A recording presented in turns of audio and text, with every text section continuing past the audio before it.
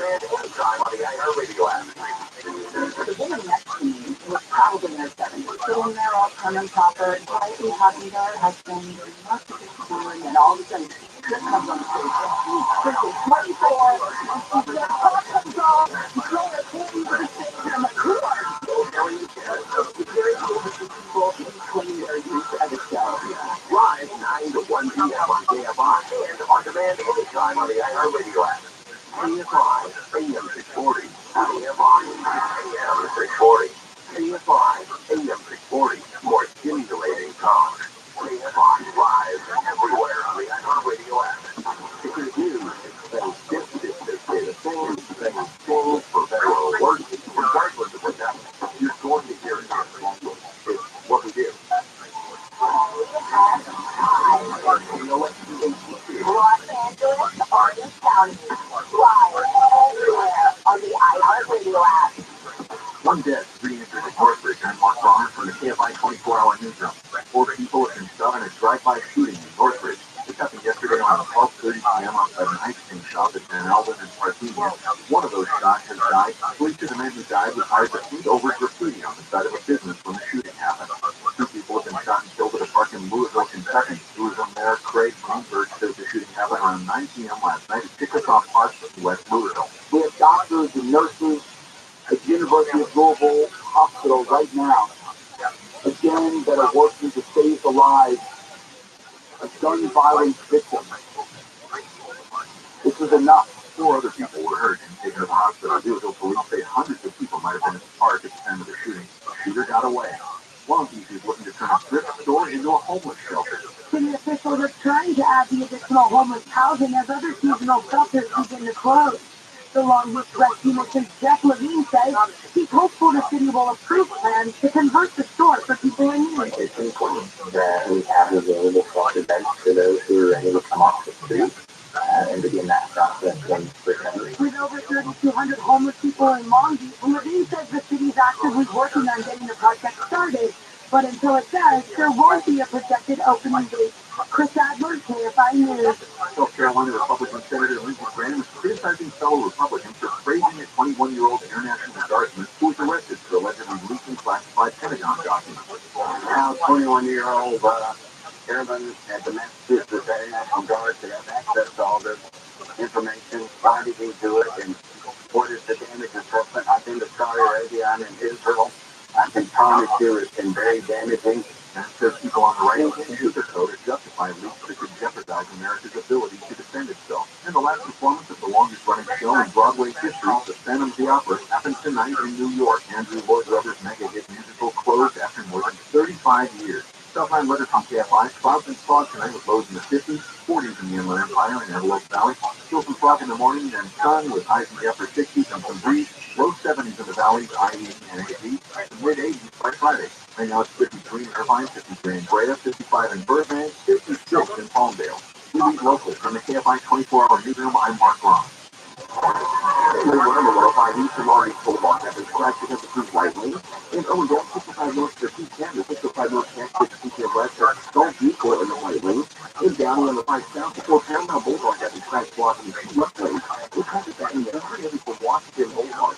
And we're still in Ontario on the 10th east between Vineyard Avenue and the 15th. The 3 lanes, those left lanes are closed by the night tomorrow morning, but this one is down. Again, I've been taking me so long to buy a car. I'm trying. Cars are hard to buy. I've looked everywhere. Have you checked Roto.com? Roto.com? Yes.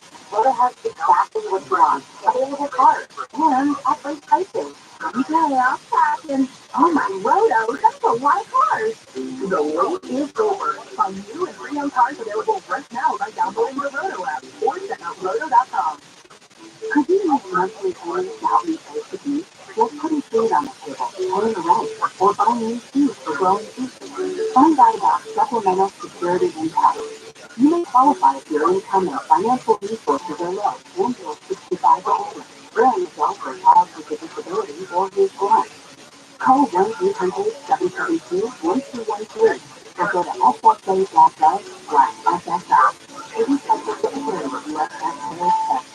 I'm Scott Trout, attorney and CEO of domestic litigation firm Cordell & Cordell. I'm helping them deal with the life changes triggered by divorce. child custody and property division, among many others. But life changes also occur after divorce. These changes can be hard to do because some court order irrelevant or harder to follow. If you feel a modification to court orders might be necessary, talk to us at Cordell. For a partner, men can count on. 1455 Tracy Road, Suite 1050, San Diego, California, 92108. CordellCordell.com. Did you know you can get your prescriptions for less at your local pharmacy? You can with GoodRx. It's a free app that can save you money on your medication. Just search for your prescription, choose the pharmacy and the price that works best for you, and then show your GoodRx coupon to your pharmacist at the drop-off center. GoodRx works at over 70,000 pharmacies, including Walmart, Rite-Aid, and Walgreens, and it works whether you have insurance or not. It's easy to save. Next time you drop off your prescription, text GoodRx. To start saving today, go to GoodRx.com. GoodRx is not infected. iHeart Podcast is excited to welcome Jay Shetty to the iHeart family. Tune into On Purpose with Jay Shetty, the hit podcast where the former mom shares fascinating conversations with insightful people and investigates ways to live life today on purpose. Try something new. When was the last time you did something for the first time with your partner? We're used to watching them do the same things, do the same activities. Let's see them do something special new. Listen to On Purpose with Jay Shetty on the iHeart Radio app or wherever you get your podcast. Here's what a stupid nerd I am. I'm in France, and I didn't like it, and I read that the LA Kings are playing in Philadelphia. I left Paris, landed in Philadelphia, went to the stadium, and got there 10 minutes before the King Cutaway Jr. show. Stayed overnight and then flew back to LA, and I said, that's France, I'm never going back. Live 4 to 7 p.m. on AFI, and on demand anytime on the iHeart Radio app. American Vision Windows, SoCal's choice for energy-efficient windows and doors. AmericanVisionWindows.com. AM5, AM640, more stimulating talk.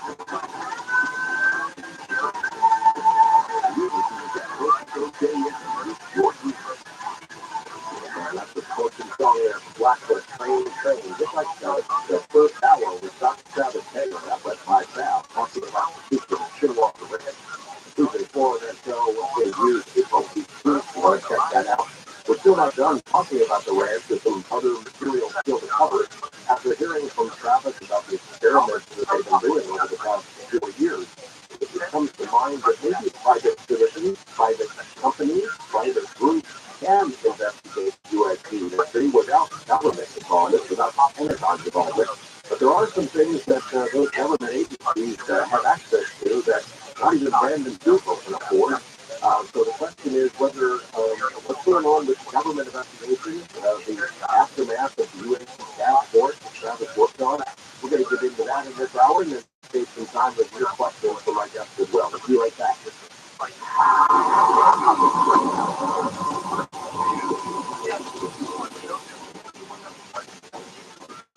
Tax season can be taxing on your identity because all your personal information is all in one place, getting emailed, shared, and possibly exposed to identity thieves. Tax forms can be like one-stop shops for ID thieves, which means this can be dangerous when people steal your identity. Protection against identity theft is easier with LifeLock by Norton. LifeLock by Norton helps monitor your info and alert you to potential identity threats. And if you do become a victim, a dedicated U.S.-based restoration specialist will work to fix it during tax season and beyond. No one can prevent all identity theft and monitor all transactions at all businesses. But you can make sure your identity theft protection starts here. Join LifeLock today. Save up to 25% off your first year. Call 1-800-LifeLock or go to LifeLock.com and use promo code JOY. That's LifeLock.com. Use promo code JOY to save 25% off. LifeLock.com. Forcing them to listen, always itching, licking, his paws were sticking wet. He had ball spots on his back. Yeah, creepy. 2 weeks after he started dining and started seeing gorgeous improvements, and today 99% of his issues are non-existent. Dynavite is nutrition. Dynavite is the best thing you can do for your dog. Now, having your dog will be... I get my Dynavite from VINOVIPC.com. Fun and Adventure has just done comics and graphic novels from Marvelous Entertainment, based on the thrilling sci-fi masterpieces by Marvin Sundrum. Acclaimed comic creator Andy Fisher's team are bringing that sense of wonder and thrill in straight-out action adventures like those great old comic book stories you remember from their live time. Highway, Haunted Planet, Space Ranger, codename Adam Vaughn, Tales of Singularity, and the kid-oriented Wagged Genius. Join them at iWagged.com. That's iWagged.com.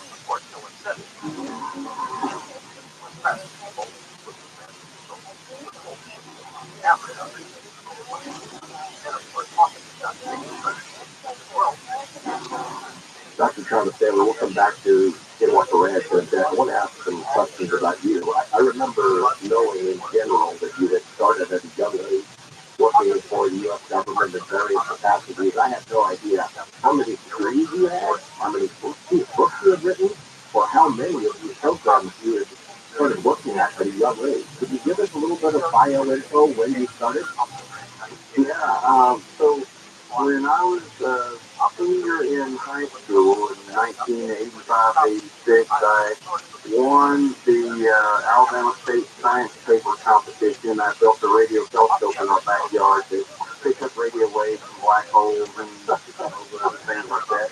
But in the first prize of the thing was a summer job with the U.S. Army in a directed energy weapons lab, and so I worked there for that summer with the Army, and they liked my work enough that they offered me a job. They said they'd pay my way through school.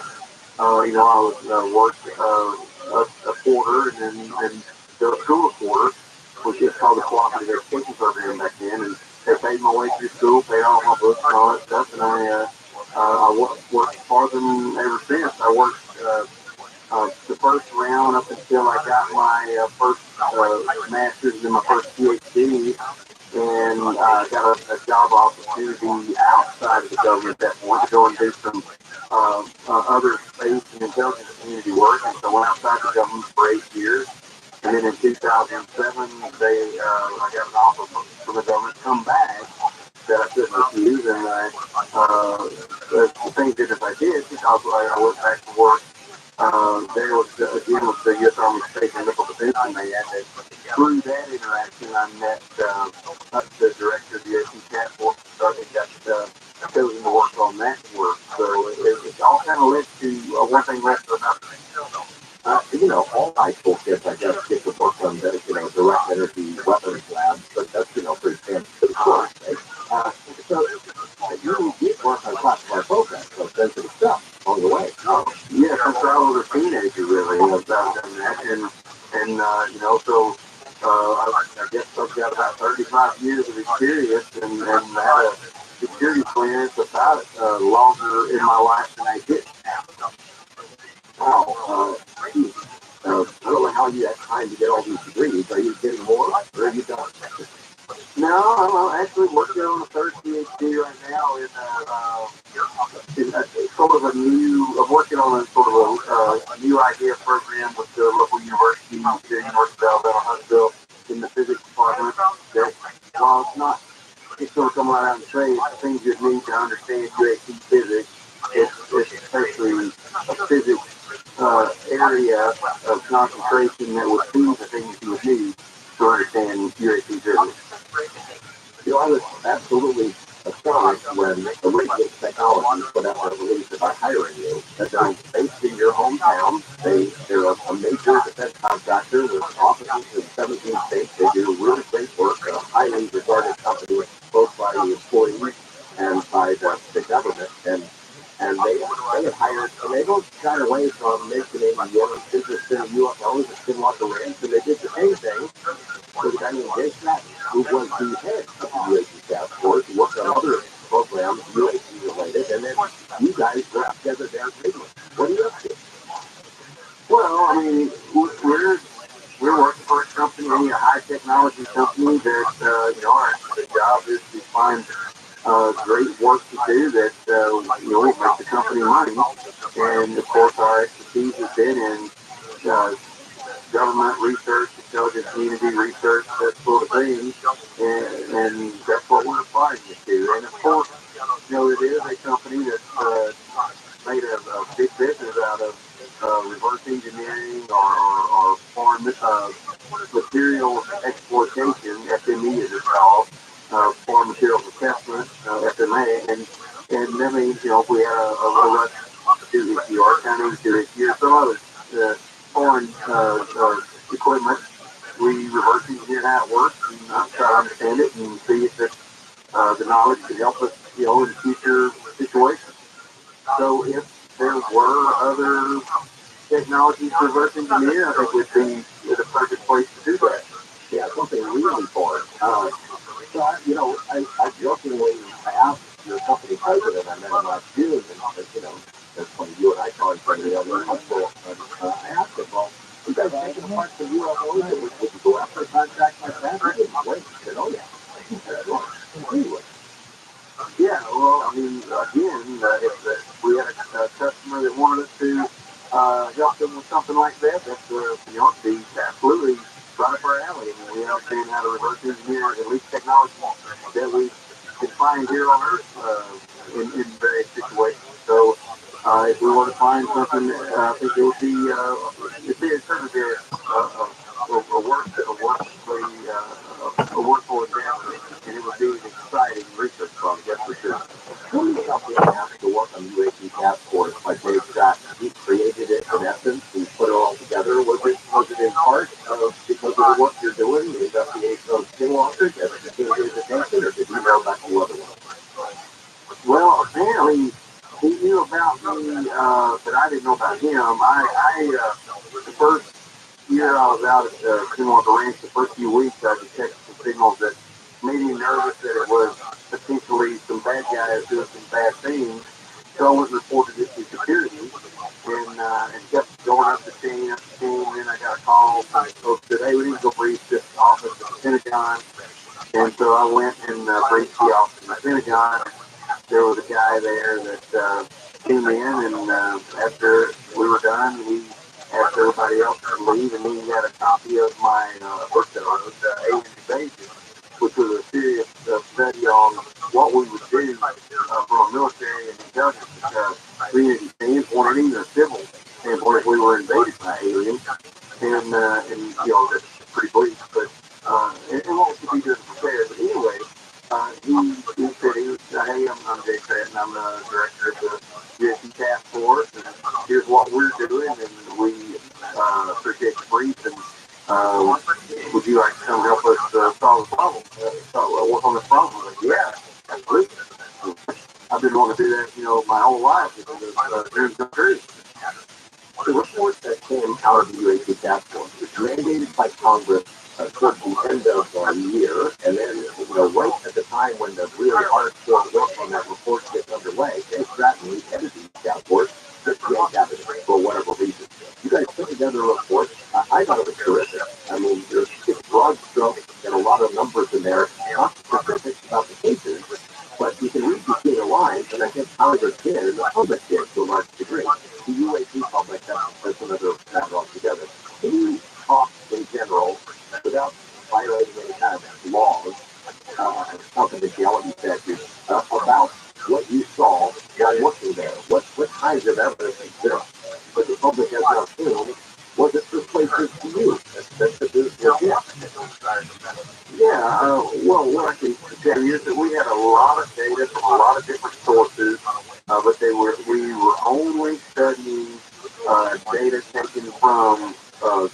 credible military sources. We did talk to the FAA about the commercial things and the NASA about some of their civil things, but we had better 15 chain of custody data from, fighter planes, military access, and so on, military equipment.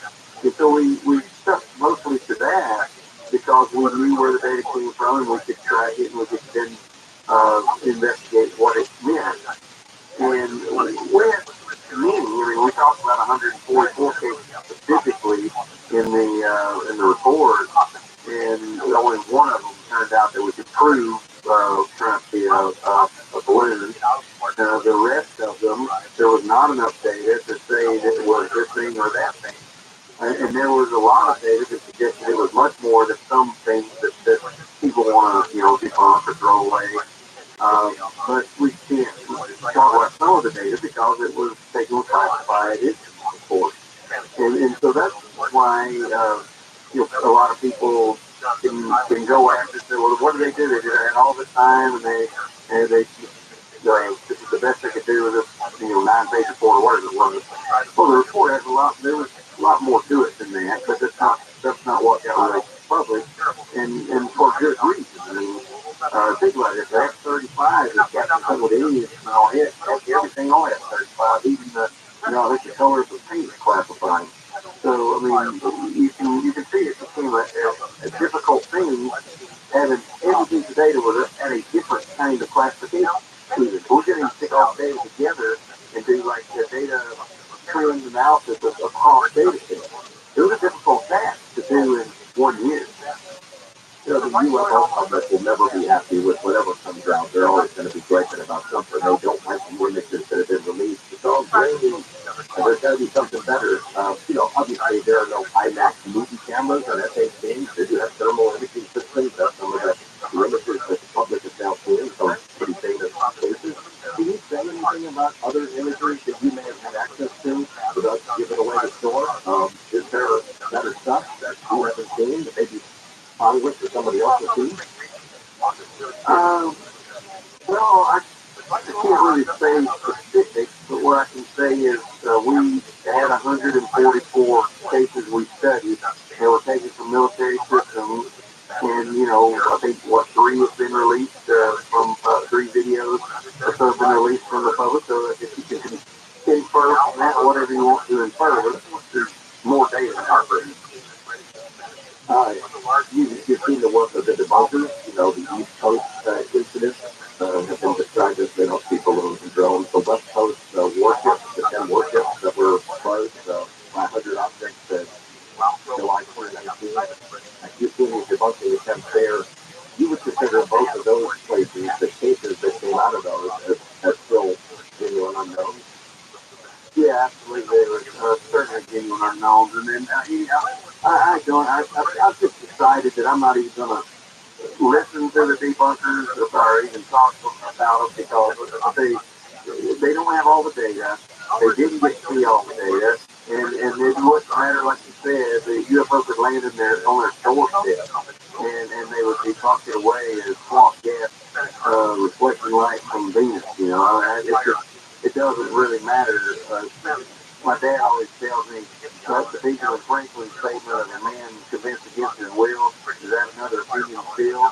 So you're not going to change your mind. And I'm not in it. What I'm in it for is to study the science and release the information. Get the information into the scientific community for peer review, for discussion, for the general public to get to review as best they can, as best I can. And that's kind of what the Speaker of Skinwalker Ranch is. We're reporting our work in pretty much very real time, open to everybody. So it's something that I think we're just going to have to learn that it's going to take some time for us to figure this out. Are you encouraged by the interest of Congress? There's a hearing coming up this week.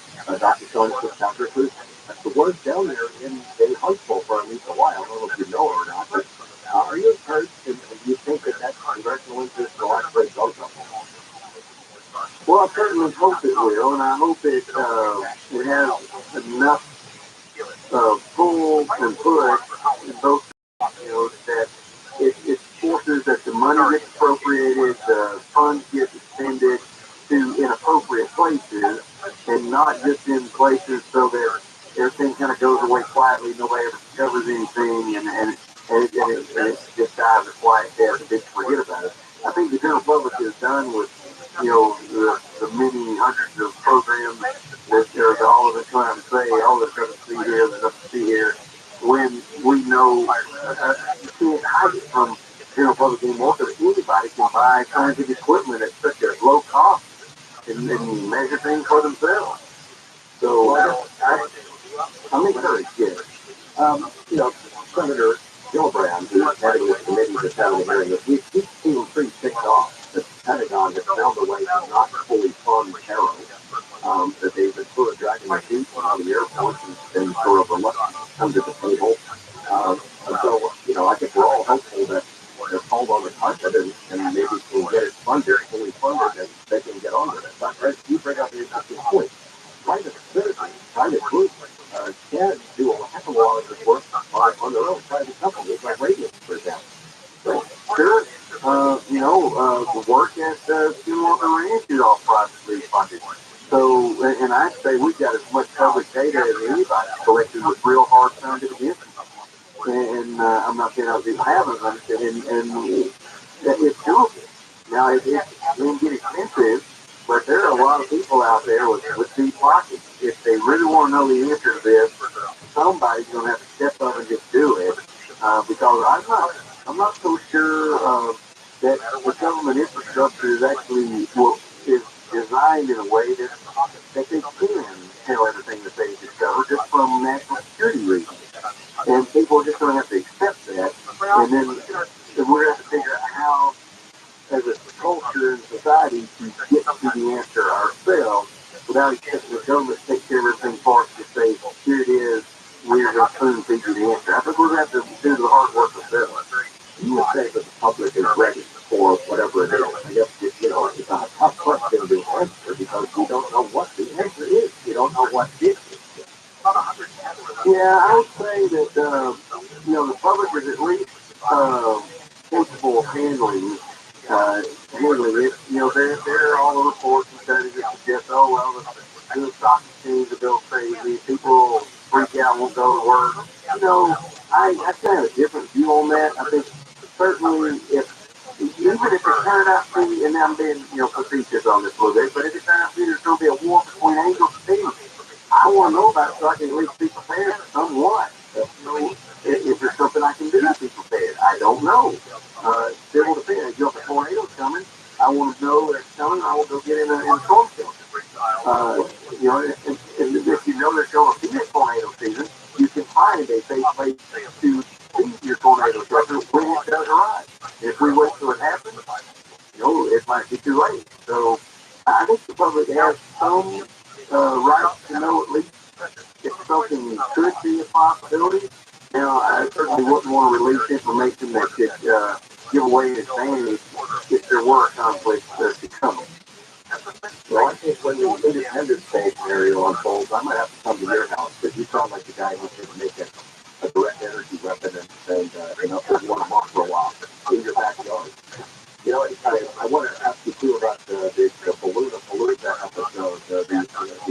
these objects that were shot down. It's sort of seemingly muddy the waters there, but we're going to have to wait till the other side. We're going to be taking a break here. Dr. Travis Taylor, from the people at Skinwalker Ranch, is my guest tonight. We'll be opening up the phone lines and have some good questions for him, and we'll be taking a break. We'll be right back. The next those, I'll see you. The people. Give it a break.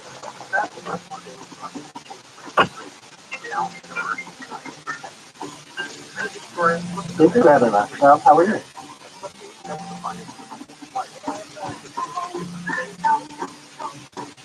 You got it. Then you don't have to, if you're a random person, you don't have to go to Rabbi restaurant a little bit. Take your question. Absolutely. Appreciate that. What's your baby?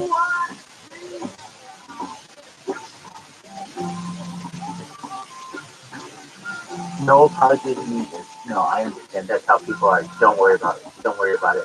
Don't give it a second thought. Go for it. Sure.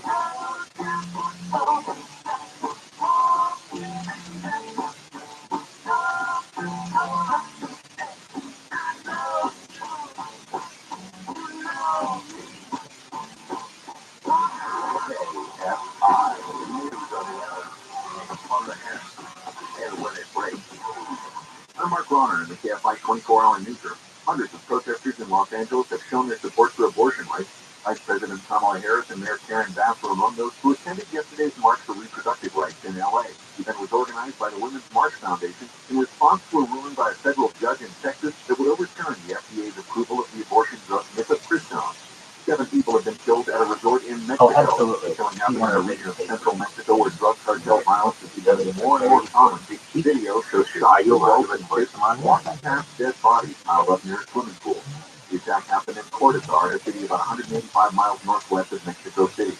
Southland weather from KFI. Clouds and fog tonight with lows in the 50s overnight, 40s in the Inland Empire and Antelope Valley. A little bit of fog left in the morning, then sun and highs in the upper 60s with some breeze. Low 70s in the valleys, IE and AZ. We're up to mid-80s by Friday. We read local from the KFI 24-hour newsroom. I'm Mark Bronner. He's got the way on the 157 exposition. Let's take a read from the left block. No, it's not. It says in a message before you enter the room, all spaces are public. After it says that, means that you have absolutely no reasonable expectation of privacy, and that's what it's supposed to be. KFI in the sky at sea, they're faster. I'm Zachary Reagan. Could you use monthly payments to help me pay the fees? Just putting food on the table, paying the rent, or buying Too bad. Too bad. No, absolutely not. Absolutely not. Why? Because when I have a room of 1,000 people, and some little sweetie wants to say, I don't want you recording me, the 999 people don't get to do it, and if it's just one person, exactly. That's why I fought so hard against it. Additionally, Cat in the Hat yesterday, he's in there and he has all this power as a co-host, right? Well, then he leaves. Well, why is his opinion even valid anymore? He's gone. Why can't I go back into that room? Why can't I record? He's gone. I did. I was there the whole time. I was there the whole time, and I know you did. Yes. Yeah, I was. Yeah, so they got me on the one that was like the great singer. But then I had another one that was like Holly McAllister that just sat in there all fucking night. Why? Like normally I wouldn't. Normally I do everything whatever I go to like. Because they use extracts of common produce department fruits and vegetables for few health benefits. I take Field of Greens because it's the whole You're exactly right. And for Cat in the Hat to be like, well, I work for Microsoft, but see, Microsoft has nothing to do with the law. It's case law. Essentially, when it comes to Greens, was scientifically chosen to support vital organs like heart, lungs, and kidneys. Others support my immune system, blood pressure, metabolism. It comes down to, does the person have a reasonable expectation of privacy? It just comes down to that. Would a court see it as a person with a reasonable expectation of privacy? And there's not a court in the world that thinks that you have a reasonable expectation of privacy when a message comes up and says what it is to the public. Starting with 15% off. Visit fieldofgreens.com and use promo code KFI. That's promo code KFI at fieldofgreens.com. KFI AM 640. Forget about civil rights. Forget about they think people should have the same rights as the rest of us. I'm like, what do you care? Like the couple next door to you is gay, or that's horrible. They're great wrestlers. Bill Handle. No, I was intimidated because they went out there with better than me. Of course. Live 6 to 9 a.m. on KFI. And on demand anytime on the iHeartRadio app. Remember, a 1-year subscription comes out to only 15 cents a day. Sign up today at coasttocoastam.com.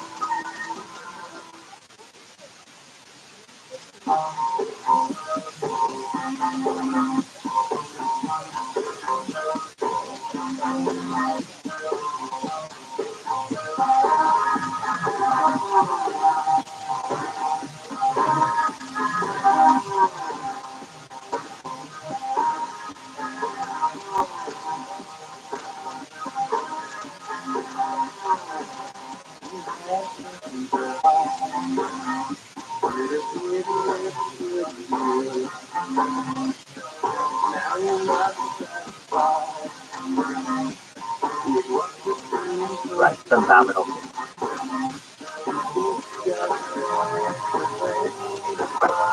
it's like whatever it needs to be. But when you're in a situation where you warn someone, this is a public place, you have one person in there who says, I don't want to report, and not another person in there says, I don't want to report. Exactly. Exactly. Or the fact that there are closed caption television all over. You can't say to one of those, you can't say to one of those, I don't want you recording me because I don't. There's that, and you'll get probably not for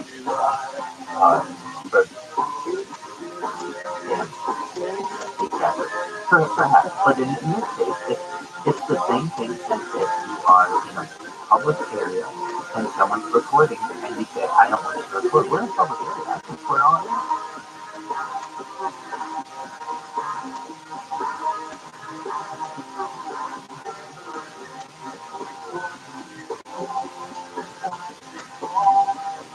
To talk to George Nash, call the Wild Card line at 818-501-4109. The first time caller line is 818-501-4109. That's analog.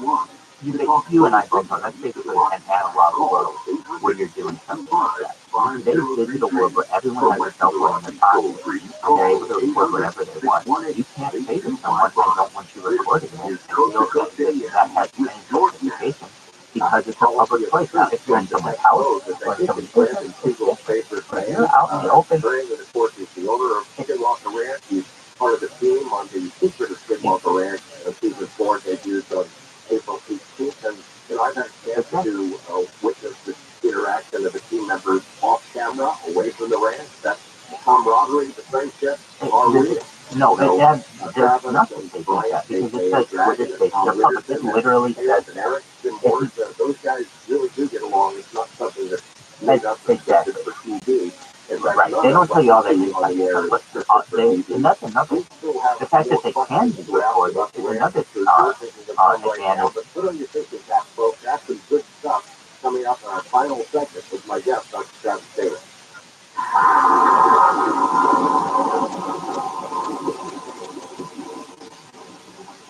Right, I've actually, it's actually a good question because I do that all the time whenever I have to call anywhere and it says, I'll make it for more than 25 years. Switch today and save up to half on your wireless. Well, and I always make sure to record them. It's like, well, they're recording me, why can't I record them? And there's another question against this. And there's another question is, do I have to make them aware that I'm recording? If they're already saying that they're recording, I don't feel as if... Never worry about dropped calls because I'm actually of the exact same coverage that the you major should be able to record coverage and to call over them 99% so of long the as nation. it's This is all backed by the 100% risk-free this whole one day Consumer Cellular. You can save up to $250 a year.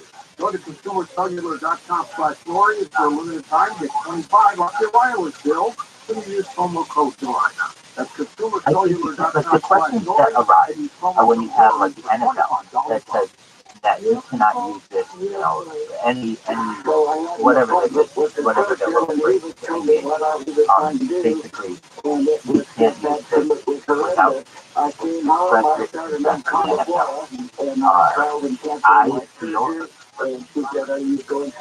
well, I don't necessarily feel that will hold up in the future when you have essentially people who are doing reaction videos. So if you I'm looking at my arms and I think, I don't have any bruises on my arms, but I'm always full of bruises. I can't put my finger on it, but I know something bad. I have to tell you, reaction videos all the time are on the internet, and these people who listen.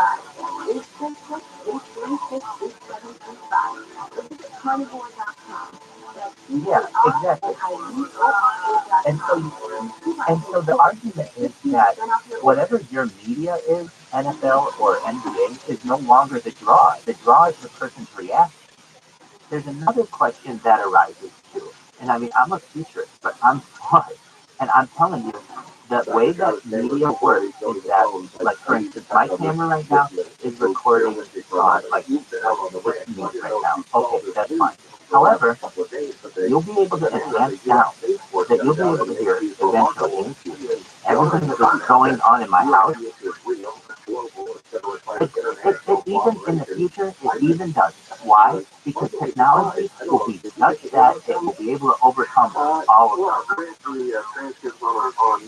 Look, you're only, I understand what you're saying. You're only looking at it with today's technology. If you give, come out and say, hey, this is no, real and it's, like you said, a global thing. You can get outside of you can get outside of the parameters. Absolutely. It's just a matter of technological, bridging the technological gap. If you give us 100 years, trust me, we'll be able to watch what's going on in my head. When right now, we don't know what I'm thinking, in the future, technology will advance to the point where you'll be able to see exactly what I'm thinking. So right now, when we're saying, oh, well, we're just saying like a 2D-dimensional person on a screen, that's fine because our technology is very primitive. But in the future, you'll be able to see what's going on in my head, what my heart rate is. You'll be able to zoom in on my nose hairs. You'll be able to do whatever you want, essentially, with that. We're just looking at cameras with what we currently can, which is just basically recording a box. But that doesn't mean that's how it's going to be in the future.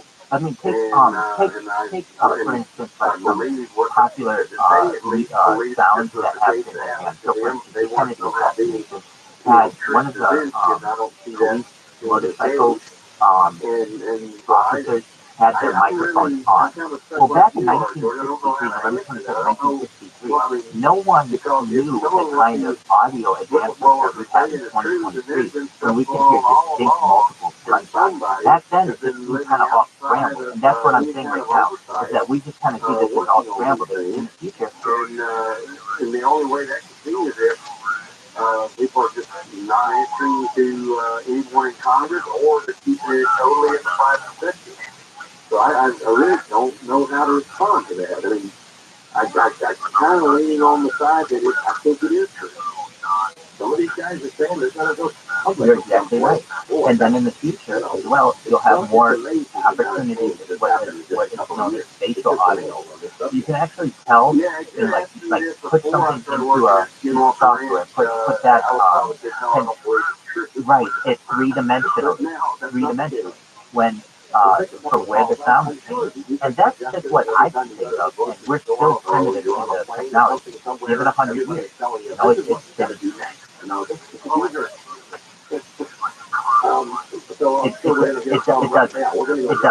It doesn't. Here's why. If you give civilization, listen, if you give civilization enough time, nothing is impossible. So that means all of human existence would be like basically hinging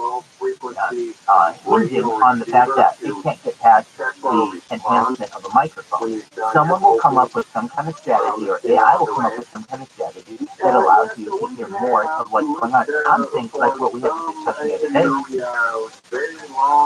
There's that too. There's absolutely that too.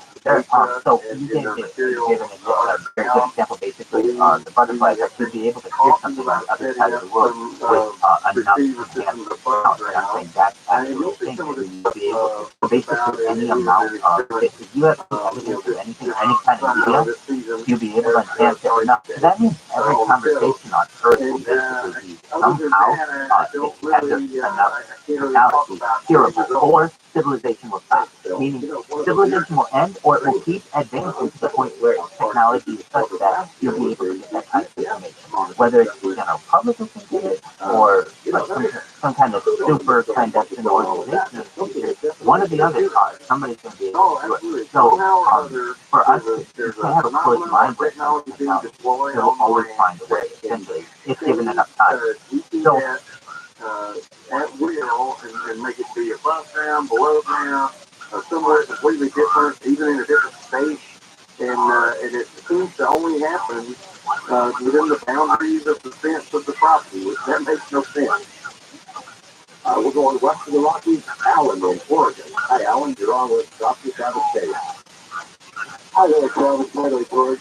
Thanks for taking my call. You're absolutely right. Can you hear me all right? Yeah. So for us to say that in any of these examples that we give, that we won't be able to answer is incorrect. I mean, look at a show. I mean, we even saw this a little bit like in the early noughts at the time between the zeros and the nines of 2000 with CSI, a show like CSI, where like experiences with like exactly. And so when you get into forensic evidence, basically, and what we're currently at with Zoom and enhancement, that's one thing. And that's pretty trivial. I mean, basically, like that's just zooming in and zooming in. Using like decoy UFOs to attack some other UFOs. There must be. Yeah. There must be. Exactly. That's an interesting thought. In a way, we are kind of doing that. We've detected a particular signal that we're not sure where it came from and what it means, but we've been rebroadcasting the signal at various experiments and have actually had some. I mean, it's the idea of like there are no limits. We're limitless. Like setting out a decoy or at least returning a handway back to them, saying hello. Here we Correct, are. and I understand that. That's an interesting thought. I wonder how sophisticated we would think they are if we got tricked by decoy. Yeah, thanks, Alan. That's interesting. We mentioned about Bigfoot, and of course, as you know, Travis, over the decades, people who live in the basin, not just on the ranch, but people who live in the wider basin, have reported all kinds of strange creatures out there. As you see, this could not have this. And we know that in one way or another. So what people don't really realize is what on earth, what kind of technology that we have, what kind of devices we have, and what kind of evidence or what kind of like what is actually tracking. So for instance, Wi-Fi. Yes, exactly. So exactly. So what will be very popular in the future is Wi-Fi and checking Wi-Fi footprint. So essentially, what people don't realize, if you look at Wi-Fi on like a software infrared, it's going through your house. You can see exactly where people are. Exactly. So we will literally have, in the future, people will just need an old router, and they'll be able to see every single thing that someone did in the house. Why? Because all that Wi-Fi, those Wi-Fi waves are being tracked, and they're being, you would need a router. All of that's being uploaded if you need the ISP data. Now, currently, it would just look like data, but when you use the correct kind of software on it, it will create a 3D print of your house and tell you exactly what was going on. And since those waves technically never end, they just go infinitely, you could be able to track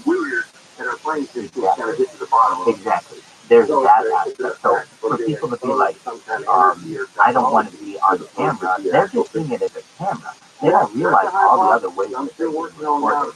And I think it would explain it a lot more simply than having to come up with 30 different hypotheses, 30 different phenomena. Well, some of these phenomena and that's just because people know what a camera is.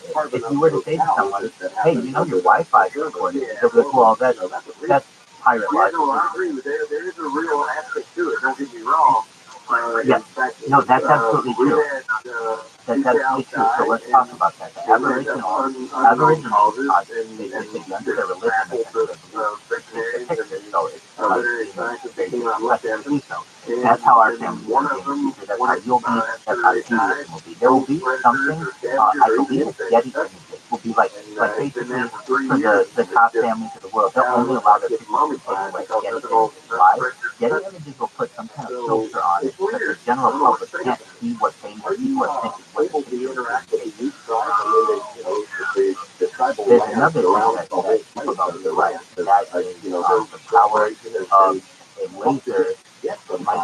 of a laser microphone. So basically, being able to see the microphone on glass, you're able to hear exactly. And that was, I used that kind of technology 20 years ago. And so to think that that's not a thing in today's day. Splinter Cell, Tom Clancy's Splinter Cell. And that had very nice. Georgia was training things too. no, it was real. It was that no, it was real. It was real, along with like some advanced technology like night vision and some other things that the general public didn't have. Like you couldn't just buy night vision goggles for $20. But at the same time, I also don't want to Exactly. So for these waters clandestine or groups, essentially like issues trying to your MI5, take data over on their property they don't want there. they were able to use those kind of technology. Well, I mean, that's still available, and the information is only gotten better. So what you'll find is that major companies will have to replace their window. There's this special kind of window at ROTHSCHILD called in London. It's it is. There's a little there's a little screen between the glass, like inside and outside, so that if you try to use a microphone on it, it doesn't work. So it's like a Faraday. I know you guys have read too, so that's going to be kind of hard to explain. But in 2019, then they vibrate. Stratton and Dr. Taylor, you guys read the I mean, and they're still waiting around that. Congress about certain things like USS Russell, and I wanted to know if you had any reaction to that. Also, the EMS that you were talking about, I'm kind of a citizen journalist. I'm in a suburb of Austin. I'm in my own skinwalker range. It's like downtown. And I've recorded a lot of this stuff. I poster guys type stuff. And these are just, what we've seen and what has been basically disclosed to the general public. There are so many other and EMS happening during the moment. Do you have any theories during that? Well, what they say is that 1 year on the above ground is 50 years. So essentially, since 1947, which Roswell essentially, even before that, we did the Congress broadcast it. That wasn't the information that we had when we were there, and it wasn't the announcement that we come to. There's a theory of this. If aliens didn't have any type of connection to Earth, our technology would be done was they would not be on an opposite coast that were similar, and they why would these be correlated closely? The invention of electricity is the thing that, or the discovery of electricity is the thing that changed society more than anything. And have we not done that? A lot of people think that was led by alien influence. If we had not done that, we would live in a steampunk-like world, which is like very mechanical. To look at other scientists' work and say, well, I do agree or I don't agree. You need to do some more homework on it. Exactly. I think that's better way to leave it there. We'll tackle a lot of other stuff that you have to cover up or at least one more call. And a little bit to build in Los Angeles or the world card. And a lot of people think that Nicholas has to a footnote to your March 27th Rendlesham UFO show. That UAP inspired British pop tune you asked me about. It's called No Doubt About It, released by Hot Chocolate in May 1980. A few months before John Lennon, Nobody Told Me There'd Be Days Like These. It also meant the UFOs over New York. So 1980 was indeed a big year for British pop songs about UAPs. That's not the thing. So, given that reports of UAPs so in relation to over Alaska, one person to be able to say, I don't want to record it. That's fine, that's your opinion, but it's a public thing, and I'm allowed to, and I'm going to do it, and I was hoping you don't want to do it, or commercial science projects that dangerously near commercial aviation routes. And well, I don't, you can believe whatever you want to believe, and all I can say is, well, I mean, I've got more data online than the person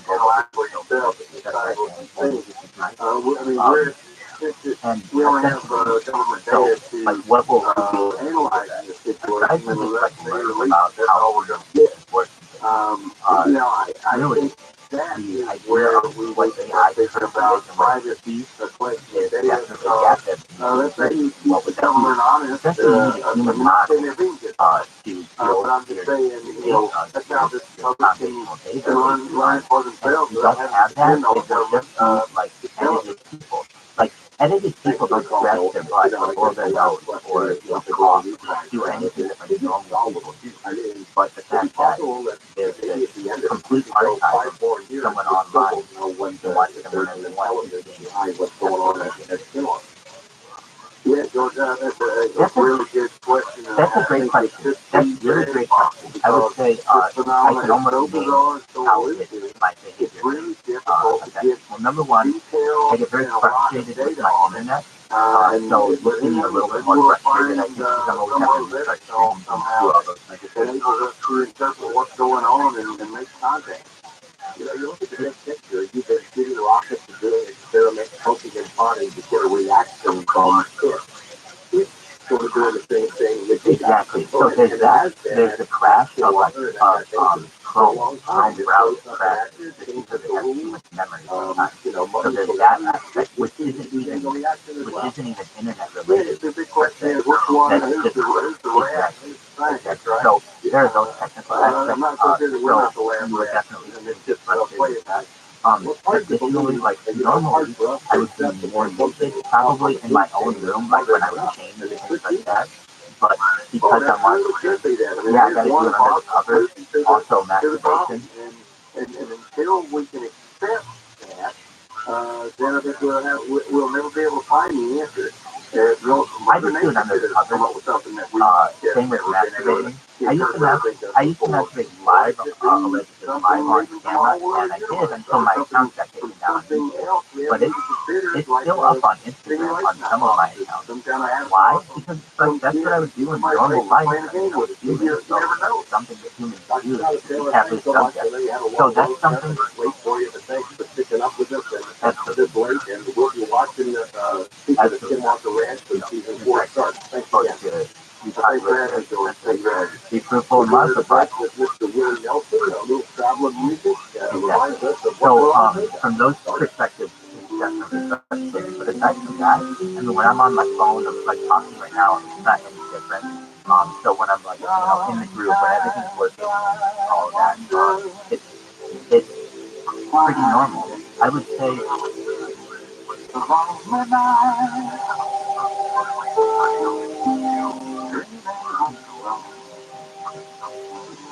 Yeah, exactly.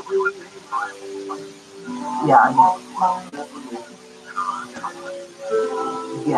well, so here's the thing. Like I did this for a year, having a job. It was very difficult. That always, I'm like 5 of private management professional for 10 questions. So a lot of it would be, I was already on video because I was running projects throughout the world, throughout Asia, throughout Israel, throughout Europe, throughout Africa, and South America. So I was working around the clock. So I was already on camera in a suit and tie, and it was all very like professional. If you look at it from the cameras that are looking at me from a business standpoint.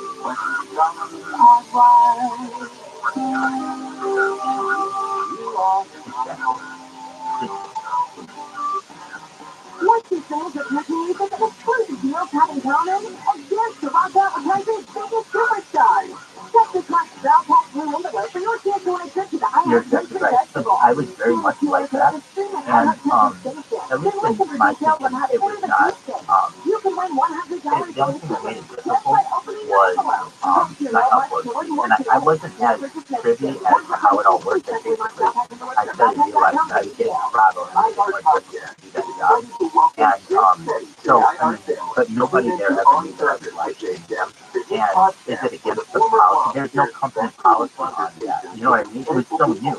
Everybody was in the Zoom world post-pandemic or whatever, during the pandemic, that no one, like, in fact, that's why I was recruited to work there, was some request needed to get people back into the factory.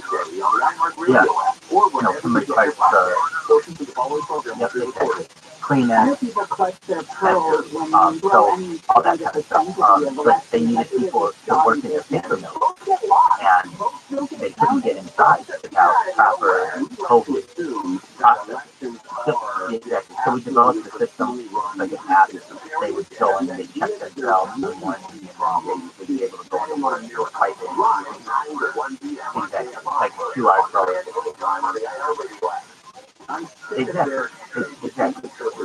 And like essentially, like I'm sure all of that is private information, but essentially, there was no policy against it. And well, oh yes, no, and I would never give you that information. What I'm saying is like Kimberly Clark wouldn't want their conversations to be broadcast on YouTube. Exactly. But there's an argument to be made that I'm in my room, in my house. I'm not at your facility. Exactly. And that's where it gets worse. People have security cameras in their own homes.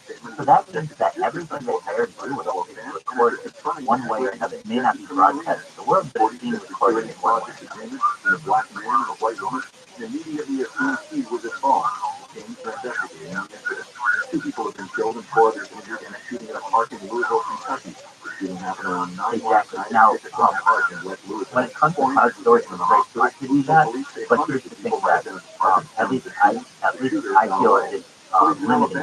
You can't take cloud storage and make it public very easily. It has to be essentially a lot of times re-downloaded and re-uploaded to whatever platform you want. So for instance, if you have your like ring cam is a little bit because I think there's a function that you can be able to publish that a little bit easier. But essentially you can't, to my knowledge, this is a common sense measure that simply provides law enforcement the tools within digital tools that will protect our communities. But essentially, like that's one camera. If you do have that, that's something that can be uploaded. I believe it's stored on Amazon Cloud. And they have like a little website for that. But essentially, if you want to take that ring camera footage and put it on like Vimeo or YouTube, you have to download it and then re-upload it. And that's just exactly. And nobody in the entire world has enough bandwidth to do that. Trust me, I've done it. I tried to. I even bought 4 different lines to do it. Exactly. And even if you do, you will be throttled to some extent. Whether, like a lot of people think, oh, T1, I'm going to be fine on my they think about it on the download. The upload is really what it's about. Exactly. And you're blessed. But even still, you're doing it, right? Are you recording yourself doing it? Because that's what people want to see. They want to see it live. So essentially, you have to stop the cameras or whatever to be able to download it, re-upload it, and it's not manageable with today's connectivity. I, on the other hand, just go straight to YouTube. So it's just already there and already available to the world. If you need $75,000 or more, HMS Capital can help you borrow the money you need to the equity you built. So whether you want to consolidate debt, make home improvements, or whatever your situation may be, HMS Capital may have the best solution to help you. No appraisal, credit report fees to apply. I've done 2 mortgages with HMS Capital. Clearly, I'm a fan. I believe they are. That's correct. Now, why is there that lag? That lag is going to some major data centers around the world. Like first and foremost, going to the Five Eyes, like Edward Snowden said. And then that's being broadcast. Exactly. So that's why there's a delay. And it's not a big deal. Or just about. But it's basically the places forward. And people don't study that and don't know how it works. Basically, there's a little package that's being sent out with anything on your phone, and that's going to other organizations. Whatever reason they want. And the number 1 reason. Absolutely. 500 points on your World Cup, 24th or 25th. Well, one goes. Good time. If you own a small business, you got to COVID, and you were able to retain 5 or more employees, you can be eligible for essentially, you got refund of up to like there will be lag, but when it comes to real money.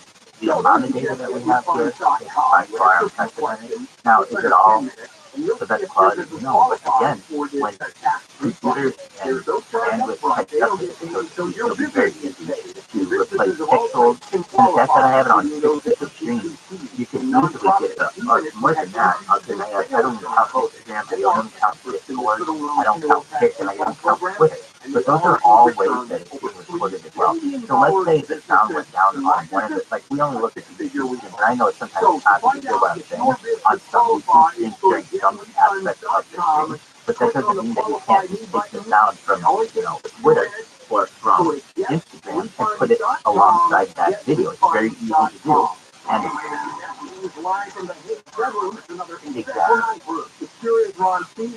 oh no, I haven't. So, and that's using like with AI technology to be able to do that. There's no mask and no hug, John.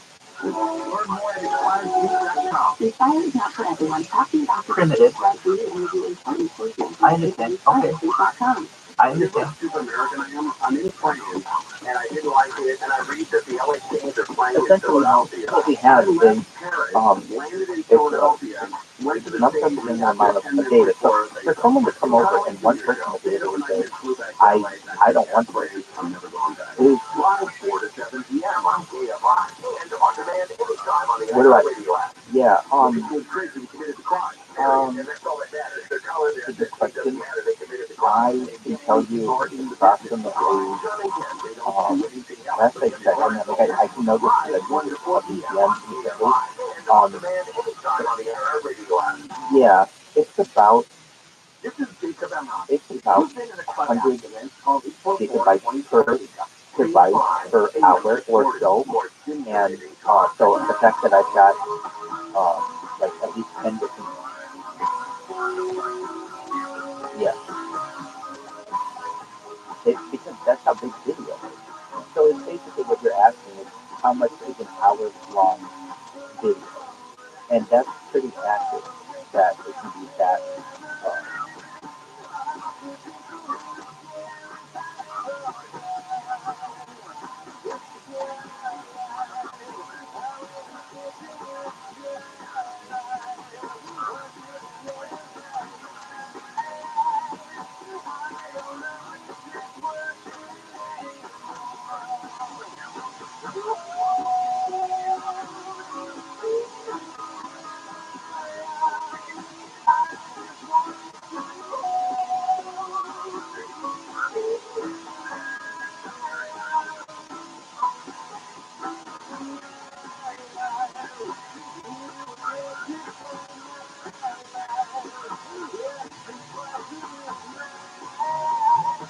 Uh, but when you're looking at like we're putting about a terabyte through an hour, it's not that much because I think rattle, but under ideal circumstances, that's just an incredible amount for any router to hit, especially like a little residential hub.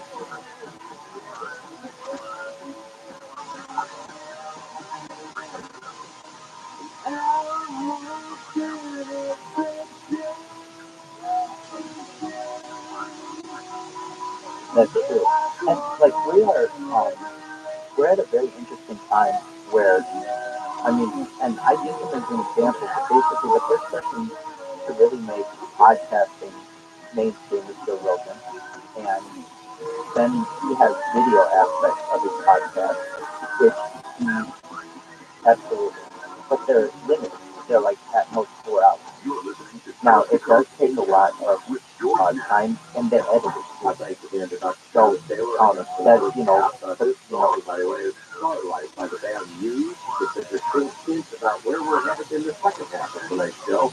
We are getting glimpses of our universe that was never possible before, thanks to the James Webb Space Telescope. It's looking further and further out there, and eventually looking back in time, too. Searching for new exoplanets. you're right, but they can go to the bathroom on the stream, and not like recorded, it's in another room. But so they have to take a little pause or whatever. In this case, I mean, I want it on camera. I make sure to do my best shower every day on camera. Now, but that we just on our own cosmic neighborhood. Some of it looking at our sister planet Venus. no, I understand that. But essentially, Stephen Pan joins us in a moment to tell us about these amazing new frontier being explored right now. We'll be right back.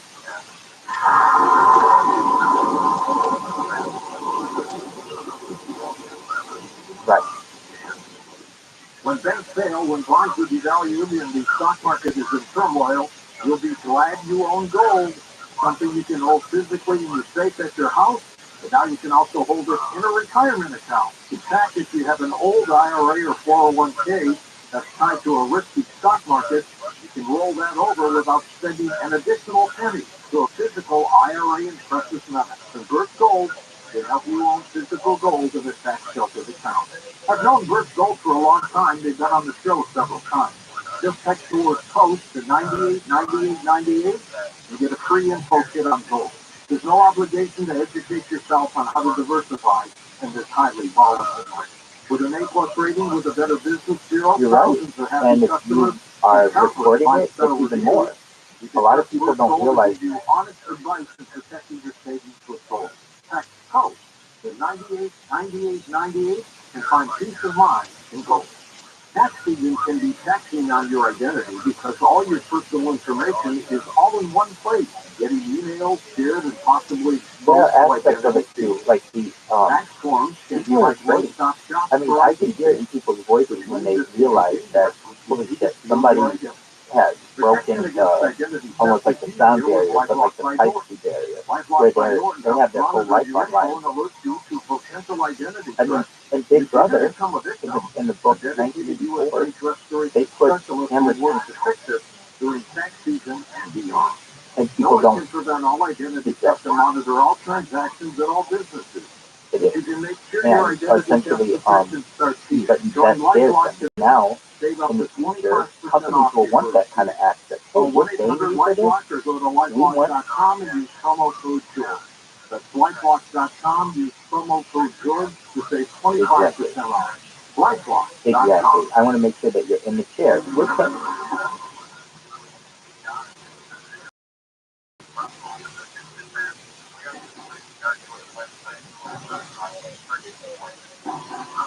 Welcome back. Several weeks ago, I saw this release from UC Riverside, and it had a title that grabbed my attention. Hunting Venus 2.0 was the headline, and it mentioned some exciting work being done with the James Webb Telescope. One of the principal researchers involved in that is Dr. Stephen Payne. The major, if you've taken any tests, or like, I know, like one person who has a lot of physics, taking a lot of planetary sciences, like at the time of the technical tests with them, and they have process. And if you're not looking at the camera, you'll get a warning. If you are looking off screen, you'll get a warning. If you're not accurate there, the test will stop. Essentially, companies will do that too, and they'll just use AI so that you have to be in that spot. And that's very safe. More recently, at the Riverside, Dr. Payne, welcome to the program.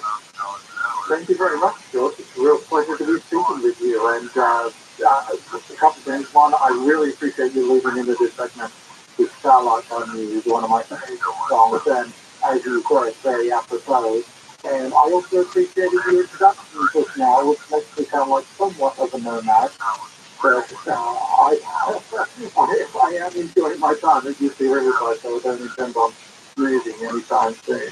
Well, that's great. I saw that release. I thought, gosh, I got to get this guy on the show. I didn't know if you'd do it or not. I had no idea that you was one of your favorite bands, and that was your favorite song. We just got lucky. But I just want to start with a general discussion about what an exciting time this must be for people in your line of work. I mean, we will really... Well, a couple still working. All the exciting things that are underway in so many different venues. Yeah, it's incredibly exciting. And as you stated in your brief part, if you have any that I grew up in South Australia. I wanted to be a planetary scientist, particularly inspired by the voyage of spacecraft missions. And when I started graduate school in the mid-90s, we had just started to find planets around other stars. That was really when the whole field took off in the mid-90s. But these were giant planets like Jupiter. And then as time went on, we got better and better at it until particularly the time of the massive headlines in the late 2000s, we started crossing this threshold of finding planets that are terrestrial, because they could be like Earth or Venus. And that was I have a very lot trying to understand well, there are other planets like Earth and like Venus. being able to study their atmosphere. We now know more than 5,000 planets outside of our solar system. And so just watching this evolve over the last decade, there's another interesting, one of the most interesting, I mean, this is so far out there. Yeah, that is absolutely right. And I became obsessed with this whole idea. But they were wrong. Between us and It's actually, because one of the things to it's remember actually about the planets that we find around those stars is that these apparently are primarily discovered through what we call indirect techniques. That means that we don't see the result. We will see the effect that the planet has on its star. And that means that we are forced to infer many things about this not amazing. They were wrong on the actual calculation. The meters that had to change to make up for that little amount. Basically, what they thought was that means that we're going to be no. It'll just be a new. It's minutes. The amount of like you wouldn't. I could have a meter and a real meter next to each other. You wouldn't be able to know the amount of the real meter is only like I could look up the statistics for you. That we fully understand the terrestrial planets that we have here. Okay, so essentially, what they measured was from the pole to the equator is 1 million meters. That's what the French developed, but it's not. It's 1,040,000 meters. So 1 million and then 40. Basically, they were off by like 40 meters. So in the big scheme of things, that adds a little bit. So the meters gonna have to change. Additionally, though, when we were starting to develop like rockets, we thought it was it has to be very accurate. So there's that. But there's another element to this that has really bothered me for a long time. And so I really did. I developed a new talent. And it's like, wow, how do you develop a new talent? I wanted a talent. Exactly. So I've lived for a moment. So you can see it, but it's very certain. Every month has 40 days. Every week has 10 days. Yeah, and there are no leaves. So I'll teach you how we do it for a moment as I send it to you. Now, when I send it to you, you're going to be like, well, Rabbi, it's too small for me to read, and I understand that, but you'll get the idea of what it is. It actually might not. You might be able to yeah, exactly. The difference between Mars and Venus is that although we could see the surface of Mars through a telescope, we could not see the surface of Venus. And so the human imagination started to replace what we could see. So, like, what is this jungle environment? Many of the science fiction stories that you look at in the 40s and the 50s and the 60s, what is this? had dinosaurs and things like that on the side. And so the very last Hollywood movie critical that that people landing on the surface of Venus on the same on the jungle environment was when it comes to like advancing through space and things like that. We started And essentially, that actually it was a much more equal exactly. And additionally, when it comes to corporations, corporations don't like that 28th days in February when it comes to like the bottom line, because it makes February look worse than, during the 60s, 70s, and 80s. Exactly. They don't last very long. Exactly. When it comes to people and their work schedule, I mean, it's like, well, so essentially, what is this telling you? It's got a little bit more to go just for a moment. That's right, yeah, and particularly so, yeah, I'm just practicing it with something with what I idea that there was life on our system planet. Well, you get a 3-day weekend, and I've been a 3-day weekend, I'll run 10 days a week, some days I stay in the middle. Now, let's talk about from a bigger perspective. It's like, well, wait a second, you said there are 40 days in this month? Yeah. How many months are there? There are 10 months. Well, wait, that's 400 days. That doesn't make any sense. You have to understand, the last month, the 10th month, is like a festival. It's like a holiday. Exactly. And so they had a television program called the NERA program. And so you'll see So there are 9, actually, I should have been more accurate. There are 9 months of 40 days, which is 318. And then there are 5 and quarter days of your holiday time.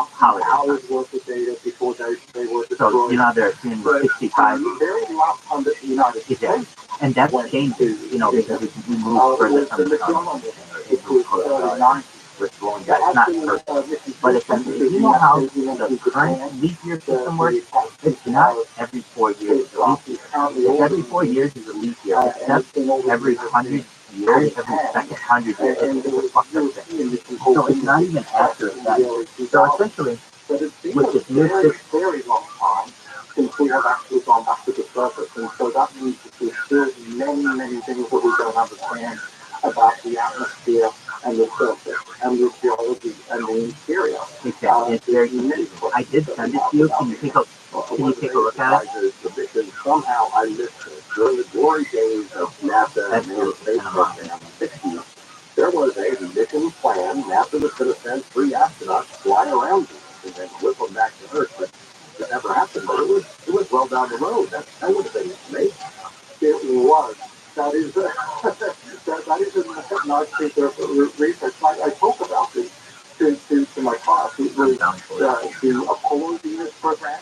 It was going to happen around about 1973, which is when I was born. And it was going to have a close approach to Venus. I'm sorry.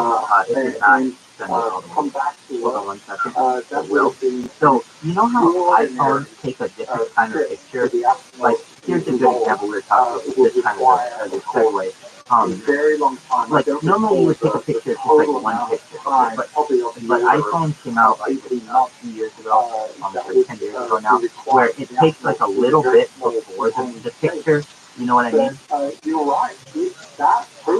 Like it's a moving picture. It's like a moving picture. When you push, yeah, exactly. In the wake of the success of the moon mission. I recall too, I saw these headlines and remember very well. It was like 2018. A flight with a solar mission. I don't remember the name, but he said something to our sun. And it was so when you have like camera work that's doing that, there will be some advancements as well when it comes to video. So essentially, it's what I understand. The way that cameras will work is when your camera's always taking photos, you just don't know it's always streaming. It's that little packet. That's why like Zuckerberg of the world, they cover the camera, you know, they know that like the NSA can tap in on it whenever they want. So essentially what will happen though is you'll like normally when you take a video, it starts immediately. There will be some kind of technology that allows you to go back 10 seconds. So whatever it was, it'll take the previous 10 seconds. Just like a live video does, it'll be the same kind of idea for a picture. And when that happens, or for a video, and when that happens, essentially, that's going to be a game changer. So a lot of times people are like, oh, I just missed it on my phone. No, this will go back and allow you 10 extra seconds. Almost like a live video, a live photo does, a live video, where it goes back and, you know, kind of somehow might.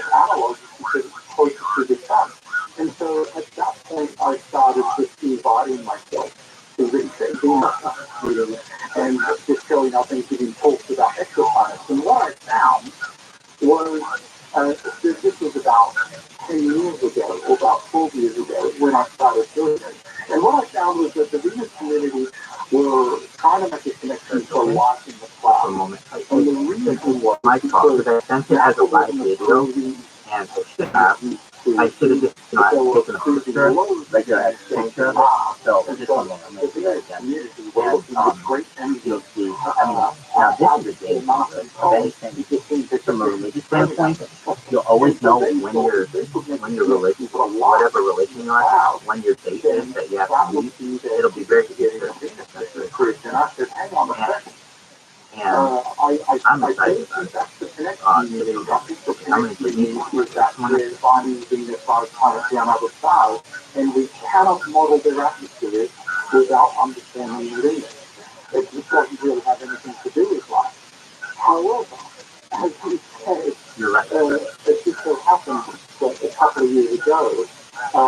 there was a claim that that there might be life in the cloud, or an indication of a byproduct of biology in the cloud. And the reason why people have been thinking about that for Venus is because, as we know, the surface of Venus is extremely inhospitable. I haven't mentioned it yet what those conditions are, but they're approximately 850 degrees Fahrenheit or 450 degrees Celsius. Here's why. I used to, and that's how I would communicate on Twitter Spaces so that it's clear. But I accidentally left my phone on TikTok for one day, and TikTok used up all my days. Sulfuric acid in the atmosphere. I mean, it's unfortunate. However, if you go high enough in the atmosphere, you can reach an altitude where the temperature and pressure is much too dissimilar from the surface of the Earth. And so that's what has caused people to speculate about whether life could actually exist in this very narrow region high enough in the atmosphere. Is there volcanic activity on Venus?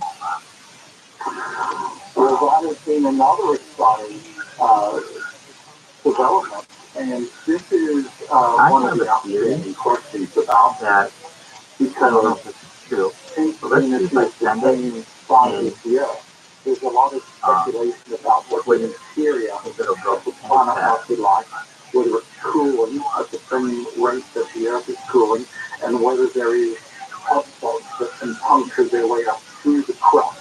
Okay, it's sent to you in Twitter. Can you take a look at it in Twitter?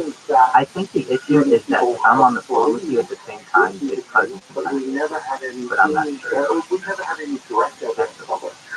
There was some indirect evidence that was provided by. You should see some pink columns and some green columns. In the 2000s, which make it so that's every day of the year, and whenever you have a pink cell, it is a work day, and whenever you have a green cell, it's a day off. And a colleague of mine, Rabbi from the Jeffrey Bolton Laboratory, he made a big announcement there that he had reanalyzed the data from massive Magellan. Now, I know that the corporate faculty is going to be like, hey, we are losing a little bit of time, and they would. So every work day would be 10 hours. But that's not crazy. Wait, here's the thing. Most work days, they have their, you gotta, like you don't get there right at 9. Exactly. So there's all that that's well. And there's the aspect of it too. A lot of people don't get commuting. So they were working that time anyway. It's just, they're going to be at home or whatever. However, it's going to work. But essentially, once corporations find out, hey, there is a standardized way to create a calendar that is the same every year, and we'll get more time out of our employees, they're going to love it. So they're going to be serious. Maybe it was different long ago. So we'll come back. I want to ask you about that and about the other discoveries that are being made with the James Webb telescope. We'll be right back. We'll talk about Venus for the cosmos. So this calendar essentially is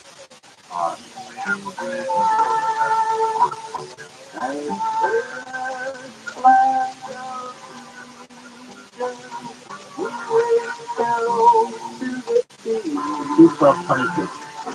So it would be like if you were so the second day of the first month is always going to be the same as the 12th day, the 27th day, and the 32nd day. So that would be the second day of the month. So let me see. It says in the upper left corner was 1. That's the first day of the week. Yep. And then the second day is 2. Then the third day is 3. Those are all pink.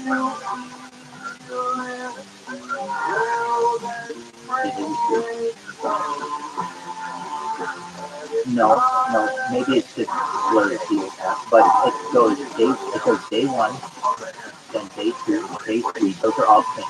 Then day 4 is 24-hour news room. There was an officer then day 5 in the Long Beach Grand Prix prompting street closures yesterday. It started as a part of the shooting. Later, the police tracking down that shooter and firing upon him. is its own cell, and the non-life-threatening injuries. Officers are now investigating 2 other shootings in the area they believe are related. Police have a 27-year-old man in custody for vandalizing a church in Newport Beach. Christ Church by the Sea was built in the 1930s, and they have stained glass windows. I just think that I look at what and booked into Orange County Jail. And Target is accepting old car seats in exchange for a 20% off coupon for a new so I one see a through 1, April a 2, 29th. South a End weather 3, is KSI, and then low clouds and fog, a bringing green off the 4. sunshine with highs near 70. Right now it's 52 in Rancho Santa Margarita. Newport Beach is 56, 55 for Valencia, and 53 in Van Nuys. We leave local from the KSI 24-hour newsroom. Well, I'm Bree Kennedy. And the one thing right now, right so before you have 1 is a work day, 2 is a work day, 3 is a work day, 4 is a day off. Then it goes 5 is a work day, 6 is a work day, 7 is a work day, 8 is a day off, 9 is a day off, 10 is a day off. Then you go to your next week, and that's day 11. 11 is a work day, 12 is a work day, 13 is a work day, 14 is a day off. 15 is a work day, 16 is a work day, 17 is a work day, 18, 19, 20 is days off. 21 is a work day, 22 is a work day, 23 is a work day, 24 is a day off, 25 is a work day, 26 is a work day, 27 is a work day, 29 to 30 is a week off. And then it completes a month. 31 is a work day, 32 is a work day, 33 is a work day, 34 is a day off, 35 is a work day, 36 is a work day, 37 is a work day, and 38 to 40 are days off. And then you start your next month. To the somebody. I grew up poor, but my grandmother was like a queen to us. At Morgan & Morgan, our goal is to level the playing field for you and your family and your time of need. The insurance company has unlimited money and resources. You need a strongest in Clarksville, toe to toe. For right at 30 years, we have fought in the Now, corporate when it throughout comes to America. Judy, Our results Judaism, speak for themselves. God rested on And the always seventh remember day, this. Everybody this is can a do. somebody. You can And basically nobody read is a start to nobody. day, Visit like it doesn't morganmorgan.com to say learn about our in firm. the Bible Or when God rested, was it at sundown or sun up? And we, our calendar is at sundown. So if you on the sundown at on the 7th day God rested, and it still gives you Shabbat. So that fascinating conversations with insightful people and investigates ways to live life today on purpose. Try something new. When was the last time you did something for the first time with your partner? We're used to watching them do the same things, do the same activities. Let's see them do something fresh and new. Listen to On Purpose with JJ on the iHeartRadio app or wherever you get your podcasts. Hey, it's Steve Sharp with the unfiltered truth about water softening. They don't filter your water. There's a better solution. A Light Source whole house water system. Light Source gives you filtered, delicious drinking water from every tap. No filters, change, no salt, no servicing, and now on a group credit, own a Light Source system for as low as $75 a month with their easy payment plan. Call Light Source at 800-803-2696, 800-803-2696, or visit lightsourcewater.com. KFI AM 640. KFI AM 640. AM 640. And only 15 cents a day. right. Sign up today at coasttocoastam.com.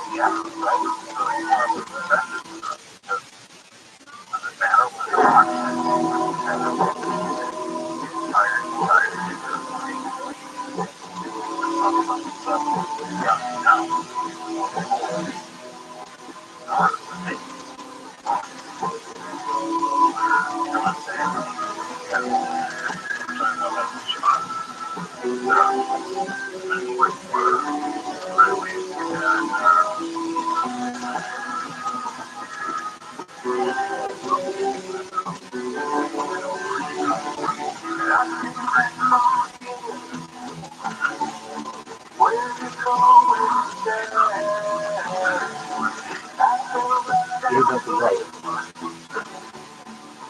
Michael Pat, what would you think that, I mean, this is a really good conversation. What if I open this space? Would you join it and we just have these same conversations, but then other people can join? Excellent. Okay, excellent. So then I'm going to start a space and I'll send you an invite and you join it and we'll just see how it goes, okay? Excellent. See you in a second.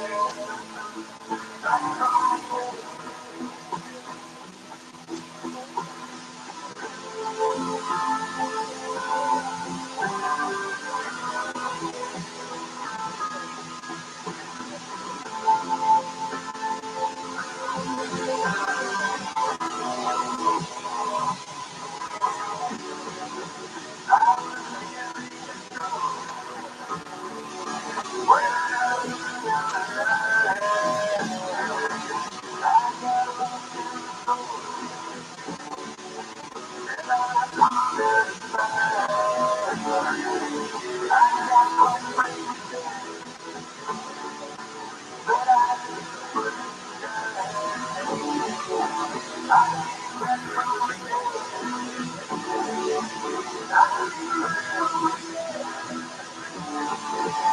coast to coast and worldwide on the internet, this is Coast to Coast AM with George Ness. Now, here's George. That's Lord Huron. Those guys going out on tour next month. The song is called Back from the Edge. As I mentioned, the James Webb telescope is allowing us to see further and further out into the cosmos, into the universe. Not quite to the edge, yet anyway. But we're seeing things now never seen before. Dr. Stephen Kane has mentioned there are now 5,000 or so known exoplanets. He is actively searching for something akin to Venus, Venus 2.0. Venus is often been called first twin sister, right? Though we are both so different now, those two planets. Was there a time when that wasn't the case? We'll jump into that in just a moment here at Coast to Coast AM.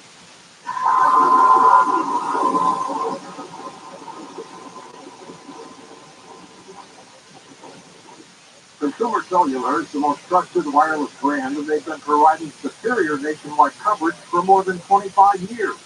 Switch today and save up to half on your wireless bill. They offer unlimited talk and text with flexible data plans starting at just $20 a month. Their award-winning customer service team makes switching easy to keep your phone and number, and activation is free. Plus, you can add a family member to your plan for just $15 a month for life. Never worry about dropped calls because Consumer Cellular has the exact same coverage as the major carriers. It's coverage to over 99% of the nation. And this is all backed by their 100% risk-free guarantee. Also with Consumer Cellular, you can save up to $250 a year. Go to consumercellular.com/Nori, and for a limited time, get $25 off your wireless bill when you use promo code NORI. That's consumercellular.com/Nori, and use promo code NORI for $25 off. Real people, real stories. So I had an appointment with the surgeon, and he was told me what I was going to do, and it was just absolutely horrendous. I came home, I started on carnivora, and I called and canceled my surgery, and she said, "Are you going someplace else?" I said, "No, I'm taking care of it myself." She said, "Okay," and my problem on my skin went away. I had bruising that's all over my arms, 3 weeks after I was on the carnivore, I noticed, I'm looking at my arms, and I said, "Gee, I don't have any bruises on my arms, but I'm always full of bruises. I can't put my finger on it, but I know something's happening." I have to tell you, that has to be the carnivore. Of course. Why not? Just a moment, and I am going to set up Visit carnivore.com. That's CARNIVORE.com. And coupon code FORGE to get 15% off your order.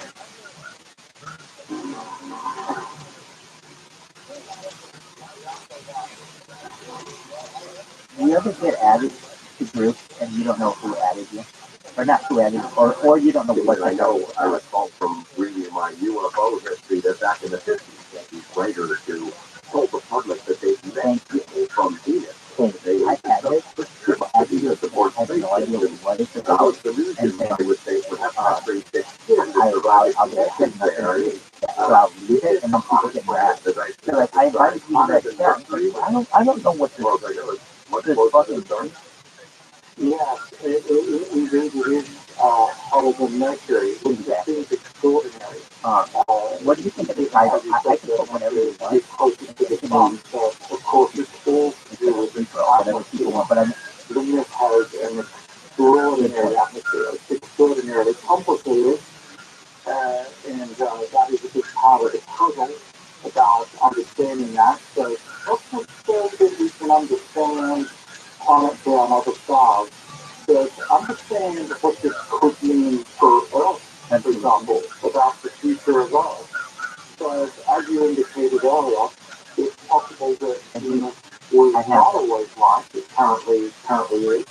One of the things I always emphasize when I'm speaking to people about this is that it's very important to remember that when we look at the solar system, whether we're looking at the future or Venus or Earth, we're looking at these objects at an age of 4.5 it automatically puts that in there. That is When you put hashtag QCC, it automatically puts that. we try and learn about as best we can. And a lot of that too long. We're at our maximum. It's a similar kind of thing. Venus has had a whole story evolve there, and what we're trying to do is uncover that story. And you know what godlike production is? History it's okay. It's like I don't know, it's like a forum for it's like a non-mainstream thing. And I have posted like a alien civilization. Imagine that we're looking at us that I was doing, and I did those are good, man. That's how people learn stuff here. Doing that project. Just one moment. And that's what's profound. Let me because it means that not that we'll get everybody, but I feel like you know, you and I we had really good conversation, and it's always important to have other people hearing what planets can change in very dramatic ways during their history. And so the big challenge for us is how does that happen? Why does that happen? And when does that happen? That's a good thing. Yeah.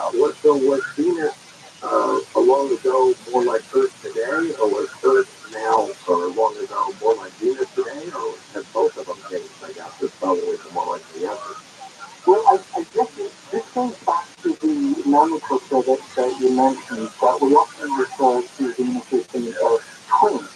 And if we follow that reasoning a little further, what this implies is that they certainly formed at the same time, 4.5 billion years ago. They probably formed under very similar conditions. Well, how the hell did you do that? Yeah, it had nothing to do with that guy. How did it happen?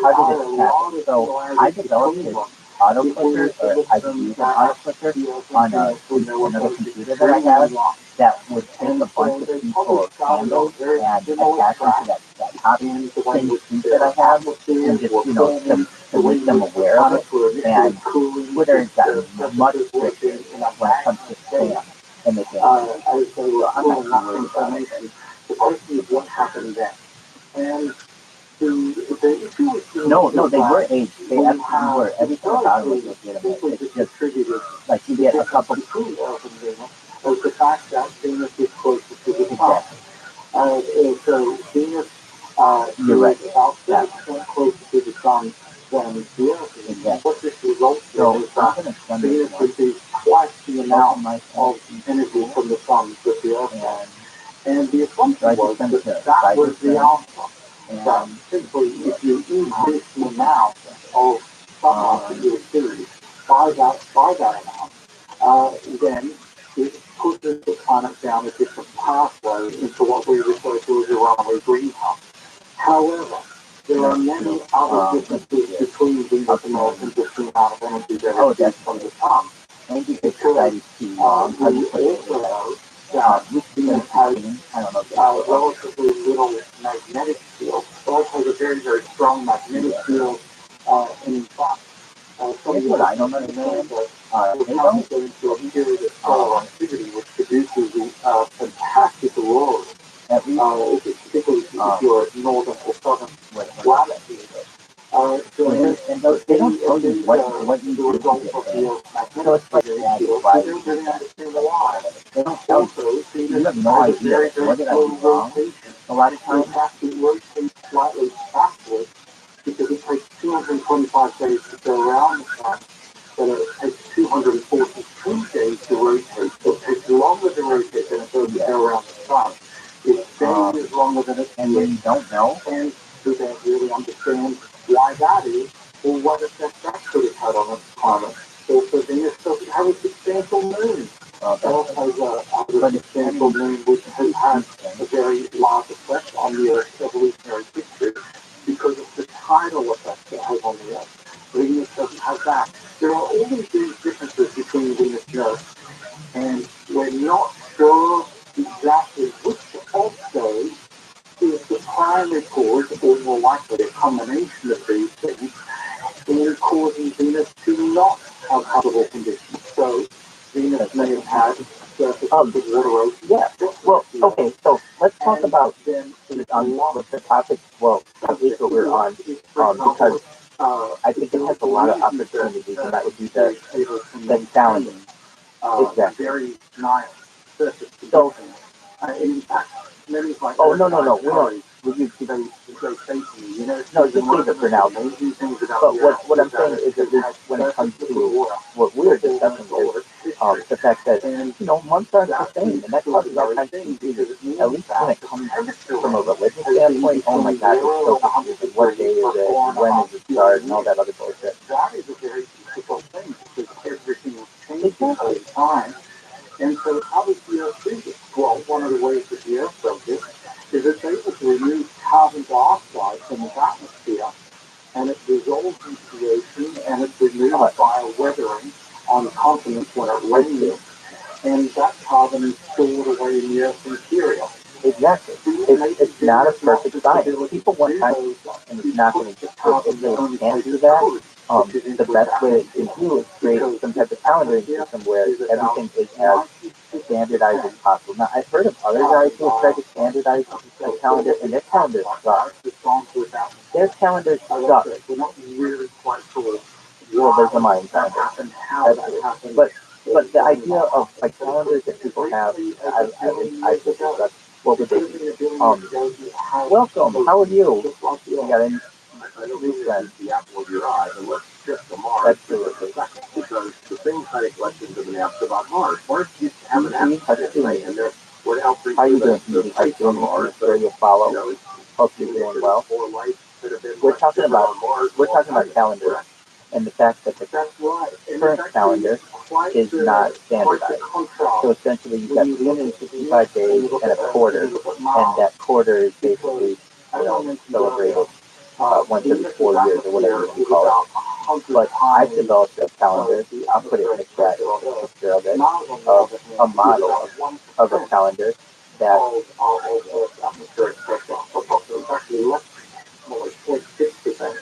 so that means we've got a factor of 10,000 difference in atmospheric pressure between Venus and Mars.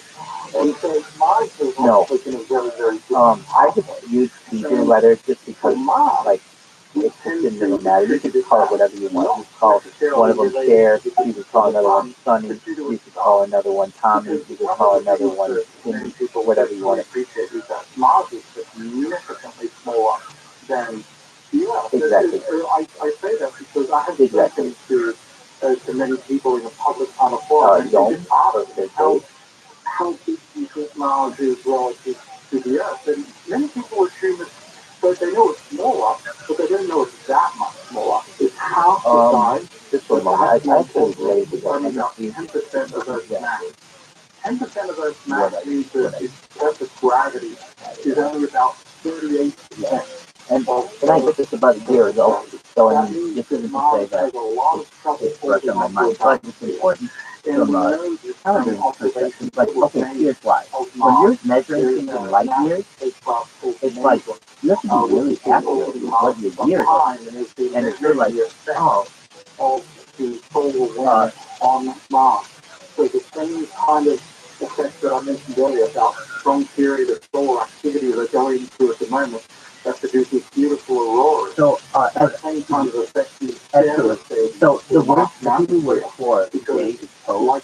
So I think I did tov aleph, tov bet, tov gimel, tov dalet. Those are just the letters of the Hebrew alphabet. So exactly. So the first day would just be tov aleph, which is day one, and day two is tov bet, tov gimel, tov dalet, and so on. Essentially, from those kind of perspectives, it doesn't necessarily, call it whatever you want. What else, Kawasaki? Exactly, that's how you could do it. You could call it that. Welcome, Kawasaki. How you doing? We got a software here. We're going to follow you. Do you have anything you'd like to feel? Any information you'd like to know? Oh, yeah. So this had a relatively short story when it comes to having such a support. Hope you're doing well. So essentially, Kawasaki, so that you're aware, we are currently under a calendaring system that has 365 and a quarter days, so it doesn't really make sense to put that in. And so I've developed a system of a calendar of essentially 9 months of 9 months of 40 days and 360 days, and then the final 5.5 days of the year would be like a festive or a holiday period, which they basically are in society anyway. But without, going more into that, just pretty specific, one thing that Michael Bassamatic and I were discussing as well is free speech. So there's certainly that, if you'd like to talk about free speech. A lot of things that we talk about are chat GPT. That's something. Ufology is something that's very interesting about what we discussed. Looking directly upon it, what we're actually doing is looking very, very closely at the stars and trying to determine if there's an object which is affecting it, which we call an exoplanet. And then there's the possibility we can actually go there and visit and measure in our solar system.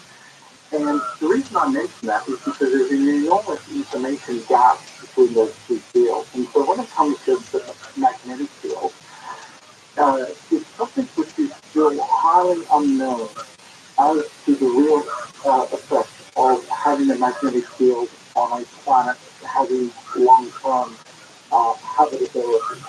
Because we know that the magnetic field can help retain an atmosphere in some respects, but it can also actually be damaging, meaning that, once again, going back to the effect of the aurora, that is the you were saying the odds that we're alone the odds that we're alone.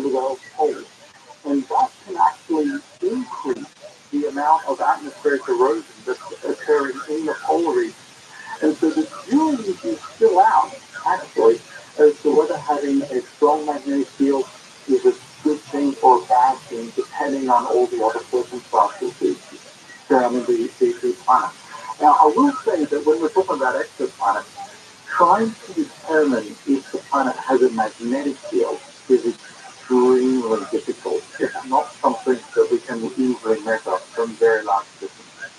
I would think, as you're looking at stars, I forget, it seems like the term wobble, is that what that gives you the hint that there's an exoplanet around the star? Yeah, that is one of the primary ways in which we detect exoplanets, and that due to the gravitational effect that the planet has on the star.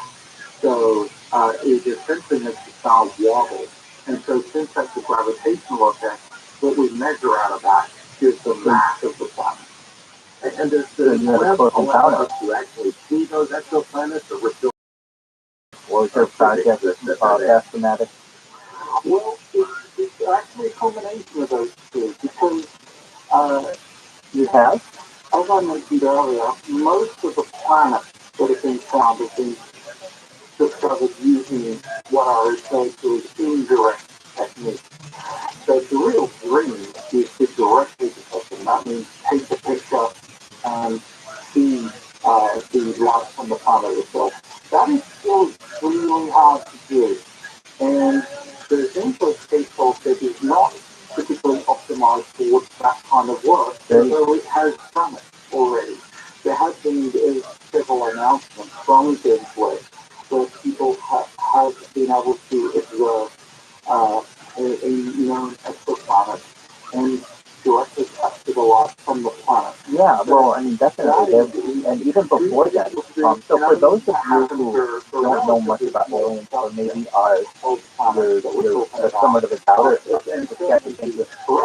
yes, here's a timeline. According to ChatGPT, I didn't make this up, but essentially a timeline. I asked ChatGPT, what is a timeline of written UFO encounters? So I wanted stuff that was written. So, like, basically, you have a Ezekiel's wheel in the Bible, which is certainly, like, perhaps could have been a UFO. But at least according to ChatGPT, it says in 1561, there was a woodcut brought to publish in Nuremberg church depicting strange objects and violent states engaged in battle. 1662, an account of white objects flying across the sky was published in a strange and true some surface sky. 1742, a newspaper in Massachusetts reports on strange lights in the sky over New England. 1896, the Sacramento Bee reports on sightings of airships over California. 1897, now this is a really interesting. The Aurora, Texas newspaper reports of a crash of a flying flying saucer and recovery of alien bodies. Those bodies were actually buried. This was 1897. Yes, and it was in the newspaper, and they buried them in the local cemetery there. They said that it hit a windmill and it crashed. Now, I don't know if that's true or not, but I mean, like in 1897, to have some kind of documentation of this is quite interesting. In 1901, there was a sighting of a strange flying object that was reported in Kansas City, Missouri. 1907, the St. Louis Post-Dispatch reports on the sighting of an airship with an alien crew. 1942, a Los Angeles Times story about the Battle of Los Angeles reports on identified flying objects being fired upon. So if you've ever seen this one's a very famous case of it took place over San Fernando Valley, essentially like Simi Valley, but they had these pictures of spotlights on these on these on the UFOs. Just for a moment, and I'll put some pictures of it, which is very interesting.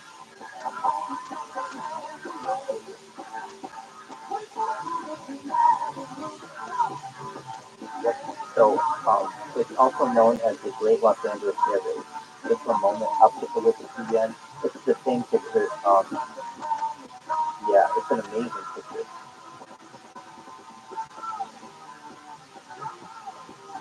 So I'm putting that in.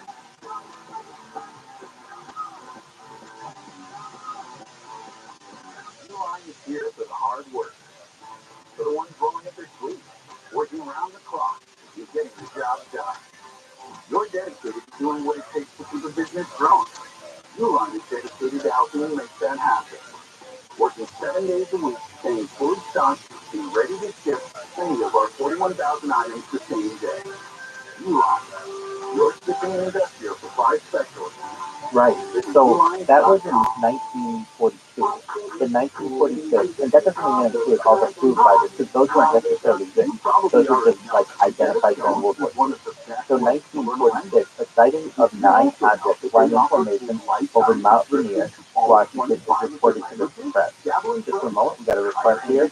Welcome, Candace Tracy. Hope you're well. And right now, you can get 40% off Rosetta Stone's lifetime unlimited subscription. Feel free to discuss anything you'd like. We are currently discussing the UFO topic. In 1947, of course, there's the Roswell Daily Record publishes a front page story about a flying saucer crash in Roswell, New Mexico. 1948 is the Mantell incident in which a military pilot died while pursuing a UFO and his wife was covered in the media. 1962, this one is really unusual. The Washington, D.C. UFO incident was reported by major news outlets, with radar returns showing unidentified objects flying over the city. If anybody's had a chance to see this is on the front of Time magazine that they had the UFO flash. I mean, that's pretty legitimate from the 1960s. 1961, the Buddy and Barney Hill claimed to be abducted by aliens in rural New Hampshire, and their story becomes national news. 1967, the Falcon Lake incident in Manitoba, Canada, was a man burned by a UFO, is widely reported. 1972, a wave of sightings of strange objects in the sky over the American Midwest is reported by the media. 1975, now this is interesting. Travis Walton claims to have been abducted by aliens in Arizona, and his story received national attention. 1978, the Karakura light sighting in New Zealand is widely covered by the media. 1980, this one's really interesting. Candace, I think this something that I don't know if you know anything about this, but 1980, the Benderson Forest incident in England, in which U.S. military personnel reports encounters with a UFO becomes international news. 1987, a wave of sightings of strange objects in the sky over Belgium is reported by the media. 1991, a wave of sightings of UFOs in Mexico City is reported by the press. 1997, Phoenix Lights incident, you're familiar with this one, this one's wild, in Arizona, with thousands of people report seeing these triangular objects in the sky, and is widely covered by the media. Then we have 2004. On the Hollywood Walk of Fame over the weekend. Mr. Taylor has more. Los Angeles police say the victim saw an argument between a man and a woman on the Walk of Fame and tried to intervene. Authorities say the male suspect pulled out a gun and shot the victim in the head. The man and the woman then escaped by running through crowds of people in the popular Los Angeles tourist area before police arrived. definitely understand that. But yeah, the 1997 movie, if you've ever seen it, it's essentially these random lights that like float over the valley of Phoenix, and thousands of people saw it. It was videotaped, and eventually the governor had to come out and he made fun of it. And then later on, most recently, came back and said that it was that he was teased in public, which is a very interesting aspect as well. That there's still no official word about the status of the suspect. And after 35 years, the Phantom of the Opera has closed on Broadway, nearly 14,000 shows. They said it cost about $1 million a week to produce the show, and ticket revenue wasn't supporting it. Southland weather from KFI, low clouds and fog, waiting off the sunshine at highs around 70. Right now it's 57 in Fullerton, San Clemente at 52, 54 for Malibu, and 53 degrees in Ontario. We lead local from the KFI 24-hour newsroom. I'm Bree Tennant.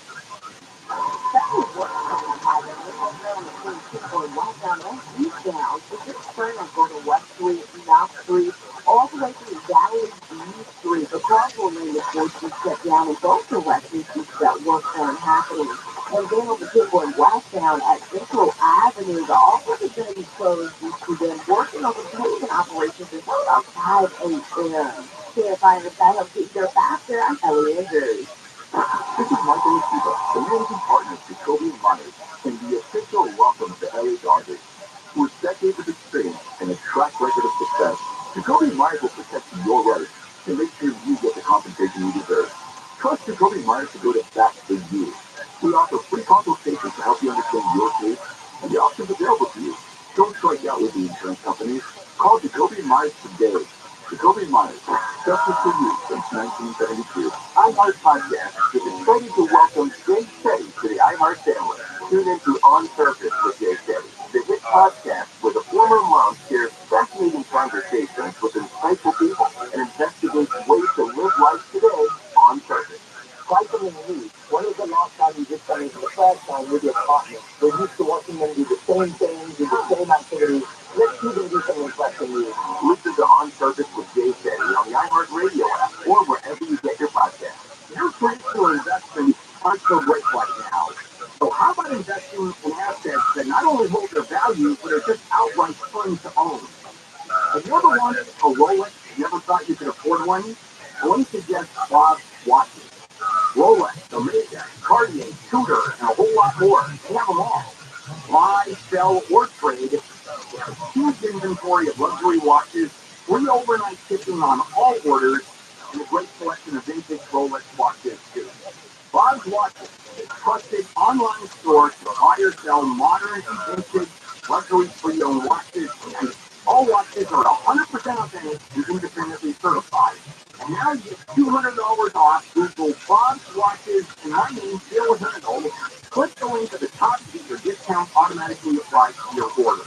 Looking to sell your luxury watch? Fast and easy quote online from the watch experts. Google Bob's Watches and Bill Handel. Looking to sell your valuable coins, high-end jewelry, collectibles, or fine art? Use Cindy. You've been around the block when it comes to buying and selling jewelry. I buy jewelry to resell. I've been doing the tangible for about 6-7 years. Tangible just pays more. Here's a great example of the character edition. I bought a gold and sapphire bracelet. I shopped it around. They offered me 50. They offered me 100. I bought it to tangible and gave me $475 for it. More cash, more respect. Tangible speaking as well as would be the person coming in with, $10,000 worth of gold. Tangible investment owners still need to know and it's become America's top dealer in coins, precious metals, jewelry, and fine art.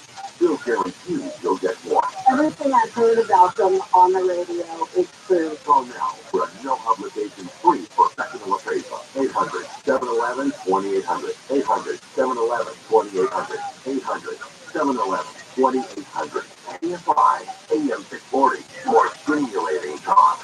KFI live everywhere on the iHeartRadio app. This is Jacob Emron. If you've been involved in a motorcycle accident, call 844-24. KFI AM 640. More stimulating talk.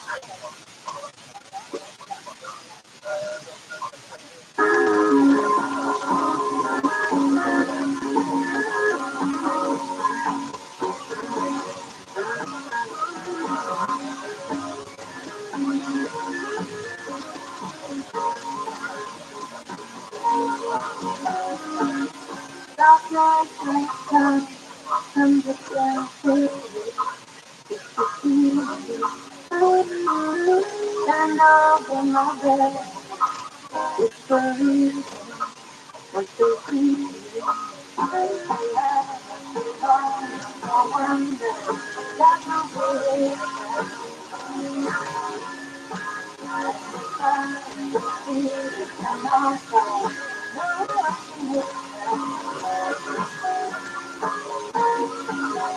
We start the night, we can't I can't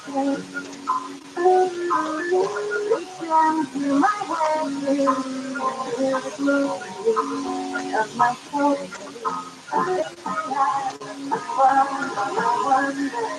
That's not it.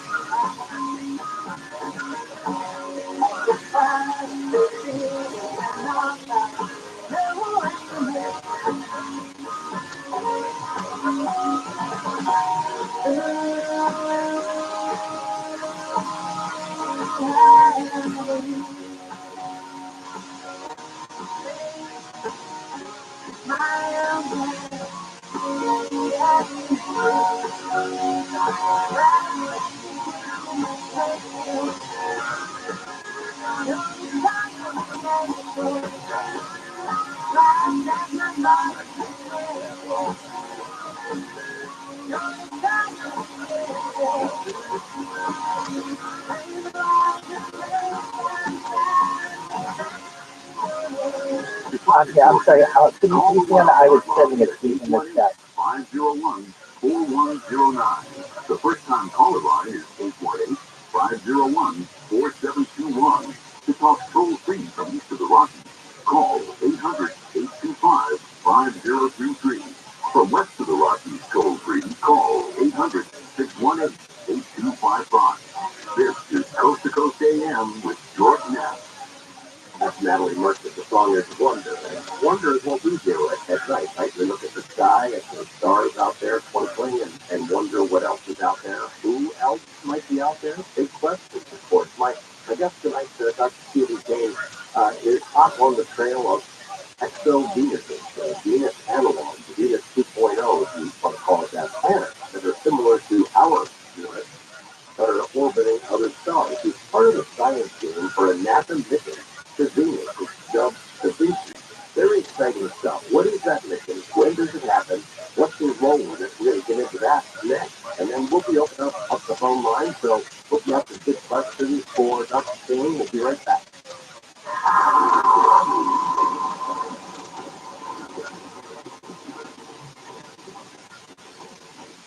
When banks fail, when bonds are devalued, and the stock market is in turmoil, you'll be glad you own gold. Something you can hold physically in your safe at your house, but now you can also hold it in a retirement account. In fact, if you have an old IRA or 401k that's tied to a risky stock market, you can roll that over without spending an additional penny to a physical IRA in precious metals. Convert gold can help you own physical gold in a tax-sheltered account. I've known Brick Gold for a long time. They've been on the show several times. Just text the word COAST to 989898 and get a free info kit on gold. There's no obligation to educate yourself on how to diversify in this highly volatile market. With an A+ rating with a Better Business Bureau, you can trust First Gold to give you honest advice in protecting your savings with gold. Text COAST to 989898 and find peace of mind in gold. Real people, real stories. So I had an appointment with the surgeon, and he was told me what all he was trying to do, and it was just absolutely horrendous. I came home, I started on carnivora, and I called and canceled my surgery, and she said, "Are you going someplace else?" I said, "No, I'm taking care of it myself." She said, "Okay," and my problem on my skin went away.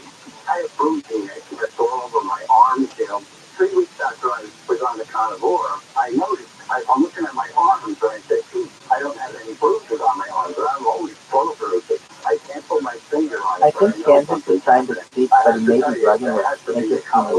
866-836-8735.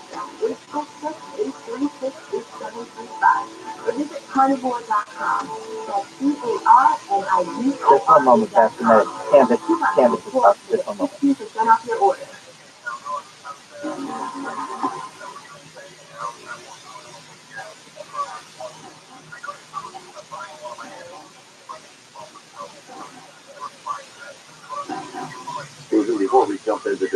I was wondering, are you a science star in your native Australia? I'm just thinking there you are. No issue at all. Got to make that money, baby. Good for you for selling it. Getting close. And you've come so far since then. Are you known for your work there? I am in my hometown because where I grew up in the small town of Tamworth, which is the country music capital of Australia. Many of my classmates just wanted to finish school so they could go work on the farm. And I was telling my career advisor, oh, actually, I want to be an astronomer. And they had never heard that before. And the fact that I... Excellent. You want to tell us more about your collection? Something of a bit of a legend. I would love to hear about it. Where I grew up. But, I moved to the United States in the mid-90s. I don't get to go back as often as I would like. But whenever I do get back, I always make sure I go and visit around as much as I can and give public presentations. Well, I've only been to Australia once. I was there for 10 days in the Sydney area, but God, I loved it. I had no idea that Australia had a country music capital. You learn something every night on this program. I sometimes refer to it as the Nashville of Australia. So tell me about Da Vinci, the project, what it would do, what your role is, and what it hopefully could learn. Yeah, so everything that we've been saying so far, George, has always been leading up to this because it's really about trying to understand the deep atmosphere of Venus. What's the chemistry and the composition near the surface, and how that helps us to model the atmospheres of planets around other stars. And this is as I've described, being a fundamental limitation in both our trying to understand for us here at home, what is the difference between Earth and Venus? What does this tell us about planetary habitability, which is my main area of research, trying to understand what makes the planet habitable and how does that change with time, because Venus is a real, or perhaps the strongest example that we have all of these planets that has gone through a dramatic change. And so, in order to answer all of these questions, we have to go back. And as we previously discussed, the Soviet program was sending a lot of landers to the surface, and there were some mechanisms for timing of these that were going to the surface as well. But this is all happening primarily in the 70s and the early 80s. And then a lot of that stopped. And there's a number of reasons for that. One is that once we learned how hostile the surface was, then we stopped seeing the cost effectiveness of those missions, for one thing, because these missions only really returned an hour or two's worth of data, but also the interest was very much in Mars, and particularly in a potential future human presence on Mars. And so we just really stopped paying attention to Venus. We didn't understand at that time how important Venus was for the narrative of how planets evolve. And so we've been pushing this for about the past 10 to 12 years. Like I mentioned, I went to the Venus community and said, this is the narrative we need. We need to really be pushing Venus as this is Earth's twin, and we don't understand it. And so, fortunately, NASA agrees with this. And so it was in the mid-2021 when they announced the selection of the next round of Discovery missions. There were 4 that were being considered at the time. One was to Jupiter, one was to Neptune, and 2 were to Venus. And just playing the odds here, I was hoping that there's a 50-50 chance we'll get at least one Venus mission. But it turned out both were selected. And so it's an extraordinary statement on the part of NASA to say that we see you and we agree that Venus should be a priority. One of these missions is, as you mentioned, the Da Vinci mission. And the Da Vinci mission is designed to answer a lot of these questions that we've been talking about. So it's a 1 meter diameter probe, 3 feet in diameter, and it is going to drop into the atmosphere of Venus, and it is going to be in the initial phase of its journey to the surface, which will take about 45 minutes. And the two initial phases will deploy a parachute, which will take it gently down to the middle atmosphere, where there's a lot of the interesting chemistry that's going on, potentially related to the evidence that we've heard before about life in the middle atmosphere. But then at that point, it will release from the parachute, and it will plummet down to the surface. Now, I think it's going to be slowed naturally by the thickness of the atmosphere. Because remember, the atmospheric pressure at the surface is about equivalent to a kilometer depth.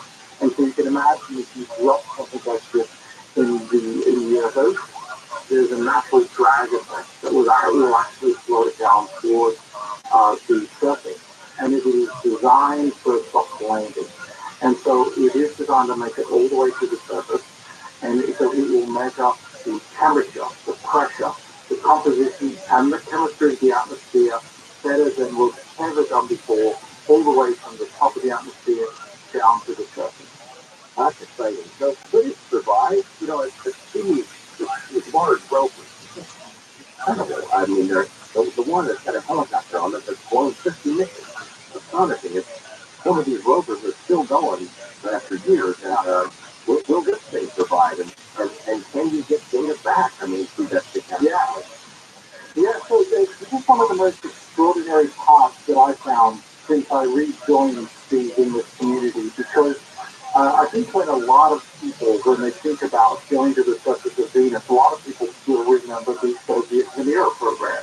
And as I mentioned, those were really built strongly. I mean, when it was realized by the Russians and the Americans the harsh conditions of the surface, and realized that we needed to build the landers much more sturdy than we had even thought that we needed to. And so, for example, some of the early Venera landers they had a hull raising to about 50 atmospheric pressure, which is only about half of what they actually needed.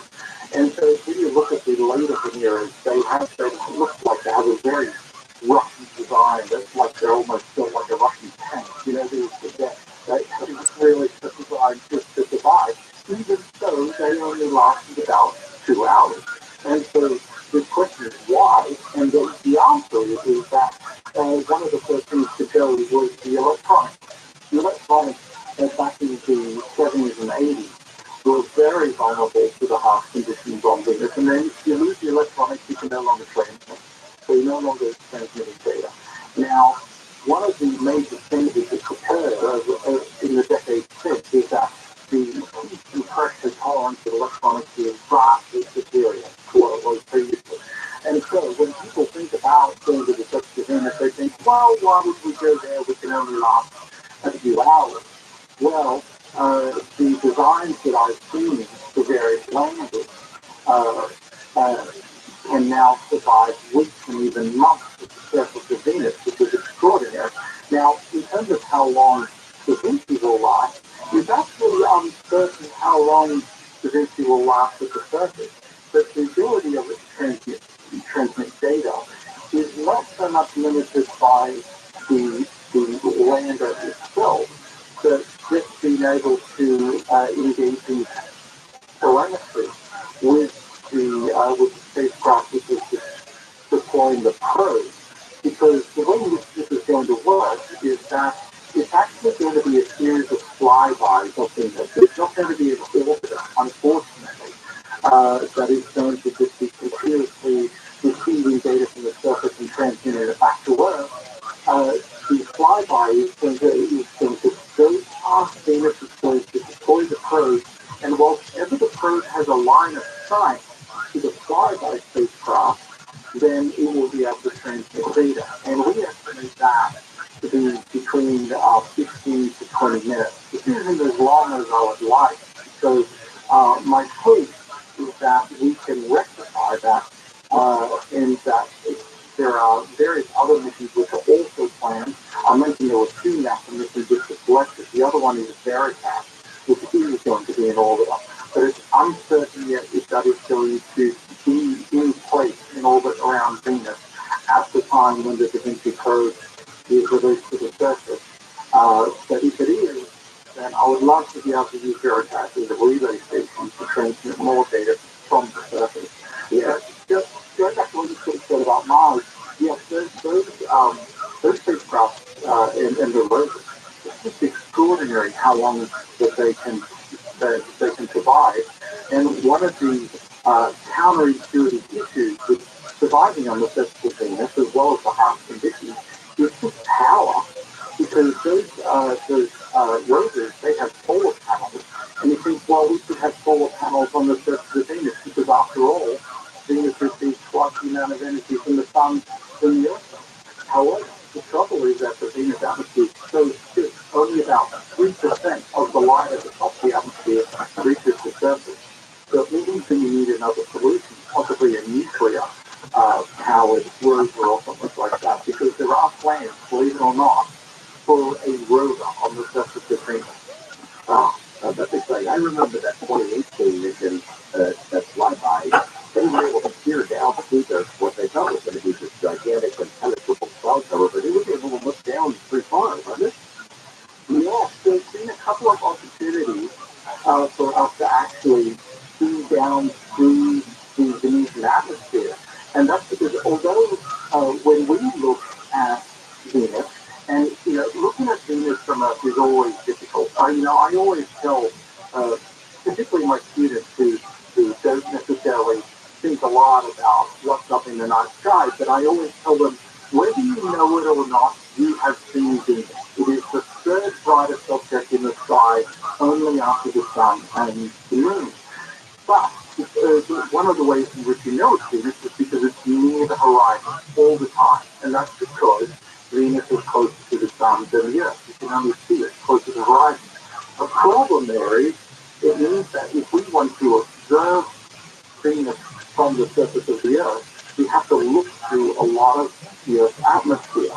And the Earth's atmosphere is actually very, very absorbent at the kind of radiation that we would receive from the surface of Venus. It means that if you want to just look through the clouds of Venus and see the surface, you have to be near Venus. And so we've had a few opportunities like the one you mentioned, where a spacecraft flies by, and it just so happens it's looking at the right wavelength of the radiation that it can see the heat from the surface coming up through the clouds, through these very narrow windows in the clouds. And so we've had a few opportunities like that. Let's take a caller, too. East of the Rockies Glacier in Tyler, Texas. A glacier over indicated. House gases, and I'm wondering if you see anything there in the future where it could be utilized to terraform an atmosphere on Mars, be like a transport platform and, a tow train of bladder cats or something to deliver into the Martian gravity and just drop. Yeah, even maybe the concept is the terraforming Mars be creating an atmosphere. That's been kicked around. What's your take on that? Yeah, thank you, Blake. That's a really interesting question. It's something that I've thought about a lot because, as I mentioned, I think about what Venus means for Earth's future and what we can do about Mars as well. There's a lot of interesting aspects to how you terraform Mars. One, how you get the atmosphere there in the first place. Some people may be aware that Elon Musk has proposed that we actually deliver nuclear weapons to the core regions of Mars, which is consist largely of frozen carbon dioxide, dry ice, as we call it. And so to use that to send it up into the atmosphere.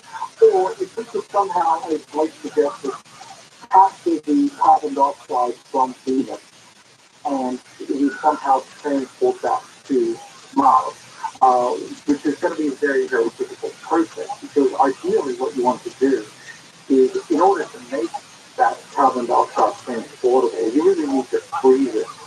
So, and there's ideas about how to do that on Venus itself by putting a star stage these fronts of Venus, blocking the sunlight from Venus, to actually cause the temperature to drop and for the CO2 to rain out of the atmosphere. Then you could capture that CO2 once it's frozen and then take that to Mars. Now, however you do this, you start to run into a problem that I mentioned earlier, which is that Mars is small.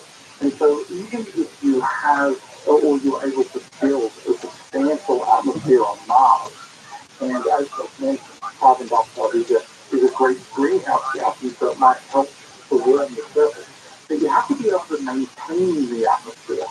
And maintaining the atmosphere is shown to be as big of a challenge now as it ever was for Mars, because it turns out that our sun becomes more luminous with time. Its brightness is increasing with time, but because the brightness of the sun now is 30% greater than it was when the solar system formed.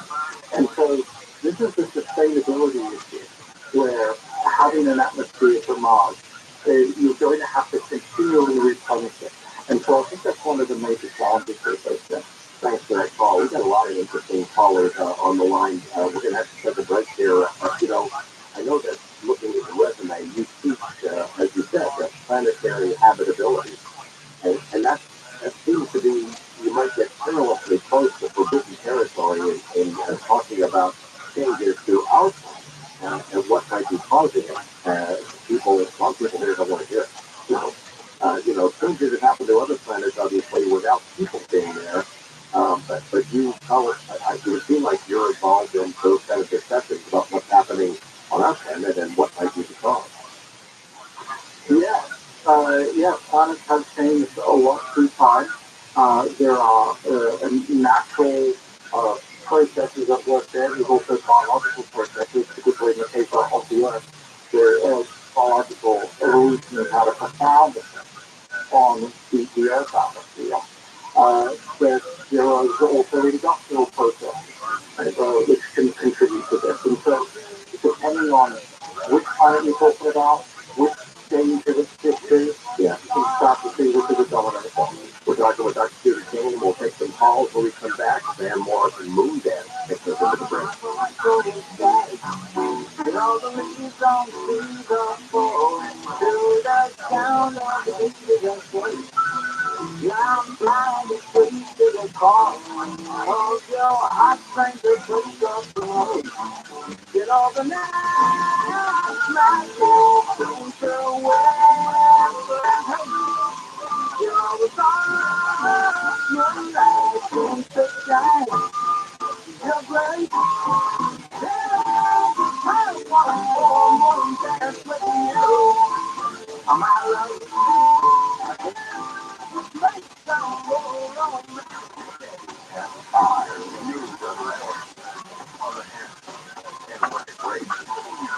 I'm Rita.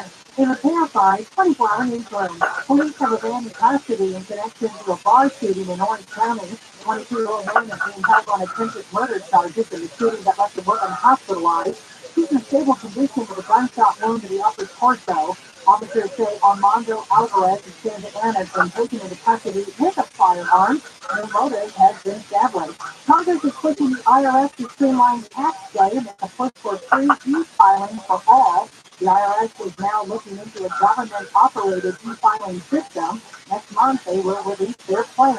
Target stores are accepting old and damaged car seats in exchange for a 20% off coupon for a new one. They have until April 29th for the swap. Southbound weather from KFI, low clouds and fog, burning off the sunshine with highs near 70. Right now it's 55 in Brea. Laguna Vista is 56, 52 for Riverside, and 55 degrees in Northridge. We link local from the KFI 24-hour newsroom. I'm Bree Tennant. As you're traveling in the Brea Park area on Highway northbound, as you're approaching the 91 west, there is an accident. It's not blocking the transition. It's slowly but surely making its way to the right shoulder, though. On the bike road southbound just before Indiana Street, there is a car that just stalled out and blocking that right-hand lane. If you're traveling in Echo Park on the 101 going southbound, at Benson Way, Rampart Boulevard, that all-red is partially blocked due to a car that just barely injured. If you're looking to get out of your house, doesn't matter why you're moving, or maybe you've inherited a home, and now what to do with it. Usually you go to a real estate agent, 6%, and you're told to clean and clean and repair, and buyers are going to walk through, the house has to be pristine, and if you don't live there, you don't need any of that. How about getting a fair price for your home without any of that hassle?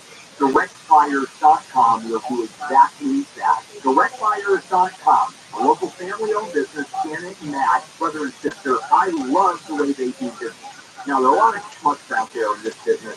I'm going to suggest you call the directbuyers.com. They'll never lowball you. They'll give you an honest, no obligation offer, even a $15,000 cash advance before closing. Go to directbuyers.com, call 844-242-SELL, 844-242-SELL, directbuyers.com. iHeart Podcast is excited to welcome Jay Shetty to the iHeart family. Tune into On Purpose with Jay Shetty, the hit podcast where the former mom shares fascinating conversations with insightful people and investigates ways to live life today on purpose. Try something new. When was the last time you did something for the first time with your partner? We're used to watching them do the same thing, do the same activities. Let's see them do something fresh and new. Listen to On Purpose with Jay Shetty on the iHeart Radio app or wherever you get your podcast. A light source system gives you filtered and delicious water straight from every tap. It filters out chlorine and other contaminants, retaining healthy minerals. A light source system is maintenance-free, no filters to change, no salt, no servicing. They install it, you forget it. Own a light source water system for only $75 per month on approval of credit. This ends April 30th. Call 800-803-2696, 800-803-2696. Visit lightsourcewater.com. KFI, AM 640. The people in prison committed the crime, period. And that's all that matters. The color of their victory doesn't matter. They committed the crime. And gangs aren't in the business of crime. Johnny them. They don't create anything else but commit crimes all day. Live 1 to 4 p.m. on KFI. And on demand anytime on the iHeart Radio app.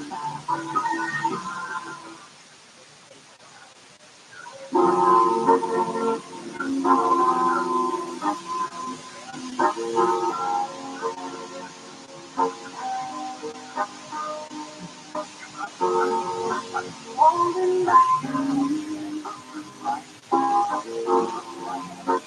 thinking of the fear I felt so long. When somebody listen to hear the song. When the laughter is like this, hoping for the arms of grace. If you leave to the right way, I'll be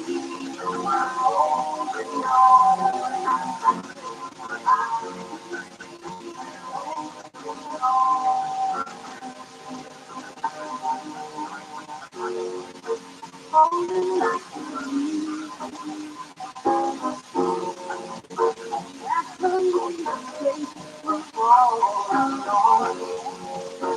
Holding back the fear. There's nothing here wrong. I lifted all my fears, wasted all those years. Nothing happened like the people. Nothing ever grew, yeah.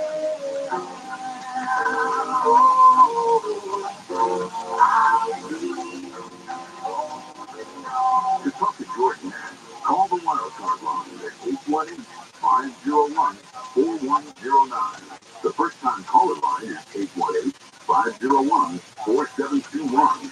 To talk toll-free from east of the Rockies, call 800-825-5033. From west of the Rockies, toll-free, call 800-618-8255. This is Coast to Coast AM with George Nash. And this is a great song. It simply ran holding back years. If only.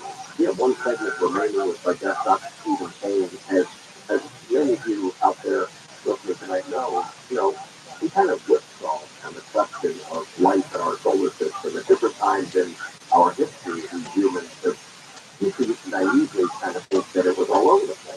Mars had people, and Venus had people, and people on the moon. And then, science, reality set in as you learn more about how inhospitable those places are. The chances of life there seem pretty remote. And then we started learning about ice and the possibility of liquid water gathered through our solar system. And some of these moons of the largest planets, like Jupiter, which will be the target of future missions by NASA, hopefully, to look for possible life deep down under the ice. Pretty exciting. You have to wonder, what would it be like for people like Dr. King the next day at work when that announcement comes? We're going to ask him that before we go back to the phone. We'll be right back and continue our conversation in our final segment of Coast to Coast AM.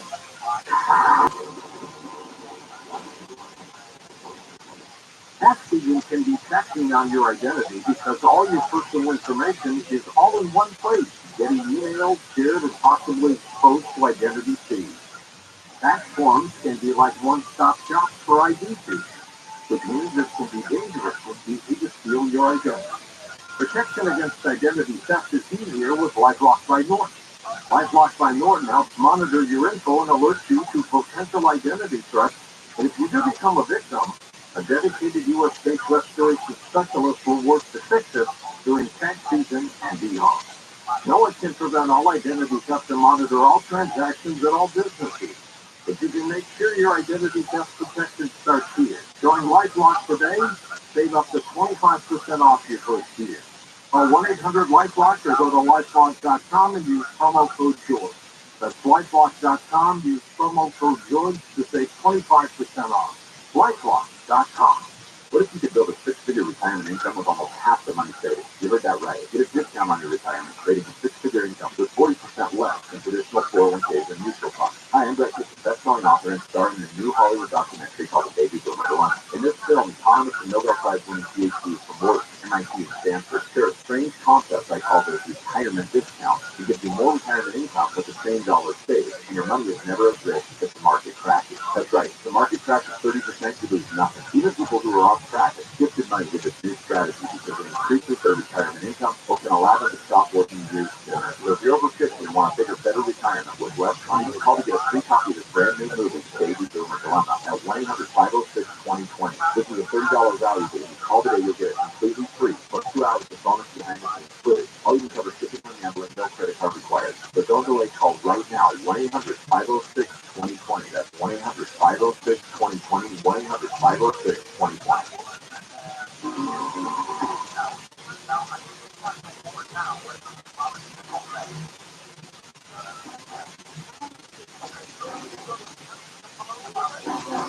Even during that break there, I was mentioning about how we humans just whipsaw back and forth whether we think there's life in our solar system. Could there be? And it looked pretty bleak for a long time, and that's sort of the change. There's a possibility that maybe there might be something out there.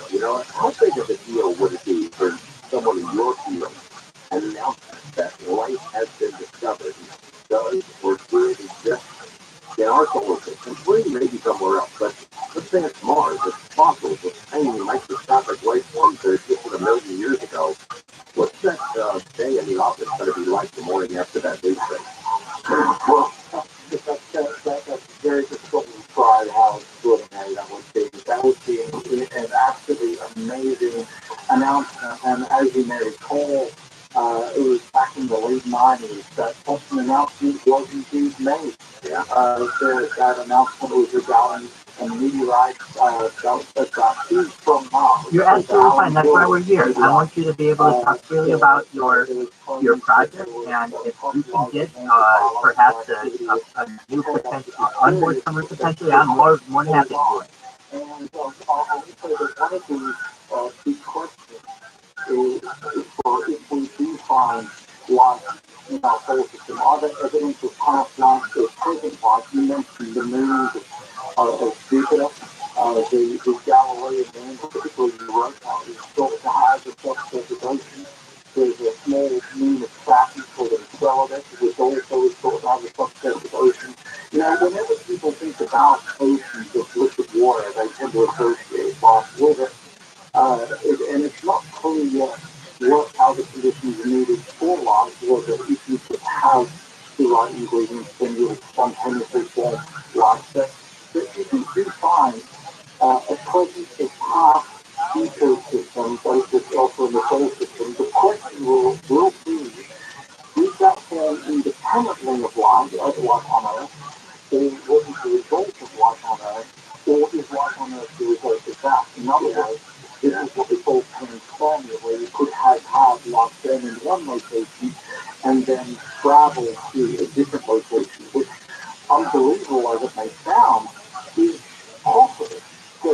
example there has been a simulation which has been performed of the impact on the Earth 66 million years ago, the one that contributed to bringing the Mesozoic era to an end and largely resulted in the death of the dinosaurs. That material that was ejected into space probably ended up all throughout the solar system, including Europa. And so it'll be a question of, did it form independently? Did it spread throughout the solar system? Now, if we find life in another planetary system that is far from us, then we could be assured that life is formed independently. So I think that will be the big difference between those two kinds of discoveries, whether we find it here in our solar system or elsewhere. And a discovery of, say, microscopic life, some kind of plant or something, would be much different from, say, intelligent life. And I was going to ask you this. I found the book of the phone next, but who's the James Webb? I mean, it's an amazing technological development. Who is capable of searching? Yeah, and that's something that a lot of people have been thinking about. But it's something which is I see we've got a hand here, Melindy. I think has something to say. Feel free to speak, Melindy. There was a lot of hype surrounding Becky, and this was helped a lot by the Jodie Foster movie Compact, and there was a lot of ways in which the public could engage in that. There was a thing called Steady at Home for a while. Well, Melindy may have their own project. I'm not exactly sure. Melindy, feel free to speak with whatever you'd like. But there hasn't been a lot of support from government agencies, which was also more or less depicted in the movie Compact, in order to support this kind of research. That has changed, actually, over the past 5 years in particular, that NASA is now supporting the search for technical signatures. And there has been numerous studies which have been performed regarding the capabilities of James Webb to do this kind of work, including, for example, the search for night light on the surface of the planet. So you can imagine if we were an alien civilization and we were looking at the Earth, would we be able to detect the difference between the day side of the Earth and the night side in terms of the city lights, which are on the surface, on the night side of the surface, and to be able to distinguish those kinds of signatures? These are the sorts of things that people are thinking about. I will say that the big difference between a biosignature, meaning just the output from biological activity, and a technosignature is that for a technosignature, you start to go down the slippery slope of trying to understand the cultural and technological motivations and development of a species which is undoubtedly tens of thousands of years more advanced than us. And that's extremely difficult to project. Good answer. West of the Rockies, Carol in Placer County, California. Hi, you're on with us, Stephen King. Gone? Okay, wildcard line. Gone. No. I accidentally hit the raised hand instead of the waving bat. Go ahead, Melindy. Understanding evolution represents billions of years. So are these planets fixed in their positions, or could they have been at an ideal distance from the sun, as Earth is now to allow the conditions for life? And also, what causes the planets to spin? Thank you. Okay. Thank you, Sean. Those are really good questions. So it turns out that if you also find out a distance a planet is from its star, then those distances can change. They mostly change very early on during the formation of the system. So, for example, for our solar system, the locations of particular Jupiter and Saturn have changed enormously. And it's thought that actually the movement of Jupiter resulted in Mars being as small as it is, and the prevention of the formation of an additional planet where the asteroid belt now is. That is the result of planets moving around. So we know that happens because there's vast amounts of evidence that it happens right here. And so we think that can happen in other planetary systems as well.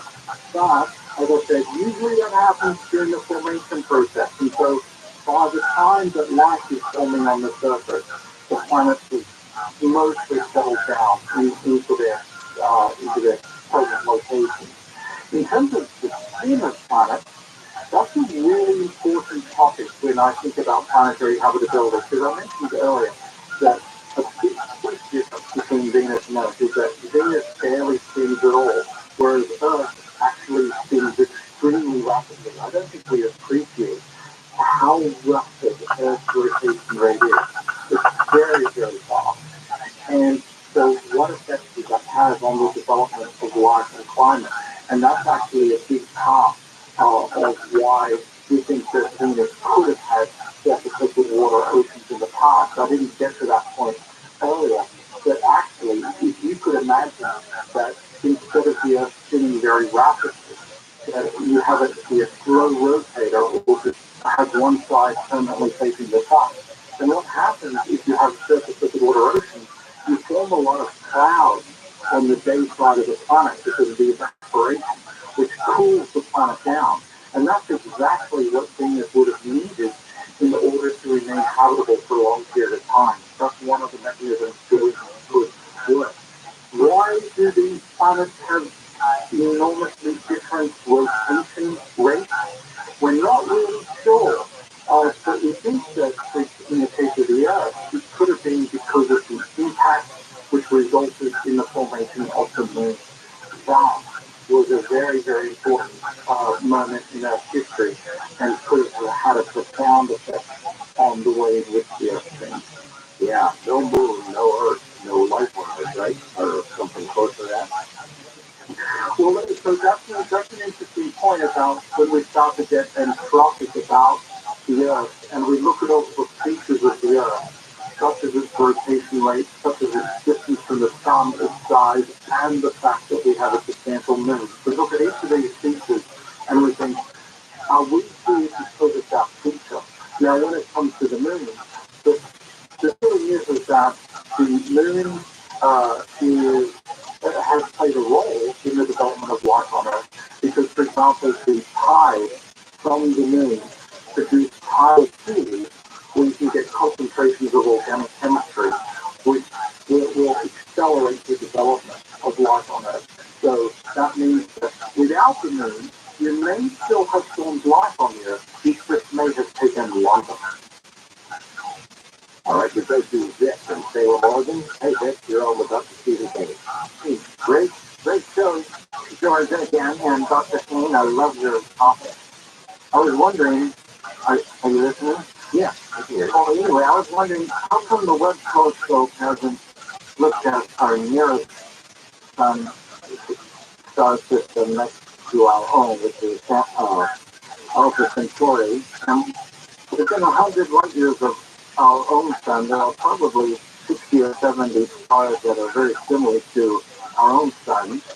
And considering the dynamics of how our solar system is formed, how come the Webb telescope isn't looking for rocky planets or planetary systems similar to Earth in these star systems that are near us? And Benny Hill, if you remember, said that the Zeta Reticuli, which is 39 light years away from Earth, was the point of origin of receptors, or visitors.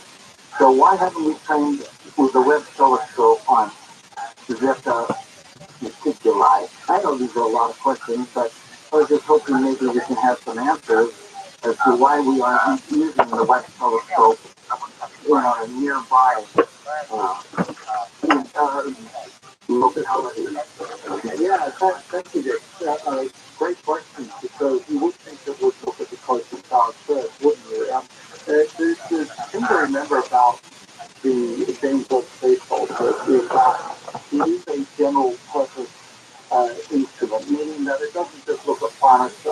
As George also mentioned earlier, that it's been looking at black holes, things like that. It's still an extraordinary amount of time. When it comes to looking at planets around other stars, it's primarily designed to measure the atmospheric composition of planets for planets which transit their stars. They pass between us and the star. And it just turns out that there aren't many stars, all those planets orbiting stars nearby where we have that perfect alignment that allows us to do that. And so the things where you're primarily looking at planets that transit their stars so we can measure their atmospheres, and those tend to be further away. The way to think about this, though, Vic, is that the James Webb is the first stage in a series of missions. The kind of mission that you're talking about, that will indeed look at the closest stars and look to be able to directly detect these planets, that is coming. And that has been recommended by NASA for launch probably in the mid to late 30s, and that is called the Habitable Worlds Observatory. And so that will be able to directly image planets orbiting the nearest stars. So James Webb is just the first step to really get a handle on what the atmospheres may be like on planets that are further away. That's it. Boy, I bet it's a chore. It's kind of book time on the James Webb for so many people and scientists want to use it. Yeah, I'd like to have the James Webb for 3 or 4 days. That might be tough to do. It has certainly been very, very busy. It's been very oversubscribed, but it's been very exciting to work with us. Better get one more call in. Maya in New York. Hi, young lady. Good evening. Good morning. Excellent program.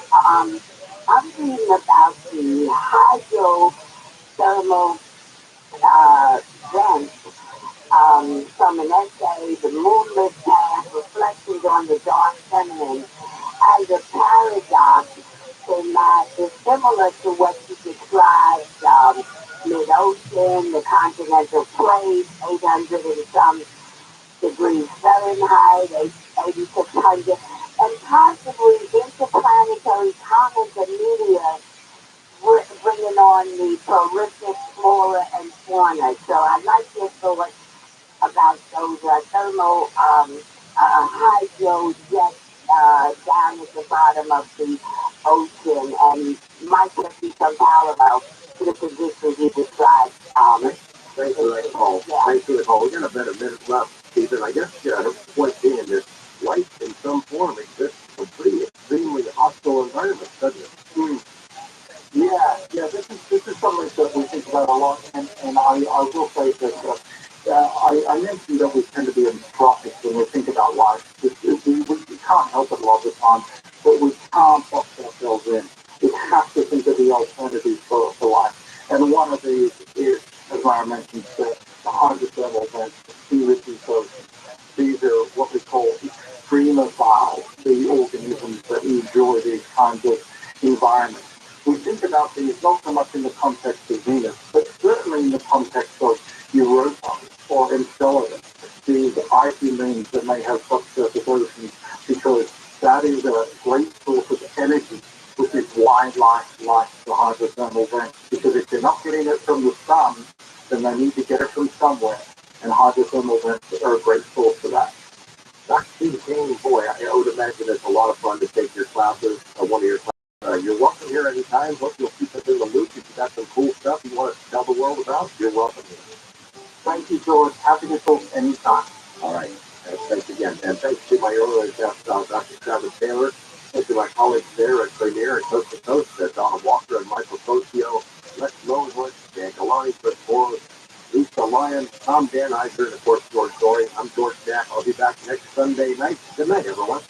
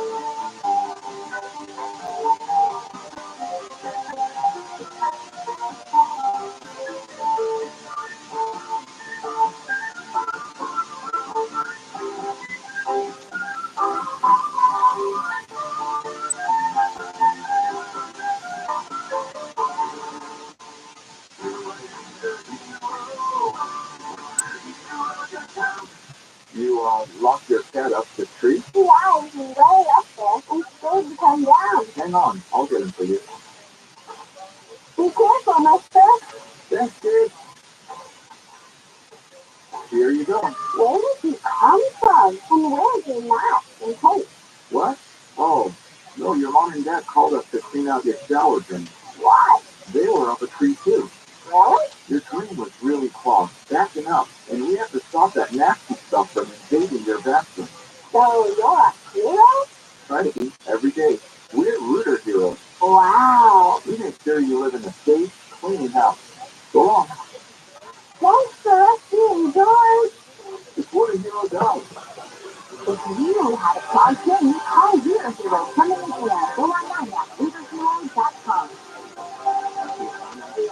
Sure, let's talk about your home and what is coming at it next.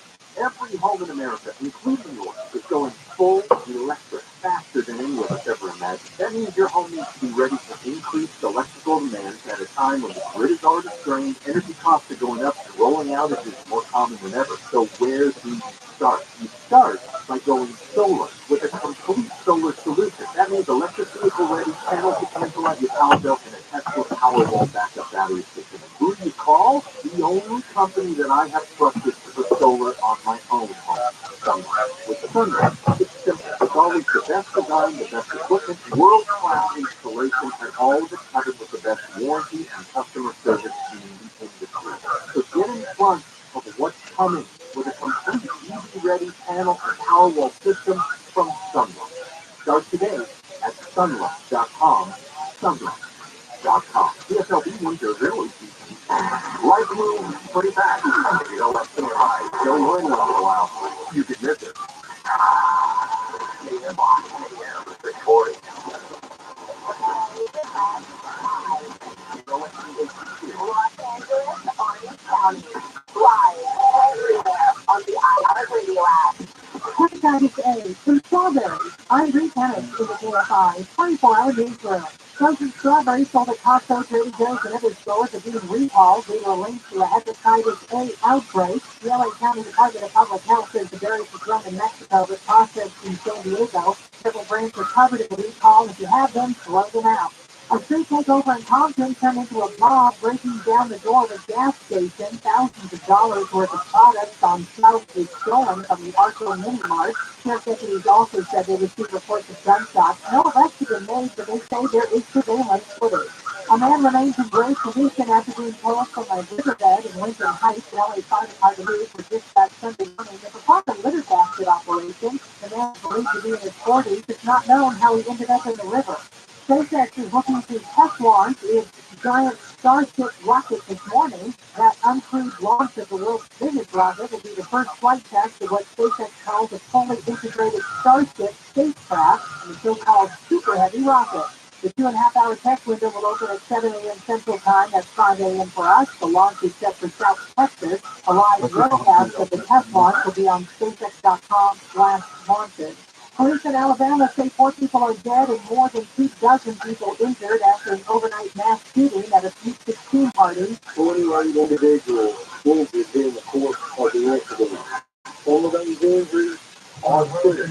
Having a dance studio in a small rural town in Statesville. Reports say the group of those injured, including more than a dozen teenagers, still no official word on the status of the suspect. And Hilda Barbie is now open in Santa Monica. Downtown weather from KFI, low skies and fog, burning off the sunshine with highs in the 70s. Right now it's 55 in Fountain Valley, Stanton is 54, 53 for Culver City, and 52 degrees in Valencia. We lead local from the KFI 24-hour newsroom. I'm Bree Tennis. As you come into the blue house on the back of the eardrum, as you're taking the 91 is red. There is an accident. It's not blocking the transition. It's slowly but surely making its way to the right shoulder, though. On the byway, southbound just before Indiana Street, there is a car that just stalled out and blocking that right-hand lane. If you're traveling in Echo Park on the 101 going southbound, at Busy Way, Rampart Boulevard, that area is partially blocked due to a car that just stalled out. Can't find the silence either faster. I saw the mystery. iHeart Podcast, which is excited to welcome Jay Shetty to the iHeart family. Tune into On Purpose with Jay Shetty, the hit podcast where the former mom shares fascinating conversations with insightful people and investigates ways to live life today on purpose. Try something new. When was the last time you did something for the first time with your partner? We're used to watching them do the same things, do the same activities. Let's see them do something That's fresh. thematic. I find it helpful too. If you just go on either Wi-Fi or cell service, but not both, because it makes switch over those parts of the They close that with new rules. My one rule is putting up the sideline sports bar with approve and my crew. Now just cut reason to this is a leader. It's time for baseball. It's time for you to rally up at Sideline Sports Bar Channel. Number two, Live players, live May 26th. and the number one reason. Get a hydration backpack and a pack to upgrade to a You are day. absolutely You right. earn 500 points on mini Rose Park, the 24th or 25th. The moment coming back up. How much do you think your home is worth this year? Do you think it's going to be worth the same next year? If you're thinking about borrowing on your home equity, your odds of getting more out of your home is probably higher now than it will be next year. I certainly believe that. Some experts predict that property values might decline over the next few years, making it more challenging for borrowers to tap into that home equity. If you need $75,000 or more, HMS Capital can help you borrow the money you need with the equity you built. So whether you want to consolidate debt, make home improvements, whatever your situation may be, HMS Capital, they have the best solution to help you. No appraisal, credit report fees to apply. I've done 2 mortgages with HMS Capital. Clearly, I'm a fan. I believe they are simply the best for what they do. Call 833-255-5698, 833-255-5698. Visit hmscapital.com.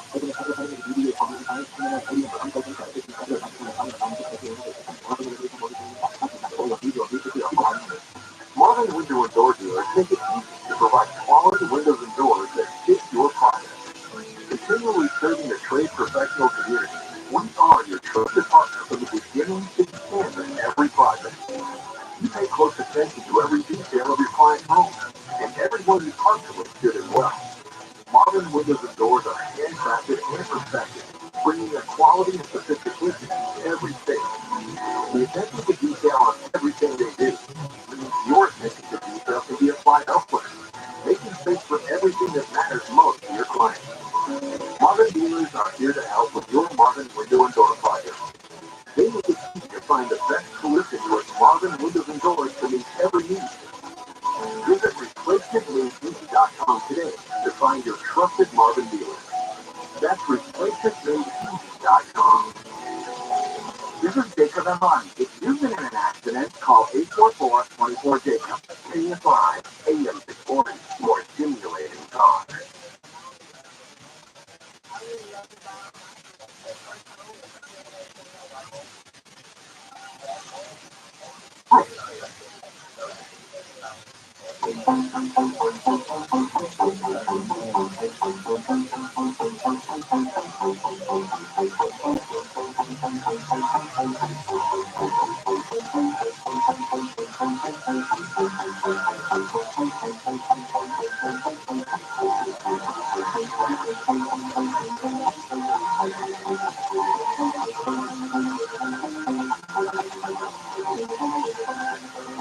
This program has been pre-recorded.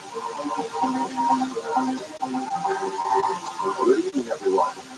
You're at the right place at the right time. This is Coast to Coast AM, blasting out of the Mojave Desert like a Sirocco, breaking across the land, slamming into your radio like a supercharged nanoparticle of genius, breaking from the boldest, bawdiest, most outrageous city in the world, the planetary capital of sun, fun, sin, sex, and secrets. My not-so-humble hometown, Las Vegas, Nevada. My name is George Knapp, your occasional host, designated driver of the airwaves, and moderator of tonight's upcoming Optimus cavalcade conversation. Let's kick it out there. Better put your thinking caps on tonight. We have 2 big brain scientists joining us to share their latest research on topics of interest to all of us. Is there life out there in the universe somewhere? The answer is almost certainly yes. Since the launch of the James Webb Space Telescope, hardly a week goes by when we don't hear about another mind-boggling discovery. Astronomers and astrophysicists, black holes, cosmic structures, evidence related to dark matter, new exoplanets, some of which could be prime candidates for life. But there are also investigations closer to home, right in our own backyard, and really key work being done focus on our sister planet Venus. A flyby mission a few years ago suggested some form of life could exist in the upper atmosphere of our neighbor, despite the hellish conditions on the surface of Venus. Tonight, in the second half, a scientist currently working on the front lines of the news and research joins us to share some exciting work being done now and more planned for the near future. We've got some I'm hands going to here. talk to Dr. Stephen Kane about so much more, Mr. including JB, new Mr. findings Stewart, from the Webb go ahead. telescope. So put on your thinking caps and maybe plan some pointed questions about the wild bouillon. But before that, one of the best-known scientists in the country, maybe in the world, Dr. Travis Taylor is here. You might know him best from television, specifically from the History Channel's hit series The Secret of Skinwalker Ranch.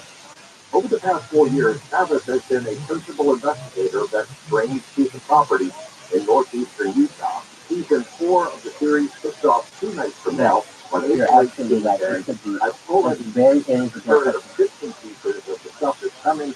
Like many of you, I can't wait to see it.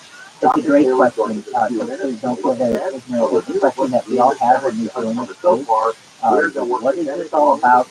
You never talk about it in school, so there's no formal education on it, and you have to really educate yourself. You have to find like-minded individuals and basically absorb their knowledge, and you don't always know what to trust. So, Mr.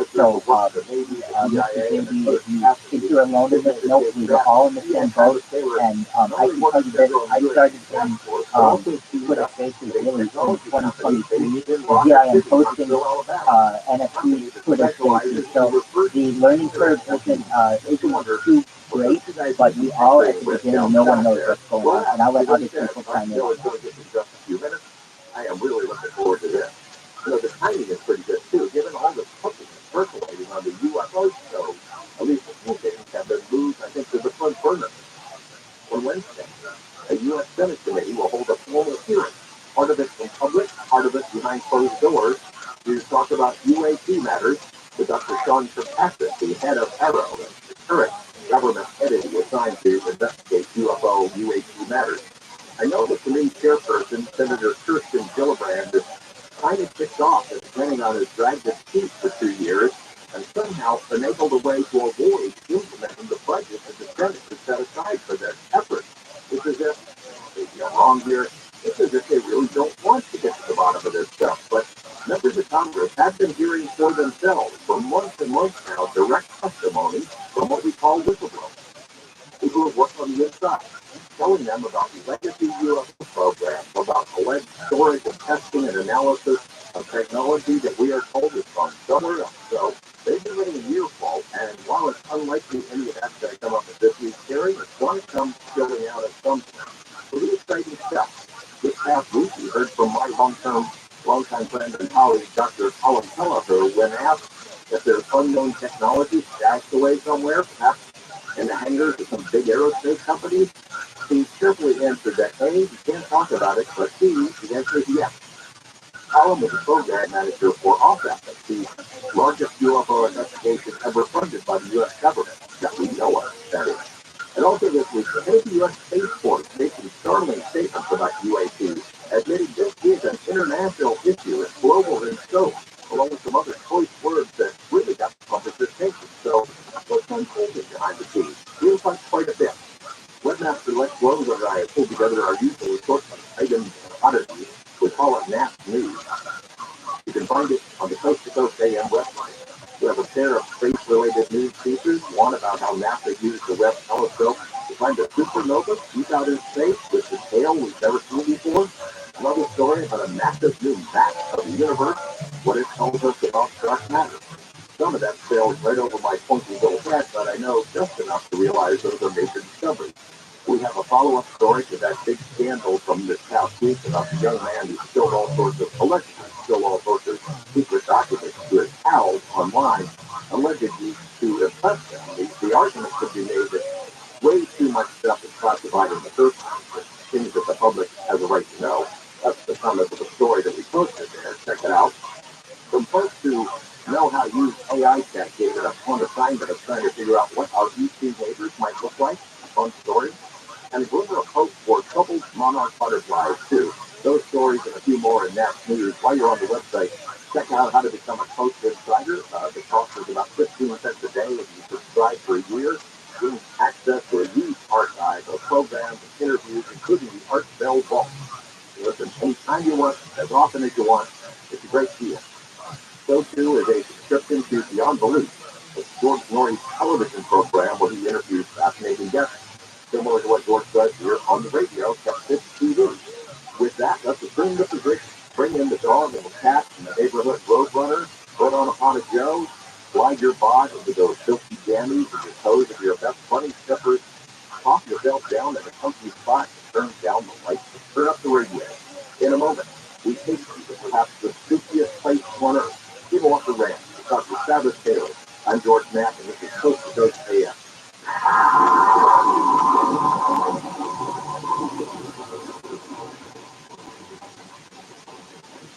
Consumer Cellular is the most trusted wireless brand, and they've been providing superior nationwide coverage for more than 25 years. Switch today and save up to half on your wireless bill. They offer unlimited talk and text to a flexible data plan starting at just $20 a month. Their award-winning customer service team makes switching easy. You keep your phone and number, and activation is free. Plus, you can add a family member to your plan for just $15 a month per line. Never worry about dropped calls, because Consumer Cellular has the exact same coverage as the major carriers. It's coverage to over 99% of the nation. And this is all backed by their 100% risk-free guarantee. Also, with Consumer Cellular, you can save up to $250 a year. Go to consumercellular.com/Nori, and for a limited time, get $25 off your wireless bill when you use promo code Nori. That's consumercellular.com/Nori, and use promo code Nori for $25 off. Real people, real stories. So I had an appointment with the surgeon, and he was told me what all he was going to do, and it was just absolutely horrendous. I came home, I started on carnivora, and I called and canceled my surgery, and she said, "Are you going someplace else?" I said, "No, I'm taking care of it myself." She said, "Okay," and my problem on my skin went away. I have bruising that tore over my arms. 3 weeks after I was on the carnivora, I noticed, I'm looking at my arms, and I said, "Gee, I don't have any bruises on my arms. I'm always full of bruises. I can't put my finger on it, but I know something's happening." I have to tell you, that has to be the carnivora. 866-836-8735. 866-836-8735. So visit carnivore.com. That's CARNIVORA.com. You too have to report to get 15% off your order.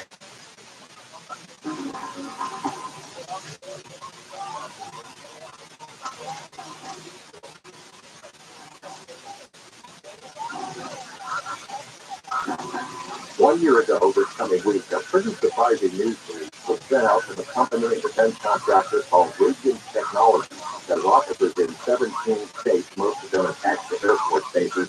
They announced the hiring of Dr. Travis Taylor. And two things surprised me about this announcement. The first is this news release was all kind of glossed over the reason so many of us know about Travis because of his appearances on television. First on a National Geographic show called Rocket City Rednecks, and more recently on the History Channel, The Secret of Skinwalker Ranch. Radiant is proud to have a guy that's so well known on the staff, and for good reason, because the second surprise for me was his resume. Wow. I knew he was a brainiac guy and had worked on finishing the program for a while, but had no idea he was this accomplished. Listen to this. Dr. Taylor boasts a doctorate in aerospace systems engineering, a doctorate in optical science and engineering, a master's degree in physics, a master's degree in mechanical and aerospace engineering, and a master's degree in astronomy. He's got a 20-year career supporting NASA, the U.S. Army Space and Missile Defense Command, and other customers. He's an accomplished writer who's written 2 textbooks, 15 papers, and 21 science fiction novels. I can't tell the time for this. Dr. Travis Taylor, it's amazing. And what he did not announce is a story that I was able to support, the fact that he also served as the chief scientist for the UAP task force. The group has set the table for the UAP investigation that's now underway.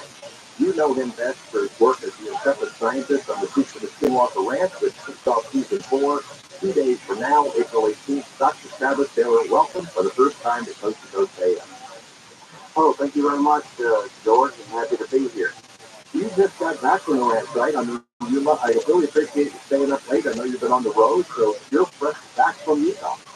Yeah, I actually flew back yesterday morning, so I've only been home I haven't been quite home for 24, 30 hours, something like that. I got to see you at a conference a couple of weeks ago, and it's amazing how many people would fill out. And I watched the comments online as well that people that think this is all, just a made-for-TV show. It's not really an investigation. Address that for us, if you will. Well, yeah, so first of all, it's not a television show. It is a scientific investigation that's being documented for television. Those are two different approaches. A television show implies all the things of a television show where you have scripts and you have things that are contrived or made up or whatever. That is not at all what's happening in Skinwalker Ranch and on the secret of Skinwalker Ranch. We everything you see is in the moment. It's real. It's what our sensors gather, and in fact, we're still shaking our heads, scratching our heads, and going through data trying to figure out what some of the things were that we saw 2 years ago, much less last year, much less this weekend. So that's what science is. It's going to take a while to figure it all out, but what we can figure out and get in front of the public, that's what we're doing. Part of the scientific method is to report the results. Well, we're reporting our results as quickly and in openly manner as we possibly can, and that's through the secret of Skinwalker Ranch. Would you give me your assessment of what, if any, progress you and the team have made in the years that you've been at the ranch? Broad strokes, obviously. Well, the first thing was to determine if the phenomenon was real or not. We were really backloaded. We weren't really front-loaded with a lot of information from the Bigelow era team.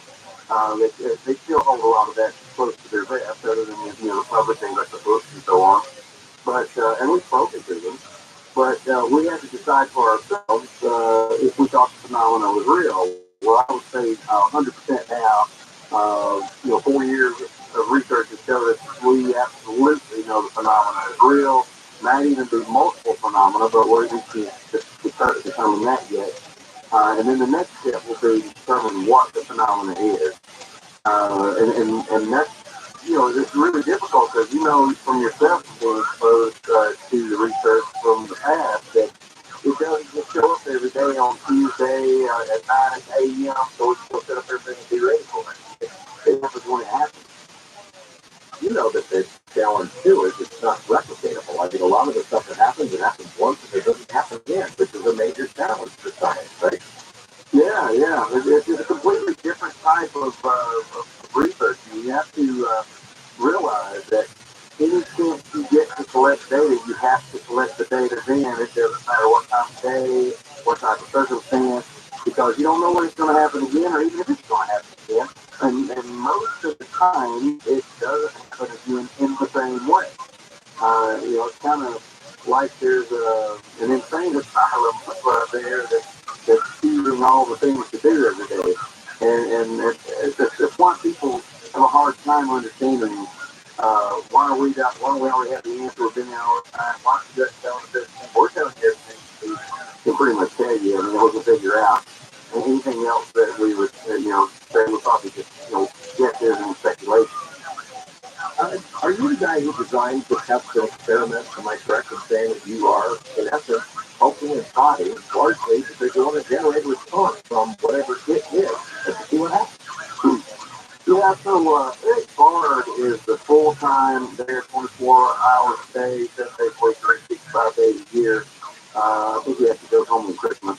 But he is the principal investigator and was, 3 years before I got there. He is mainly over all of the main decisions or whatever as far as the research program. But he's more of a much more of an observationalist. And so they brought me on because my expertise was in experimental physics and experimental concepts. And so Eric and I'll sit down and brainstorm, and then I'll come up with ways to do experiments and things that we can test, things that we can move forward with. Then once we figure out the details of the experiment, then we go and we, fix the cost to both Brandon and the network, try to get cost sharing going there, and then try to find the resources to do it, put the resources in place, and then perform the experiment. And so there's a lot of logistics and effort involved in something like this. And, I don't think people quite realize that they will, once the show starts airing this season, because there was one experiment that I counted had 1,016 moving parts, and there was probably 100 people around helping us keep all those parts in the air and moving. Wow. I don't know how much you can say about what's coming in the next season, but let's go ahead and take a stab at it. Give me the broad stroke. Surprise guest. Anything? Oh, yes, we had some surprise guests. I don't know if I'm allowed to say it at the air on the side of talk. But you'll find out really soon, and I think just 2 days now. But we did 14, with every 14 episodes, there are the compilation of at least 14 big experiments with some other small experiments scattered through it. And they're all sort of linked and build on each other in ways that we didn't realize until halfway through what we were doing. And what I will tell you is a key theme we discovered in the last year, and it's actually, we kind of hinted on it in the earlier experience in the first 3 years, where we really discovered there's some sort of time-based anomaly that's occurring on the ranch very often, whether it's something that's spoofing the clocks and all the equipment, or time itself is actually being confused, we can't determine yet. But there is definitely some sort of time factor in what's going on there. We talked about the difficulty in things not being repeatable or replicatable. It feels strangely elusive too, doesn't it? I mean, transitory radiation. You have to like personally the radiation was real because it affected you. Yes, I had all the symptoms, classic symptoms of radiation, gamma ray radiation exposure. I was 4 different physicians. 2 of them were experts in radiation exposure, and talked to an oncologist as well afterwards. And it was real symptoms of gamma ray exposure. My gamma ray detector detected gamma ray radiation, and it also knocked out many electronic components near me when it happened. And we have since put gamma ray detectors in random locations on mine, and some of them have had huge spikes, even more than one I got hit with. And then major spikes. We don't know where they're coming from. And some of them, have lead normal things. So it's a random situation. And how do you prepare for something like that? You can't. I mean, it's kind of like, it's not even really like combat, because in combat, there's a bad guy out there to do that. In this thing, we don't know what causes this, and it's randomly occurring. That's part of the self random. And so, how do you prepare for something like that? We just measure diligently, if we see high readings, we evacuate. And normally, if you've got something radioactive, a piece of metal or something with uranium or a shell or something, if radiation is detectable, it should still be there. But this radiation is there a minute, 1 minute, and then it's gone. I mean, that's not explained. I don't know how to explain that.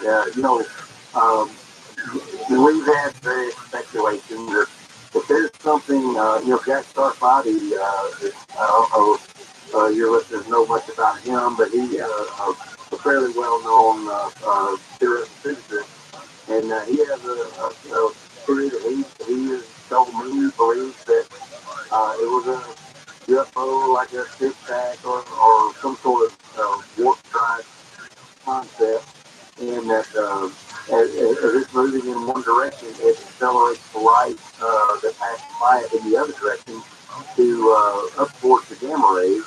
And he believes that, I may have been my one that may have passed by. I don't know what to say about that. I mean, it is a speculation. We are looking for ways to test for that. But that's a situation. Then there are other possibilities. If there's some kind of traversable wormhole, you might have a similar effect near the mouth of it. So it accelerates standard radio waves up to gamma rays or something, and it could have caused it. That seems like it would have been a much bigger effect than just like a small tight beam that affected me and didn't affect guys that were 10 feet away from me. Does it feel like there is an intelligence behind it, or more than one intelligence? Yeah, sometimes it does. It seems like it's predicting what we're about to do, and it'll shift so that what we do is ineffective. Where one day we find a telltale sign, and we go with a better piece of equipment back to that same telltale sign, and now it's moved or it's changed the way it's functioning, and so we don't measure it the right way with this new piece of equipment we bring out. Or we're wanting to dig or do some demolition or move something and need to have equipment. So we always get brand new equipment, brand new batteries, and all that type of stuff. And it seems like every time we do that, the equipment malfunctions, the batteries die, the electronic systems in the equipment are zapped somehow. Yeah, it's frustrating. It's a frustrating place. I talked to Dr. Travis today. We're going to take a break here and come back with more about the people that Skinwalker Ranch. Bruce Springsteen thinking about that other ranch.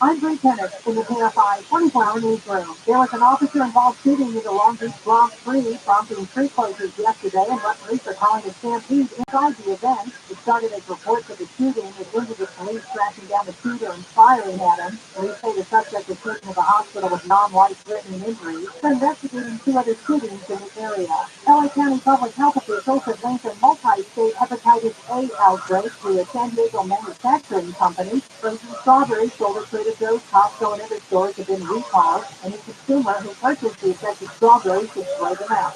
Congress is pushing the IRS to streamline tax day. There's a push for pre-e-filing for all. Next month, the IRS will release the first in a series of reports on their plan. Southbound weather from KFI, low clouds and fog burning off the sunshine, highs in the 70s. Right now it's 55 in Steel Beach, La Habra has 55, 56 in San Gabriel, and 51 in Studio City. We live local from the KFI 24-hour newsroom. I'm Bree Kenneth. There's a classic roadblock to north now just before the 105. It's blocking the helpful lane. Also on the 605 on that southbound side before Telegraph Road, there is a car that just stalled out as you're traveling in Wayne Park on the 5 to ready for a slowdown northbound as you're approaching the 91 west transition. A crash happened and blocking the right lane to that transition. KFI was guy has to be either faster. I'm fully injured. This is Michael Akiva, a managing partner to Kobe and Myers, and the official law firm of the LA Dodgers. With decades of experience and a track record of success, Jacoby Myers will protect your rights and make sure you get the compensation you deserve. Trust Jacoby Myers to go to bat for you. We offer free consultations to help you understand your case and the options available to you. Don't strike out with the insurance companies. Call Jacoby Myers today. Jacoby Myers, justice for you since 1972. iHeart Podcast is excited to welcome Jay Shetty to the iHeart family. Tune into On Purpose with Jay Shetty, the hit podcast where the former mom shares fascinating conversations with insightful people and investigates ways to live life today on purpose.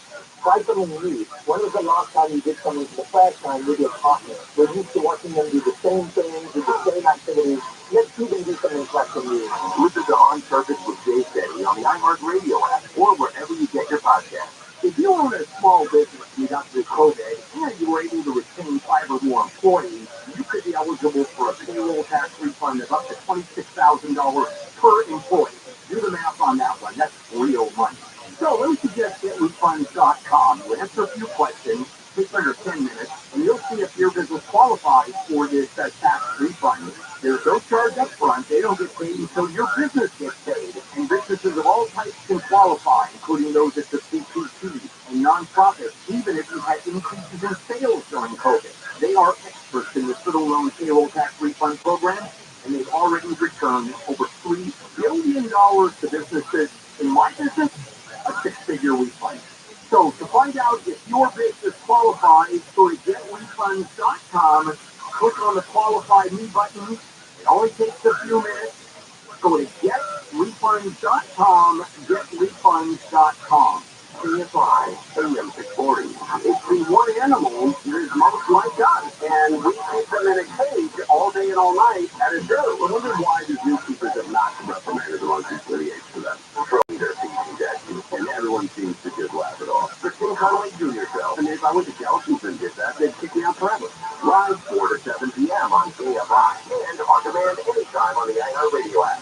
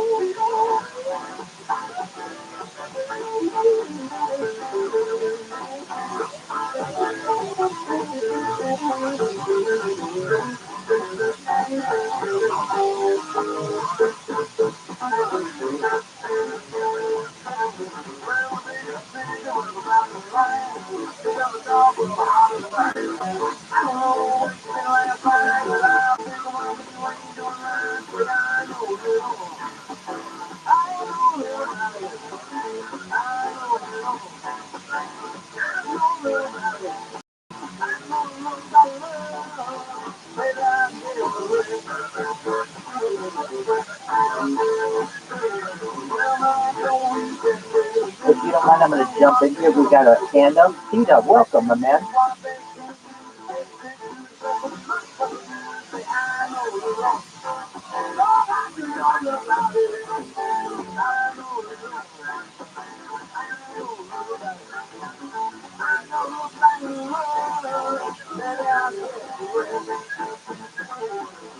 From coast to coast and your world, this is Coast to Coast AM with George Nett. Now, here's George. After great songs of Leonard Skinner, I Know a Little. Talk with Dr. Travis Taylor about the upcoming Secret of Skinwalker Ranch Season 4, which debuts April 16th. If you saw Season 3, you know, right there toward the end, there's some really interesting activity at the ranch. They've been digging into Skinwalker Ridge and struck them.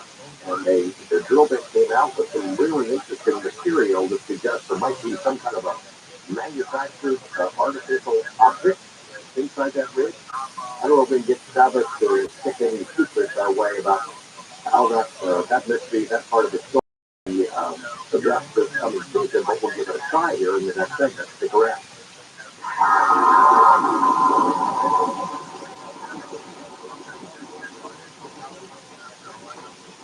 When banks fail, when bonds are devalued and the stock market is in turmoil, you'll be glad you own gold, something you can hold physically in your safe at your house, and now you can also hold it in a retirement account. In fact, if you have an old IRA or 401k that's tied to a risky stock market, you can roll that over without spending an additional penny to a physical IRA in precious metals. Convert Gold can help you own physical gold in a tax-sheltered account. I've known Brooks Gold for a long time. They've been on the show several times. Just text the word COAST to 989898 and get a free info kit on gold. There's no obligation to educate yourself on how to diversify in this highly volatile market. With an A-plus rating with a Better Business Bureau, thousands of happy customers, and countless five-star reviews, you can trust Brooks Gold to give you honest advice in protecting your savings with gold. Text COAST to 989898 and find peace of mind in gold. Tax season can be taxing on your identity because all your personal information is all in one place, getting emailed, shared, and possibly exposed to identity thieves. Tax forms can be like one-stop shops for ID fees. which means it can be dangerous when easy to steal your identity. Protection against identity theft is easier with LifeLock by Norton. LifeLock by Norton helps monitor your info and alerts you to potential identity threats. And if you do become a victim, a dedicated U.S.-based restoration specialist will work to fix it during tax season and beyond. No one can prevent all identity theft and monitor all transactions at all businesses. If you can make sure your identity theft protection starts here. Join LifeLock today. Save up to 25% off your first year. Call 1-800-LifeLock or go to LifeLock.com and use promo code George. That's LifeLock.com. Use promo code George to save 25% off. LifeLock.com.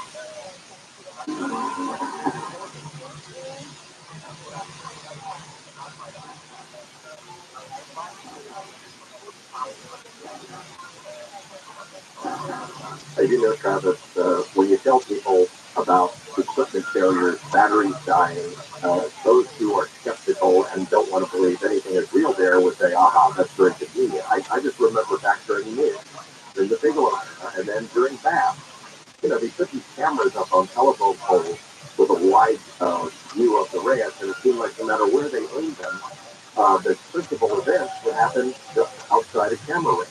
They carried the equipment around on the ground, the batteries would drain, equipment would die, anything that could go wrong did, and cameras there on the ground, TV cameras that are documenting a lot of the kinds of problems that those guys have. And you're seeing it for yourself. It's really strange, you have to say. It's just not coincidental.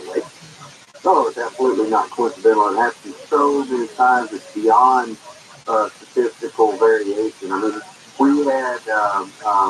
we have memory cards on a daily basis that the data gets scrambled or completely erased. We have the big $30,000 to $70,000 camera systems that are modern technology. Now they will just stop functioning. We have smaller P cameras on the hundreds to a few $1,000 kind of range that the memory gets wiped or the camera gets shut off for no reason. Cell phone batteries, you can take it right off of the charger and say 100%, and 5 minutes later you'll look and it'll be completely dead and turned off. And we've had car batteries do that. We've had bulldozer batteries. In fact, we changed batteries on a bulldozer 3 times in one morning, and it was brand new batteries. And every time we lifted up, the batteries instantly were dead. So this is something that people can say on TV or whatever, but anytime that's the experts that we've brought out that are contractors that we can say come to a job, and they come out and they say, every one of them, I don't think we've ever had one in 4 years now, get there and say, oh, it's just another day off at the office. Every time they say, I've never had anything like this in the world happen to me after 25 years of doing this particular kind of job. One of the part of the lore of the ranch is about Bigelow. I can tell you where that started. It was the rancher who was there before Bigelow. I called him Tom Gorman in our book, but you know what his name is. And he had been told when he bought the property, hey, before you do any digging, you got to let me know. And he just thought it was odd at the time. And then he would notice when he would do any kind of digging at all, that would get a reaction. Would often get a reaction. And I know when you guys came in, you thought, oh, but there is a little something to it, right? Yeah, I'm not exactly sure, if it's a direct causation, but there absolutely seems to be a correlation with weird digging with intent. Now, there's different kinds of digging. You different range. There's coastal, there's pipelines, there's cables, there's whatever you need for daily operation of living on a ranch. And that never seems to be an issue, but it's when you're digging with intent to look for something or find something or dig something up, that it's directed at trying to figure out what's happening here at the ranch, as opposed to just daily operations and maintenance. This seems to be something that is trying to interfere with that. And I know that sounds crazy, but statistically, we see the equipment fail. We see people have physiological reactions. Some of them have even ended up in the hospital with sudden heart issues or sudden catatonia or sudden reactions that are dangerous brain kind of images. It's really odd.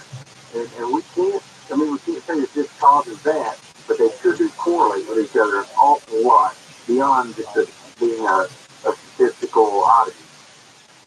The injuries have been real. There's no question about that.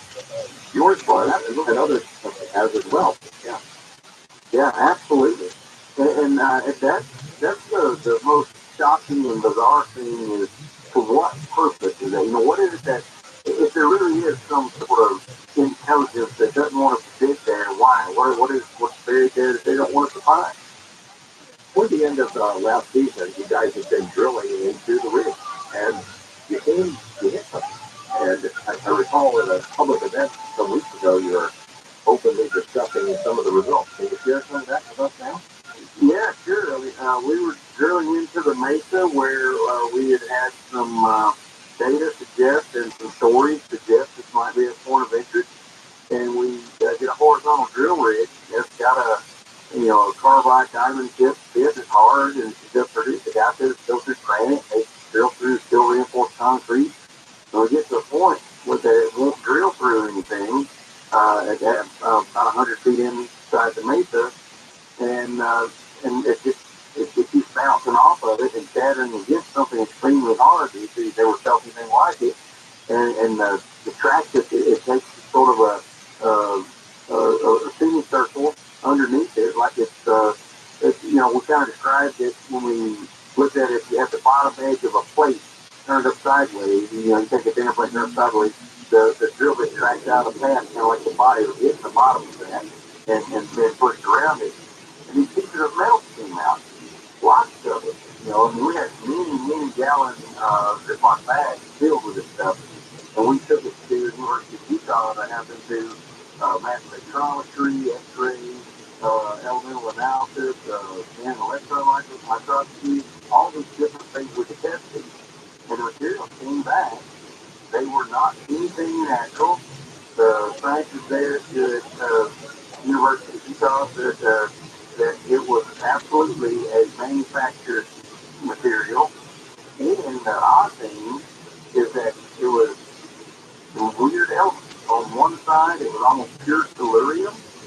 In the middle was a 50-50 almost mix of iron and aluminum, which is something we don't make. And then on the other side was almost pure uranium. And I find it really odd that you've got these kinds of materials that are semiconductor and possibly superconducting in certain situations materials, ceramic conductor materials that you want in, and how to get that damn maker 100 feet in. It makes no sense.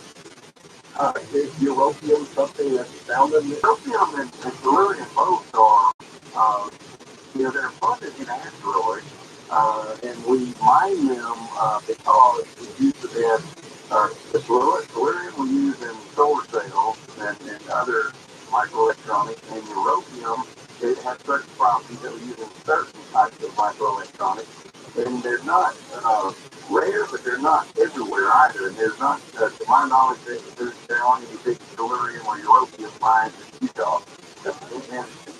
Yeah, that's weird.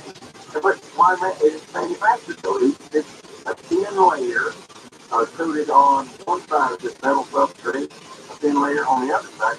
And that, by the way, it brings up something, George. You were asked to correct you. This is not the first time I was ever on Coast to Coast. Back in the 90s, I was on Coast to Coast with ourselves because I was a scientist that was investigating Arctic parts for Linda Howe.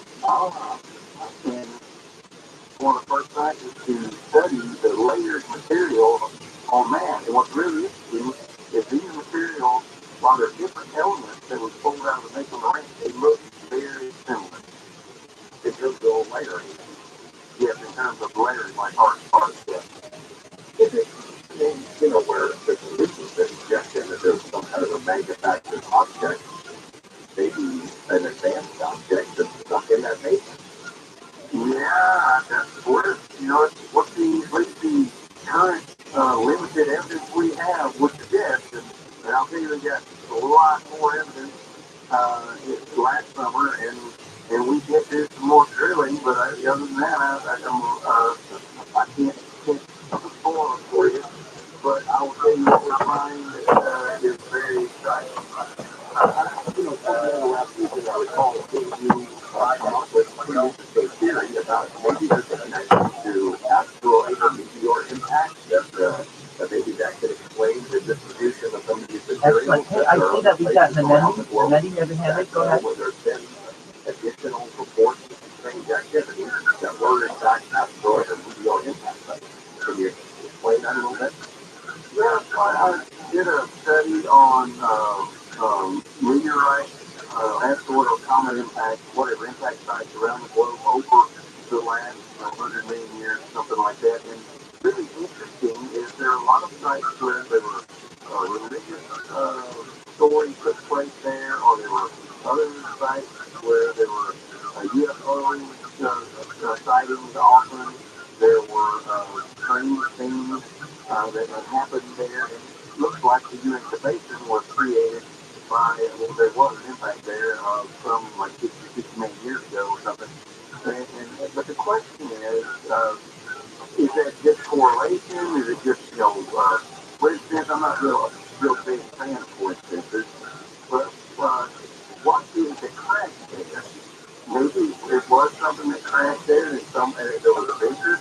Somebody else came to look and see what it was. Maybe they wanted it, and maybe they left something behind. They call some of these strange phenomena. Maybe they're actively looking at it now. That's why some people see UFOs going in and out of mountains and things like that. That's all speculation, of course. But we've got a lot of anecdotal evidence, and now a lot of real hard scientific evidence that there's some kind of phenomenon taking place at a lot of these kinds of locations. What a fine that's so nice to UAP reports is what drew Bigelow and his team with him in the first place. What attracted them off back in the CIA. It's a kind of interest of yours as well. I remember the first time I got to interview you, you told me you'd never seen a UAP until you got to the ranch, and now you've seen a heck of a bunch of them, haven't you? Yes, I have. In fact, that is exactly right. I've never seen a UFO or a UAP in any form, not even all light. I mean, I've seen thunderstorms lightning and plasma balls in the lab, but nothing that you would call a UAP, even sort of natural phenomenon that fit in this category. Certainly no nuts and bolts UFO type thing. And when I got to the ranch within a couple of weeks, we saw, without a doubt, this translucent sphere appeared in the sky over the ranch. It disappeared for probably 2 or 3 minutes and then just vanished without moving. And then we've seen many more like amorphous UAP over a galaxy size. Seen them flying over the mesa. We've seen them. We captured video in infrared. We've captured microwave signals when they occur. We've even seen some changes in the entire radio spectrum when some of these things occur. So it's real scientific evidence that something is occurring. Now, what are they? Well, yeah, what are they? That's a good question. What are they? Are they craft with beings in it? Are they eye portals from some other realm or distant location? Are they something new that Mother Nature took up that we don't understand yet? Are they some magic technology that our near peers like Russia and China have come up with? Honestly, I think the last one is the most ridiculous one because the physics that some of these things are doing would suggest that these other countries would have spent billions and billions of dollars in a Manhattan Project level effort. We don't see evidence of that. As far as we know, what you see, drones and balloons do not explain what's been recorded on camera. I challenge most people to keep drones flying in the air in Walker Ranch. Because almost every time we bring drones out, we have heat malfunctions, the batteries run dead. A lot of times, GPS doesn't function on the ranch like it does anywhere else. And the drones think they're some completely different place. And they'll crash because they think they've already landed. Turn off, 50 feet in the air. or it won't take off. They think they're 100 feet below the thing. It's just the strangest things like that. And so, yeah, it's not balloons or drones that we're seeing out there. Absolutely not. I've seen enough of the shows to know that you got a lot of rocket power on that land. Could you shoot one down, or is that giving something away? Well, I don't want to go into so as we said, these things are random as it appears. We can't predict when they're going to be. So what do you think the odds would be of actually being able to hit one with a rocket? And that's really not why we're launching a rocket. Rockets are a test of, we set up sensors, get them to certain altitudes, and see what happens as they get them to come back down themselves. Because they follow suit. The air and space engineering that we understand very well, and the rockets over the triangle area, for example, they statistically avoid a certain region in the sky, even if it's doing the opposite of what the aerodynamics would have the rocket do. And that's one of the tests that we've really, you'll see we went way out of our way to verify that this last summer, and there is absolutely something over the triangle that is anomalous and unusual. I am a non-scientist, so just from my uninformed opinion, all these rocket tests that you've done, it's almost like you're trying to outline the boundaries or outer limits of something that's up there. That's always there. Is that so? Exactly right. That was an invisible target out in your yard, and you could put a dartboard behind it, and you just keep throwing darts. And then you look at the board later, and you realize there's a hole in the middle of where the dart should have landed on the target. Then there was something in the way that was making the darts move around it or miss it, and that's kind of what we're doing. And trying to get enough of them thrown up there that we can get a statistical picture of what we're looking at. Is anyone else watching you? I know I've asked this of Brandon Hugel, the owner of the ranch, a few times, whether or not there's government surveillance of what you're doing. Is there anybody speaking with a Russian accent or Chinese who's on the periphery watching what you're up to? Well, Georgia, I really I don't want to talk about that and speculate, because if they are, then we view it and it'll be given away. But if they are and we don't know it, then it'll be a pure guess. But I will tell you that we have, and we showed this on the show either last year or before that we detected that something was recording our conversations and rebroadcasting. And so that's something is listening and watching, whether it is one of our near peers or some private churches or something else.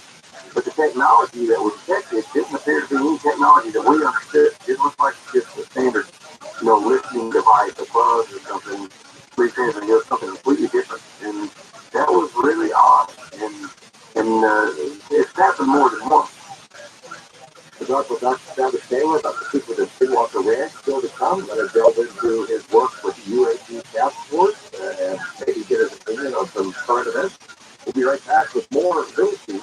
This song goes out to Rocket City, Huntsville, Alabama.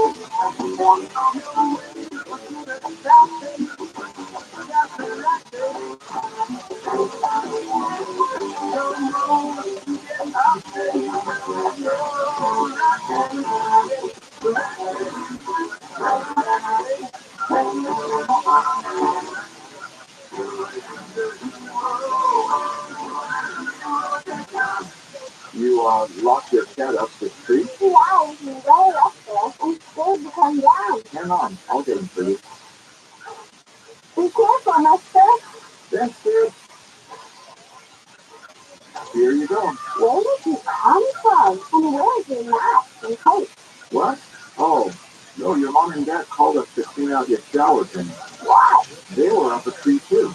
Really? Your drain was really clogged, backing up, and we have to stop that nasty stuff from invading your bathroom. So you're a hero? Try to be every day. We're rooter hero. Wow. We make sure you live in a safe, clean house. Go on. Thanks for us being doors. It's what a hero does. If you had a cartoon, how you're a hero coming in. Your traditional investments aren't so great right now. So how about investing in assets that not only hold their value, but are just outright fun to own? Have you ever wanted a Rolex but never thought you could afford one?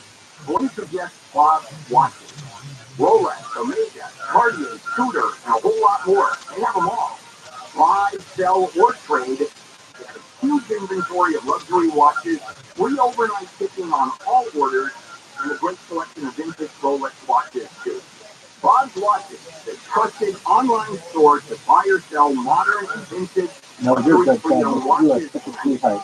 Essentially, you have helped to underwrite a fashion school in Nigeria through your NFT. What a beautiful, beautiful gift. Click the link at the top to get your discount automatically applied to your order. Looking to sell your luxury watch? They're fast and easy quote online from the watch experts Google Bob's Watches and Bill him. Daddy. You know what? Los Angeles, Orange County. Live everywhere on the iHeartRadio app. Street takeover. I'm Bree Kennedy. In the KFI 24-hour newsroom. A street takeover in Compton turned into a mob breaking down the door of a gas station. Thousands of dollars worth of products and shelves were stolen from the Arco Mini Mart. Sheriff's deputies say they also received reports of gunshots. No arrests have been made, but there is surveillance footage. An officer-involved shooting near the Long Beach Grand Prix prompted street closures yesterday, while police are calling a stampede inside the event. It started as reports of the shooting that ended with police tracking down the shooter and firing upon him. Police say the suspect was taken to the hospital with non-life-threatening injuries. They also recovered a gun. Officers are investigating 2 other shootings in the area. No injuries reported inside the event. SpaceX is looking to test launch one of its giant Starship rockets this morning.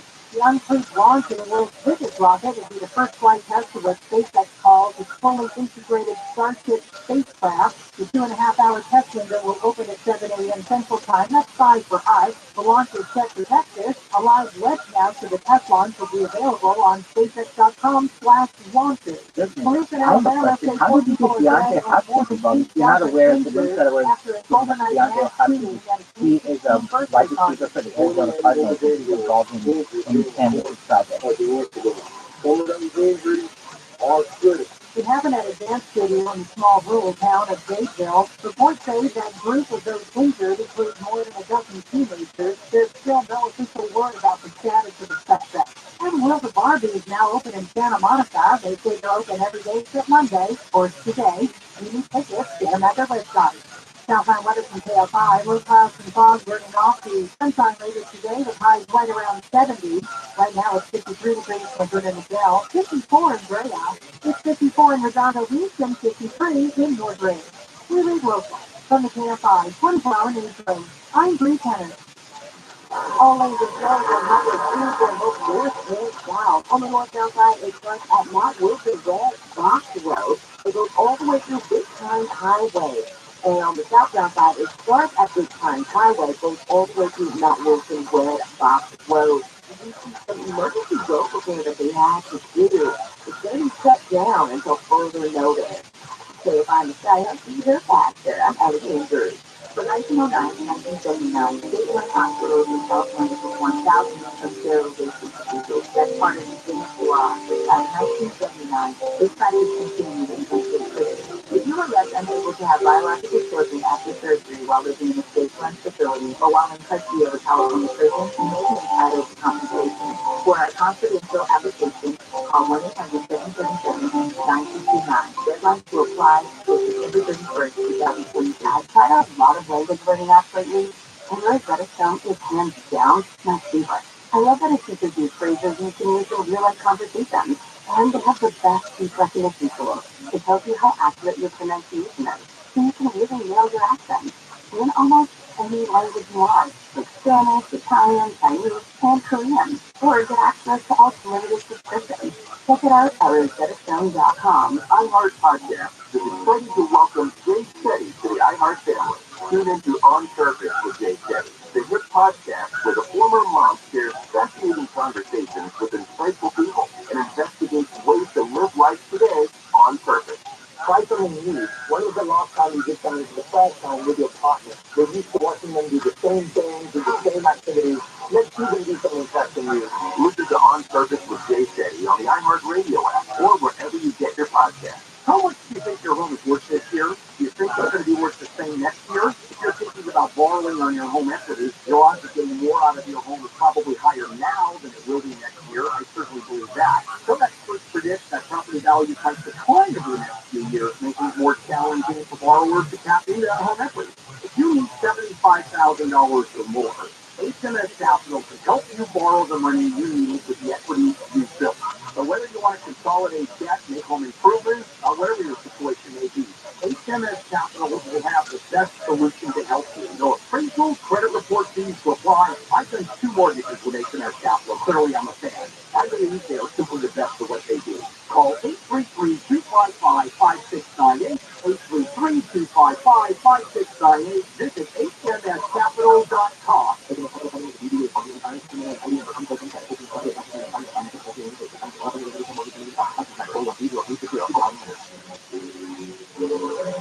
Seriously, my computer is just the again. We all know how easy it can be to go to the wrong place for transmission repair. Made up of over 800 pieces, the transmission is the most complex part of your car. So bring it to the transmission experts at AMCO. AMCO, always the right fit. AAMCO. Special financing available. Restrictions, limitations, and exclusions may apply. See AMCO.com for complete details. AFI, AM640, AFI, AM640.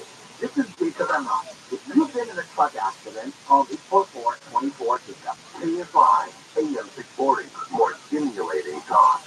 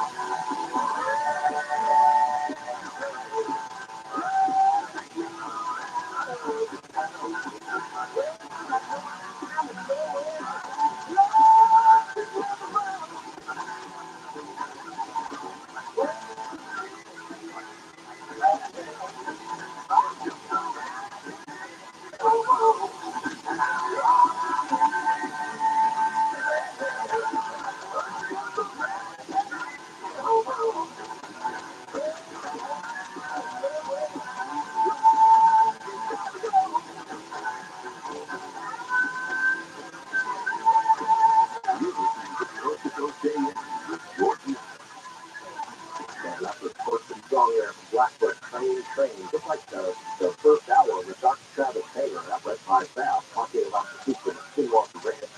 Season 4 of that show was debuted April 18th. You want to check that out. We're still not done talking about the ranch. There's some other material still to cover. Travis, about the experiments that they've been doing over the past 4 years, it comes to mind that maybe private citizens, private companies, private groups can investigate the UAP mystery without the government's involvement, without the Pentagon's involvement. But there are some things that those government agencies have access to that not even Brandon Google can afford. So the question is whether what's going on with the government investigations, the aftermath of the UAP dashboard that Travis worked on. We're going to get into that in this hour and then take some time with your questions for my guests as well. We'll be right back.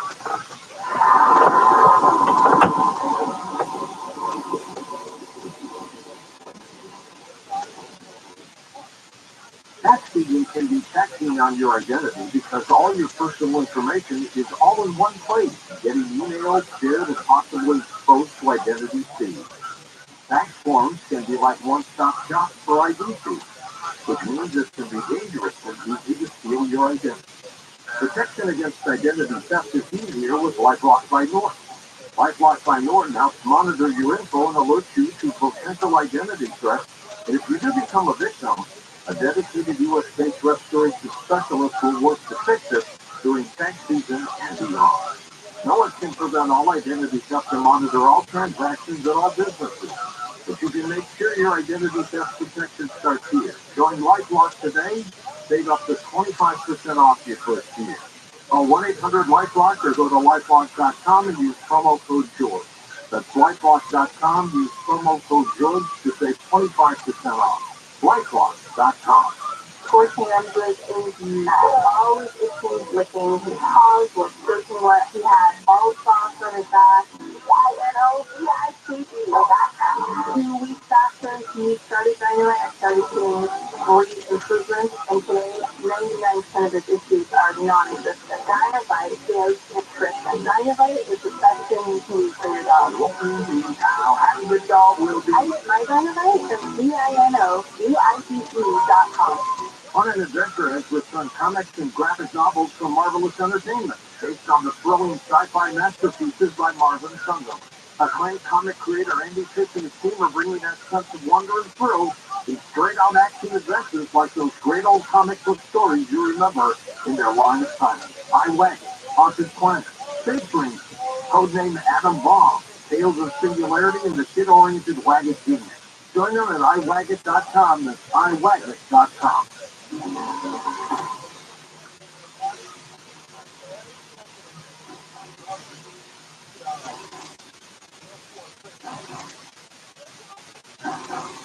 Dr. Travis Taylor, we'll come back to get what Moran said. I want to ask some questions about you. I remember knowing in general that you had started at a young age working for the U.S. government in various capacities. I had no idea how many degrees you had, how many books you had written, or how many of these programs you had started working at a young age. Could you give us a little bit of bio info when you started?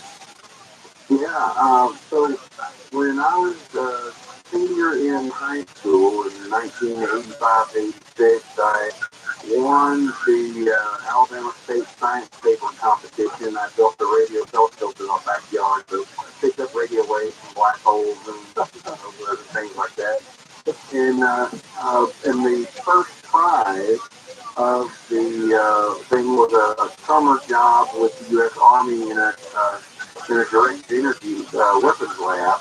And so I worked there for that summer with the Army, and they liked my work enough that they offered me a job.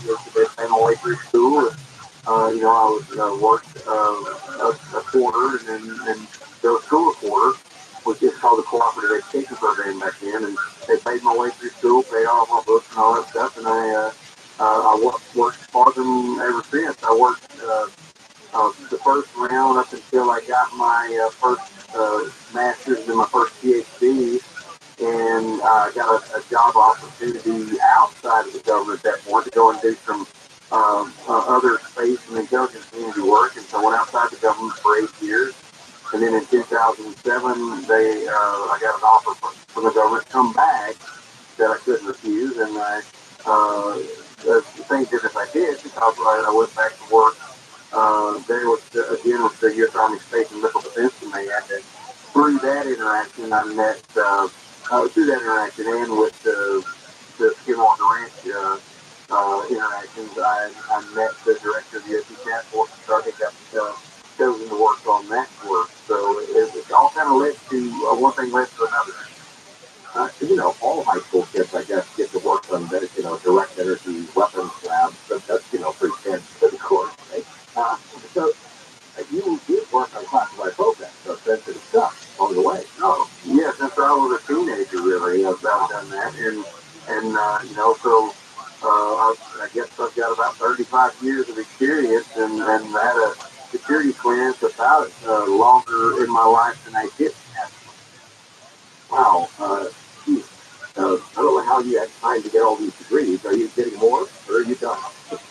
No, I'm actually working on a third PhD right now, and it's sort of I'm working on a sort of a new idea program with the local university here at University of Alabama Huntsville in the physics department that, while it's not just going to come right out and say it's the things you need to understand UAC physics, it's basically a physics area of concentration that would be the things you would need to understand UAC physics. I was absolutely astonished when the radio technology put out their release about hiring you, that they're based in your hometown. They're a major defense contractor with offices in 17 states. They do really great work, a highly regarded company, both by the employees and by the government.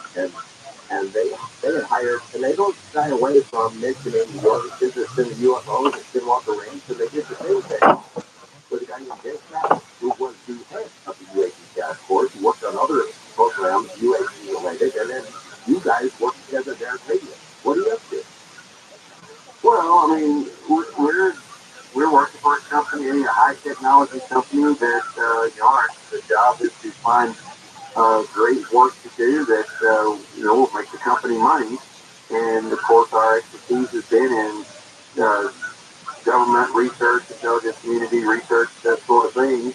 And that's what we're applying it to. And of course, it is a company that's made a big business out of reverse engineering or foreign materials exploitation, FME as it's called, foreign materials assessment, FMA. And I mean, if we had a rush to the our timing to the or some other foreign equipment, we reverse engineer how it works and try to understand it and see if the knowledge can help us, in future situations.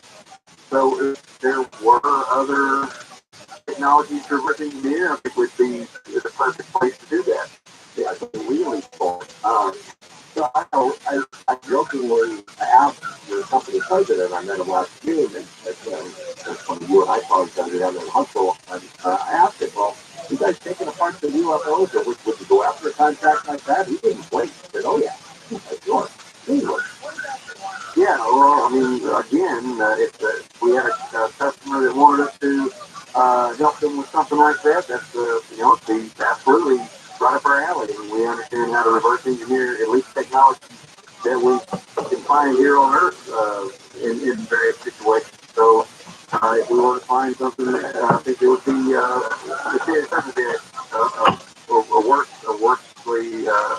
workful endeavor, and it would be an exciting research project, that's for sure. Tell me about being asked to work on the UAP task force by Jake Travis. You created it in essence, and you put it all together. Was it in part because of the work you're doing, the investigation of Skinwalker, that you came his attention, or did he know about you otherwise? Well, apparently he knew about me, but I didn't know about him.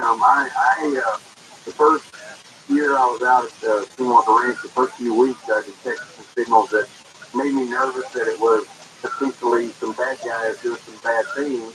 So I was reported it to security and kept going up the chain. Then I got a call from folks that, hey, we need to go brief this office at the Pentagon. And so I went and briefed the office in the Pentagon, and there was a guy there that came in, and after we were done, he asked everybody else to leave, and he had a copy of my book that I wrote, Alien Invasion, which was a serious study on what we would do from a military and intelligence community standpoint, and even a civil standpoint, if we were invaded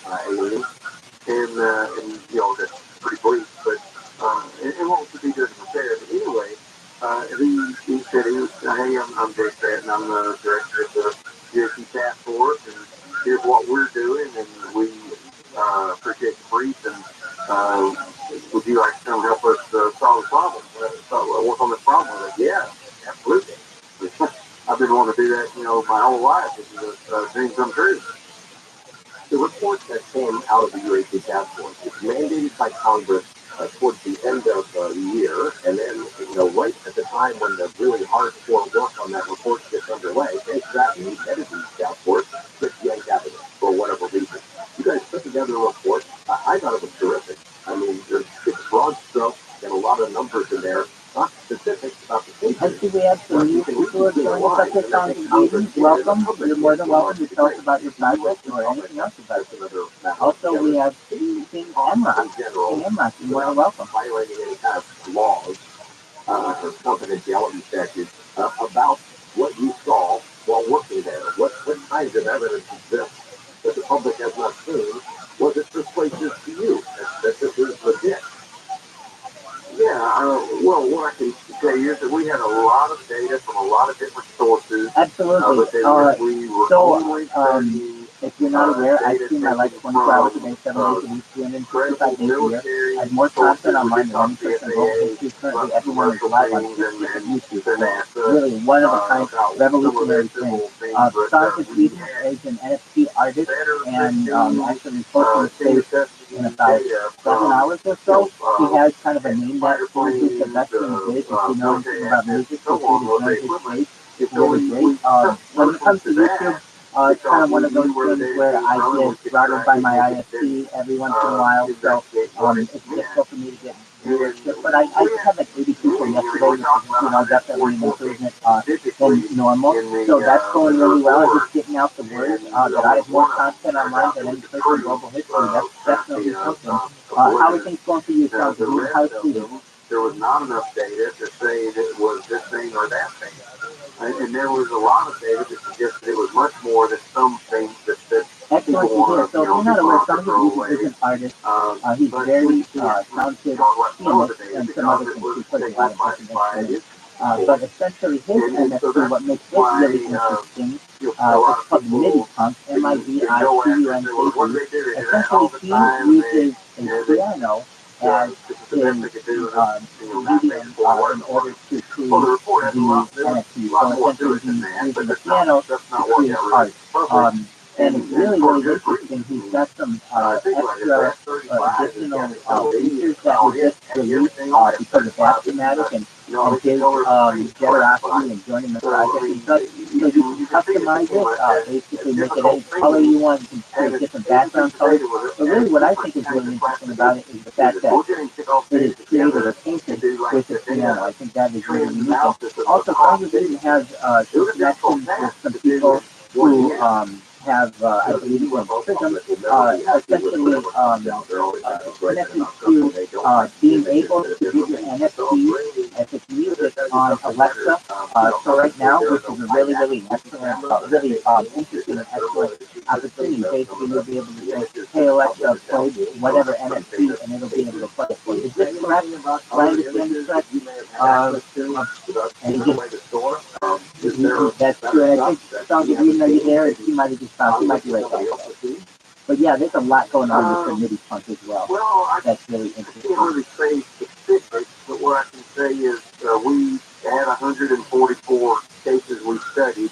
They were taken from military systems, and I think 3 have been released from 3 videos or so have been released from the public, so that you can infer from that whatever you want to infer. Exactly. There's more data out there. It is fabulous. You've seen the work of the debunkers, the East Coast incidents have been described as they must be balloons and drones. The West Coast warships, the 10 warships that were buzzed, 100 objects in July 2019. You've seen these debunkers attempts there. You would consider both of those places, the cases that came out of those, as still genuine unknowns? Yeah, absolutely. They were certainly genuine unknowns. Sounds good. Have you joined us on the describe your project correctly? Listen to the debunkers, or even talk about them, because they don't have all the data.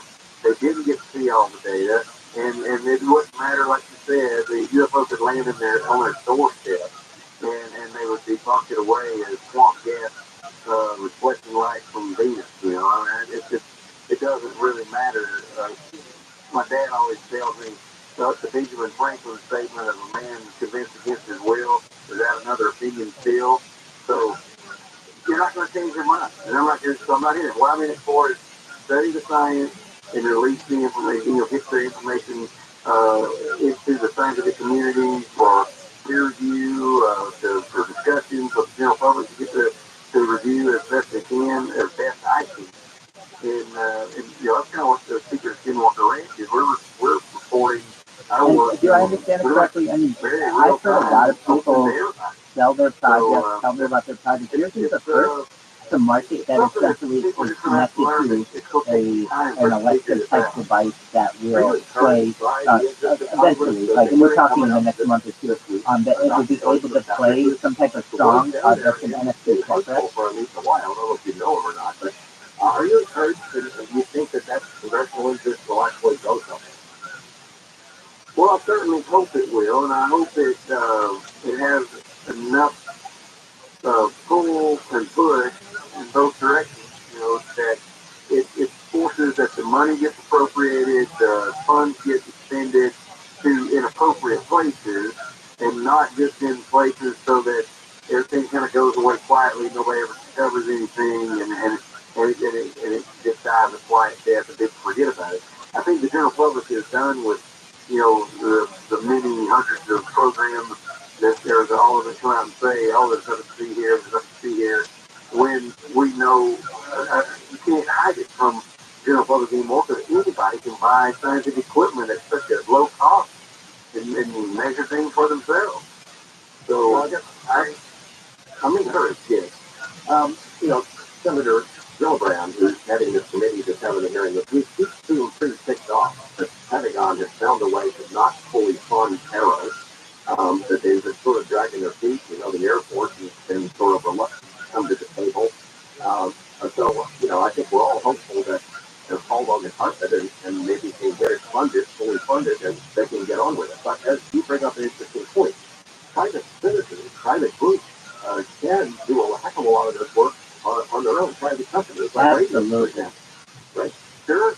The work at Skinwalker Ranch is all privately funded. So, and I'd say we've got as much public data as anybody collected with real hard scientific instruments. And I'm not saying other people haven't, I'm just saying we've got at least as much as anybody else, not more. And it's doable.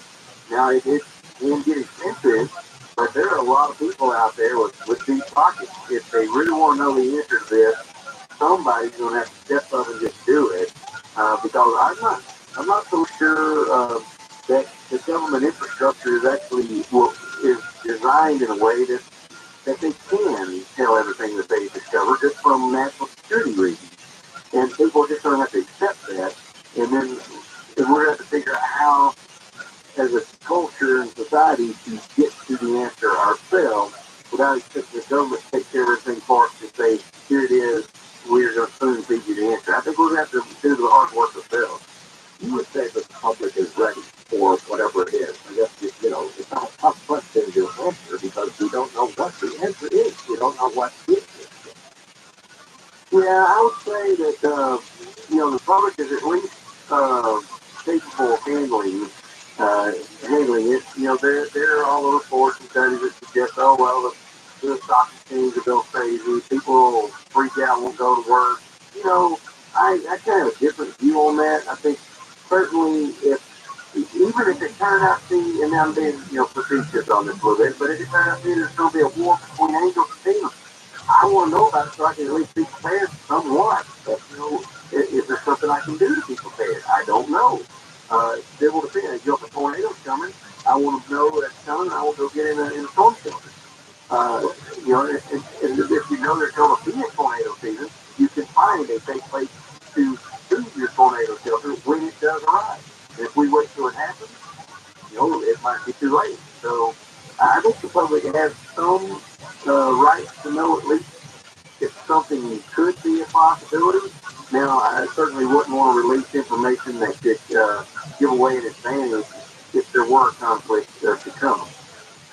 So I think when the Independence Day scenario unfolds, I might have to come to your house because you sound like the guy who could make a direct energy weapon and ward them off for a while through your backyard.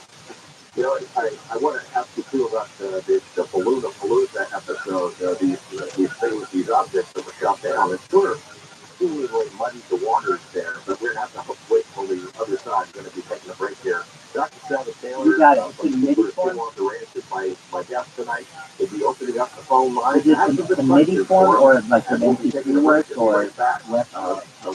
The next those, Beatles. Go to the Beatles. Get it a break.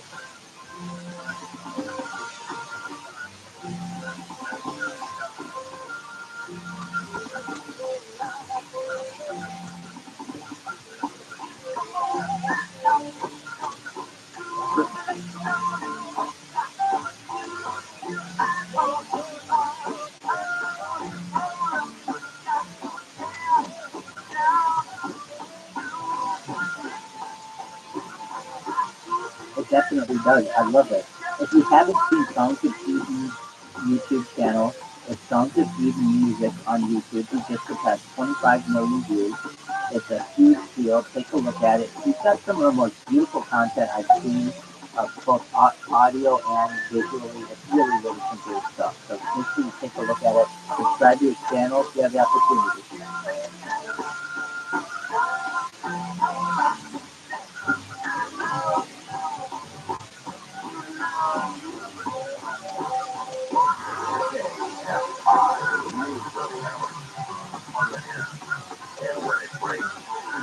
I'm Bree Pettis in a PSI 24-hour newsroom. LA County public health officials have linked a multi-state hepatitis A outbreak to a San Diego manufacturing company. Those frozen strawberries were sold at Trader Joe's, Costco, and other stores. They've all been recalled. Any consumer who purchased those affected strawberries should turn them out. Congress is pushing the IRS to streamline tax day, and there's a push for free electronic tax filing for all. Next month, the IRS says they'll release a series of reports on their plan.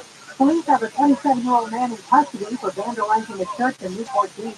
Christ Church by the Sea was built in the 1930s and did have stained glass windows. The suspect is accused of shattering those and causing about $100,000 in damage.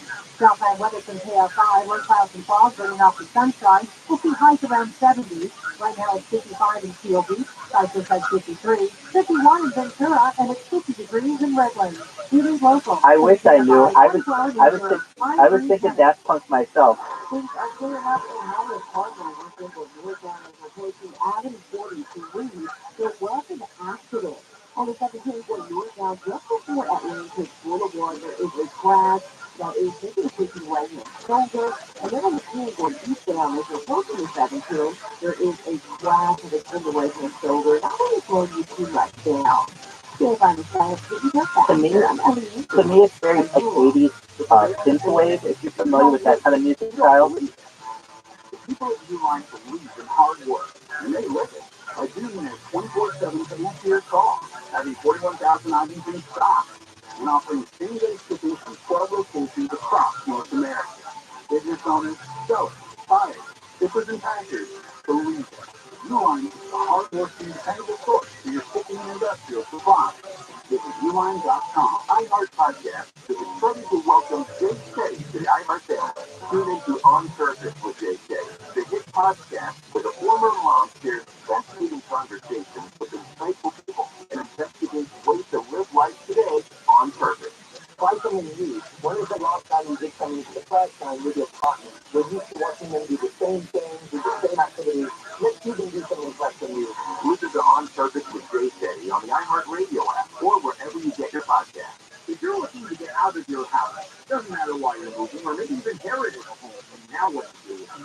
Usually you go to a real estate agent, 6%. And you're supposed to clean and keep and repair, and buyers are going to walk through the house that is pristine. And if you don't live there, you don't need it for that. How about getting a fair price for your home without any of that hassle? DirectBuyers.com will do exactly that. DirectBuyers.com, a local family-owned business, Janet and Matt, brother and sister, I love the way they do business. Now, there are a lot of schmucks out there in this business. I'm going to suggest you call the directbuyers.com. They'll never lowball you. They'll give you an honest, no obligation offer, even a $15,000 cash advance before closing. Go to directbuyers.com, call 844-242-SELL, 844-242-SELL, directbuyers.com. KFI, AM 640. Yes, definitely. Thank you so much for the advice. Yes, especially founders Ethan and I about a week ago, actually, almost an hour, had a consultation where he went through my social media, gave me some advice. Here's what I would do. Here's what I wouldn't do. And especially with someone who has direct contact with YouTube, is really a great resource. So if anybody is out there who has a small YouTube channel, it's certainly something that we kind of work some things out together. But he has a lot of knowledge, especially when it comes to YouTube shorts, and they're very entertaining. They're very colorful. I definitely recommend Francis Eden.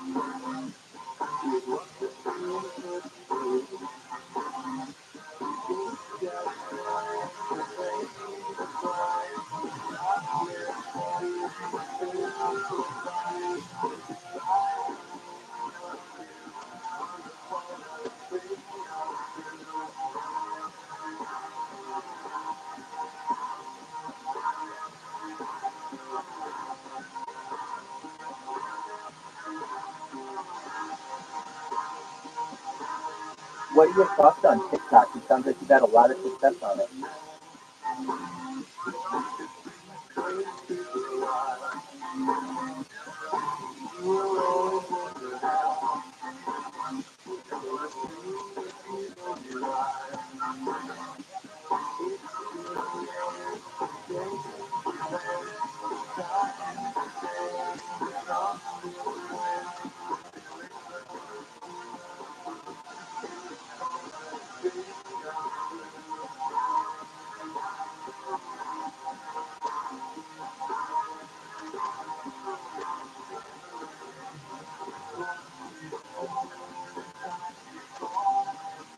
To talk to George Mack, call the Wild Card line at 818-501-4109. The first-time caller line is 818-501-4721. To talk toll-free from each of the Rockies, call 800-825-5033. For west of the Rockies, toll-free. What are they into? TikTok's old news for them. What's the new thing? This is Coast to Coast AM with George Mack. Oh, all right. Policy of truth from the Expos, which I think is Greg and Triggle's favorite band. Greg, of course, is the owner of Skinwalker Ranch. He's part of the team on the secret of Skinwalker Ranch, season 4, debuted on April 18th. And, I've had a chance to witness the interaction of the team members off camera, away from the ranch. That camaraderie, the friendship are real. Travis and Bryant, aka Dragon, and Tom Witherton, and Caleb and Eric, Jim Morrison, those guys really do get along. It's not something that's made up and scripted for TV. In fact, none of what you see on the air is scripted for TV. We still have more questions to ask about the ranch. I'm sure you're thinking of some right now, but put on your thinking hat, folks. That's some good stuff coming up in our final segment with my guest on Travis Taylor.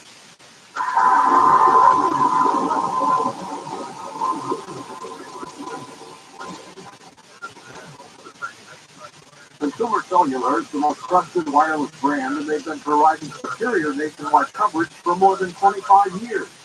Switch today and save up to half on your wireless bill. They offer unlimited talk and text with flexible data plans starting at just $20 a month. Their award-winning customer service team makes switching easy.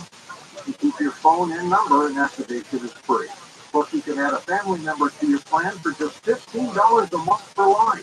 Never worry about dropped calls, because Consumer Cellular I see you have your hand raised. Go ahead. is the major carrier with coverage to over 99% 99% of the nation. This is all backed by the 100% risk-free guarantee. Also with Consumer Cellular, you can save up to $250 a year. Go to consumercellular.com/Nori and for a limited time get 25 off your wireless bill and use promo code NORI. That's consumercellular.com/Nori and use promo code NORI for $25 off. Real people, real stories.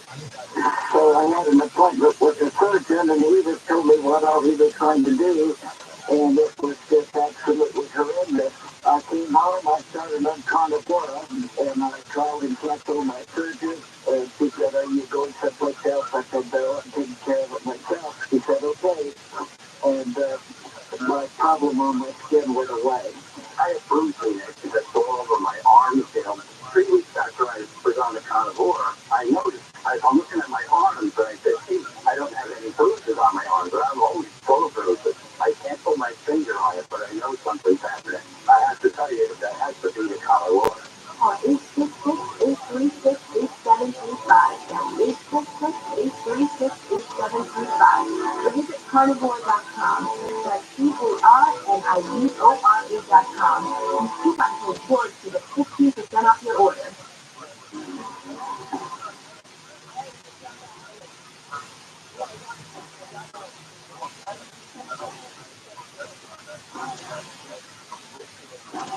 Dr. Travis Taylor, before we go to the phone, I need to touch on this with you, so bear with me for a moment. You've been out on the ranch. I didn't know if you saw this news the last couple of days, but the commander of the U.S. Space Force comes out and makes these remarkable, jarring comments that UAP is real, it's global, it's going to require international cooperation. I was pleasantly surprised. I don't know, did you get to hear those comments? Well, I've read the transcripts on a news article on the internet. I thought that was fascinating myself. Yeah, that we've actually had a government official in a different, one of the different services come out and say, "Hey, this is real, and it's like you said, a global thing." I think it's fascinating. You hear the same stories that I hear. I'll probably hear more of them. That's definitely true. Your Who's the Best in the Biz is one of the best events that is on Twitter by far. Do an analysis of heart many years ago. I hear those stories from people with degrees like yours who've been in classified programs. Some of them have reportedly told their story about UFO legacy programs. Is there anything you could say about any of that? Do you happen to think that there are whistleblowers who've given that kind of information that's legit? And do you think that there might be statues of random materials or technology that is not made by us? Well, I do know that some of the whistleblowers that have reached are absolutely credible individuals, and I believe that they at least believe that this was the case that happened to them. They weren't somehow being tricked or duped, and I don't see that being the case. And so I'm kind of stuck like you are, Jordan. I don't know how to answer that. I don't know.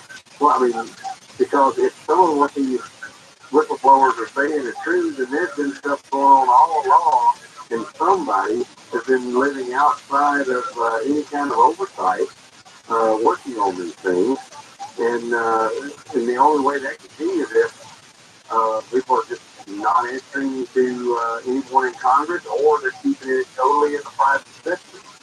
So I really don't know how to respond to that. I kind of leaning on the side that I think it is true. Some of these guys are saying they're going to go. Just for a moment, we're letting everybody back up. It's amazing. Dr. Matt, if you want to repeat your question for Dr. Eden? It's just amazing on this subject. Yeah, if you'd asked me this before I started working at Skinwalker Ranch, I would probably say, no, I don't believe it's true. But now, that's not the case. We'll take a couple of calls. We're on a plane or something somewhere. Everybody's telling you, this is what you got to do next. The computer. So I'm sure we're going to hear some right now. We're going to go west in Minneapolis. Hey, Bill, you're on with Dr. Travis Taylor. Hi, George and Dr. Travis Taylor. My question is, have you ever used VLF radio, that's very low frequency radio receiver, to check for a response? when you've done your pulsing on the skinwalker land. Yeah, so we have looked for some in the very long wavelength regime for signals perhaps not that will penetrate through the mesa and in the material underground. We have been talking about setting up some receiver systems above ground, and you'll see some of this stuff talked about in an experiment.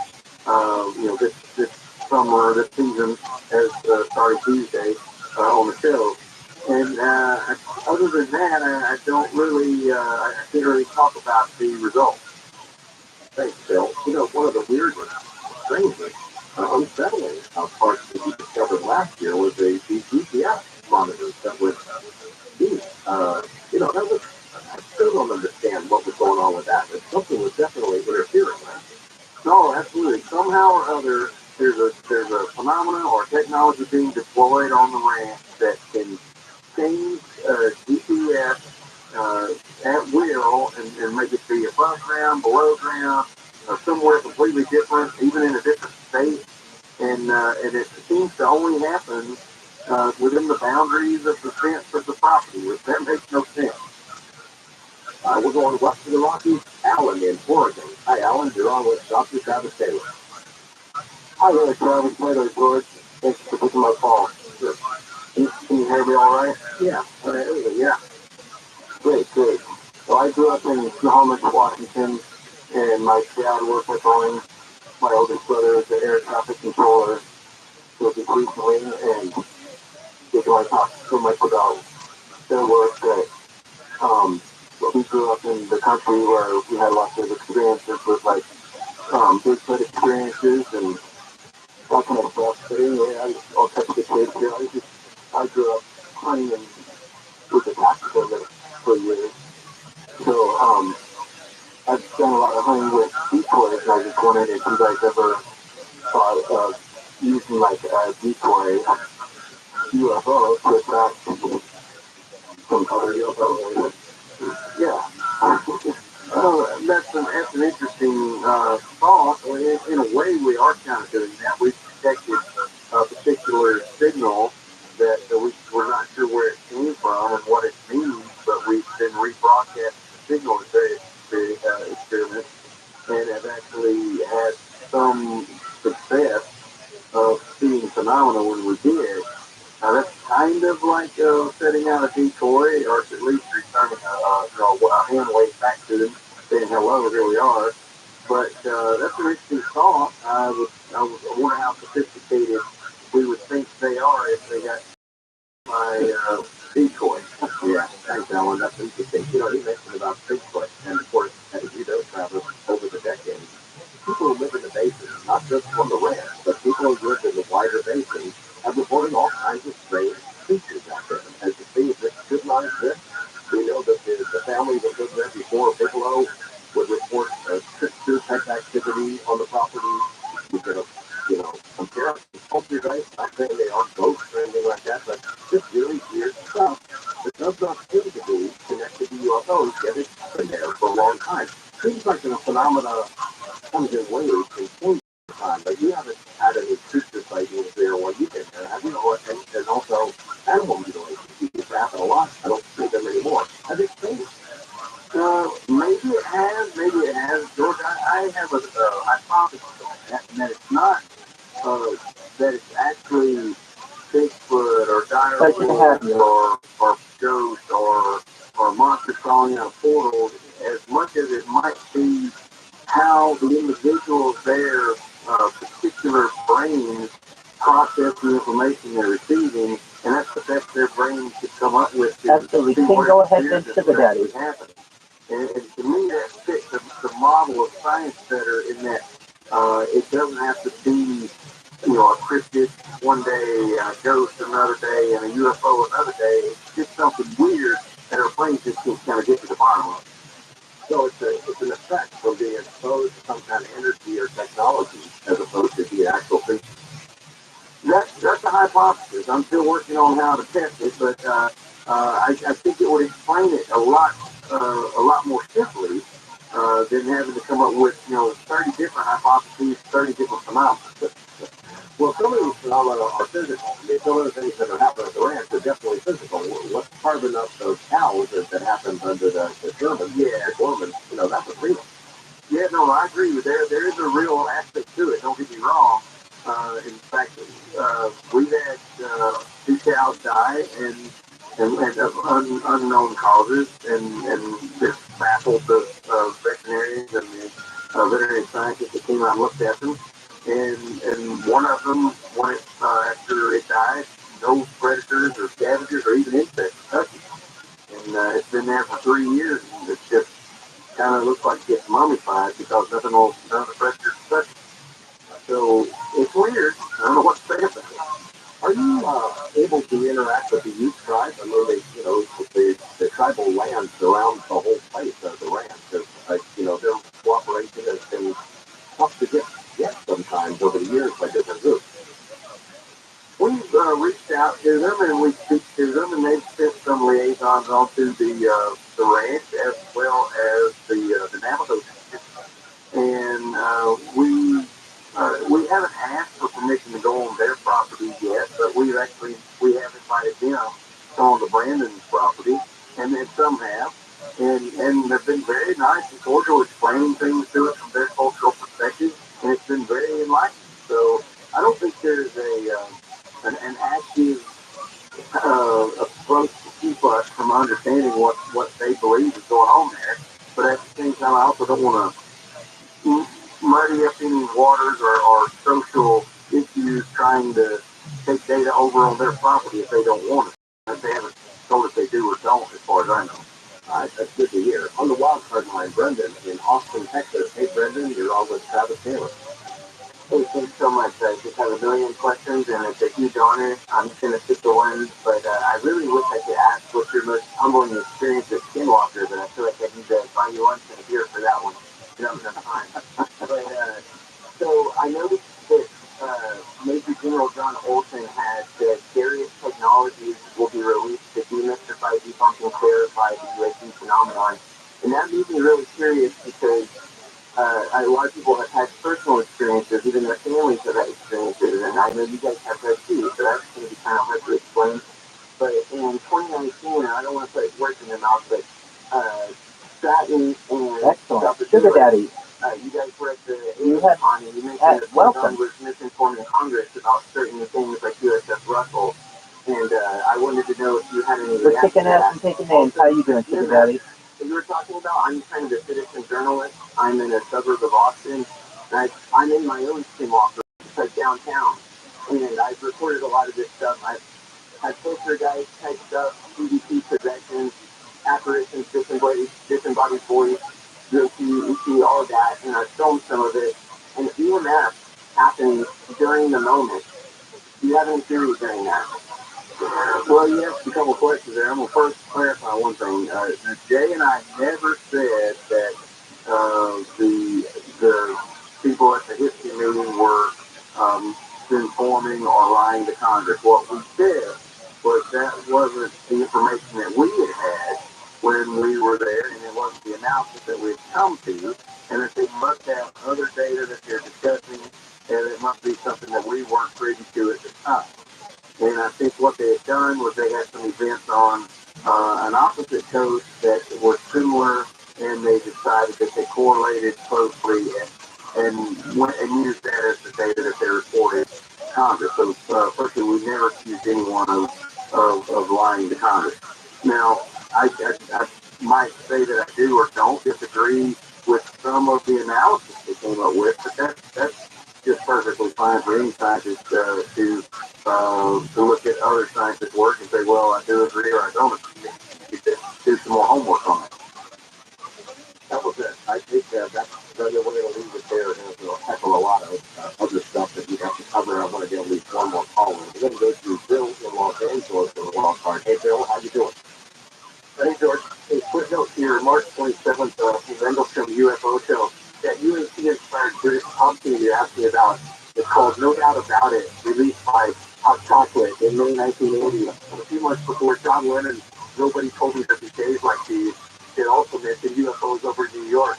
So 1980 was indeed a big year for British pop songs about UAPs. But hey, that's Dr. Taylor. Given that reports of UAPs shot down recently over Alaska and Lake Huron included pilot descriptions of self-propelled octagonal cylinders with instrument jamming capabilities, could we believe the government's claim that these are just hot balloons? Thanks for being here, Sugar. It's just an open space for anyone to share their project. We just had King Emrock talk a little bit about his what he's got going on. Songs of Eden has a space coming up in about 6 hours, almost 6 hours, 6 minutes. And if you want to join that, it's for MIDI punk, some really interesting parts there. It's both like audio and visual, which is really certainly interesting. We've got, I know P-Dub isn't gonna share this right now, doesn't have to, but I will. He's got the Genuine Undead. He's a member of Genuine Undead, which is some really, really interesting. His PFP, that's 24 by 24 pixels. It's really, really interesting. Of course, we've got the Angry Ape Society, which many of us are members of, and essentially what we have in about 5 minutes is an Angry Ape Society space, which I pinned to the top. Manny will be hosting that, and essentially these Angry Ape Society spaces go almost 24 hours a day. So whether I'm hosting it, this is actually the first one I've ever hosted. I want to thank Bascomatic for certainly hanging in there with me, being the Ed McMahon and my Johnny Carson, just doing an excellent job. And all the other people that we've had here, we just really do our best to create a really nice, tight-knit community, but very open to other people and their projects and anything that they have going on. And with that, Sugar Daddy, do you have any projects specifically that you'd like to talk about? For a long time, it throws something at you, changes the rules, muddies the waters. It seems to be getting a reaction as well. Yeah, the big question is which one is the rat and who's the scientist, right? I'm not so sure that we're not the lab rats, and it's just playing on us. Well, it's hard to believe that, it's hard for us to accept that there's something up on the food chain that's smarter than us, and it could do that. Oh, it absolutely could do that. I mean, that is one possible solution to the problem, and until we can accept that, then I think we'll never be able to find the answer. You are in the right place to learn about new things. You never know who's going to come through the door. I see that some people who are in the audience, if you'd like, if you have anything you'd like to say, please come right up. We've got only a couple more minutes before Manic Space, and I honestly don't want to overlap him, just, good courtesy. So I have posted to the chat, and to the Jumbotron Facebook, and you can continue going to the Angry Ape Society. Essentially, that space is available 7 days a week at the same time, approximately 7 a.m. Eastern Standard Time, 4 a.m. Pacific Time. I don't know where you are in the world, but if you're looking for some lively conversation, really interesting people, that's definitely a good one. Really some good-hearted individuals there, and really dedicated people, really consistent people, and just real people. People are there all the time. They're honest. They're just caring. They'll walk you through whatever you need, whether it's onboarding or you have a question. We had somebody here earlier who didn't know anything about NFTs. We gave them some resources. Or we have experts in here. We talk about all the cybersecurity stuff. We have newbies and we have veterans and everything in between. So I definitely advise you, if you have a chance, always look for an Angry Ape Society space, and you'll find good people there. I can almost guarantee you that. Anybody else have anything you'd like to say on the topic? Go ahead.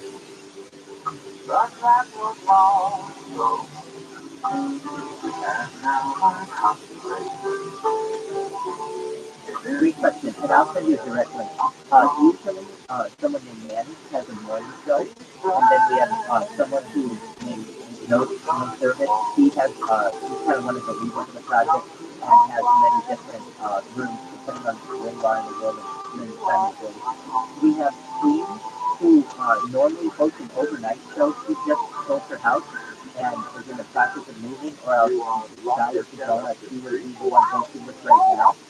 But what I'll do is I'll send you their profiles so you know kind of who to look for. and then you'll always know where to go. And then also in the Twitter Space function, you can put in AAS or look for Indian Society, and you'll find good people there. So I'm going to go in and work right now. They were up the tree too.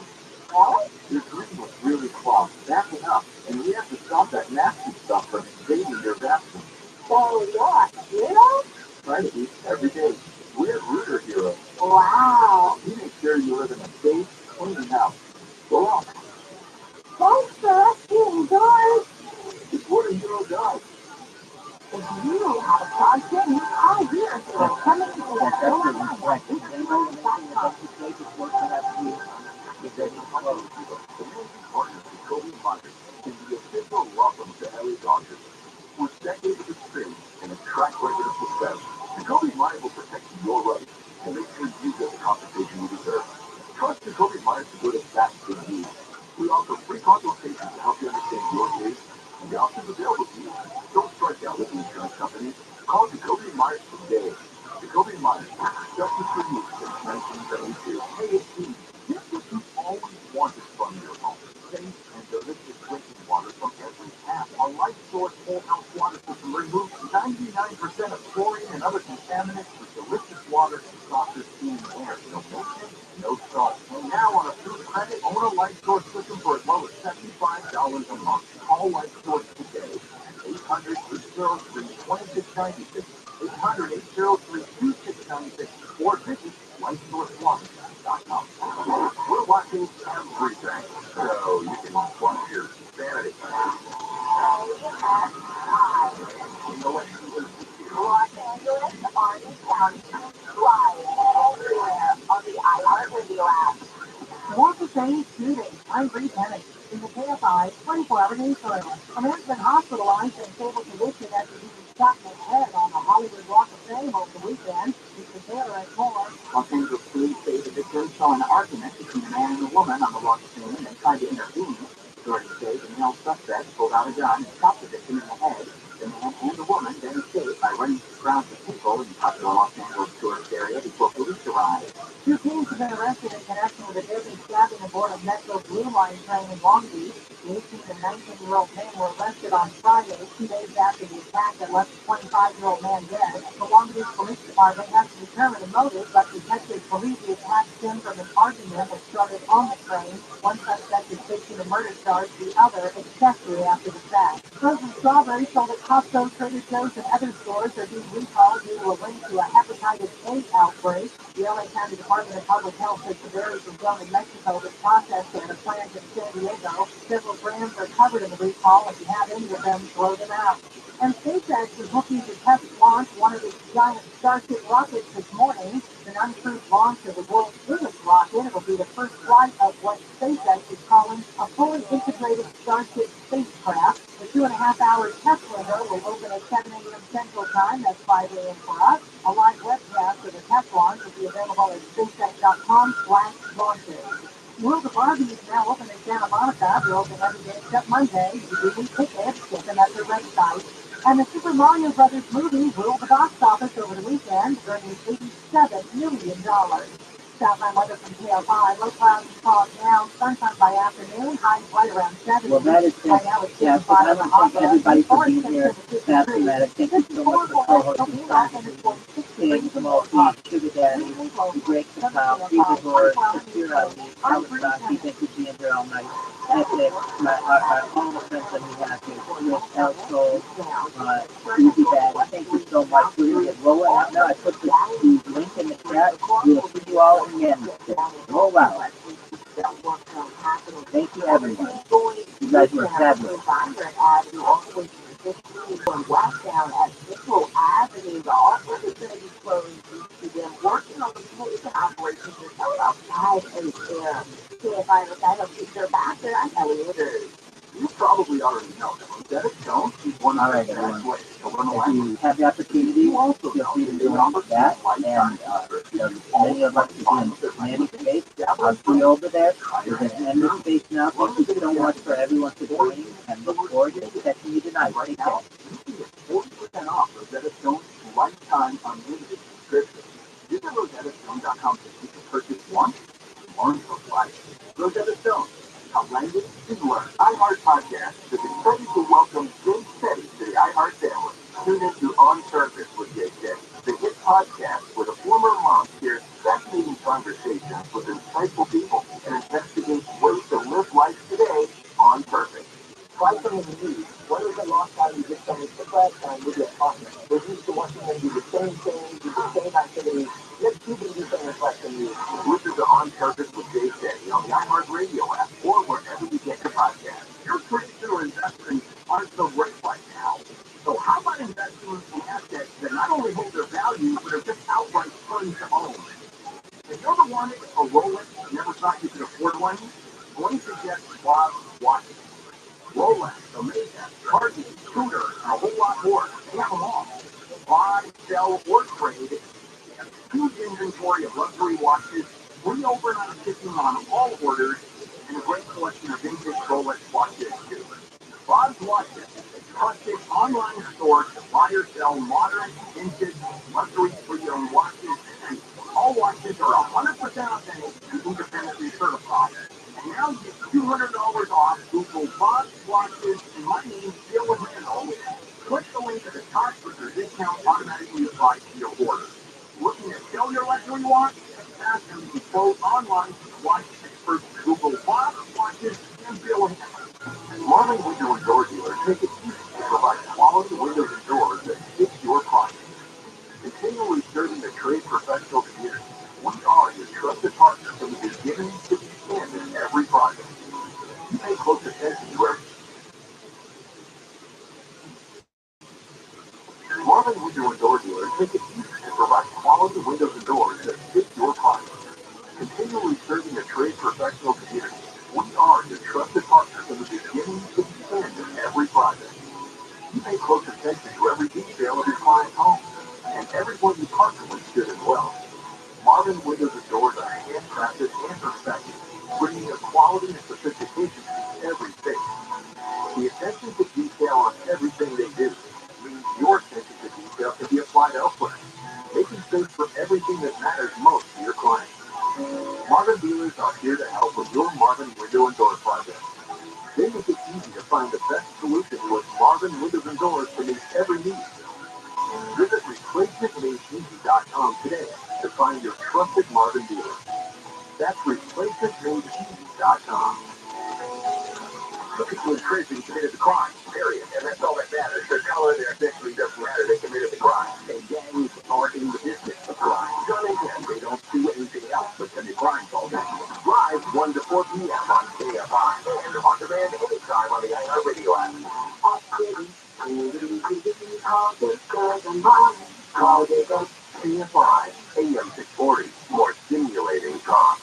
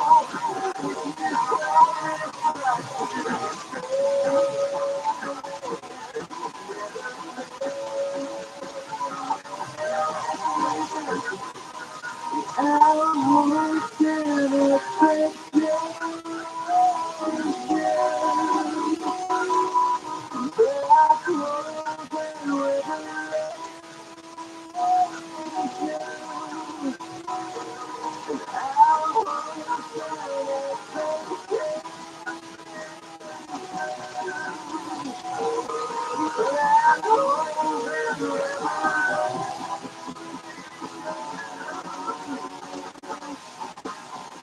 listening to Coast Bay Air with George Ness. Thanks again to Dr. Travis Taylor, our guest for the first half. But this song, by the way, is Starlight by the band Muse. It's a distinct hint about where we're headed in the second half of tonight's show. We are getting glimpses of our universe that were never possible before, thanks to the James Webb Space Telescope. It's looking further and further out there, and eventually looking back in time, too, searching for new exoplanets, for stars, for supernovas, for black holes, for dark matter, and ultimately looking for signs of other life. It's such an exciting time, I would think, for planetary science, or astrophysics, or astronomy in general, not only because of the web, but also because of other work being done that focuses on our own cosmic neighborhood, some of it looking at our sister planet Venus and the search for other planets like Venus. Why do that? Our next guest, Dr. Stephen King, joins us in a moment to tell us about these amazing new frontiers being explored right now. We'll be right back.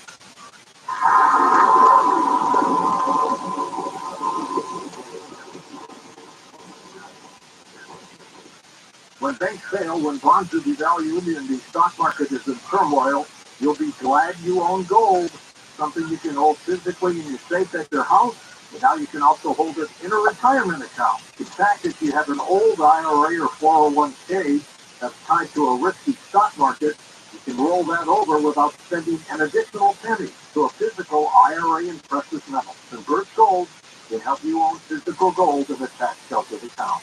I've known Birch Gold for a long time. They've been on the show several times. Just text the word COAST to 989898 and get a free info kit on gold.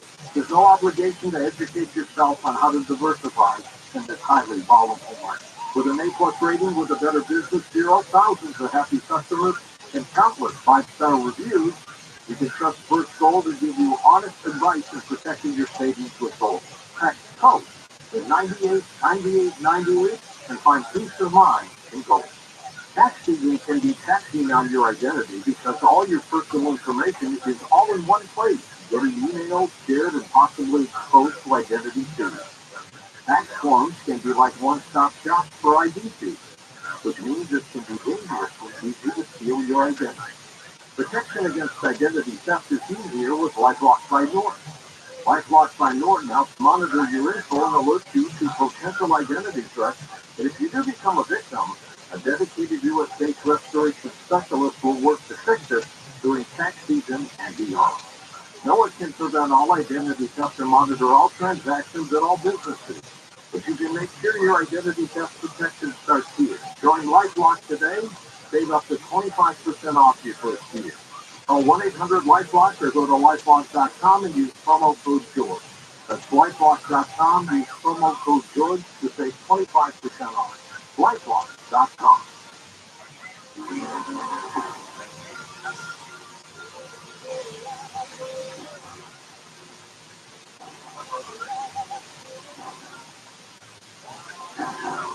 Welcome back.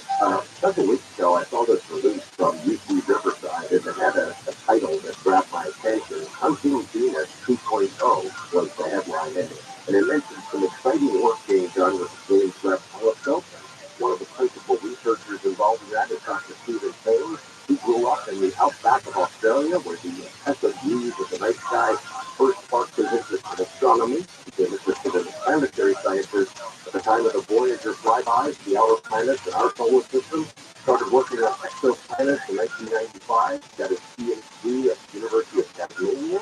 Later had postdoctoral appointments at the University of St. Andrews and the University of Florida. Became a research scientist at NASA's Exoplanet Science Institute, Caltech, and professor at San Francisco State, more recently at UC Riverside. Dr. King, welcome to the program.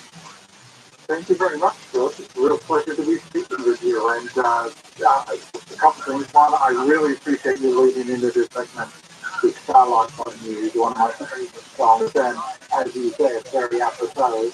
And I also appreciated your introduction just now, which makes me sound like somewhat of a nomad. But I am enjoying my time as you hear with my son, and I'm moving anytime soon. Well, that's great. I filled that release back like that. I got to get this guy on the show. I didn't know if you'd do it or not. I had no idea that you was one of your favorite bands or that was your favorite song. We just got lucky. But I did want to start with a general discussion about what an exciting time this must be for people in your line of work with all the discoveries that are being web and Hubble still working with all the exciting things that are underway in so many different venues. Yeah, it's incredibly exciting, and as you stated in your brief biography of me, that I grew up in South Australia. I wanted to be a planetary scientist, particularly inspired by the voice of spacecraft missions. And when I started graduate school in the mid-90s, we had just started to find planets around other stars. That was really when the whole field took off in the mid-90s. But these were giant planets like Jupiter, and then as time went on, we got better and better at it until particularly the time of the massive Kepler in the late 2000s, it started crossing this threshold of finding planets that are terrestrial, because they could be like Earth or Venus. And that has led to a lot of different areas that we can go, and in particular, trying to understand if there are other planets like Earth and like Venus, being able to study their atmospheres. We now know more than 5,000 planets outside of our solar system. And so just watching this evolve over the last few decades, it's just been one of the most rewarding parts of my career for sure, seeing the whole thing escalate so quickly. You know, the web is so exciting, and they're seeing things that we didn't really expect to see. I mean, you know, they see so far out there that I think it takes away some of the public attention on the work being done that's closer to home. And we still don't know a heck of a lot about our own solar system, about Venus, about Mars, and things closer to Earth, right? Yeah, that is absolutely right. And as I mentioned, the Kepler mission in the late 2000s really pushed us beyond the threshold of terrestrial planet discovery. And that was one of the primary reasons I became obsessed with this whole idea of the differences between Earth and Venus and how little we know. Because one of the things to remember about the planets that we find around other stars is that these currently are primarily discovered through what we call indirect techniques. That means that we don't see the planet itself, we see the effect that the planet has on its star, and that means that we are forced to infer many things about these planets based on what we know about the planets in our own solar system. So what that means, George, is that whenever we get things wrong about the planets in our own solar system, that means that we're going to be even more incorrect for planets around other stars that we can't even see, and that we won't easily be able to go there anytime soon, certainly not within our lifetime.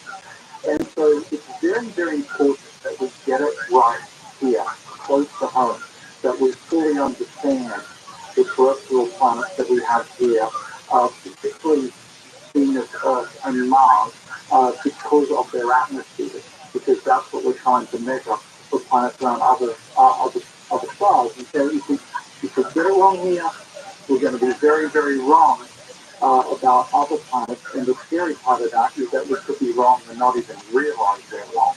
I mean, we've been wrong about Venus a lot, right? I mean, for a while, until, you know, maybe the 1960s, we thought it was of its first twin, that life could be possible there on the surface, but we know that now, I think. Yeah, and it's kind of fascinating history associated with it because I teach a class about planets in science fiction at UC Riverside, and I focus very much on Mars and Venus when we look at the ideas about how life could exist on those planets. And obviously, we all understand that Mars was an obsession in the late 1800s, particularly because of a lull. You saw the canals and there was intelligent civilization there, and it inspired many authors, most notably H.G. Wells, War of the Worlds. But what fewer people realize is that the decades in the early 20th century, when we started to realize that that wasn't the case for Mars, people's attention turned to Venus. And the big difference between Mars and Venus is that although we could see the surface of Mars through a telescope, we could not see the surface of Venus. And so the human imagination started to replace what we couldn't see, and people imagined this jungle environment. Many of the science fiction stories that you look at in the 40s and the 50s and the 60s of Venus had dinosaurs and things like that on the surface. And the very last Hollywood movie depicting American astronauts landing on the surface of Venus in this kind of jungle environment was 1965. And that's because we started to learn that actually it was a much more inhospitable place than we could have possibly have imagined.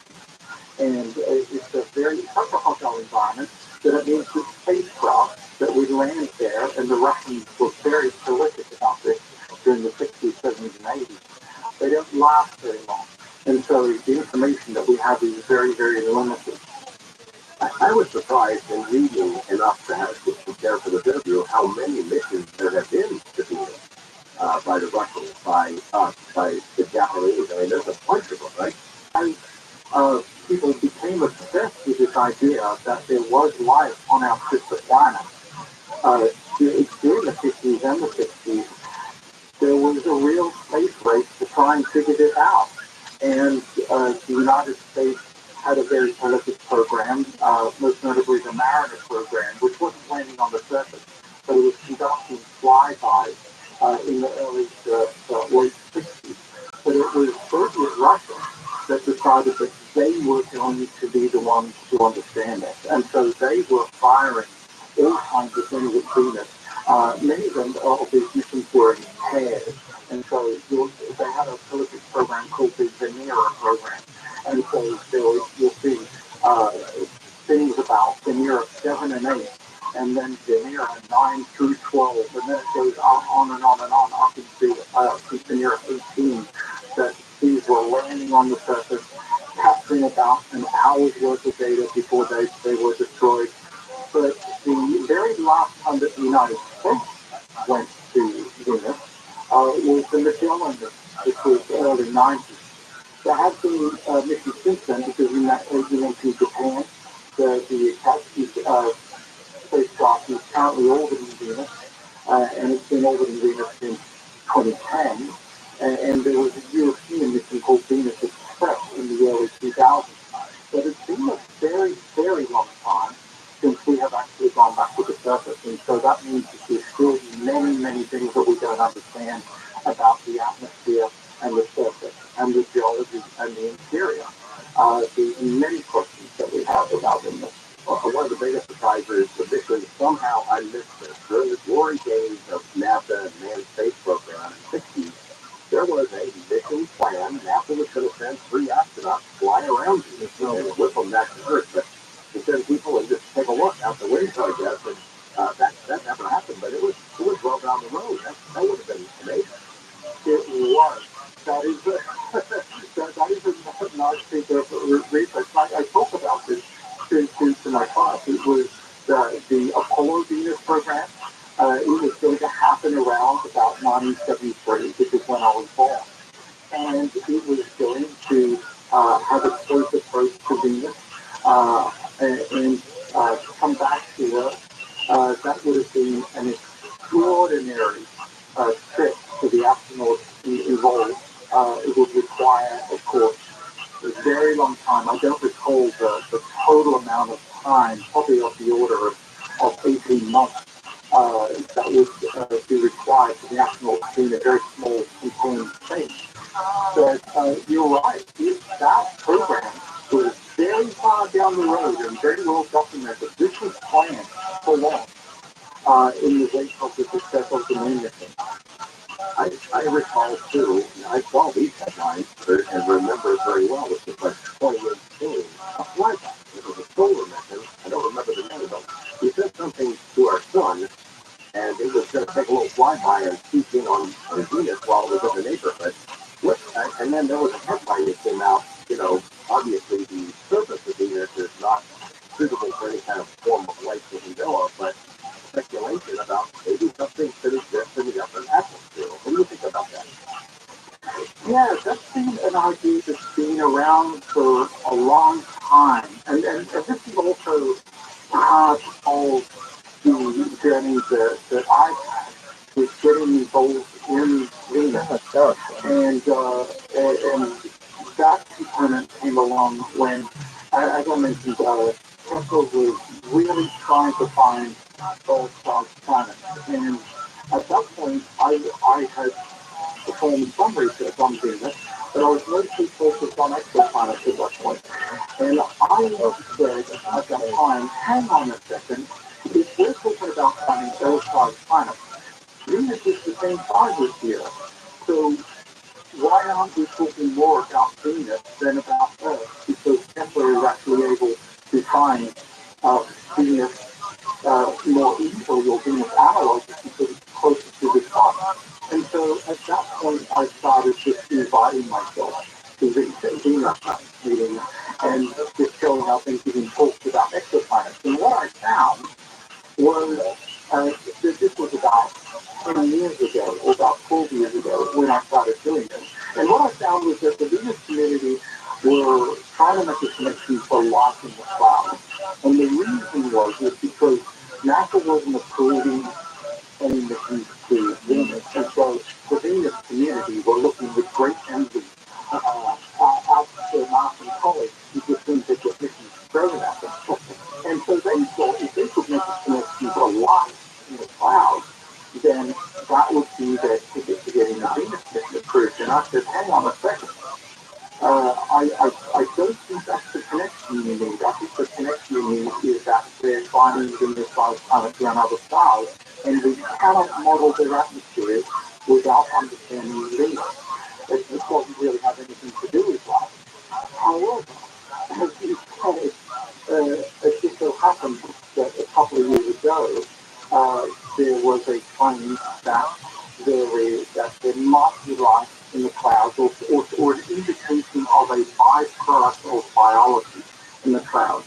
And the reason why people have been thinking about that for Venus is because, as we know, the surface of Venus is extremely inhospitable. I haven't mentioned it yet what those conditions are, but they're approximately 850 degrees Fahrenheit or 450 degrees Celsius for my metric friends out there. The surface pressure is about 93 bars, which is equivalent to a 1 kilometer depth in the ocean. And the sulfuric acid in the atmosphere, I mean, it's a terrible place. However, if you go high enough in the atmosphere, you can reach an altitude where the temperature and pressure is not too dissimilar from the surface of the Earth. And so that's what has caused people to speculate about whether life could actually exist in this very narrow regime high enough in the atmosphere. There's volcanic activity on Venus. Well, that has been another exciting development, and this is one of the outstanding questions about Venus, because since Venus is the same size as the Earth, there's a lot of speculation about what the interior of the planet might be like, whether it's cooling at the same rate that the Earth is cooling, and whether there is hotspots that can puncture their way up through the crust in order to produce volcanoes. It's something that many people have believed should be the case, but we've never had any direct evidence of it. There was some indirect evidence that was provided by the European Venus Express mission in the 2000s, which noted hotspots on the surface which could have been lava flows. But just a month ago, I was in Houston at the Lunar Science Design Conference, and a colleague of mine, Rabbi from the Jet Propulsion Laboratory, he made a big announcement there that he had reanalyzed data from NASA's Magellan mission, which, remember, is from the early 90s, and he found that there was a location where there appears to have been active volcanism that occurred at the time of the Magellan mission. And so at this point, we consider it to be confirmed. Venus is actively, volcanically active And that means that the materials upon it would continue to contribute to the atmosphere of the planet. By the way, I have to say, your idea on how to sell this to NASA, if the television doesn't work out, you think we're going to market it or sales. That was pretty clever. Well, thank you. Hopefully it doesn't come to that. The idea that, we've long considered genius to be Bruce Quinn, yet, as you just described, there are a heck of a lot of really distinct differences. The idea that it has ever been honed in any kind of way is a question. Obviously, not the surface of the planet, no kind of life that we know of, but maybe it was different long ago. So when we come back, Dr. Kane, I want to ask you about that and about other discoveries that are being made with the James Webb Telescope. We'll be right back. More talking about Venus and the cosmos and similar topics. And first flash of reason, we race down to the sea.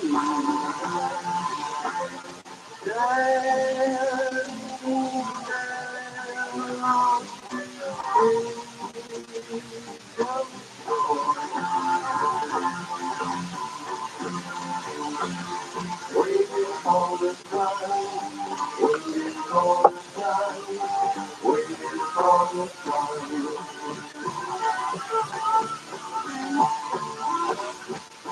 Can't you feel it? Now that spring is come, it's time. Okay, we have 5 news on the head. I'm Bree Tennis in the KFI 24-hour newsroom. Police have a 27-year-old man in custody for vandalizing a church in Newport Beach. Christ Church by the Sea was built in the 1930s. It did have stained glass windows. The suspect is accused of shattering those and causing about $100,000 in damage. The unidentified man has been booked into Orange County Jail.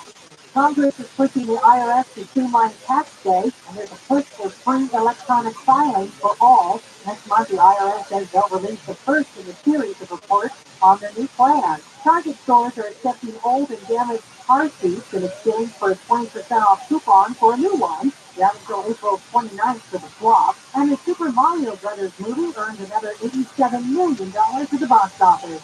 Southbound weather from KFI, low clouds and fog, bringing off the sunshine. Highs around 70. Right now it's 55 in Anaheim, 54 in Huntington Beach. Calabasas at 48, and it's 52 in Pasadena. Wheeling local from the KFI 24-hour newsroom. I'm Bree Tennis. Oh, this is by the Plaza at Rayfield Road. Watch for some pedestrians. The person is blocking that off-ramp across Shores out. This appearing that is without a deal on 118 for a westbound just before Stephen Hook Avenue. It's going to be a little bit close to the 405 though. Clear by the sky up to the faster. I'm telling you. From 1909 to 1979, statewide hospitals in California performed thousands of sterilization procedures as part of eugenics law. At 1979, this practice continued in future years. If you were left unable to have biological children after surgery while living in a state-run facility or while in custody of a California prison, you may be entitled to compensation. For a confidential application, call 1-800-777-9229. Deadline to apply is December 31st, 2022. iHeart Podcast is excited to welcome Jay Shetty to the iHeart family. Tune into On Purpose with Jay Shetty, the hit podcast where the former mom shares fascinating conversations with insightful people and investigates ways to live life today on purpose. Try something new. When was the last time you did something surprising with your partner? We're used to watching them do the same things, do the same activities. Let's see if we do something interesting new. Listen to On Purpose with Jay Shetty on the iHeart Radio app or wherever you get your podcast. Hey, y'all, it's Steve Sharp. Let's talk about your home and what is coming at it next.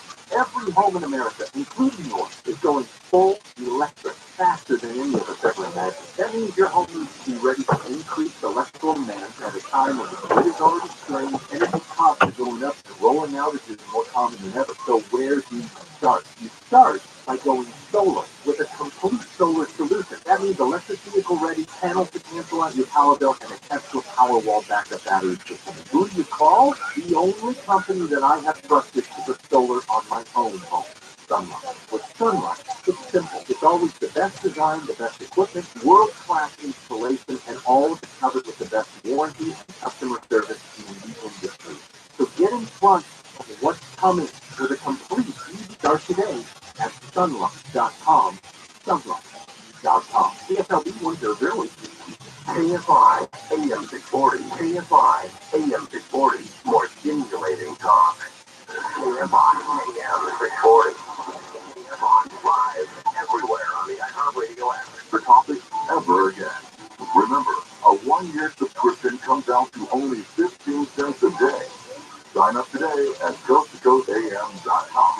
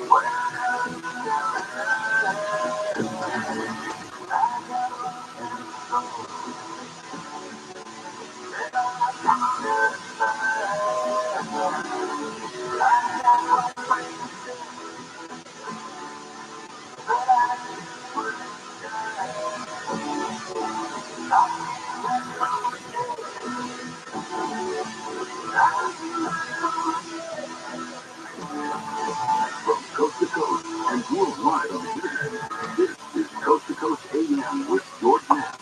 Now, here's George.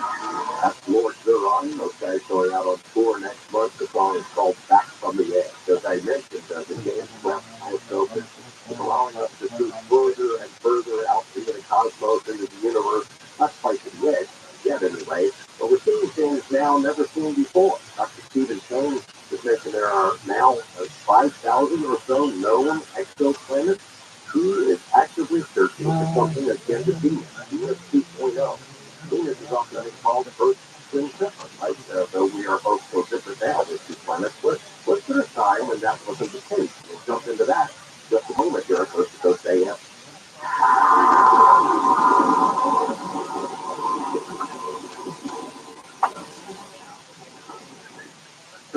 Consumer Cellular is the most trusted wireless brand, and they've been providing superior nationwide coverage for more than 25 years. Switch today and save up to half on your wireless bill. They offer unlimited talk and text with flexible data plans starting at just $20 a month. Their award-winning customer service team makes switching easy. Keep your phone and number, and activation is free. Plus, you can add a family member to your plan for just $15 a month per line. Never worry about dropped calls, because Consumer Cellular has the exact same coverage as the major carriers, with coverage to over 99% of the nation. And this is all backed by their 100% risk-free guarantee. Also, with Consumer Cellular, you can save up to $250 a year. Go to consumercellular.com/Lori, and for a limited time, get $25 off your wireless bill when you use promo code NORI. That's consumercellular.com/Nori, and use promo code NORI for $25 off. Real people, real stories. So I had an appointment with the surgeon, and he just told me what all he was trying to do, and it was just absolutely horrendous.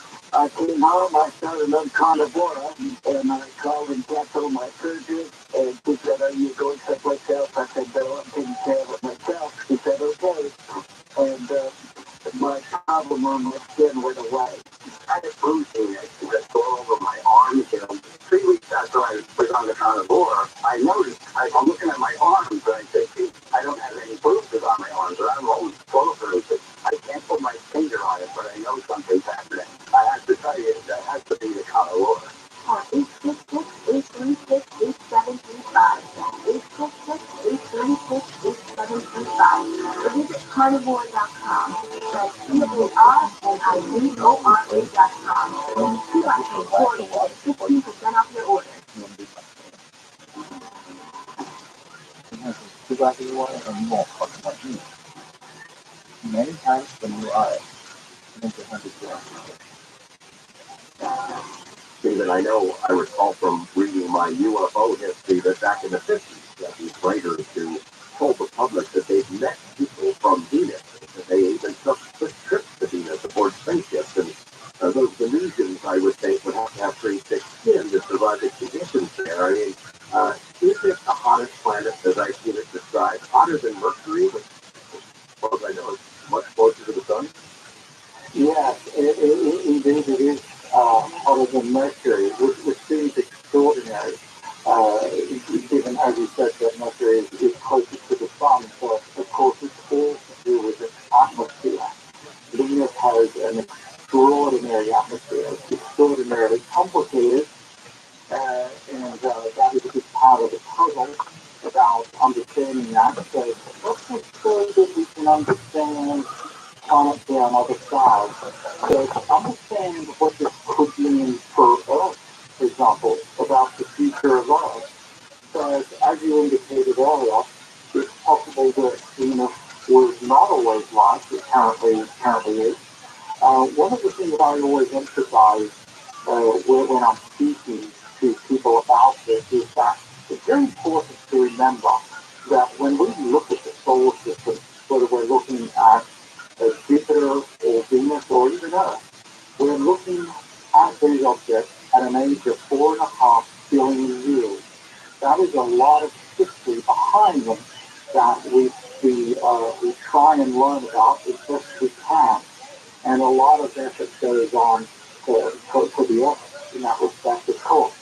But with Venus, it's a similar kind of thing. Venus has had a whole story to evolve there, and what we try and do is uncover that story, because it may have had a past history that looks not too dissimilar from the Earth. And in fact, when we look at the solar system, when the solar system was only 2 billion years old, as an alien civilization, imagine that we're looking at our solar system 2 billion years ago, then we may have concluded that there were 2 Earth-sized planets, both of them with oceans. And that's quite profound, because it means that there could have been a much better chance for life in our solar system back then, but it also tells us that planets can change in very dramatic ways during their history. And so the big challenge for us is, how does that happen? Why does that happen? And when does that happen? Yeah, so was Venus long ago more like Earth today, or was Earth now, or long ago, more like Venus today, or has both of them changed, I guess, is probably the more likely answer. Well, I guess this goes back to the nomenclature that you mentioned, that we often refer to Venus as being a twin. And if we follow that reasoning a little further, what this implies is that they certainly formed at the same time, 4.5 billion years ago. They probably formed under very similar conditions and out of very similar kinds of material. And so there probably are a lot of similarities between look them at the Earth and Venus when they were both extremely young. And so they probably started on very similar tracks in the way in which their atmospheres were forming, the way in which the planets were initially cooling, the surfaces would have been in a magma state as they were cooling off from formation. The question is what happened then. And the issue with Venus is that we have historically simply just attributed the difference between Earth and Venus as the fact that Venus is closer to the Sun. So Venus is about 30% closer to the Sun than the Earth is. And what this results in is that Venus receives twice the amount of energy from the sun that the Earth does. And the assumption was that that was the answer. That simply, if you increase the amount of sunlight that you receive by that amount, then it pushes the planet down a different pathway into what we refer to as a runaway greenhouse. However, there are many other differences between Venus and Earth in just the amount of energy they receive from the sun, because we also know that Venus has relatively little magnetic field. Earth has a very, very strong magnetic field, and in fact, some of your listeners may know that we're currently going through a period of solar activity which produces fantastic auroras. Particularly if you're at northern or southern latitudes, then these are the result of the Earth's magnetic field interacting with the solar wind. Venus doesn't really have a strong magnetic field, so we don't really understand why. Also, Venus has a very, very slow rotation. In fact, it rotates slightly backwards because it takes 225 days to go around the sun, but it takes 242 days to rotate, so it takes longer to rotate than it does to go around the sun. Its day is longer than its year. And we don't really understand why that is, or what effect that could have had on its climate. Also, Venus doesn't have a substantial moon. Earth has a substantial moon which has had a very large effect on the Earth's evolutionary history because of the tidal effect it has on the Earth. Venus doesn't have that. There are all these differences between Venus and Earth, and we're not sure exactly which of those is the primary cause, or more likely a combination of these things, in causing Venus to not have habitable conditions. So Venus may have had surface liquid water ocean, just like the Earth, and then it lost something. It lost, for example, the reasons that Earth is able to maintain very nice surface conditions.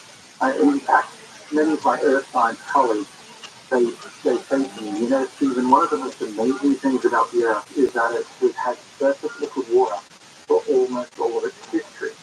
And that's an extraordinary thing because it means that the temperature range has been between 0 and 100 degrees for 4.5 billion years.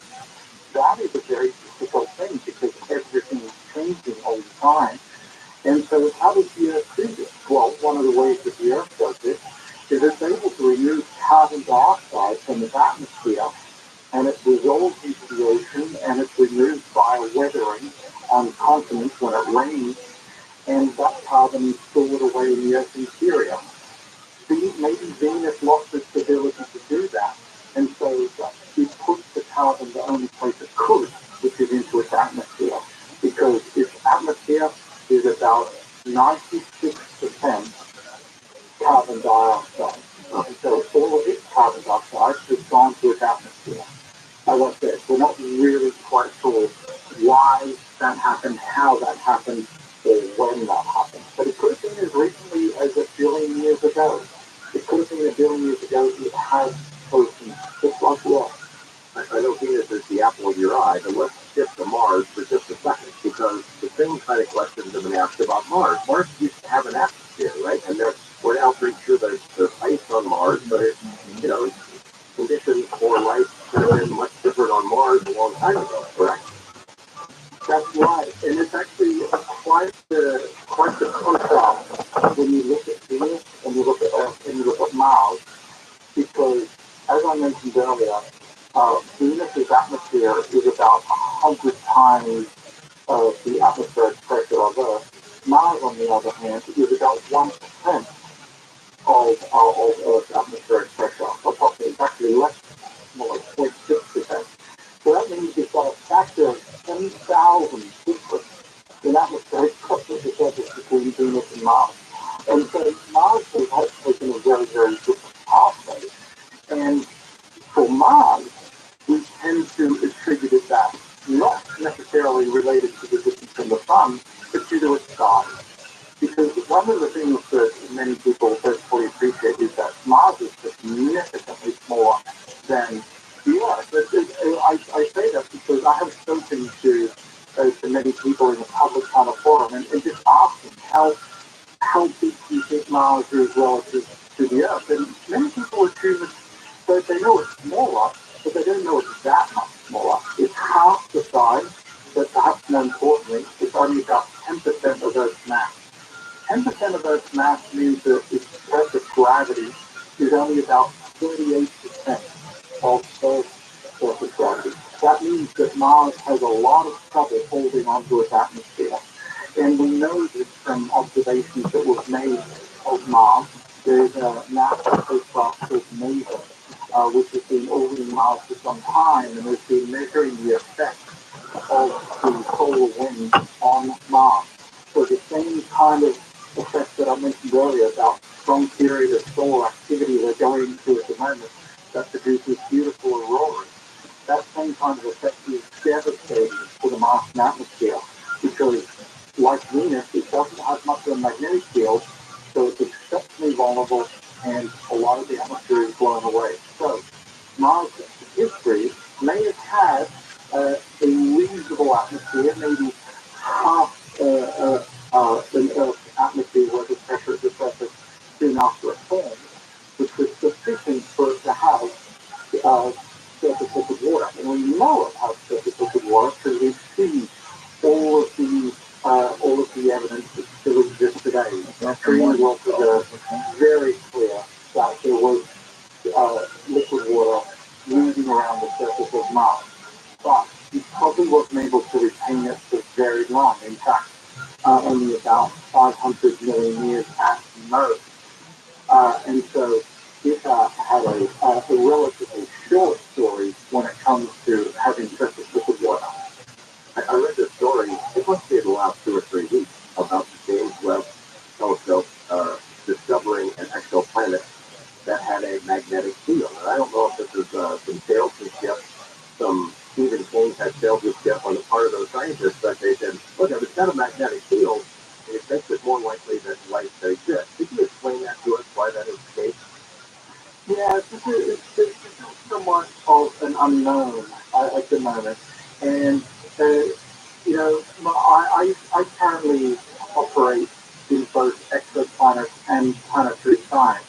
That means that I spend a lot of time looking for planets around other stars, and that is primarily an exercise in stellar astrophysics because it's the stuff where the relationship to the news from starlight comes in. Because when we're looking for exoplanets, what we're actually doing is looking very, very closely at the stars and trying to determine if there's an object which is affecting it, which we call an exoplanet. And then there's the planetary science side, which is studying in great detail planets that we can actually go there and visit and measure in our solar system. And the reason I mention that is because there's an enormous information gap between those two fields. And so when it comes to the magnetic field, it's something which is still highly unknown as to the real effect of having a magnetic field on a planet having long-term habitability. Because we know that the magnetic field can help retain an atmosphere in some respects, but it can also actually be damaging, meaning that, once again, going back to the effect of the aurora, that is the charged particles from the sun being funneled into the poles, into the Earth's poles. And that can actually increase the amount of atmospheric erosion that's occurring in the polar region. And so the jury is still out, actually, as to whether having a strong magnetic field is a good thing or a bad thing, depending on all the other circumstances surrounding the planet. Now, I will say that when we're talking about exoplanets, trying to determine if the planet has a magnetic field is extremely difficult. It's not something that we can easily measure from very large distances. I would think, as you're looking at stars, I forget, it seems like there's the term wobble. Is that what that gives you the hint that there's an exoplanet around the star? Yeah, that is one of the primary ways in which we detect exoplanets, and that's due to the gravitational effect that the planet has on the star. So essentially makes the child wobble. And so since that's a gravitational effect, what we measure out of that is the mass of the planet. And does the web allow us to actually see those exoplanets, or we're still just checking that based on physics that they're there?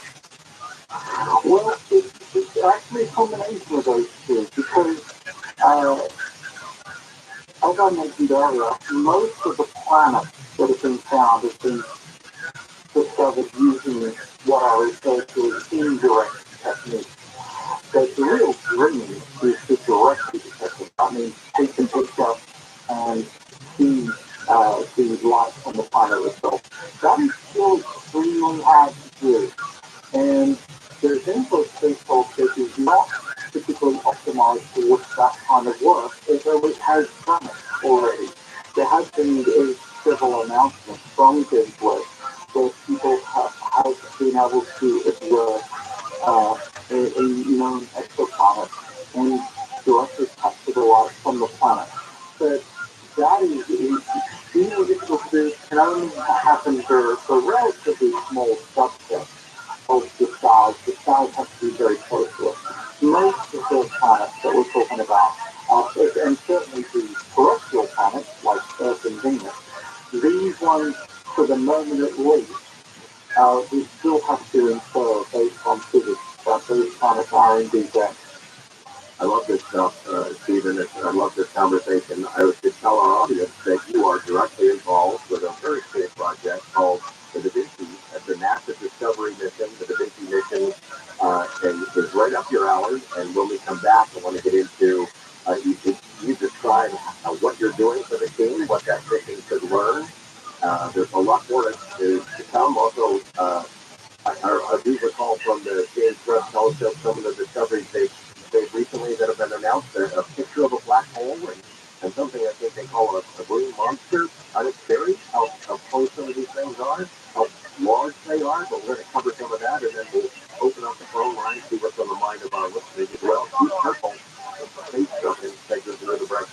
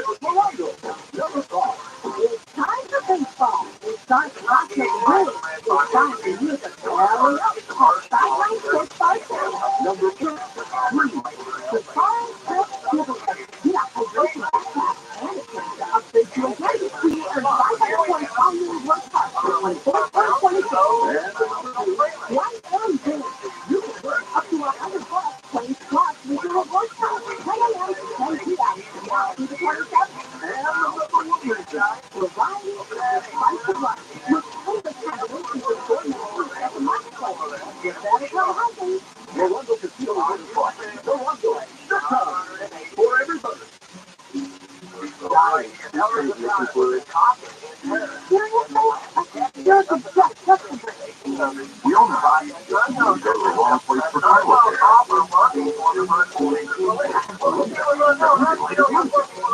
So don't risk it. Take your car to the experts at TRUMAN. Double A,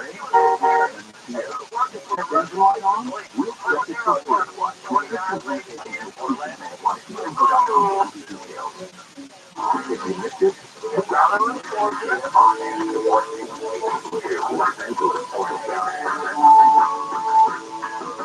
Monday, it's time to rise and shine. Jennifer Jones with your morning wake-up call.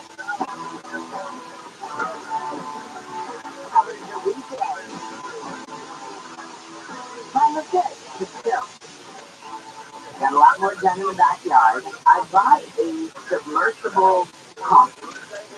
Because I told you last week how I have this fountain. It's full of water. And then you think it's a pool. Then green water is not a pool. Anyway, so there I was in that. With the pump, got the whole thing drained, elongated, did some weeds, and made some stones. I was Renaissance for everybody. Telling me. I texted a friend last night. To be honest, and I said, I clearly need a man in my life. But I was cool with doing the pumping and the weeding and all that kind of stuff. But there was part of me that was like, yeah, 1950, you're welcome to come back again. Guys can do the outside stuff, girls can do the inside stuff. So much for strides that we've made, right? Anyway, hope you had a great week, guys. Here's a tip to have on your wake-up call. We have Eleanor back. She is set to deliver her first date at the city address. Police in Long Beach have shot a man near the Acura Grand Prix. And cops in Alabama have asked people to step up with information on a shooting that killed 4 people and injured dozens others. 28 people were shot at this birthday party.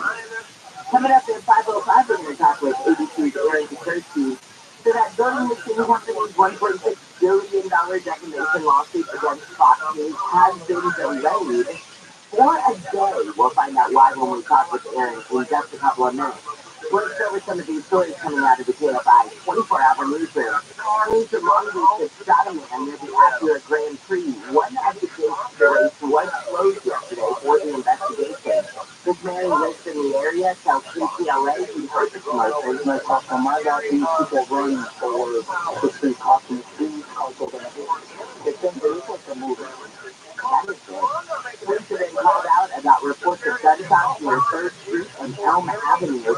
Investigators think the injured man may have fired shots at an officer when the officer tried to contact him, and the officer shot back. A gun was recovered. Other shootings were also reported in the area yesterday. Well, police in Alabama have asked people to step up with information on a shooting that killed 4 people and injured dozens others at a birthday party. We just have information from the community. That's right, Mr. Jeremy Burkett with the Alabama Law Enforcement Agency did not say yesterday if anyone was in custody or if investigators knew about any reason for the shooting. One of those killed Saturday was a high school senior celebrating at his sister's 16th birthday party. Police in Louisville, Kentucky are trying to find whoever shot into a crowd at a local park, hitting 6 people and killing 2.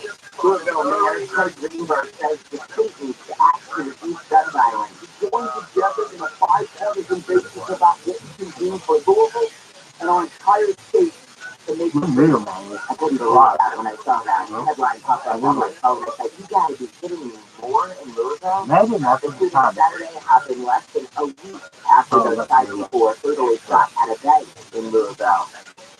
A And then there's been critically heard in a shooting this morning at a Jack in the Box restaurant in Anaheim. It was reported about three. This was at breakfast in Ball Road. Two people have been detained. An ex-volleyball coach in Pomona has been suing a city college where he used to work, citing gender discrimination. Mount San Antonio College, better known as Mount SAC, has been slapped with a lawsuit by Allison Harry Oliver. He says when she was a volleyball coach, she was wrongfully fired because she advocated for women student athletes who should have been treated fairly and equitably. He also said she was unfairly judged for using the same curse words for her athletes that the male coaches use frequently. An independent student-run news publication at Mount SAC reported in 2020 that Harry Oliver wants to bring attention to the gender bias in existing college sports. This is Arabella, KFI News. LA Mayor Bass is set to deliver her first state of the city address. She's expected to talk about the homeless crisis, public safety, and ways to move the city forward. In January, the city council approved a $15 million emergency fund for the mayor to use to address the city's homelessness crisis. Her goal was to house 17,000 people within her first year as mayor. Right, we come back, we're going to talk with ABC's Aaron Kirsty about the Dominion voting system's lawsuit against Fox News and why it was delayed over the weekend. We'll get into that in just a second. Robert Shabaki, good morning to you at Flex Low on the 91. Good morning. It's full out of Denver, 91 West. I'm not seeing any cracks running in the way. It's definitely going delayed from about there during off and on McKinley, and again, seeing the full screen of 171. We also have a problem on the 215 southbound in the Grand Terrace. That's just a core Barton Road. That moves out of lanes now over the right shoulder to the left and south lane areas. Still seeing the lanes back to about the 10. This usually wakes up on Sunday to Grove as well out of this area site. So from Rancho Road off and on the way all the way to the Kendall. Clear path to the side. Helps get you there faster.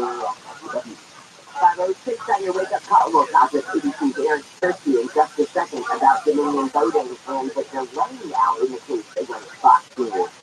A Democratic Assemblywoman from Irvine is moving a bill to further the state's push to be an abortion sanctuary. The bill ensures medical malpractice insurance includes coverage for comprehensive sexual and reproductive health care. Assemblywoman Patty Fiore says often doctors have to buy an additional, more expensive abortion rider for liability insurance, though she says such riders are out of proportion to the true liability risk for abortion care.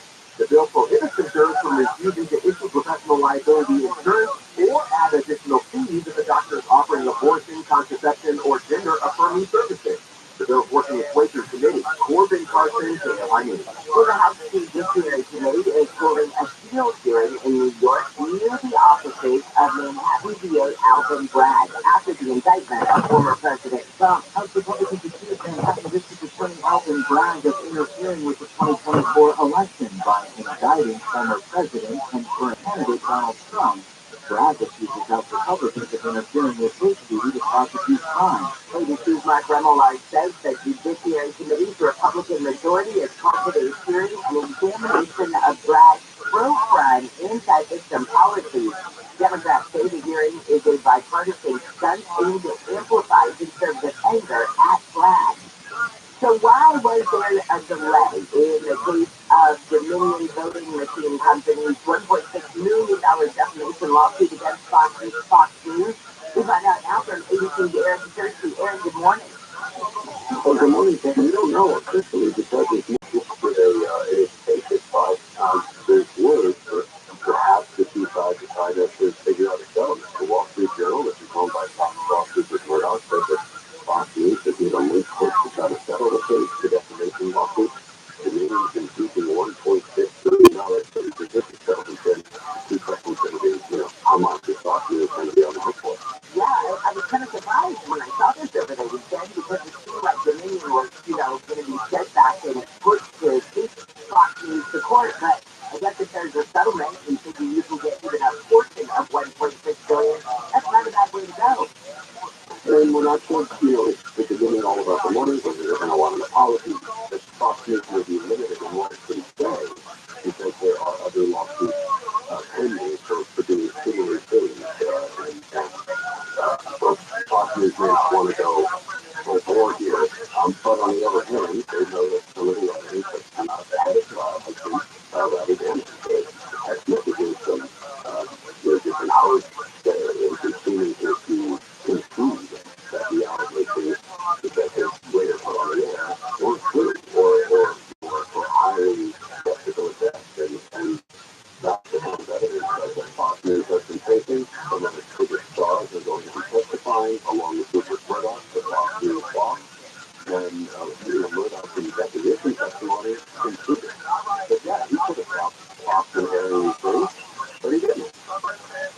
what are these other lawsuits that you were talking about?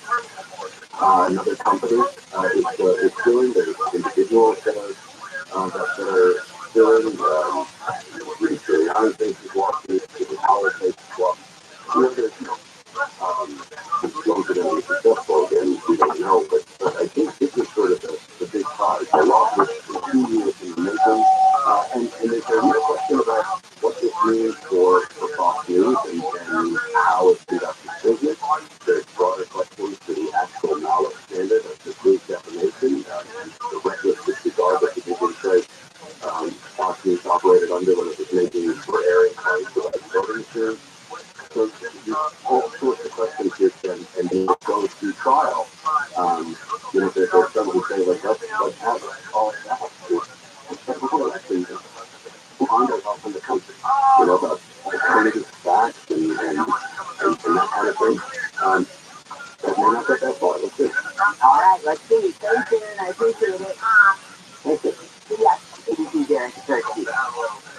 It'll be interesting. And I wondered why they're having getting some sort of settlement or a push for a settlement. And maybe everybody was waiting until the 11th hour on this one, and if they did, well, how did they wait until the 11th hour? But it just seems like it was way smarter for Fox News to go a lead. There's actually some of these stories coming out of the KFI 24-hour newsroom.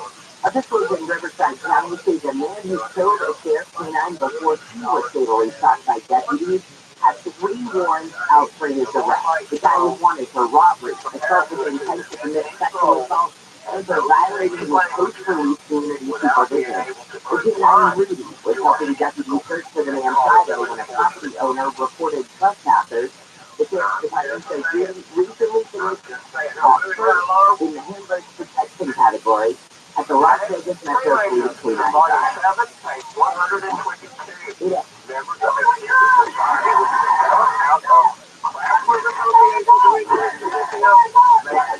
Protesters in Kansas City, Missouri are demanding justice for a black teenager shot in the head when he rang a stranger's doorbell. The 15-year-old family says he went to pick up his brothers on Thursday. They went to the wrong house. The homeowner who shot the teen has not been charged. Police chief Stacey Graves says comments are thorough investigation.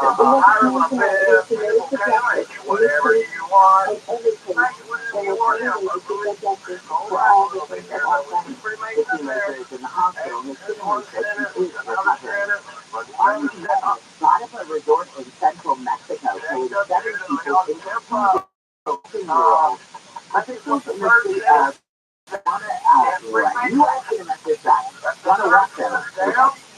each person was seriously hit this past Saturday at the La Palma Resort. It's not clear why the resort was attacked. The shooters also destroyed the spa shop and they took the security camera. Now, the area has been Mexico's most violent state for years as a result of turf wars among various drug gangs. And the body of an Army soldier from California killed in a helicopter crash in Kentucky is returned to Los Angeles. The body of Sergeant Isaac Dyer of the 101st Airborne Division will travel every session from LAX to Fort Lawn Hollywood Hills Cemetery this afternoon. 3 and 8 others were killed last month when 2 Black Hawk helicopters collided during a training exercise. And we come back all eyes on South Texas this morning. We have you on Muscle Street. Time for its first real-world test of the company's Real Happy Booster Rocket and the Starship passenger cargo vehicle. So we'll see if this works. We'll see if liftoff is actually going to happen. Let's see if that just a little under an hour from now, actually. So we'll get to see from Jim in just a second. So let's get to your last hour details from Robert and Bucky on the 16th.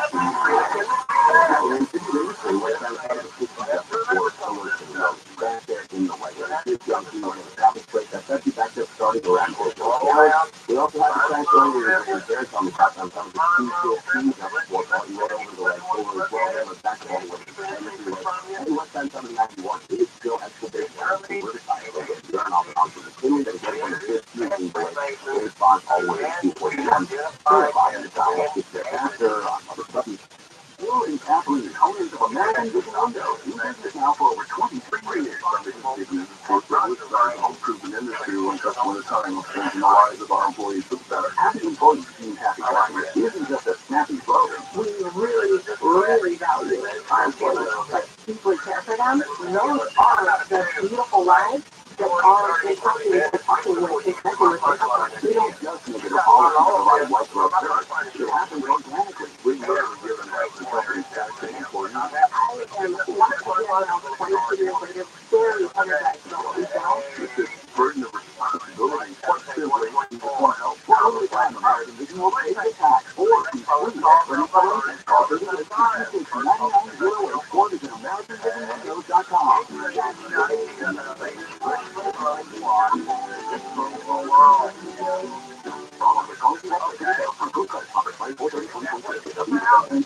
It's important. It's sponsored by Caltrans on ViralRabbi.com. Californians can agree that there is no place in their lives for litter. So let's come together and create a litter-free California.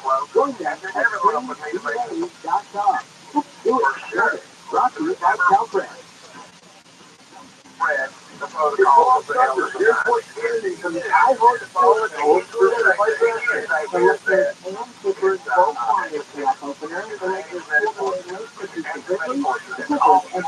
Without all doors. The bathroom keeps the car from their goods and hours. The windows will try to avoid getting stuck on their stuff this morning.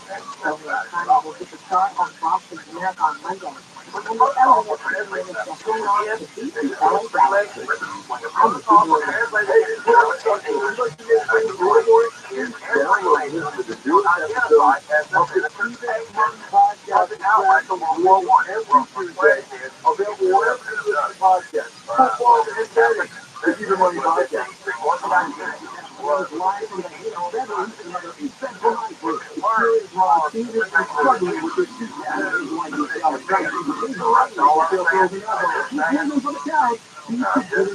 absolutely bruised. It's tired. It's sleep apnea. Give you comfortable restful sleep with the click of a remote. There's no mask in the room. John. Learn more at InspiredSleep.com. Despite the background, after sleep strategy and using InspiredSleep.com. You own a small business. You like to retain for the employees. You should be able to refund $6,000 per employee. Put a math on that one. That's real money. So let me suggest getrefunds.com. And you'll see if your business qualifies for this tax refund. There's no charge up front. They don't get paid until your businesses of all sorts can qualify, including those that take CPC and nonprofits, even if you have institutions during COVID. They are experts in the civil line payroll tax refund program, and they've already returned over $3 billion to businesses in Washington, a six-figure refund. So to find out if your business qualifies, go to getrefunds.com, click on the Qualify Me button. It only takes a few minutes. Go to getrefunds.com, getrefunds.com.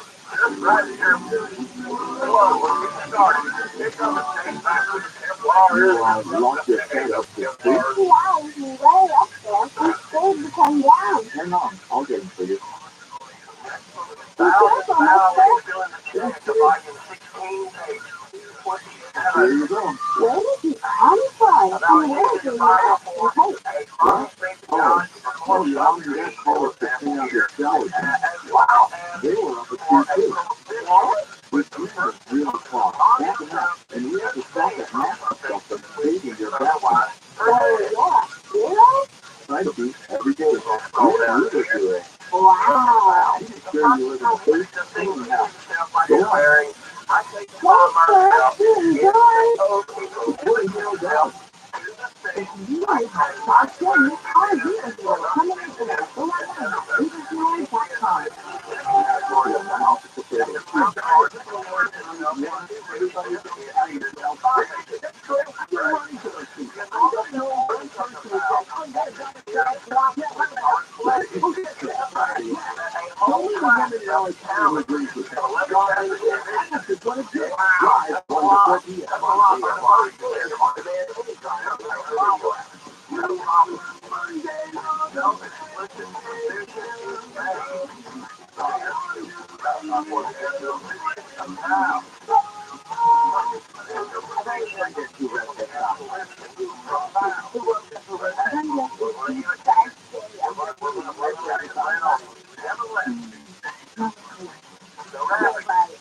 640 live everywhere on the iHeartRadio app. We're getting great weekend. The weather in Georgia. And you said the stories were rocking in the KSI 24-hour news. Police are looking to Johnny and the accurate rain free. Eleanor Bass is set to deliver first state at the city address that could happen tonight at 5:30. In fact, in Alabama, it's asking people to step up with information on a shooting that killed 4 people and injured dozens others at a birthday party. 28 people were shot. Let's take a morning now to 80 Jim Ryan. A cookie string news now in South Texas, where all eyes are on Elon Musk's SpaceX. Let's talk about the first ever test. What we can do is they tested the components individually, the starship, which is the crew, cargo capsule kit. They've also tested the giant rocket, super heavy rocket, which is actually 31 engine bolts plugged into one static rocket. They tested these things separately, and they're doing now Elon Musk and company has mounted the starship on top of a super heavy rocket of 400 feet tall. This building is the structure next to a 500 feet tall, and it will be launched at the plan at least in about 4 minutes. This thing is supposed to take off from South Texas. You see the geography and data Texas, you know what it looks like. And this is right down at the very southern tip of the state. Okay, now, as far as the size of this, I can only imagine how that would be, how you would have to figure the size of this thing, even versus just, okay, we're going to send something up in the space, something this large. Have they ever put something up this large? No, this will be the biggest rocket ever. Now, this is just a test, so there's no crew, there's no cargo on board. It will launch. The rocket is going to fall back down into the Gulf of Mexico. Don't know they're trying to hold on to these things, they recover them. Not this one. This is not about that. On the crew capsule, the Starship capsule will make one circuit, one orbit around Earth, and it'll drop down into the Pacific Ocean. So, and it will be recovered. So, this is just a test to see if this kind of technology works. If it is so, for putting people back on the moon, potentially you have that one. Is that the goal? I mean, to start with the moon, and that seems like, all right, we're going to start with the moon, like that's no big deal. It did in 10 years' time, Kennedy College in 1960, by 1970, human beings were walking on the moon. This is fall forward this year, technology is much improved, but you want to get to the moon still of this technological challenge, and that's the goal of NASA, the goal of private industry. So these two entities working together, companies like SpaceX working with NASA, their goal, yes, is to make it to the moon. That is done through the space and launching off that forward launch. And so your a lot of these red lines, so far, but there are such a long checklist of things, little components that can be exactly right before the thing is launched. That Elon Musk over the weekend was tweeting out things like, don't get all stuff too high, this may or may not work, don't get your expectations with these things might push down expectations for the last couple of days, not because he expected to fail, but because it might fail, and he wants a success to look like a success. I was watching the New York Times this morning. They're doing sort of that play-by-play. So 34 minutes ago, they had a reporter who wrote, loading up the pellets that will fuel the rocket. I'll be back. Just 12 minutes ago, we had Michael Rockton write, the pellets that are now being added to the other portions of the circuit. And I'm trying to play your play-by-play that I really don't understand it, to be honest with you. But everything as you go along, okay, we're getting closer, we're getting closer. Yeah, you're right. The alignment is very, very cool. So why? It's a big thing, and we'll see if this all works. It will up on the line and melt down the whole thing. That's what Musk is saying. If it does blow up, it will melt along that. It'll take several months for it to get the thing back up and running. So, in other words, talking to somebody out here, expecting at least publicly for this thing to work.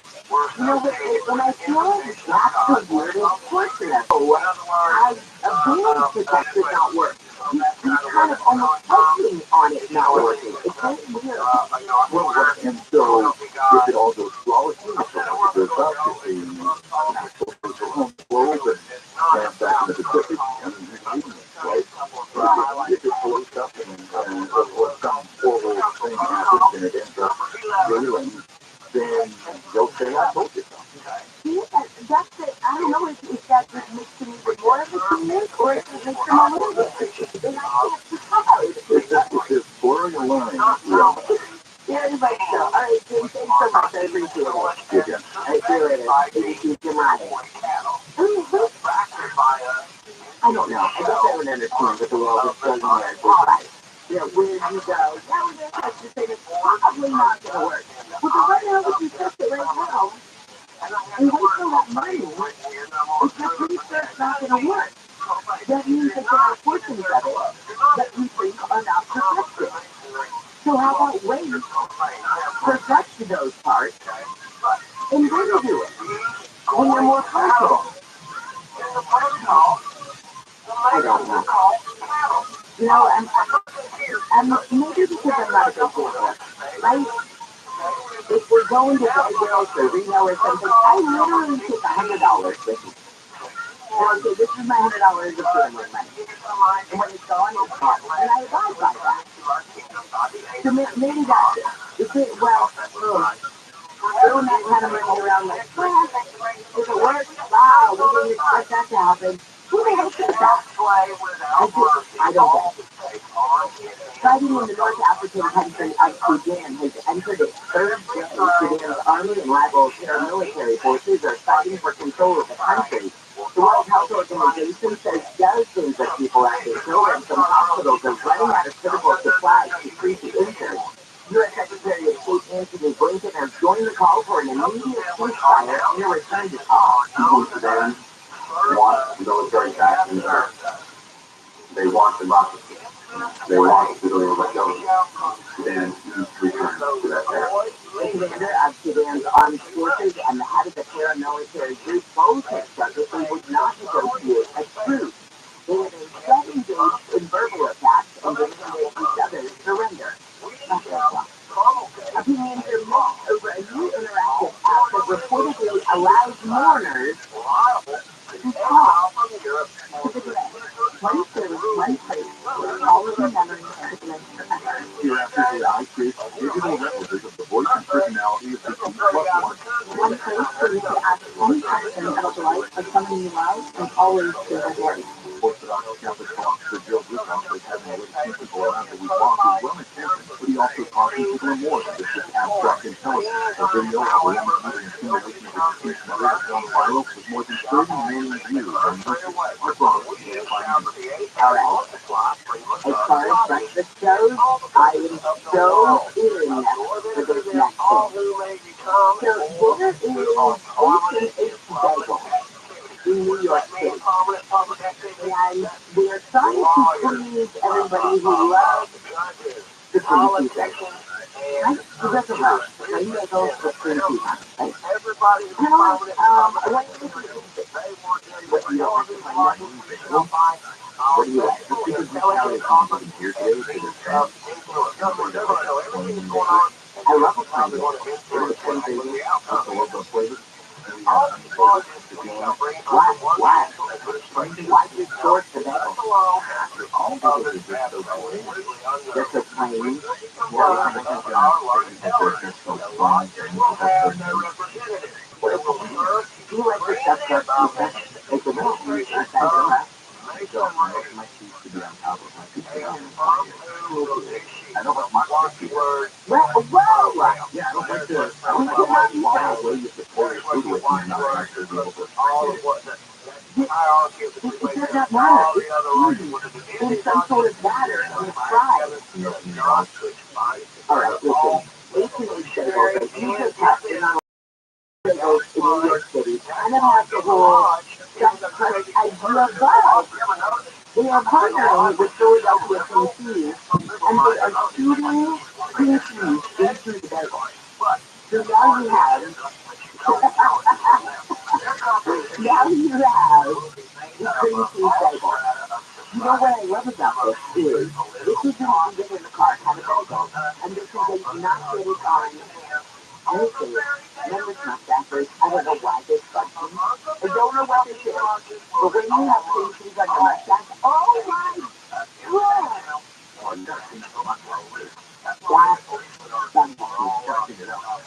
It bugs me when anybody has stuff on their fingers while they're eating. Or stuff in their mustache. I don't know, I'm a weirdo. However,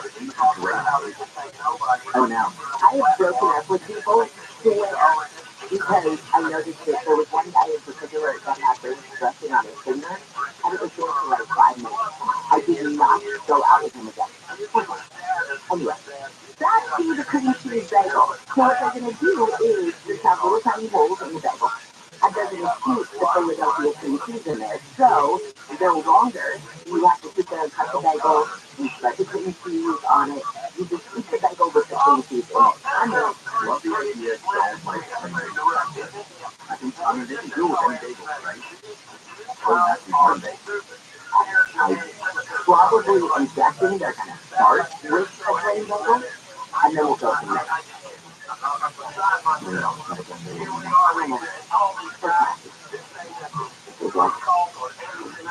When we come back, we're going to talk with ABC's John Cohen. These most recently, this 21-year-old gamer who is in the Air National Guard somehow is able to not only get his hands on classified documents, but he's able to read them out. They'll be like, oh man, look what I can do. You have a lot of U.S. intelligence agencies saying to themselves, whoa, whoa, whoa, whoa, whoa, whoa, whoa, we've got to do something to keep this from happening again. You think?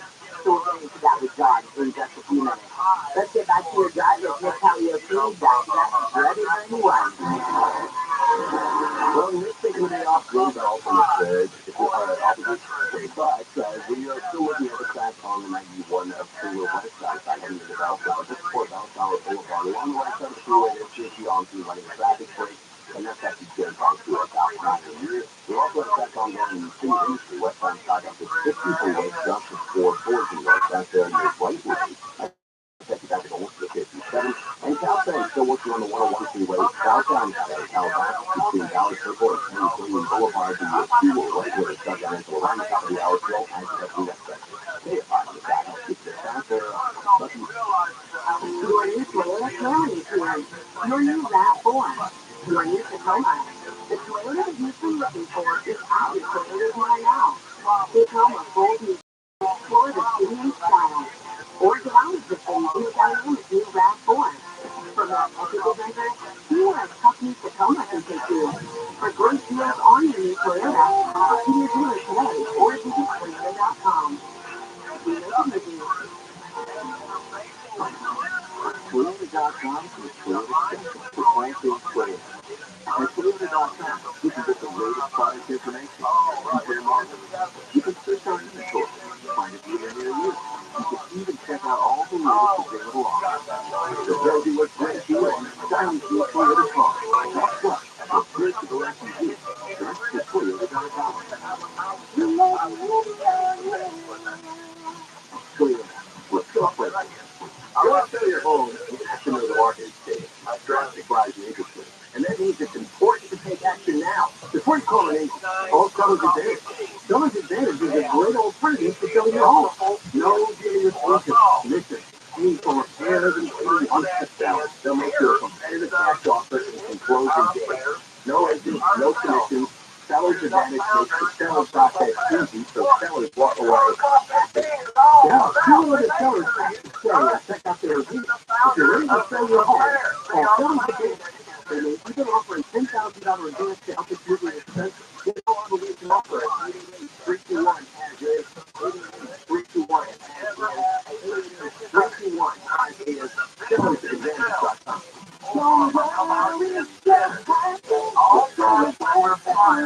PO number 01961658.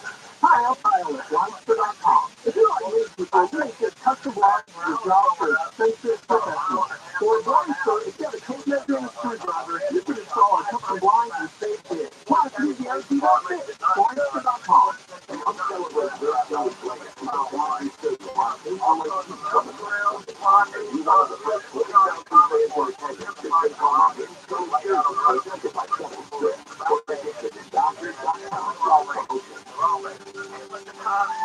7, 2025, joined a federally accepted form of identification, like a real ID, required in the United States, and we can train with extended service members on military bases. So why don't you give yourself these real benefits?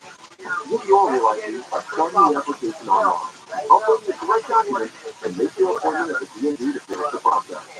By applying for a real ID now, it's one less thing to worry about later. Visit realid.dmv.ca.gov today. Are you feeling overwhelmed after a serious truck accident? The Legal Dream Team at Jacoby and Myers is here to take the weight off your shoulders.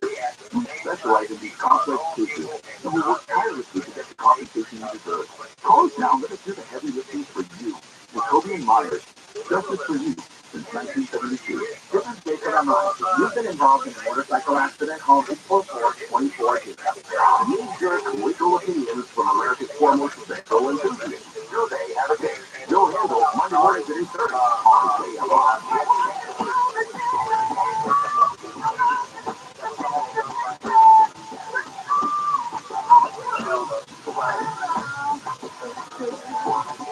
Tyler, did you come up with this song for me based on my weekend?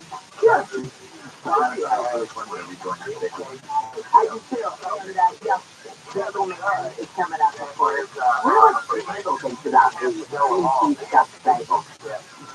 I don't think they'll ever reject a bagel with cream cheese and plastic. Well, wait, it has to be a real Jew bagel. It can't be, as he calls it, what I call it. Well, you can express questions if you're It's true.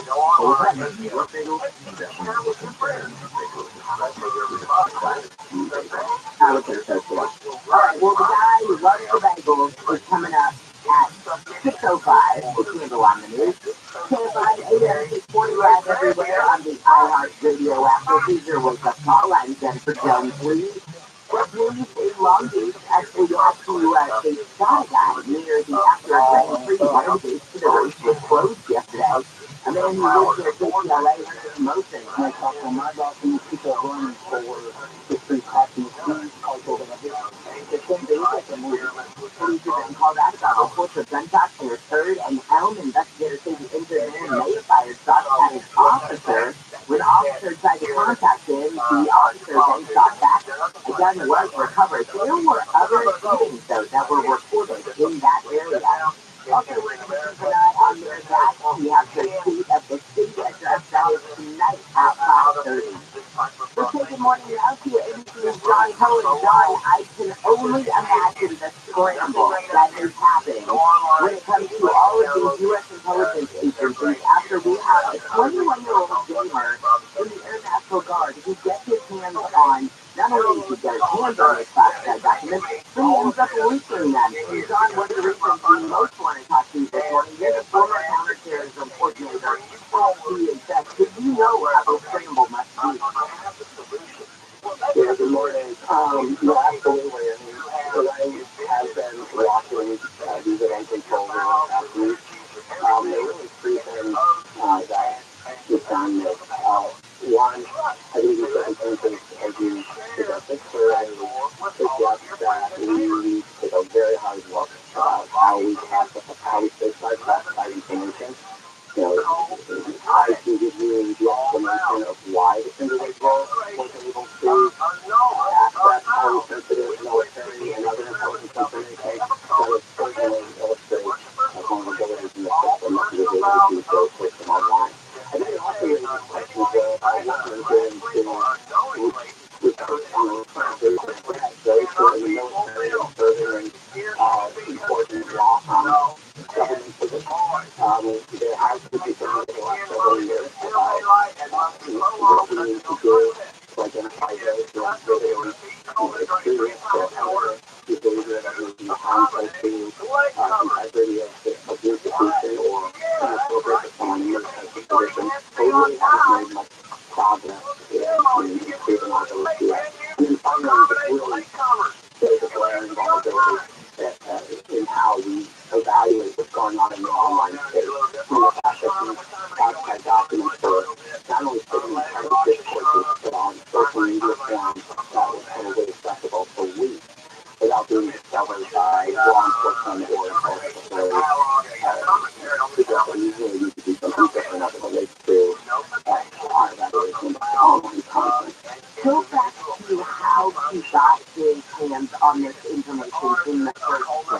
remember as far as there were people. So my ex-husband was both Army, but he was also at TRUMAN.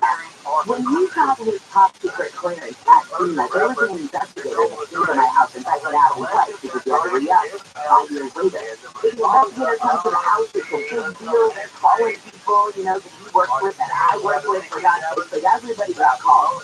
I don't remember that same thing happening in any way, shape, or form. As far as military, he was actually in the military, so I know he, could probably see things or whatever top secret things.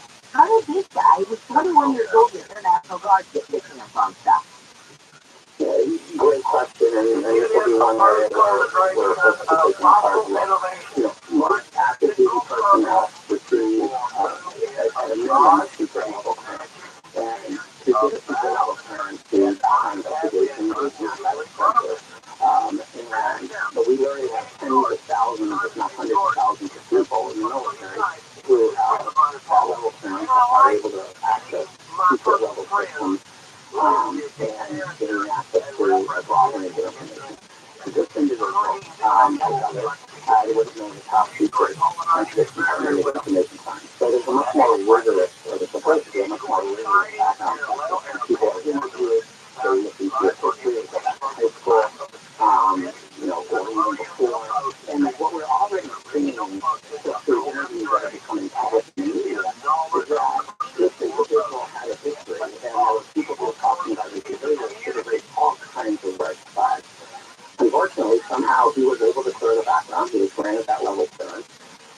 He was an IT specialist working for a military intelligence unit, which as an IT specialist, he would have city broad authorities for the ability to these systems and download classified information. Much like Edward Snowden, the famous individual or infamous person several years back who was responsible for one of the biggest leaks in U.S. government history of highly classified information.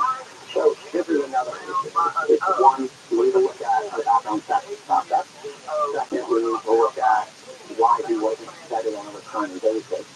And third, we need to look at why we are providing IT specialists this capability. I mean, we've now had two situations where allegedly the national security has been carried out by people who are IT specialists in these units. And the difference, because I was there too, immediately I thought Edward Snowden, but Edward Snowden had sort of, ulterior motives, and he wanted to get this information out. This guy, this 21-year-old, it almost seemed like, hey, look what I can do, almost a show-off kind of thing. Well, we don't know yet. I know I've been hearing some commentary out there, people speaking definitively that he just wanted to show off his friend. One of the investigators that I'm going to look at is what was his motive? Was it simply to show off his friend, or was it because he had some ideological beliefs and personal beliefs against the military? There are people who use them who have talked about this distrust of government, or distrust of the intelligence and law enforcement community in particular, the police and conspiracy theories. But ultimately, I take a look at is whether he was being influenced, whether overtly or discreetly, by foreign intelligence operatives who may have been regulars on these same Discord groups. We know that foreign intelligence services, in particular Russia, are very active on gaming sites, are very active in Discord groups. So one of the things investigators looked at would be the combination of factors that led to his decision to harm national security by disclosing this highly sensitive information. All right, John, thank you so much as always. I appreciate your insight. Great to talk to you. You too. See you later. That is ABC News analyst John Cohen. All right, we come back. This is a story that I've been wanting to talk about, but actually grew over the weekend.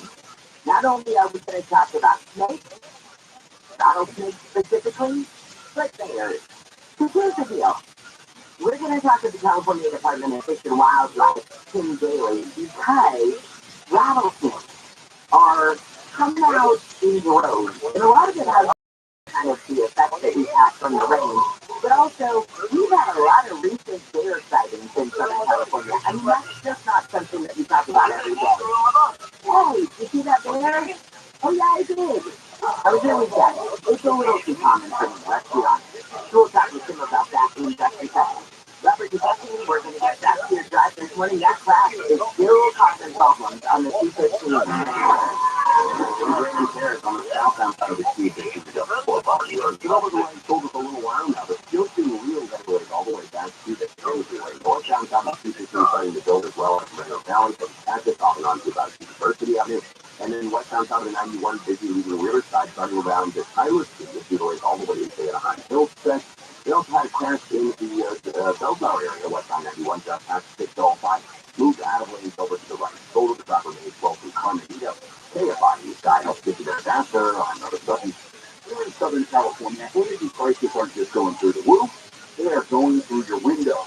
Hey, Neil Baker, if you have old wood, aluminum, or even vinyl windows, now is the perfect time to have American Vision Windows install dual screen, energy efficient windows custom made for you. 20 years ago, Milner, Bill and Kathleen started American Vision Windows because they had a horrible experience in their own windows. They won't let that happen to you. They use some matrix technology to prevent dust, mold, moisture, bacteria, and excessive sound from getting into your home. Until April 30th, they'll pay your cash or give you free expert installation. CSLP number 778-326. Trust the window company that I use and I trust. My family and friends trust American Vision Windows. Call today, get that free estimate, 888-226-9908. That's 888-226-9908. Or go to AmericanVisionWindows.com. This report is sponsored by personal injury firm Owen, Patterson and Owen. How can insurance companies advertise that they're here to take care of us when hurt, but try to skip us when it's time to pay?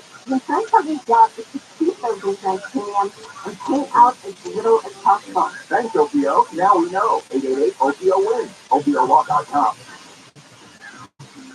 This is the World Champion, Alfred Williams. Here's what's trending on the iHeart Sports Network. Presented by Mercedes-Benz. The Lakers and Clippers both won their playoff opener. The Lakers pulled away late to beat the Clippers as the Suns without Paul George. The Dodgers couldn't beat the Cubs in their series finale. The Angels will try to avoid getting swept by the Red Sox this morning. Shohei Ohtani will get the start on Boston's Marathon Monday. And the LAFC managed to hang on to beat the LA Galaxy. I'm Missy Jordan. Intelligence runs in the family. Innovation runs in the family. Extraordinary runs in the family. The Mercedes-Benz Ranger SUV. Every member is waiting to impress. Learn more at MDUSA.com. Yeah, what up, Tim? Hey, I don't know if anybody remembers, but Amazon was supposed to open up an NFT marketplace in April. And they got like, what, 15 days left? I saw an announcement that they were going to feature some NFTs like Peggy Penguins and some others. Does anyone know anything more about this? With sincerity, nothing seems impossible. Sincerity, HR that makes a difference. The bills start coming and they don't stop. Medical bills, dental bills, car repairs, breakfast due. Funds people need if they just don't ask. As a nonprofit, JFLA has been helping people overcome financial challenges since 1904. We provide zero interest, no fee loans so that emergencies don't mean financial ruin. Support our efforts and learn more at jfla.org. Need to loan yourself? We're here for you at jfla.org. Losing air conditioning on a hot summer day can be a sweaty old nightmare, and no one wants that, Jack. Help your air conditioner last longer and reduce breakdowns with a refrigerator. Woman, this critical adjustment so you'll feel cool, use less energy, and increase the life of your system. We'll clean the outdoor coils the right way, not keep you wet. Rejuvenation, just $429. Gale Air Conditioning and Plumbing. Louise, CCL.com will keep you cool for the party step. Line number 1047-781. Portions of the following program will be recorded. There's two things that would say about Julie Hall. Number one, he may be the one attorney in the United States that's actually worse than I am. The other thing about Giuliani is I know a guy who knows Giuliani, and I have asked if he is crazy as he comes off. And I was told he's crazier than that. Live 6 to 9 a.m. on KFI and on demand anytime on the iHeartRadio app.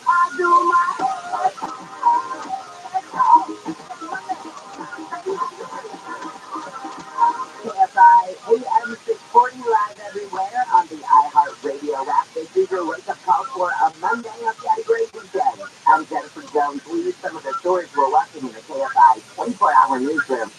Eleanor Bass is expected to deliver her first state of the city tonight. It is supposed to be at 5:30, and she's expected to talk about the homeless crisis, public safety, and ways to move the city forward. And a voting machine company's $1.6 billion defamation lawsuit against Fox News has been delayed for a day. Jury selection and opening statements were supposed to start this morning in Delaware, but then a judge yesterday pushed the trial back a day. No reason was given, but a lot of people are speculating this could mean that we are at the bargaining table for a settlement. So we'll find out if that's the case. All right, let's say good morning now to Tim Daly, the CIO for the California Department of Fish and Wildlife. Tim, good morning. I remember as a kid, I grew up in Redding, and my dad would always tell me, hey, beware of rattlesnakes. And I'd say, well, how do I know? How will I know what it sounds like? And you go, oh, yeah. You'll know what a rattlesnake sounds like. And I remember the first time that I heard one, I was like, oh, damn, boy, did I know exactly what that was.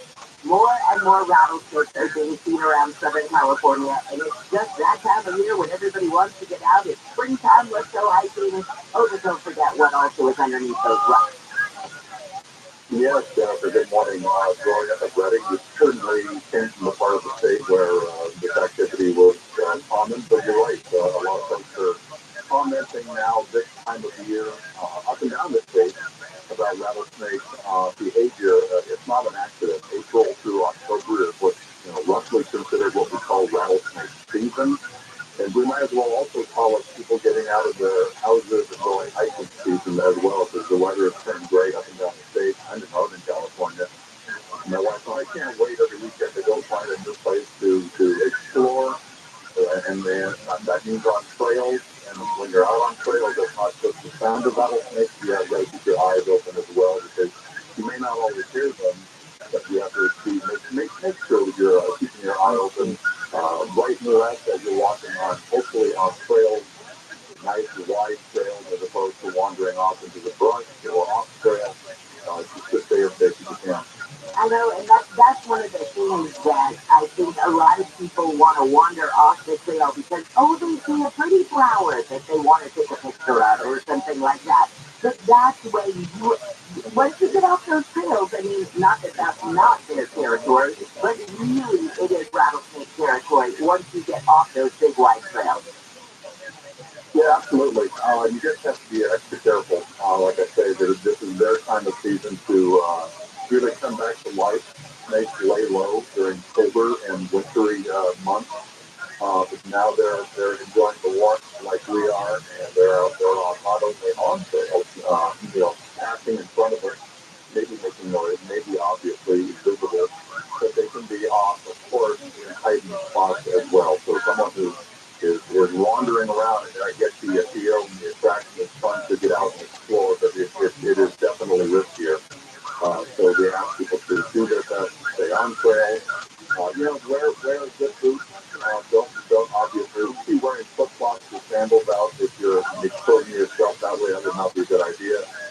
We advise wear long pants because there's less exposed. And one other thing about snakes that we like to point out is that they are generally just as anxious to avoid us as we are to avoid them. If given the chance, they'll back away. They'll go a different direction as well.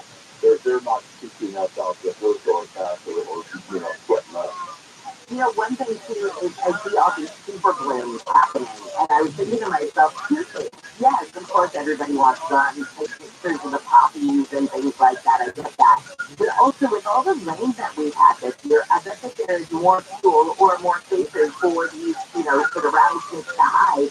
Just sort of, kind of out in plain sight, maybe where it wasn't even, the fuel wasn't even as high maybe as it was before. And the fuel is also likely leading us way early in the season, so we don't have strong official information about this. There's no reports on the number of snakes. Though at the end of the year, we do tend to learn how many snake bites happen, because we will gather that information through medical community. But with all the rain, all the fuel you're referring to is higher. There's also just a healthier spot now for all sorts of wildlife to be thriving. The mice and rats that make life. lunch and dinner. So, the weather has created all sorts of fascinating things in nature. One of them might be more rodents, one of them might be more after snakes. Just like you said earlier, more after people who can't wait to get outside, so enjoy the good outdoors. Absolutely. We were talking about the mice. I was on the phone with a friend of mine the other night, and he literally was letting his dog in. Opened the door to let the dog in, and in with the dog came a little mouse. I was like, oh God, he said, hold on, he goes out, call you back out to get a mouse out of the house. What? And then there you go. And then I know that he's got, kind of a wild backyard. And so there you go. That's perfect for the mice to be there, but then for the snakes to come in as well. Okay, you're talking about other animals right now. We have this crazy number of bear sightings in Sierra Madre. They're breaking, close encounters, a little bit of everything right now. What's going on? Well, Sierra Madre is one of those communities that has a history of bear activity being as close to the mountains as they are. So yes, we're aware that we have some public appearances with our wildlife conflict specialist in the community of Sierra Madre. They were at a public event just last month. There's another one scheduled this month. I don't have the exact date, but I'm sure at the city of Sierra Madre they'd be able to advise the date and location at a time of that event. What's going on is, as we have seen, whether it's bears or whether it's coyotes or whether it's mouse lions, wildlife is seeking food, and the more that humans make various forms of food, whether it's intentionally or unintentionally available, animals are going to take advantage of that. I mean, I've heard in my role as a public information officer from our folks in the field that bears know when it's garbage day in town because the odors are so strong coming from all the garbage to the house. Once again, people may be unintentionally feeding bears, but it is something we can always improve on, and that is do our very best to really secure ourselves, whether it's garbage cans, whether it's barbecues in the backyard, clean them, bring pet food in as opposed to leaving it out. So that attracts not only small animals like some precautions, but might also then attract larger animals. So we all can do a better job, and we're more than aware of what's going on with Sierra Madre, and we're also more than happy to work with Sierra Madre folks who are concerned there about the bear situation. It's part of life when you have a town up against the mountains as they do. It's beautiful out there. It's where people want to live, and it's also where they're very likely in their lifetime going to be a bear too.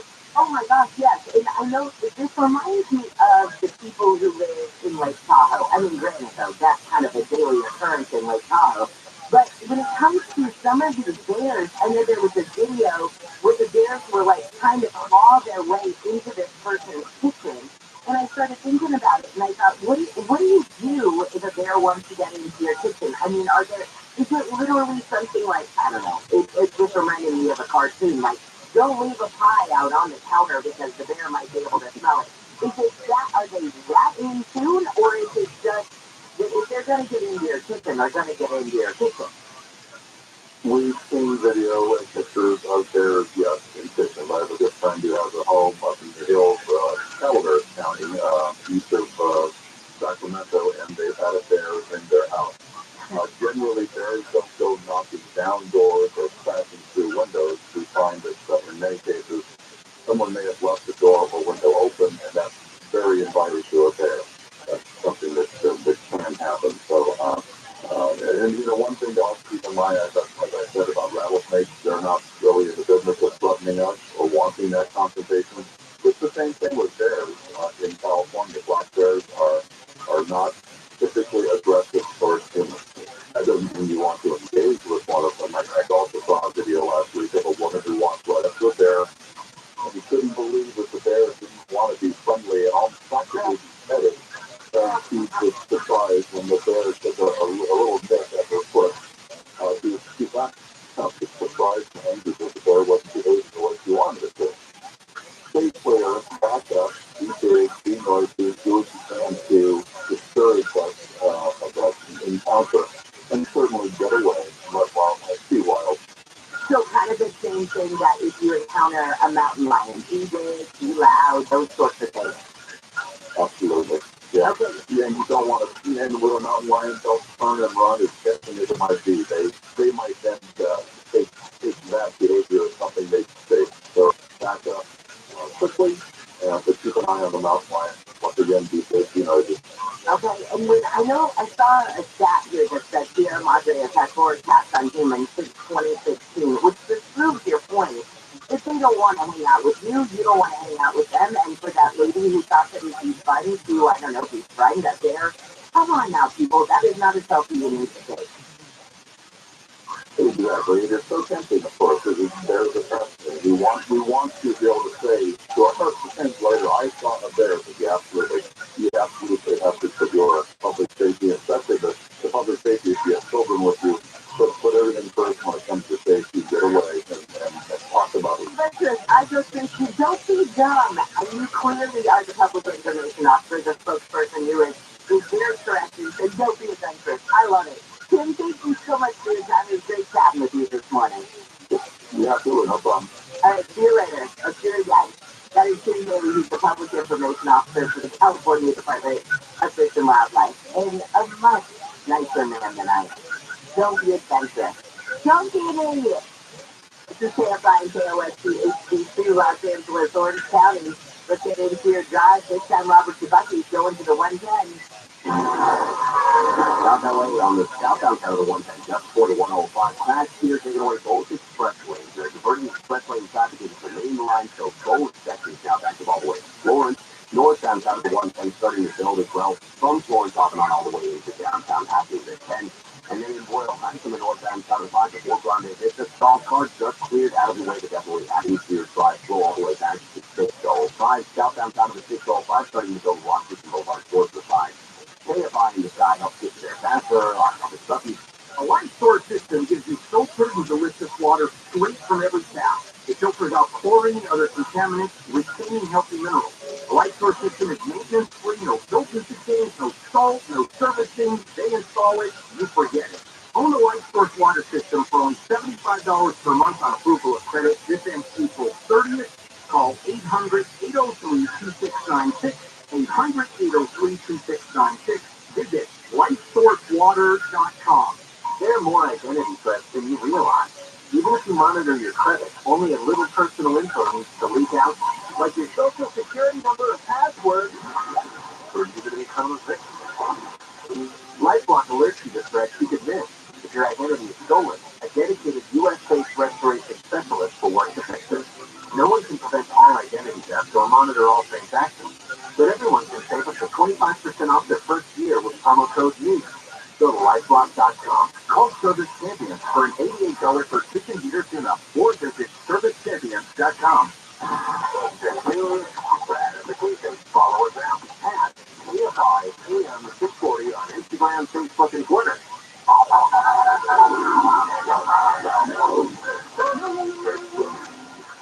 Springtime, the crop, the season a lot. There's the wildflowers out there. We should go out and see wildflowers because all you do is sneeze constantly. You're hawking everything up.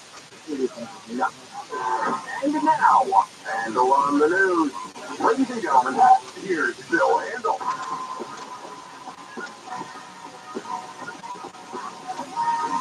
Yeah, Monday, everybody, April 17th. Good morning, Bill Handle here. Yes, we start another week, other than people getting killed all over the country, and we got SpaceX, the biggest rocket that ever was, that's launching in just a few moments. What else do we have? We got a great story later on about older drivers. California's about to be hit with a huge wave of older drivers. Good story. I'm from that's good. I'm a baby boomer, and so I have a great story about going to the DMV too. I'm going to share with you later on. All right, let's start with a hello. And then at 8 o'clock. I don't know if anybody saw the 60 Minutes news last night. It was stunning.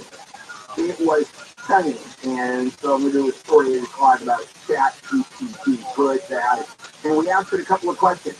What makes a good talk show host?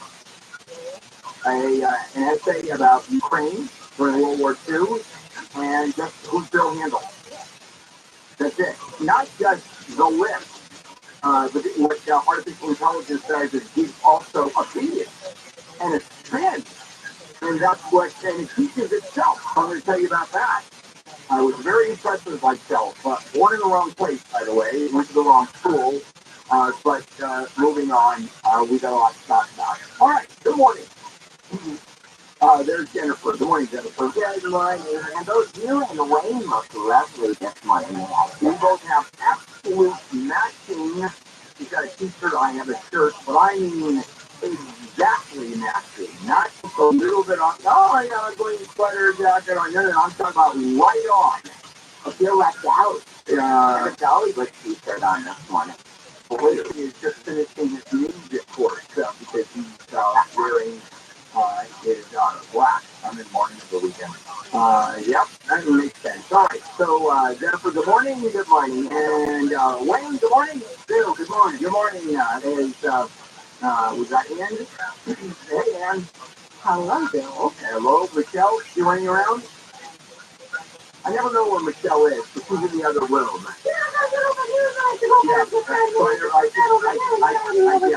I can't see Michelle. Good morning, Tyler. Good morning. Yeah, we're in our temporary studios, which we moved in a year and a half ago, which will be in for the next 20 years. And it is a studio that was enclosed. I like it better. So we look at each other on monitors. Jennifer's 5 feet away or 10 feet away, but I see her on a monitor. And so it worked out.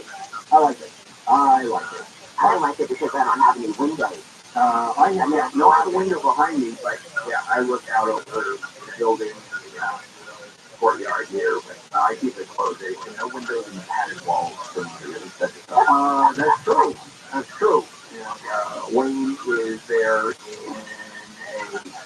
a nice Wayne. I've never actually looked at your office. Windows, no windows. Windows. No, so we're half windows. Food chain issues. Those of us who get windows and those who don't. Okay. All right, guys. You ready to do it? Yeah, we're good. Do it. Handle on the news. Handle on the news. Jennifer, Wayne, and me. Wait, sorry. And the defamation trial. And it's Dominion against Fox, which was supposed to start today, this morning. Long ago. Didn't happen. They're actually having discussions to settle the truth. I hope Dominion doesn't settle and they just fight. They're in Fox. That's sad news because I wanted to see that trial. I wanted some, well, it wouldn't be precedent at all. It would receive as a jury thinks that Fox has gone beyond that threshold of First Amendment and reckless disregard for the truth. Or maliciousness, which is a legal term used in the world of defamation. So they're going to settle, unfortunately, and for a lot less than $1.6 billion on my app. And it's not because it's dropping the bucket for Fox. Well, no, it could be a good hit, but it's not going to in any way affect Fox and how it does business. And it'll just affect how much per share that it hands out at the end of the year. It's going to affect its buyback. It's buying back a lot of stock right now. I heard there was a commentator over the weekend who was talking about, wow, and these cable news outlets, based on whatever happens with Dominion, will really watch what they say in the future. And I'm like, no, they won't. No, they won't. Fox won't. Quiet. Yeah. This is what the cable news networks do. Yeah. It's just a question of, Dominion case is just going to be, okay, that's over next. I mean, I'm not saying just Fox, CNN.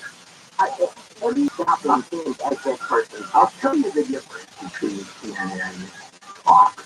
CNN definitely puts the liberal shit, but CNN does not outright make facts and lie. That it doesn't do. It doesn't create facts, outright lies, and Fox does carry those as legitimate news stories. Counterpoint. This particular case really has nothing to do with anything because it's so extreme It is such an unprecedented and extreme example of an entire news organization from top to bottom purposefully creating a false narrative. No other news outlets have ever done anything at this level and never will. And so there's no cautionary tale here, really. Oh, actually, nobody, you get over it. What's the name of that news act? They're not, you know what I'm saying? Like, there's nothing about it. To Jennifer's point, though, is Fox, for example, going to change its tune? Will it go to this level again to keep its core audience? And I don't know if it would. My guess is they're going to go just enough below that not to be able to do so. They will put, if they decide to do something like this again, they will put more care into covering their tracks. Yeah. Or saying that this is more opinion. You'll see a little disclaimer that you need a magnifying glass to read, a microscope to read, that explains this is only a matter of opinion. For example, lawsuits where you see lawyers, tiny little letters. This is not typical. Weight loss is stop this trend. So that's what's playing out. That story, there was a 60-year-old guy who had been hired to paint out the gang graffiti. They'll take that paint and sort of paint over it. And in Northridge, it was on Saturday, about 12:30 in the afternoon, some other men who were standing there start shooting, kills the 60-year-old, and wounds the 3 other people who were with him. They are in critical condition in the hospital. True. Because they shoot a guy who is removing graffiti. That's my guess. Don't know for a fact, but that's where I would go with that. All right, we'll take a break, come back, and we'll do more. Handle on the news on this Monday morning. Let's check in with Jennifer in the 24-hour KFI newsroom. Time running out. If you need to file your federal taxes, the IRS deadline for filing 2022 returns is tomorrow. Bruce Springsteen Day was officially declared September 23rd in the state of New Jersey. Now, Springsteen and his wife Patty didn't go to the announcement ceremony over the weekend because they both have COVID-19. And Britney Spears is ready to tell all. She has an upcoming memoir. The book will relate to the moment she shaved her head in her conservatorship. We'll get a look at your job at DKFI in the sky in just a moment.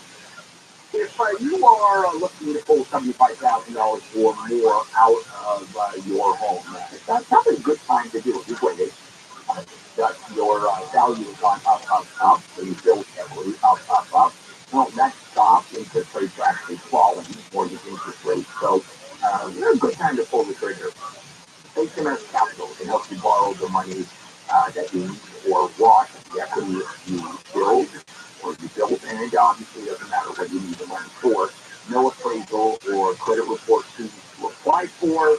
And the reason I'm a fan is I've done 2 mortgages with HMS Capital over the years. Best interest rates that I found, and the service impeccable. 833-255-5698. Call 833-255-5698. Visit hmscapital.com.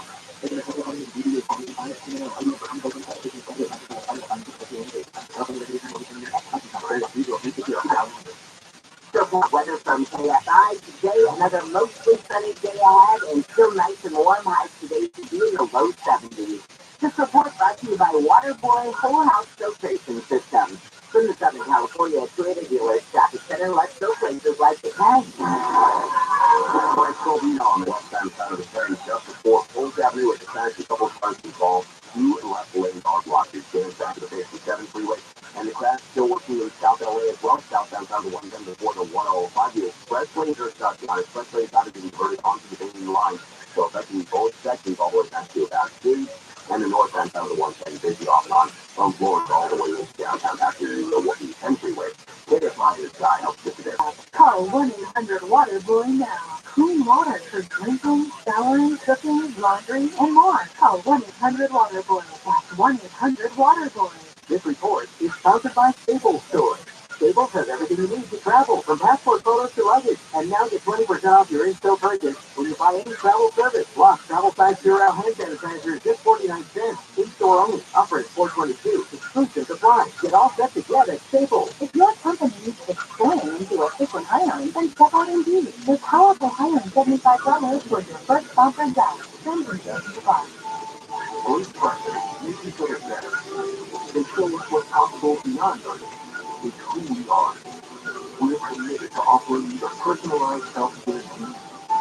With deep expertise and dedication, we'll work with you to reach your potential. Because the next great partnership is you and Tech. Together, we are limitless. Why did you choose Sweet Days if you're hurt in a car, motorcycle, or trucking accident? I'll tell you the results speak for themselves. Here are some of the settlements won for injured victims by the attorney. Sweet Days, $29 million won for a client hurt in a multiple vehicle accident. $11 million won for a client hurt in a trucking accident. $1 million for a client hurt in a motorcycle accident. Sweet Days wins for client hurt in these types of cases 98% of the time. They settle more money in 1 year than most firms settle in their life. If you're hurt in an accident and results matter to you, call the attorney to Sweet Days. They nothing until you win. They can't guarantee the outcome of any case, but it's important to have an experienced and successful lawyer. 1-800-9-MILLION. That's 1-800-9-000-000. SweetDays.com. And MDE is our community based analysis by participating in National Prescription Drug Feedback Day, April 22nd. Trying to collect insight near you. You think it's just the quality of life. If you're uncomfortable and there's a bunch of drug addicts stumbling around foaming in the mouth, it doesn't matter if they don't react to you. You don't want to be there. Because every one of those people might still give you a different service. John and Ken, your complete service live 1 to 4 p.m. on KFI and on demand anytime on the iHeartRadio app. KFI, AM 640 handle here begins Monday morning, April 17th. Sadly, go more handle on the news. Jennifer Wayne.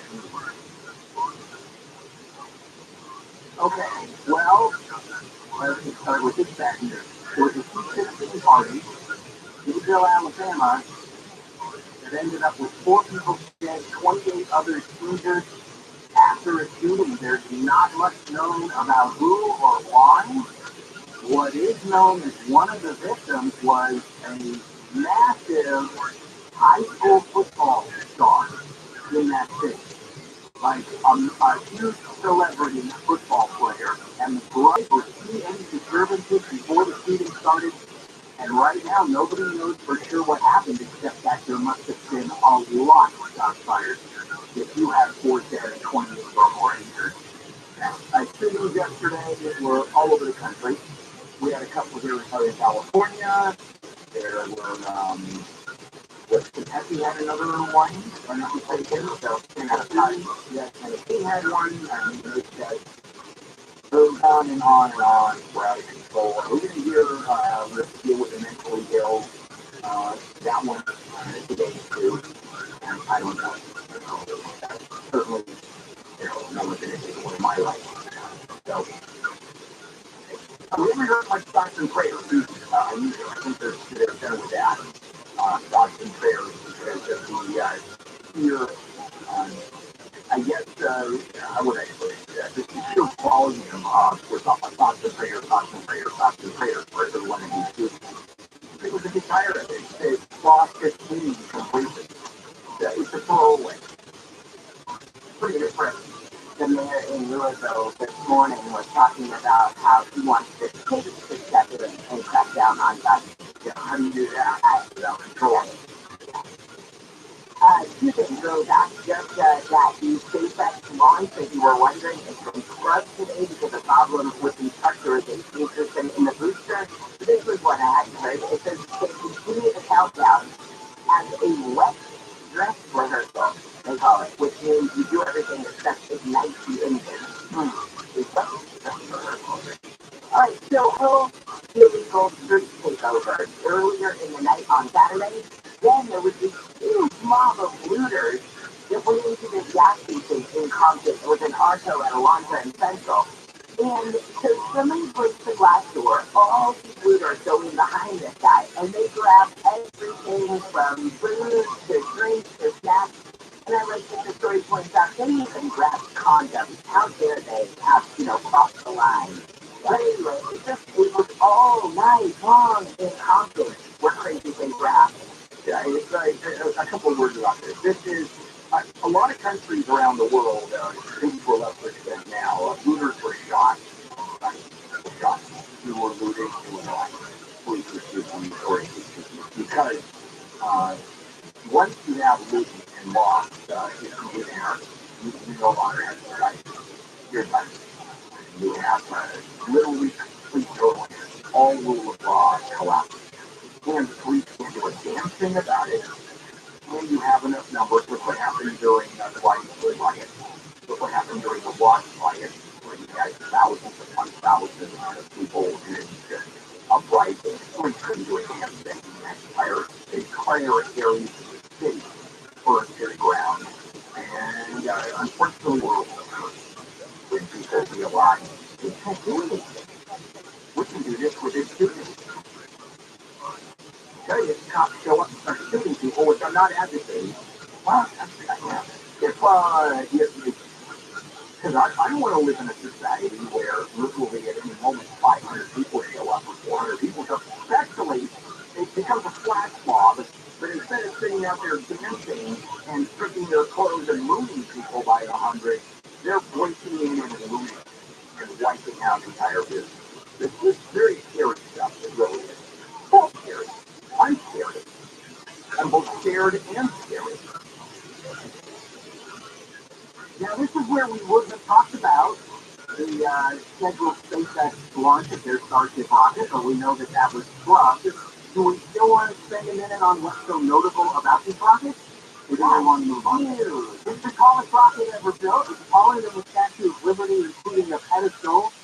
It has the most engines ever in a rocket booster, 33 of those Raptor engines that SpaceX made. And I kind of look at the undercarriage where the rockets are, and it looks like it's round, obviously, but it looks like the loudspeaker array at Coachella. Oh yeah, I mean, center is a round thing, and it looks like, when you see it's like 50 loudspeakers all pumping out the EDF.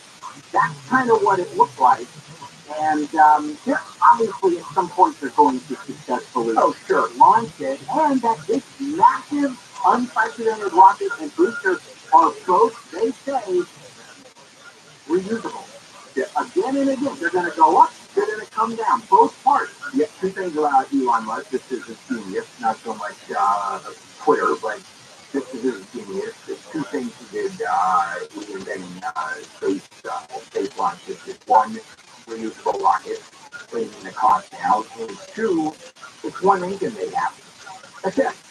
And it's either 7 or 10 or 39, and it's still the same engine, so they only build one. And that makes it really clever. I mean, just a great idea. I was once talking to an engineer there. There's a friend who works at SpaceX who invited me down, and he said, much, if you didn't talk about anything, not these extravagant voyages, although to Mars, but consider the stuff a bus. A bus. You get on the bus, you drive from A to B, and the bus comes back. Reusable buses. What a miracle those are, huh? They don't throw away buses after every trip. See, what was surprising me was the almost flippant nature in which Elon Musk talked about this particular launch. In that, this one probably won't work. Like, don't be surprised if it doesn't work. But, I mean, and I understand that in science, you have to try, you have to test things out, but it was just the way that he's hoping that it wouldn't work.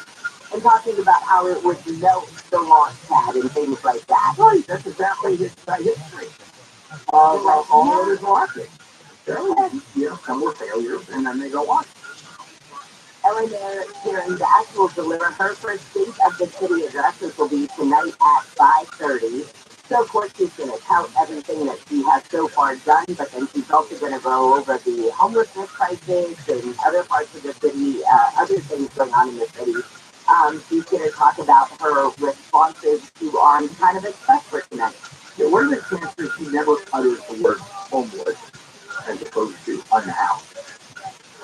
Oh, regular drinking game? No longer unhoused or no longer homeless, certainly unwashed is off the table. That'll never happen again. I am not saying that these groups of encampments power. Well, sometimes What if they wanted to? Where do they go? honestly, and I've not seen it in LA, but there is an encampment right by the Oakland police station. I mean, blocks away. They have running water. They have like kind of rooms almost. I've seen people while sitting at the stoplight showering. Right? I mean, it's enclosed, but there's some sort of water system. So maybe that's no longer a screening tunnel. Yeah, Maybe it's our wall. Yeah, well, that is clearly. I cannot believe it. That is one place. And then we talk about what does that tell you about how we deal with the homeless. Yeah. When we now provide these services, accepting that these encampments are going to be there. We'll take a break. We'll come back and continue on with more Handle on the News. Let's check in with Jennifer in the KFI 24-hour newsroom. Two former Whittier police detectives are expected in court to face multiple felonies for their alleged roles in a shooting that left the man paralyzed. Cynthia Lopez and Salvador Murillo are accused of shooting the man in 2020. He was suspected in a robbery that happened 2 weeks earlier at a Walmart store. News is brought to you by DirectBuyers.com. 3 people have walked away from the hard landing of a small private plane in Riverside. The pilot had reported mechanical failure yesterday before the plane went down in the field. The pilot said the plane started having engine trouble as soon as he took off, but he was not able to safely return to the airport. One of the people on board was taken to the hospital. Spain's Prime Minister has apologized to victims of a government-sponsored sexual freedom law passed last October. It was supposed to increase protection for women, but inadvertently allowed hundreds of convicted sex offenders to have their sentences reduced. A former lawmaker in India convicted of kidnapping, including murder and assault charges, has been fatally shot on live TV. His brother was also killed. The men were under police escort Saturday on their way to a medical checkup at the hospital when 3 men posing as journalists targeted them. The shooters quickly surrendered. An Russian court has sentenced an opposition activist to 25 years in prison for treason and denigrating the Russian military. Vladimir Karamuraza rejected the charges, which stem from a speech he gave years ago denouncing Russia's military action in Ukraine. Russia adopted a law criminalizing spreading false information about its military shortly after it sent troops to Ukraine. We'll get a look at your drive with BKFI in the sky in just a moment. The Lakers won the first game of the playoff round against the Memphis Grizzlies by a score of 128 to 112. Rui Hachimura was the high scorer with 29 points. An impressive defensive effort and late-game free throws from Russell Westbrook allowed the Clippers to start their playoff round with a 115-110 win.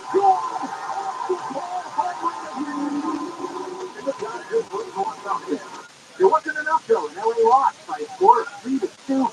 The boys include that the Mets today at 7:10. Dustin May will start. You can hear it in HD on the iHeartRadio app live from the Falcon Motors broadcast booth.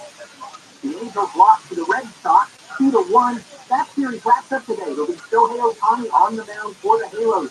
I'm Wayne Lesnick, KFI Sports.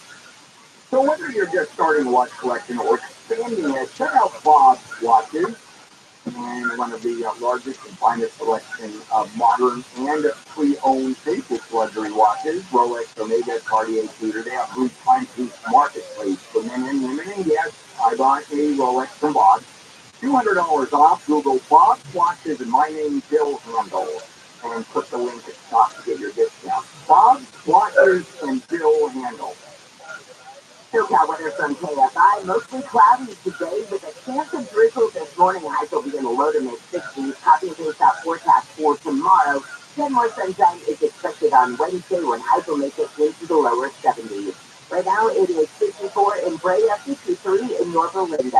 Let's get a look at your drive that you can't find in the sky. Good morning, Jeff Bob. So, like I got you, Jennifer, good morning. Indeed, it's going to be nice later, but right now it's kind of icky. So, if you're just starting your drive, be careful, please. Low fog in places. You know, especially when you start with that, really, a lot of fog inland now. It's gone there, and especially over the 215 coming through Paris. So, we'll just be careful. Now, back to freeways, San Fernando Valley 101, this is in fair state, and 405. The Ventura Freeway, a little slow getting through camp. All the Caltrans work has been picked up, so not worried there. 405 just kind of slow coming out from Summerway, not too bad. Leaving downtown Los Angeles, a little good news, especially if you were listening for a while and headed this way. South 110, a little bit before the 105, it was a very bad crash in the express turnaround Hope that's up and over the hill on the downhill side. Coming into Slovenia, we've had a couple of lanes blocked there, and it's really backed up to into Pomona. I think it's now we're in a fairly good section. Oh, the column says kind of slow coming through the junction there, but actually once you get going downhill into Ontario, you should be okay. Not too bad. Verify in the sky helps get you there faster. I'm Jeff Barlow. The Hollywood Bowl Create Your Own Packages are on sale now for the summer. Choose 3 or more concerts that suit your taste, schedule, and budget. Get your tickets at HollywoodBowl.com. For official rules and more information about contests on this station, go to KFIAM640.com/rules.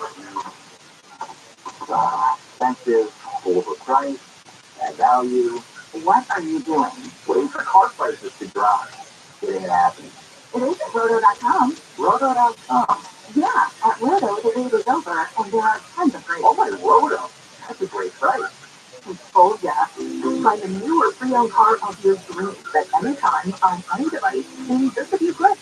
And at a great price. Buy down your satisfaction with retail banking in California by J.D. Power. In California, I come to make the work go. Please prepare to thank you, too.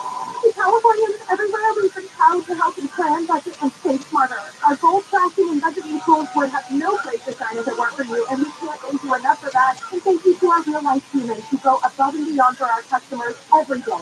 Oh, no problem at all. I was just going to say, first up, shout out to you, Kinja, for the topic on travel. It's not something that's generally discussed. If I were to, if you were to ask me, Rabbi, how does time travel work? Visualize it for me. If you've ever used the Apple OS app, like on a MacBook, this time machine going back, basically I think that is kind of a visualization of how it works. If you're not familiar with that, basically take a snapshot in time of your PC, and you can go back to different dates and then branch off of those. Essentially,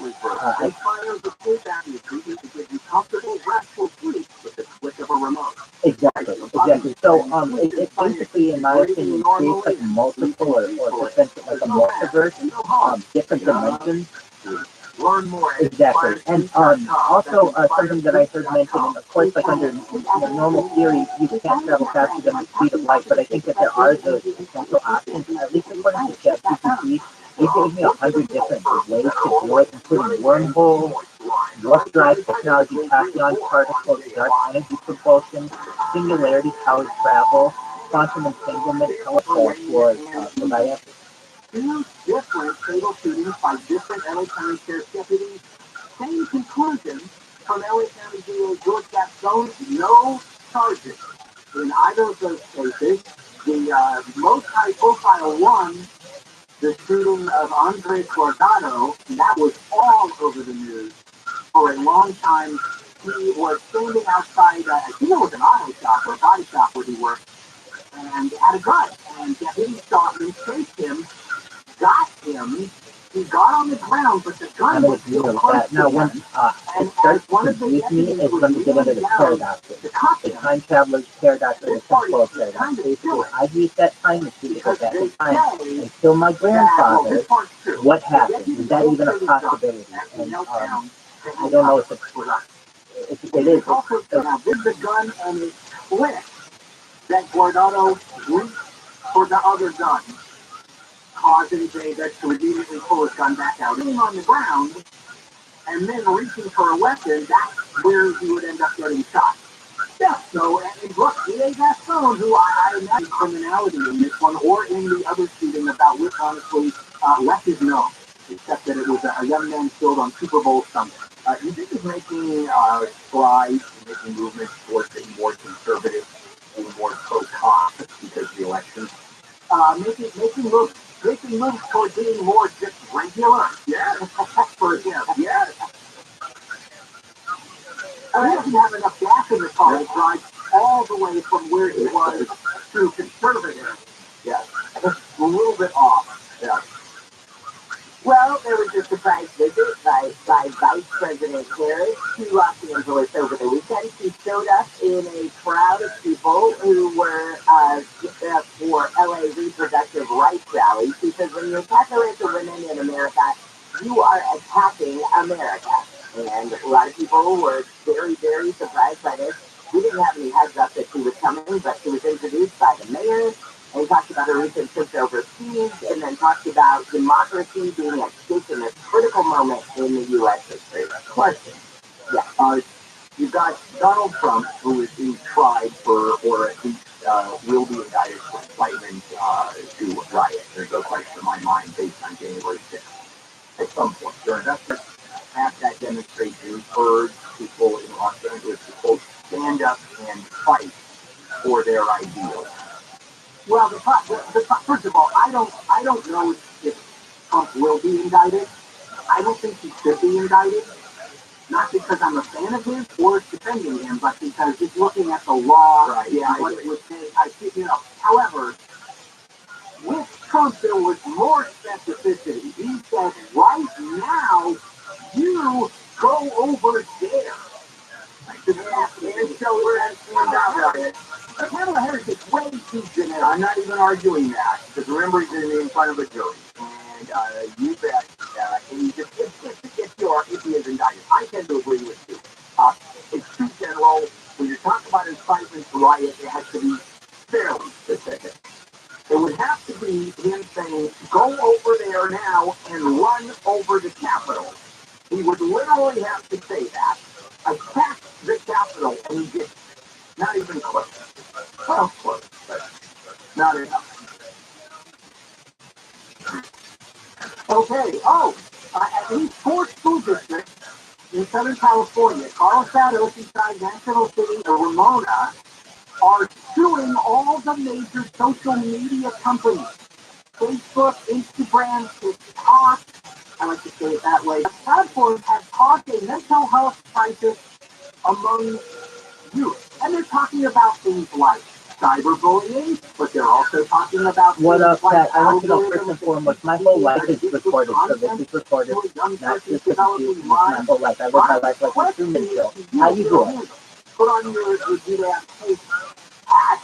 Hello, YouTube Live. Not just one, not just two, not just three, not just four, not just five, but I have 6 different YouTube streams going. I've got 7 different Instagrams going. You are famous. Now, I hear that you are a big deal. I hear some people on stages where treat me with respect. What's up with that? Product liability? No, they weren't, and I'm not happy about that, and I want to know what's up. Where's the standing there, too? I think that's for a look how horrible the internet is, and look what it does. That's one of the consequences of the internet. There's a big difference between go out and kill yourself or let's attack this building or this facility versus... Did you block them on everything? I don't even know what cyberbullying is, actually. You're a little overweight, right? Or you're a little slow. You have the threat. Is that cyberbullying? Or you're ugly. You have the threat in is that cyberbullying? It out? I don't know. It can only go so far. But it's going to go no place. It doesn't matter. Exactly. So the people, you could just give that to the police also. I feel threatened by this person smoking you or working How about you dying at 2 seconds? How about that one, huh? Which is another choice. They have to put it somewhere. Yeah. All right, take a break, come back, and let's finish up. I handle on the news on this Monday morning. Jennifer Jones. So why didn't it work out with this person? 24-hour news. The FBI believes the Massachusetts Air National Guard member accused of posting classified military documents on online likely has more documents. The 127th running of the Boston Marathon takes place. Well, no, I mean everything's an IRL conversation, but essentially, this is like the world's biggest like talk show. So consider yourself my guest, and like you were on the Tonight Show. Have a seat, welcome, get your coffee, and sit down, relax. Essentially, well, let me ask this: if you're not comfortable with that, essentially, this guy likes you online or something. You met him in real life. He didn't turn out to be what you wanted or what you thought of, or he was kind of a creepy guy, but you don't want to upset him by blocking him and everything. Have you ever just told him that you've moved on and that he's not the one for you? Oh, okay, so you made it clear to him. Doesn't have to be spotless as prospective buyers walk through it or just can't be there. You get paid back within 10 days or less. That's directbuyers.com. They'll even give you a $15,000 cash advance before closing to help with your move, and I'll tell you what they'll never do is lowball you. Right. Directbuyers.com to sell. Directbuyers.com. You know who Atlantis Morse is, right? Yeah, it's the famous song. Steve Blue, Dave Coulier, who was on Full House in a theater, and he sings about it in his song. So, I'll send it to you right now. Yeah, those are the good news for the league now, especially if you're leaving Pomona now for the West End going up and over the hill. On the downhill side, West End and the Holt, again, that's up and over the hill. There was a bad crash there in a couple of the left lanes, but pretty sure it's clearing it right now. The slowest section is right at the interchange, the 5710 and all that. Well, can you ask him to just like once you get past Holt, now it's kind of a normal point drive. Meaning, you're a little soft sunset over to the 605, not too bad. Now, I mentioned the weather, and the weather's kind of bad in my empire, especially 215. Just heard from our buddy Eric, who's driving this 215 right now. He says it's really getting hard to see and hard to drive around Houston, so you really got to be careful. Oh, be super careful. San Fernando, this is terrible to hear about. Northbound Sheldon, just before the 170, there's a car sitting in the carpool lane. But, you know, he didn't like what fire goes to. He didn't like it as much as he liked you. Is that correct? Like when you're in your registration or starting your real ID application, you got on. Well, you're picky. You have high standards, so that's good for you. Without a trip to the DMV, get started today. That's all right. And don't worry about having a hope date. We all have a hope date. Some of us never believe it. So that's totally cool too. Essentially, so you have to make it clear to him that, like, you'll apparently have, but really, I mean, if you have evidence, like, you say to him, I'd rather not have anything more to do with it right now, and then move on from there, and then really that's the block him if you don't want him to necessarily follow you. And I understand he could get your address. But essentially, and from what I know, he told us, you live in a gated community, rather safe. You live in Irvine, which is the safest city in the FBI of major cities. But I mean, I don't think did he ever make any threats to physically? Do you feel like he could actually do something physically? Thousands and thousands of satisfied patients. If your joints have been aching from arthritis or injury, look beyond steroids and surgery and discover the amazing possibilities with regenerative medicine. Especially this time of year, I understand. No one definitely do that. Going under the knife. Okay, yeah. Last thing. What's his name? In Glendale, Orange, and Mission Viejo. Crazy dude, get off my girl's back. Kat, do you know what pickup artistry is? 997 PAIM 213-997. No, that's a little bit. That's kind of artistry. No, this is how to pick up women from a guy's perspective. Okay, so basically, I sent you this song, You Ought to Know, by Alanis Morissette. It's a very famous song, and she talks about blowing one of the major actors in Full House, you know, there's in that. But also, I'm sending you a list of pickup artists. So basically, these are things that guys will use on a girl, and you can just know that there's an art or a science to picking up women. And if you know this stuff, next time you'll be better empowered because you'll know some of the tricks that guys use on women. It's not not necessarily like they're not conning you for it. Like but what they are doing is perhaps like manipulate us arrive and so here's one of them. Okay.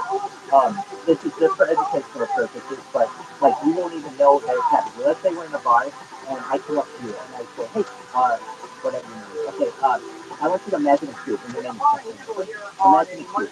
Is your cube big or small? Okay. Is it on the ground or in the air? Okay, sorry. I have a blue circle of gas. Is it facing it straight on or just you're imagining a cube? What does it look like in your head? Excellent. What color is it? Excellent. Okay, so I won't go through the whole routine, but basically I can tell you a lot about yourself. You don't have a very big ego. Your cube is your ego. So some people say, it's cube that's huge ego. It's just whatever you subconsciously will say. The fact that your cube is on the ground, you have to stay grounded. You like foundation, you like comfort. The fact that it's an angle is you're very artistic. And I don't know, what's your favorite color? Is it gray? With white, so essentially though, these are things that people can do when you're at a bar, they're routines that guys will use on you. Now, when you're well empowered to know what guys do, the next time around you'll be, in a better position to be able to fight off some of these urges. I mean, essentially what you got is a guy who is just hanging on, right? He just won't leave you alone. Is that correct? What is it about these women? So what you want to know, what you have to make things clear to I don't know. so essentially, you have to say, I don't want a relationship with you, and you need to do that. If you don't do that, the guy still thinks you have this. You have to be honest with him. The best thing you can do is cut ties completely with the person, and then get it cut. And what is that? You might see the person 10 years from now, and he may blow you into it. You never know. I mean, you can, but you can't just keep it going, because essentially, then people will continue to develop feelings of guilt when they have an opportunity. And at least in this case, this young man doesn't seem like he has an opportunity with you anymore, and we just have to make it clear to him, I don't want anything more to do with you, and don't say continue to behave. I don't really necessarily want to and I wish you the best. Violence continues unabated in Mexico. This time, a bunch of gunmen invaded a resort where people were trying to enjoy a nice weekend. Yeah. Opened fire, 6 adults and a 7-year-old killed. This is in the state of Guanajuato, which is apparently the most violent cartel violence. To cut them out of your life and then liquidate them. And then what you do is find a new love, whatever, you're the boyfriend, so, right? Exactly. The local criminal groups there are backed by the Sinaloa cartel. Yeah, that's lovely. So it's a boxing fight between two big cartels going on. Well, I mean, there's some guy you like, and it's not this other guy. So basically, I mean, that can even be on telehealth too. And just basically say, I've moved on, you should do the same, and I wish you the best. And that's all you need to say. You don't owe him, exactly, you don't owe him an explanation. You don't need to tell him that you're with someone else or anything like that. So basically, now, what he'll do, if he's like a good enough stressful guy, is he may continue to try to find you or whatever. And once you have some evidence, then you go to the police on it. But what I don't want you to do is just say, well, this guy, he's creepy and he's going to come to my house and kill me if I surprise with him. Because generally people won't do that. You're welcome, Pat, anytime. Best wishes. Best wishes. Take care. Monorail vehicles would arrive every 2 minutes. More than 400,000 people travel up the 405 every day, so probably a lot of people are thinking, that might be a good idea to be able to happen. Yeah, let's do a survey among our listeners. How many people actually like traveling the 405? It is consistently known as the worst place you can drive. It's always the 15 pneumonia. There's also the 5, and then let's forget the 134 and the 101. Oh, yeah, I was going to say, I'll put the 101.05, this is its own league in terms of perception as well as probably number of cars. 400,000 people travel to 405. I'm assuming it's over the pass. over the past. Yeah. Look, this is where this would be. Yeah. Oh, in the state of Washington, a bill is on its way to be signed by Governor Jay Inslee. That is the mirror image or the negative image of laws that are being passed in other states. This law, Senate Bill 5599, does a couple of things. It allows homes for runaway youth to house youth there without parental permission. And also, they do not have to tell the parents if kids are getting medical intervention, including, and I think this is the emphasis behind it, gender-affirming care. So, some states are saying if that kid says that they might be another gender and right away they said it, this is the opposite. You can't tell the parents anything. And it allows medical intervention to help them, I believe, do I have it right? It helps them trans. Yes, that would help them transition. Sure, it includes gender-affirming care, puberty blockers, toxic hormone therapy. Now, I do want to clarify, because I misstate something. The law does not forbid the parents from being told at all. The law allows the shelter or whoever to instead notify the Department of Children, Youth, and Families rather than the parents, but it's still up to the individual social worker or whoever it is. It doesn't forbid communication with parents. Remember there was that big deal made over Judge Clarence Thomas not reflecting this real estate deal that he had in 2014 on his financial disclosures? Well, now it says that he is going to amend his disclosures, and all three of the Georgia properties that were sold, including his mom's house. Yeah, but look how clever. Because it was an oversight. Yeah, no, but look how clever they went around that. Is that it is not just buying his mom's house here and have a house, Mom. It's I bought the house because I want to make it a museum to recognize the greatness of Clarence Thomas.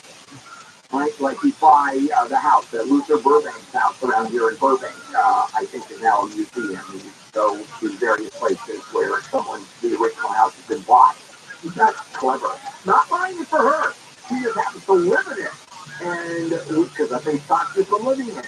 So it's going to be a museum at some point for Clarence Thomas.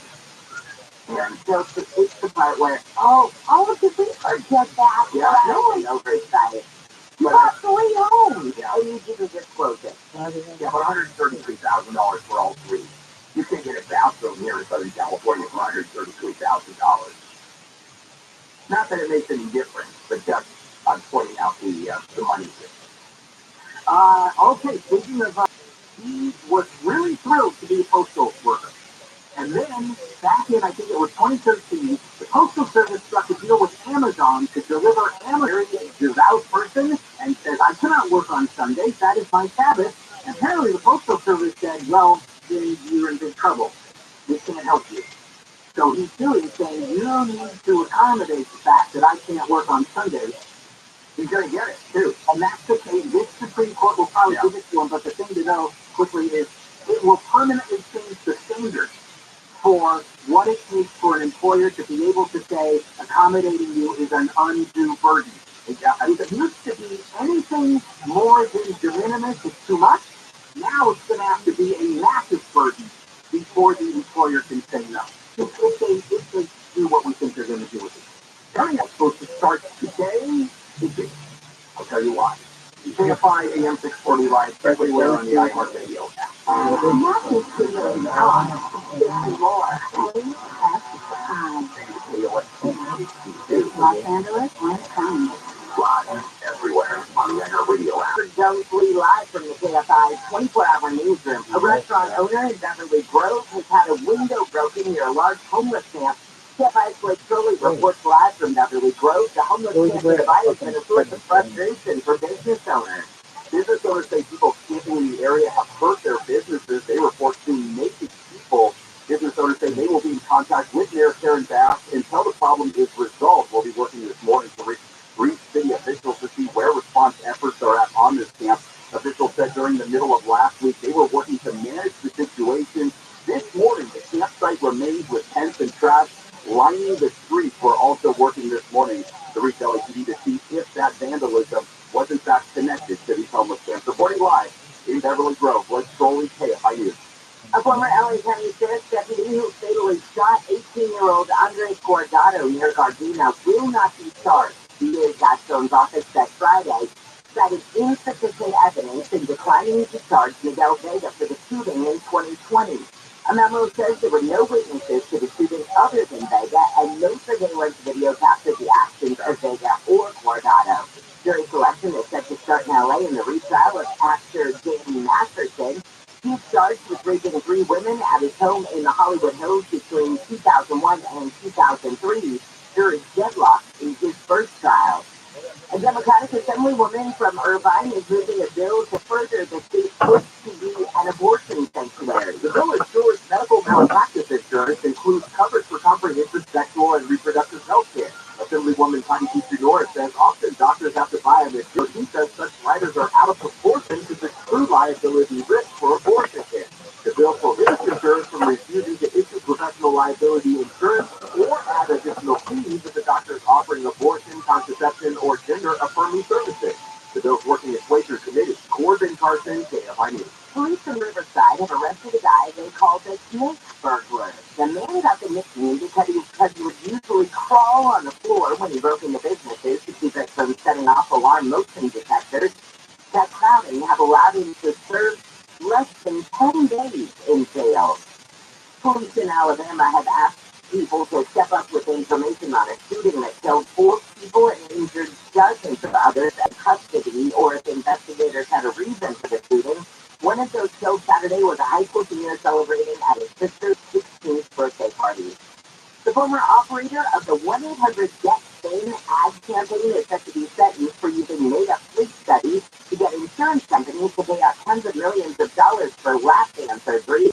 Julian, officials say the men plan to stop in Cabo San Lucas for provisions and to report in before continuing on to San Diego, but there was no record of them actually arriving in Cabo. Winds at the time were estimated to have been about 30 knots and waves were reaching heights 15 to 20 feet. We'll get a look at your drive with BKFI in the sky in the T15 in just a moment, but first it's Fortress Lane. The Lakers pulled away from the Memphis Grizzlies with a 15-0 run. It gave LA a 128-112 win in Game 1 of Round 1 of the playoffs. Here's LeBron James. So we've kind of been in like desperation, kind of playoff mode for about 2 months now. Because we just didn't really have much room for errors, whatever the case may be. If we want to put up with it, just to play right now. The Clippers squandered a big lead, but they managed to beat the Phoenix Suns in Game 1 by a score of 115 to 110. In hockey, the Stanley Cup playoffs get underway for the LA. Then you got through COVID. At 5 employees or more that got through COVID with you, you could be eligible for a payroll tax refund of up to $6,000 per employee. Do the math on that one. Go to getrefunds.com. That's my suggestion. You answer a few questions online. It takes under 10 minutes. And you'll see if your business qualifies for this tax refund. No charge up front at all. It's contingency arrangement.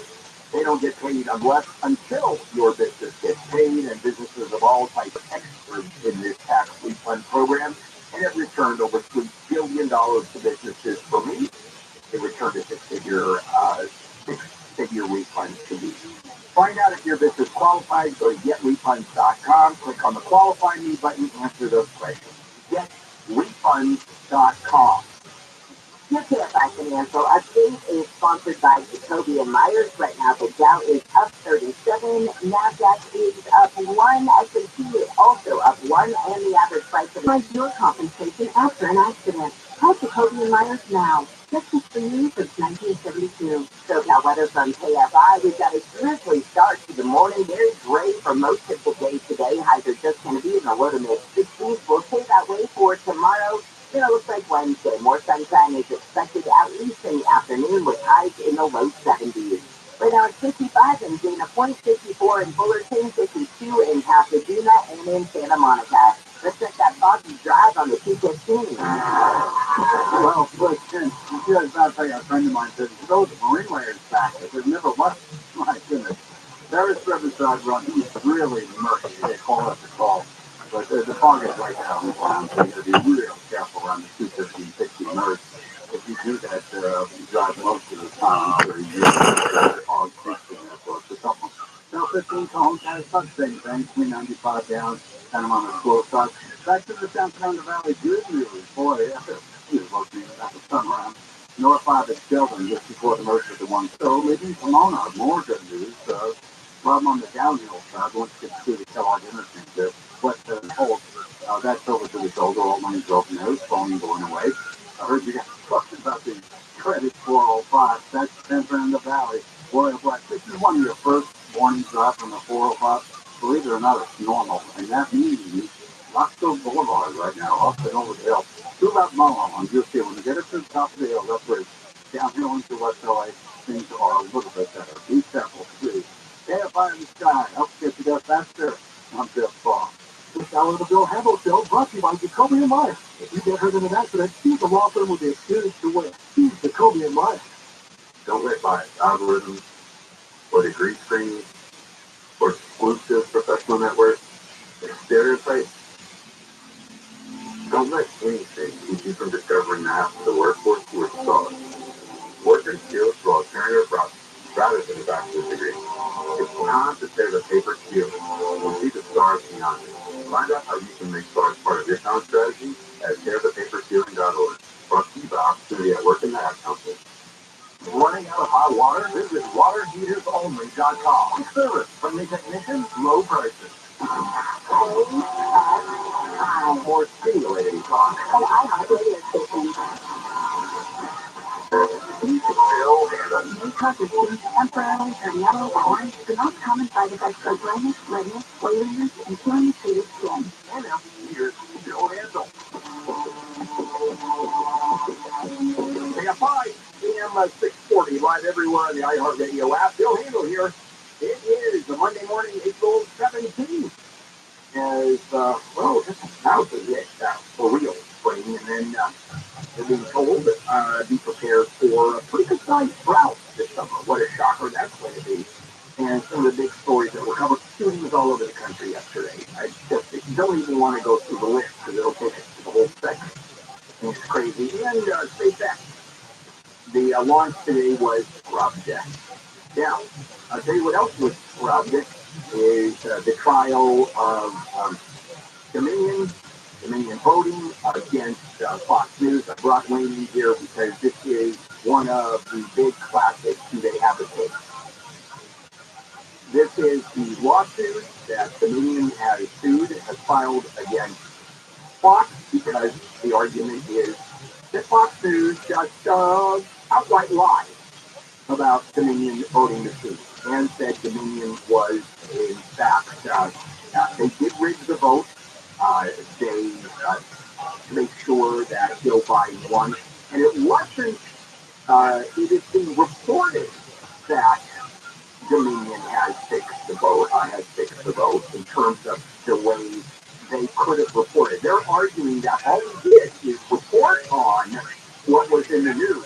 Oh no, they stated their vote, their yes, stated as a fact that Dominion, in fact, rigged the vote. I brought in Wayne, and Wayne, it's almost impossible to get a defamation suit going, even a trial going against the news organization.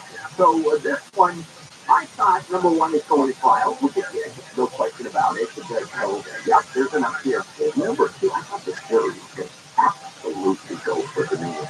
And to the point where Fox is now arguing, or Fox is trying to settle this case. Remember, Dominion said, no, this is the first time I've heard the word settlement. And this was the morning of the trial. They already started jury selection. They hadn't finished it, but they had already started it. This is something that does happen from time to time that makes people scratch their heads, including you, which is you have, and this is usually in civil cases, although sometimes in criminal, where you have a case that is fought, we're fighting. They did do a round of we're fighting, and not until the lawyers see human beings in the jury box. Sometimes that's what it takes for somebody to go, you know what? Maybe we should not have this trial. Let's see if we can settle. And I suspect that's what happened here. Fox has several problems. One, the judge already ruled that the statements were false. Dominion doesn't have to prove they were false. That's over. The judge already decided the statements are defamatory. Dominion doesn't have to prove that. They also, Fox is prevented from arguing that they reported what they reported because of newsworthiness. They can't make that argument. So they don't have a lot of room to defend themselves.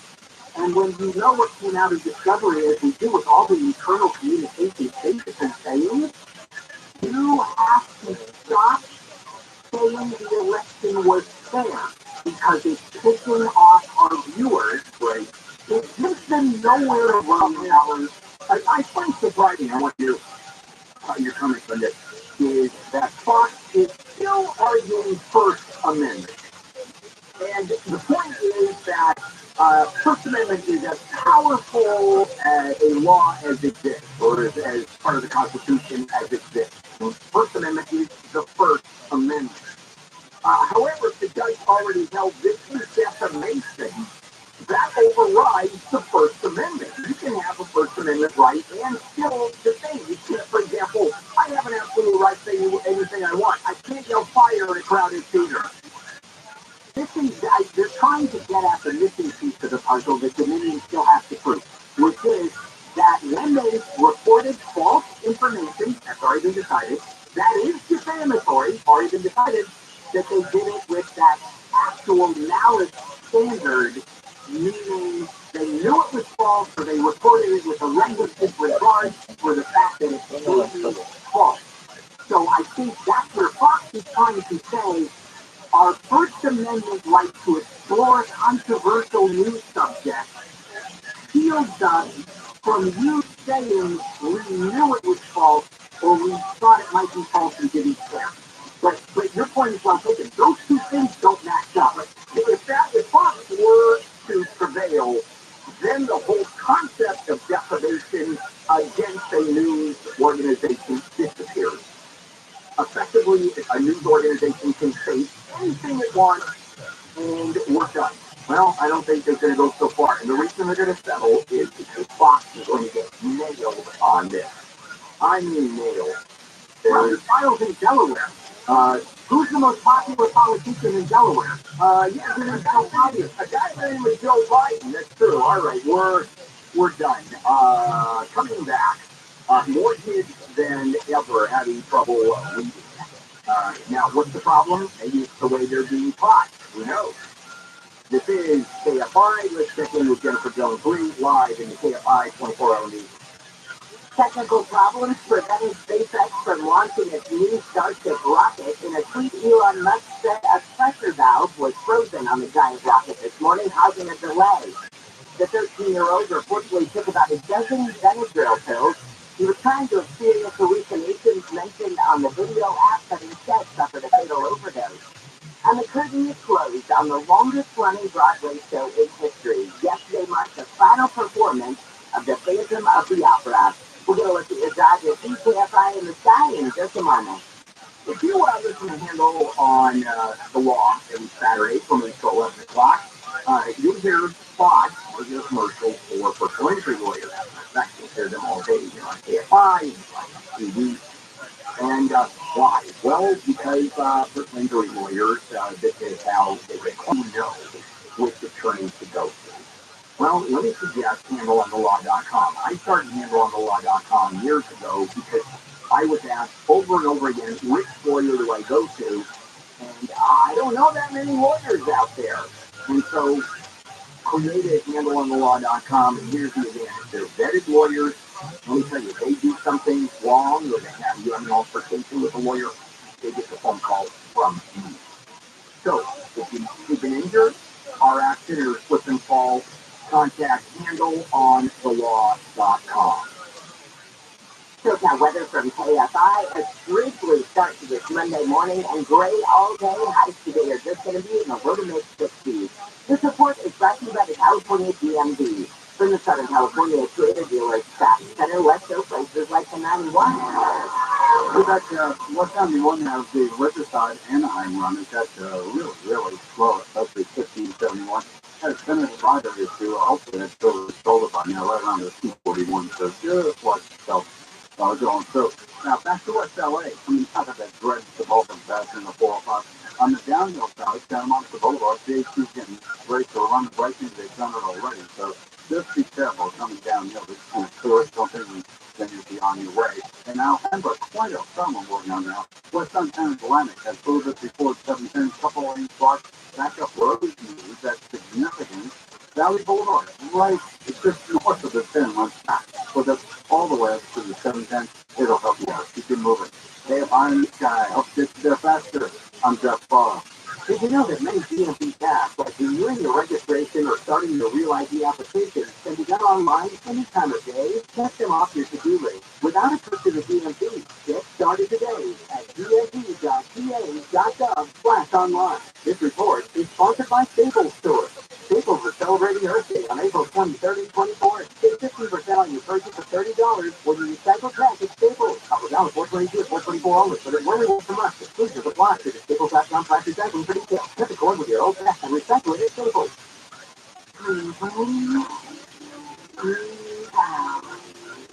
Every new Toyota comes with Toyota Care No Cost Savings. So your mind and the calm is free. From oil and filter changes to tire rotation, fluid inspections and adjustments, tire service, even lockout protection. Let your cares and worries melt away. Toyota Care No Cost Savings comes standard with every new Toyota. Your Toyota Care is Toyota. Let's go places. Toyota Care covers normal factory scheduled service for 2 years or 25,000 miles, whichever comes first. See Toyota dealers for details and exclusions. Valid only in the continental U.S. and Alaska. Growing a business brings pressure. Staying compliant and retaining top talent in challenging times may feel less thin. Fortunately, there's Insperity. They put over 35 years of HR service and technology to work, offering my employees competitive benefit options while lightening my HR load. Engaged people empowered to be their best means overcoming obstacles. With Insperity, nothing seems impossible. Insperity, HR that makes a difference. If you're looking to sell your home, you call Seller's Advantage, and they'll make you a cash offer with no need for repair. With Seller's Advantage, there are no agents. They can close in days and they buy with cash. And they offer a $10,000 advance to help with moving. Check out their reviews online and call for no obligation offering. 888-321-ADVANCE. 888-321-ADVANCE. 888-321-2747 and visit sellersadvantage.com. Don't worry, self-happy. We're gonna get better. CRE number 0961658. What they're doing used to be a crime. Most people don't even report the crimes anymore because there's usually consequences. If you tolerate the behavior, it doesn't matter if these people don't attack you. The fact that they're there is going to drive you away. John and Ken, you're not going to want to be in a place with a veteran drug addict. Live 1 to 4 p.m. on KFI and on demand anytime on the iHeartRadio app.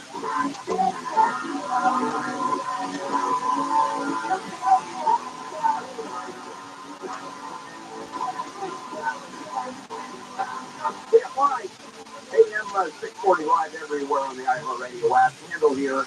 And the morning grill on a Monday, April 17th. Some of the stories that we're covering are trending now the weekend shootings. I mean, they were all over. All over. It simply doesn't stop. Also, the trial of Dominion, Fox News, I just did a segment on that. And as a matter of fact, I want to remind you that if you wanted to listen to that segment or any segment here throughout the day on KFI, just go to the iHeartRadio app. We are on demand, and you can follow us on the iHeartRadio app. You have often heard me talk about the statement, America is the greatest country in the world. And in many ways it is. But I have often said, that is a complicated question. What does that mean, America is the greatest country in the world? It certainly is in terms of opportunity. I believe it's the greatest country in the world in many ways. I'm very patriotic. I believe our patriotism, I believe our love and belief for this country. And then when you talk about things like infant mortality, we're down about number 9. We're way down. We're the greatest country in the world. The number of people who don't have health care. we're the greatest country in the world, except for those people that don't. So it's more than just we're the greatest country in the world. I'll tell you where else we have a problem: literacy. What do you mean literacy? Like countries in the higher literacy rating. And why is that? Because our education system is very localized. It is not anywhere centralized, not even statewide, not even county-wide, local school district. And there are people that are crazy at local schools. And it's become very political. And here is the problem. And the problem is that if you look at the education level, which is pretty good here, 50% of school children don't read at the basic level or comprehension of the 8th grade. 50% of kids in the 8th grade and why does that happen? I'll tell you, we've gone away from teaching the very basic, and that's phonics.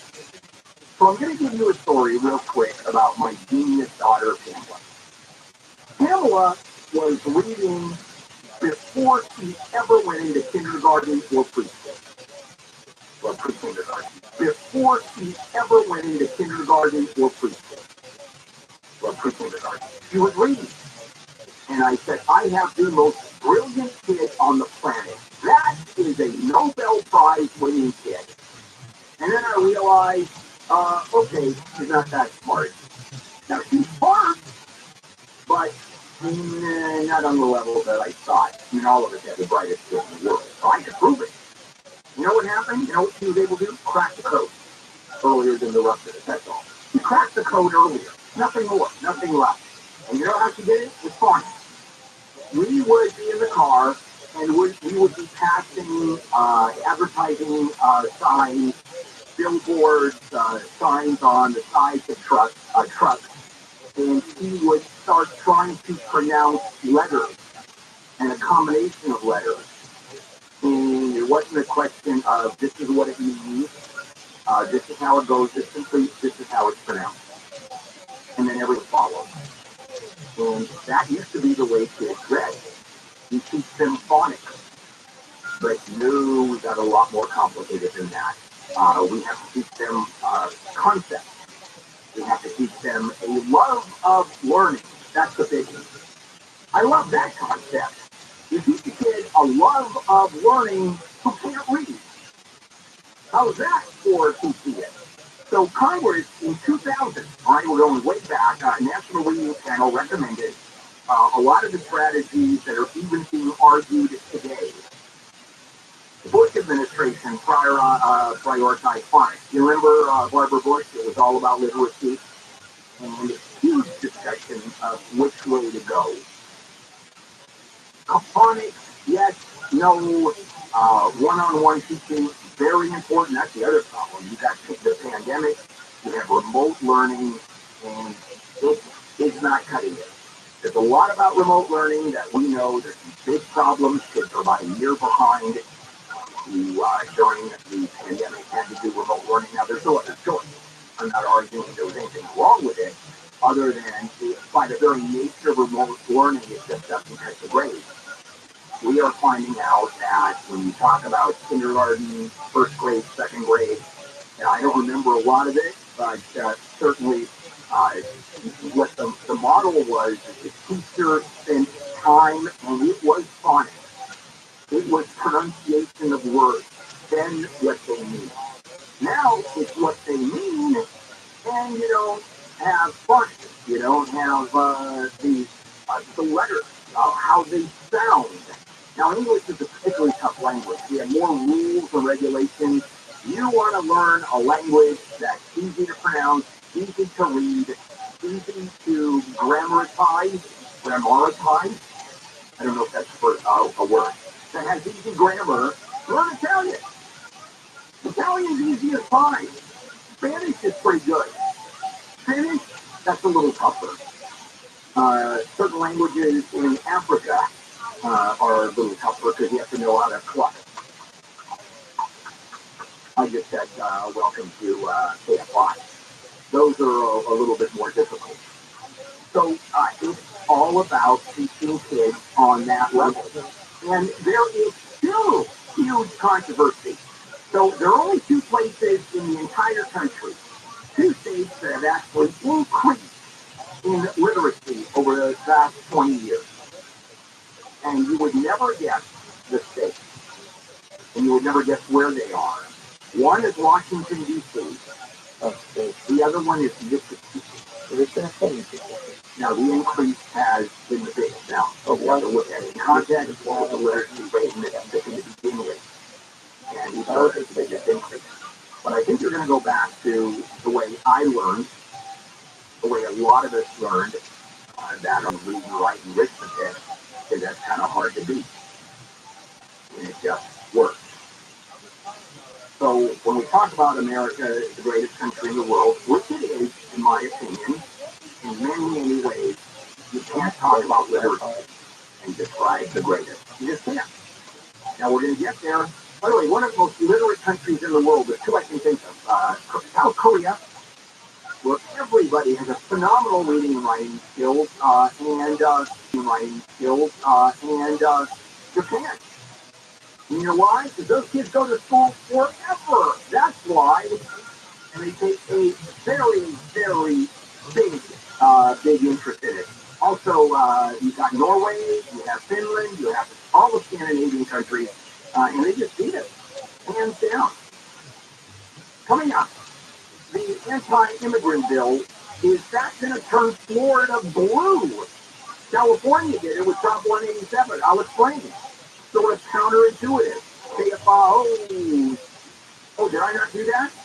Okay, was the chance to win some money?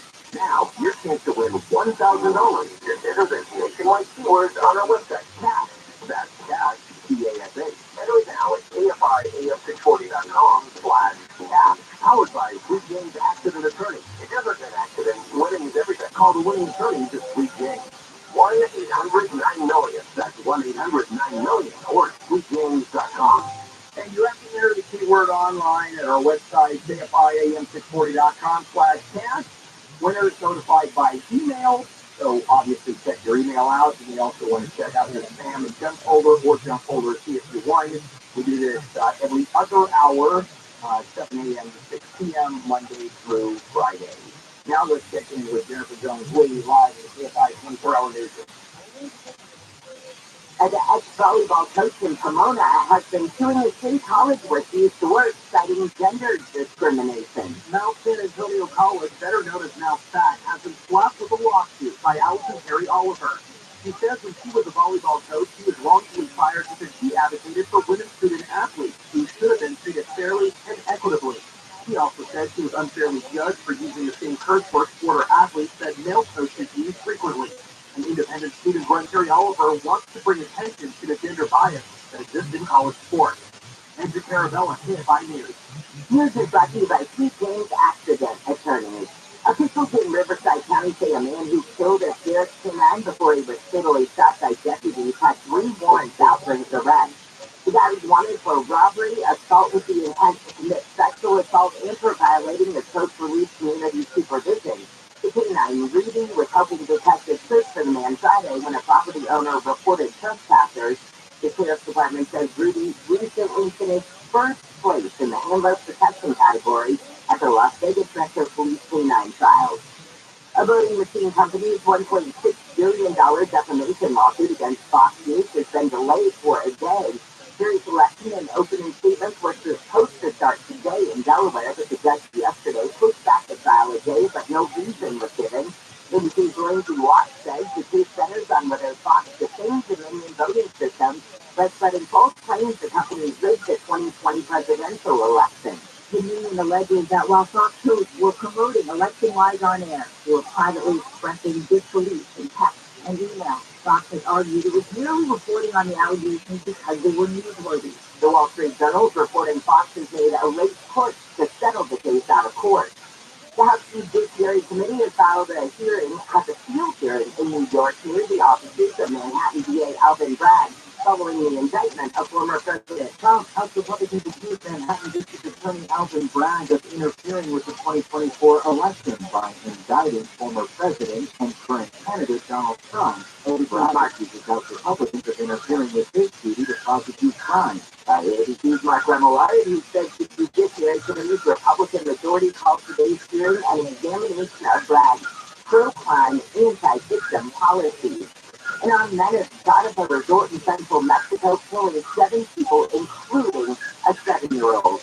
Officials in the state of Guanajuato say the 8th person was seriously hurt in the attack Saturday at the La Palma resort. It's not clear why the resort was attacked. The shooters also destroyed the spa stop and took the security videos. Guanajuato says that it's been Mexico's most violent state now as a result of turf wars among various drug gangs. We're going to look at your drive on the 215 in just a moment, but first, the sports witness voice Rabbi. Guanajuato. No. You got it. That's right. The Lakers won their first game of their playoff round against the Memphis Grizzlies by scores 128-112.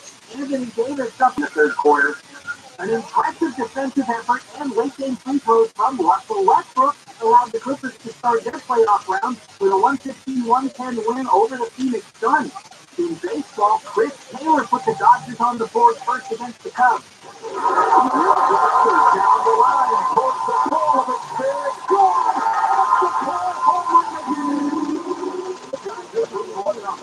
It wasn't enough though, and LA lost by a score 3-2. The boys include the Mets today at 7-10. Dustin Minner lost to the Red Sox 2-1. They'll wrap up that series today with Shohei Ohtani on the mound for the Halos. I'm Wayne Lesnick, KFI Sports. We haven't talked an awful lot. You haven't talked an awful lot about borrowing money against the equity in your home. The reason is because home values keep on increasing, interest rates declining. Well, home values are not increasing now. They're going down or staying flat. Interest rates, they flatten and they're going down, so maybe now's the time. So if you're looking to borrow $75,000 or more against your home, HMS Capital can help you borrow that money. I had 2 mortgages with HMS Capital over the years. I found they had the best interest rates out there, and their service is right at the top of the no appraisal or credit report fees to apply for. Call HMS Capital at 833-255-5698. That's 833-255-5698. Visit hmscapital.com.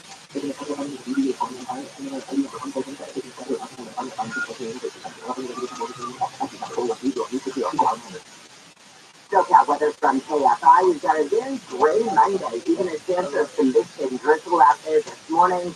Lots of fog being reported all over Southern California. Highs today are just going to be in the 60s. More of the same for tomorrow. More sunshine is expected by Wednesday with highs in the low 70s.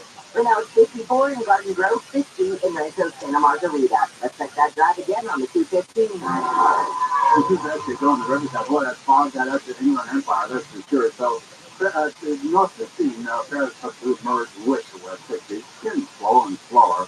You're still at home. Just leave early. You got to deal with that fog. I hate fog. If you're stopping, but be careful. Now to Alhambra, what's on 10 Atlantic. That's where most of Alhambra is anyway. A little bit before the 7:10, there was a crash occurring right now. It's not going to matter too much. It's still really, really slow from a little bit before Roseland, actually. If you don't have any time to pull around, just go up to Valley Boulevard, north of 10. Straight shot all the way into the 710, no problem. Northbound 405, that's right. Steel Depot all the way up to LAX. Getting slow, getting from the Long Beach Airport to the 710. Because the 710, right up to the airport, north of the 105. About 15 minutes drive. I think you'll be okay. Not too bad. I know there was problems in Monica Boulevard even. Once you get past the 10, finally, you pass LAX. It's looking pretty good. Be careful. Stay up high in the sky. I'll get you there faster. I'm Jeff Foss. Losing your air conditioning on a hot summer day can be a sweaty old nightmare, and no one wants that, Jack. Help your air conditioner last longer and reduce breakdowns with a rejuvenation. We'll make 6 critical adjustments so you'll stay cool, use less energy, and increase the life of your system. We'll clean the outdoor coils the right way, not the easy way. Rejuvenation, just $129. Dell Air Conditioning and Plumbing. You'll use PCL.com. We'll keep it cool, but it's hard to sell. Line number 1047, 781. Hey, you like my new bike? How are you buying a car? I tried. No availability. I looked. Not in the right place. Roto.com has cars. Really? Tons of them. And at a great price. Check Roto on your phone. Wow, that's a lot of cars. Think they could trade in for a bicycle? Brand new. Okay, probably. The late October, new and free on cars are available right now. Start saving by downloading the Roto app or check out ROTHSCHILD.com. Diversify your portfolio with an alternative investment that isn't tied to the stock or housing market. That's gold. Legacy Precious Metals has a revolutionary new online platform that allows you to invest in real gold and silver online. That's right. It's really easy step. You can open an account, select your metals of choice, and choose to have them stored in a vault or shipped to your door. You'll have access to a dashboard where you can track your portfolio growth in real time, anytime, and keep transparent pricing on each coin and bar. This puts you in complete control of your money. Gold hedges against inflation and against the volatile stock market. A truly diversified portfolio doesn't just have stocks and bonds, but different asset classes. Legacy Precious Metals' new platform allows you to make investments in gold and silver no matter how small or large. It's just a few clicks and it's free to sign up. Create your account online at buylegacygold.com. Buylegacygold.com. Or talk to Legacy Precious Metals directly by calling 866-691-4173.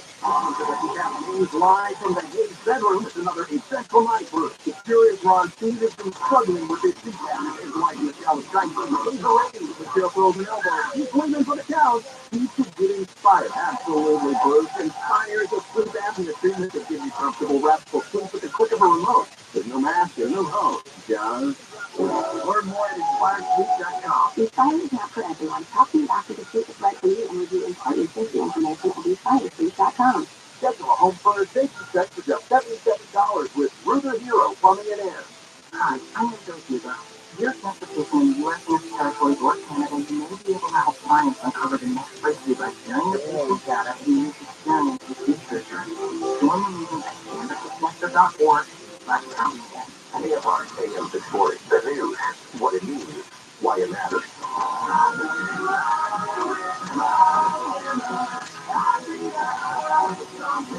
The fly handle here, it is a Monday morning, April 17th. Some of the big stories that are trending as right now we're following them is the SpaceX launch, the biggest rocket ever, was scrubbed this morning. And we had shootings, of course we did, all over the country yesterday. Don't even want to talk about that. The Dominion trial against Fox, that's been delayed until tomorrow, so there's a lot going on. So let me tell you what's going on in Florida and how it compares to California. I know how does California compare to Florida. Well, there is a Senate bill going on right now in Florida, 1718, and it's a whole list of what has to be described as punitive proposals against the can't even say illegally, undocumented and criminalizing the mental health sector, undocumented. It even repealed state laws allowing college students who grew up in Florida, aren't U.S. students, to pay in-state tuition to practice law. That's law as it was gone. And Governor Ron DeSantis publicly supporting the bill, very anti-immigrants, arguing that, quote, illegal aliens are destroying Florida. It's going to pass for a legislature, and it's going to become law as early this summer. So, California is the other way, right? Well, let me tell you what happened here in California. We're actually much the same. In 1994, there was a ballot initiative that basically followed the same rule that was looking like miserable for undocumented immigrants. Denying them access to public education, social services, health care, forcing government workers to turn them in. Now, the supporters said it was absolutely necessary to save California, like the standards in Florida. Opponents called it racist, of course. The voters, we approved it overwhelmingly, wide margin.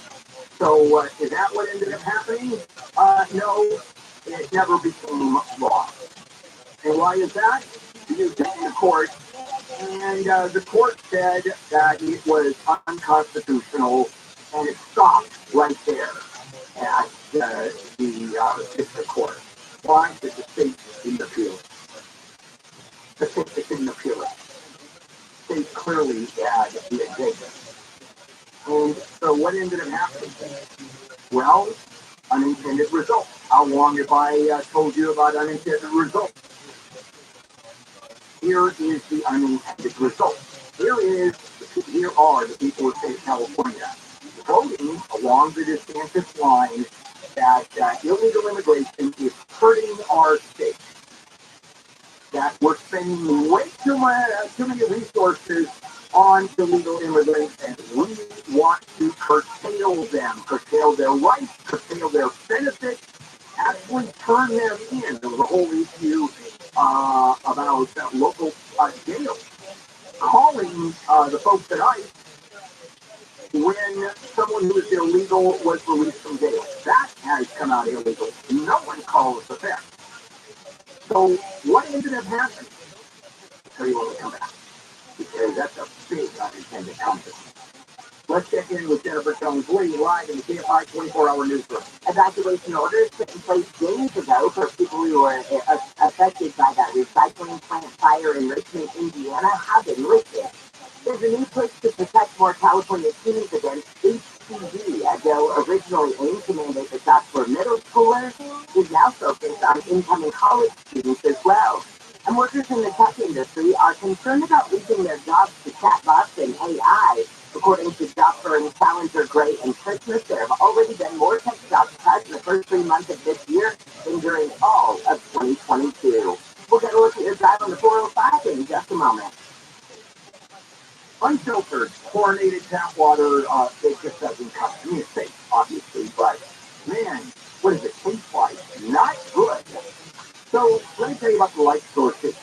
This is filtered, delicious water, and I mean really good tasting water, straight from every single tap in the house. Filters out chlorine, contaminants, retains the healthy minerals, and is completely maintenance-free. This is closed. Obviously, drinking effectively bottled water and what a cup of coffee it makes. And I mean water directly from the tap. And I've had a Light Source system for over 10 years. You can have a system for as low as $75 per month on approval with credit, and this offer ends April 30th. Call 800-803-2696.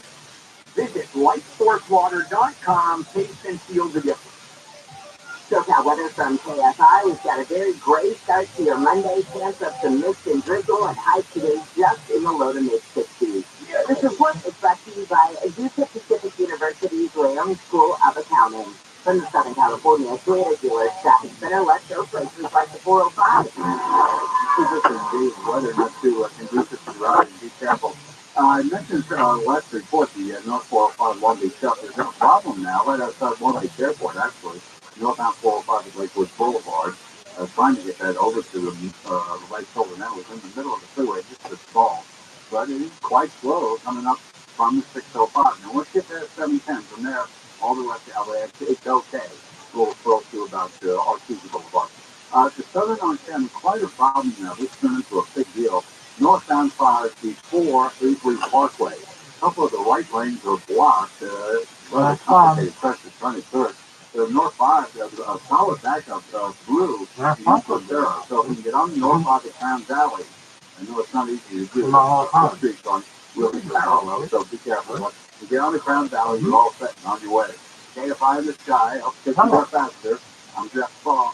Advance your career and earn a master's in accounting at Azusa Pacific University's Wyoming School of Accounting. With scholarships available and 100% job placement after graduation. There's never been a better time to advance your accounting career. Visit acu.edu today. This report is sponsored by Buffalo Wild Wings. If you're a late-night snacker, listen up. Buffalo Wild Wings created a menu of late-night food and drinks starting at $4, 10 till close, full of tasty apps and ice-cold beer to wash it all down. Limited time at participating locations. Offers, dates, and times are there. You drink responsibly. Void or prohibited. Tax or fees extra. U.S. Bank is ranked #1 in customer satisfaction with retail banking in California by J.D. Power. In California is home to most awards shows. Please prepare to thank you, Steve. Californians everywhere, we've been proud to help you plan, budget, and save smarter. Our goal tracking and budgeting tools would have no place to shine as it work for you, and we can't thank you enough for that. And thank you to our real-life humans who go above and beyond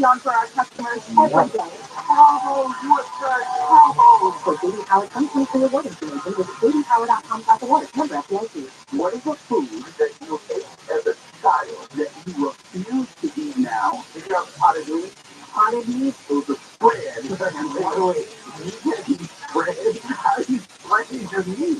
Look, Kelly, it literally looks like food, but it's a meat spread. Live 7 to 10 p.m. on KFI and on demand anytime on the iHeartRadio app. And this is KFI Handle here on Monday morning, April 17th. A lot of shootings over the weekend. I'm not even going to go into it. We had a couple here in Southern California. The Dominion trial has been fought. Has been delayed until tomorrow, so they're talking right now about settlement. So I was just talking about what's going on in Florida. There's a bill that's going to be signed by the Governor DeSantis requiring hospital law enforcement others to report immigrants and it criminalizes anyone who helps them illegal, undocumented immigrants. Well, and obviously it shows how conservative legislatures are overwhelmingly passed it. They have a bunch of Cubans in Florida that are super conservative that are passed it. The only major Latino group is hardcore Republican. So how does that compare in California with however you like Florida? Well, if you go back to 1994, we passed the law. Same thing. It was a ballot initiative. People passed it overwhelmingly, denying illegal aliens at that time. They called them access to public education, social services, health care. Government workers have to turn them in. All right, so that was done. So that passed. It was declared unconstitutional by the court. And the reason we don't have that law today is as it was declared unconstitutional, the state of California did not appeal it. Because clearly the state of California was not in favor of it. So what happened? Unintended consequences. When we passed the law, we thought that was the thinking, even sort of moderate people, like right-leaning to a small extent, were doing everything they could about illegal immigration. The concept is it hurts the state, like is happening with DeSantis. They take away resources, DeSantis is saying, and effectively they destroy our state. Exactly what DeSantis is saying. What's the unintended consequence? So transform California from a swing state. Imagine California was once a swing state in the 90s, early 90s, and it became a deep blue monolith that it is today, with certain terms of illegal immigration. You remember young Latinos, say school walkouts, joined rallies, registered to vote Democrat, elected school boards, state legislatures, the U.S. Senate with liberals. The Republican Party, which enthusiastically backed Prop 187, our version, basically went into the political wilderness. Now the Republican Party, the only way you can describe the Republican Party here in the state of California is completely irrelevant. You'll never see an ad for president. No. Why? So blue, automatic blue. Same thing for U.S. Senate. Too blue. Now, to the state legislatures, you'll see ads because there are Republican state legislators out there, about 3 of them, versus Democrats. So, the Republican Party has become irrelevant completely. And, 2006, there was a congressional bill against illegal immigration.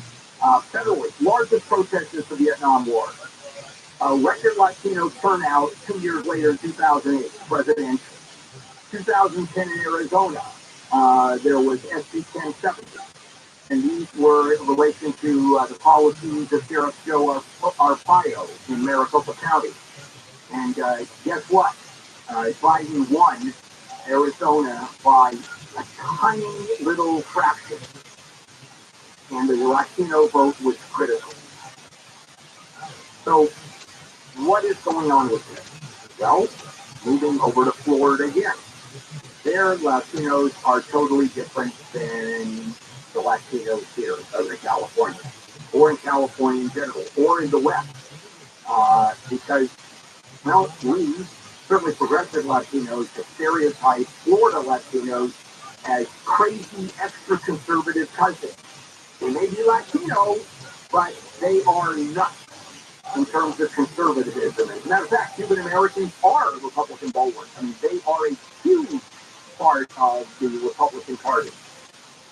But the newer immigrants, we've seen Venezuelans, Nicaraguans, Colombians, Brazilians, you would think new immigrants would be as pro-democratic as you would think Democratic Party would actually skewed over to Republicans. Can you imagine that? Why? The Democrats are too soft on leftist leaders. And they blame the leftists for destroying countries. They just don't want liberalism. What they want is benevolent, almost benevolent dictators is what they want. Everybody loves democracy, but only our form of democracy. So what Donald Trump tapped into was their anti-communist fear.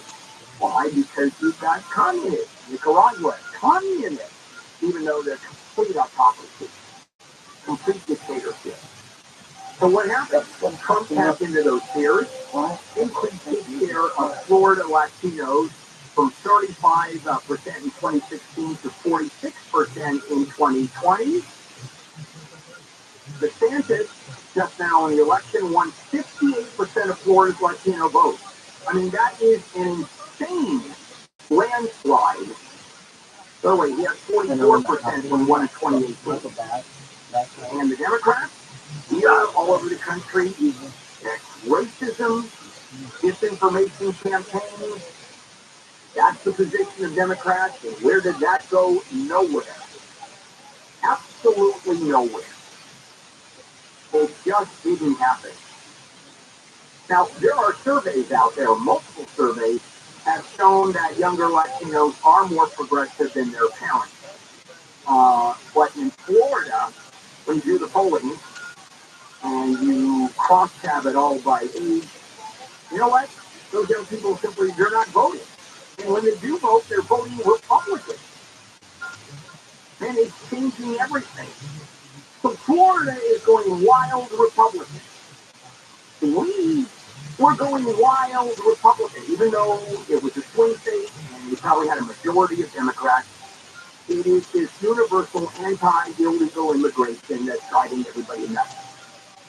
And why is it? Because there's almost nothing that's more, politically, I won't use the word poison, but more people are more politically engaged. Because it runs the gamut all the way from we want no immigration whatsoever. We're done. We don't need these people anymore. We don't want these folks here. Let's keep those borders completely secure, a la Trump. And then there are others, Latino activists, pro-undocumented, that argue we should have no borders. Vicente Fox, who, when he was president of Mexico, that was a couple of presidents ago, said publicly, the border between the United States and Mexico is simply a line. It's just a placard on a pole. When you go from Arizona, when you go from California to Nevada, you know when you know you've reached the state line? Because there's a marker that says, welcome to Nevada. That's it. And that's exactly what Vicente Fox argued, that there should be unbridled, uncontrolled immigration going both ways. Well, how many people go to Mexico? When was the last time there were a group of people? Did they line up? And now at the same time, now I'm going to give you the other side of it, okay? That is, if you've seen reports, if you've seen videos, people, particularly from South America, trudging through Central America and walking 5 days a week through mud and carrying their stakes, and the cartels holding them up, and the rape and the murder, and the selling of a bottle of water for $9 for people that make no money. It's absolutely heartbreaking.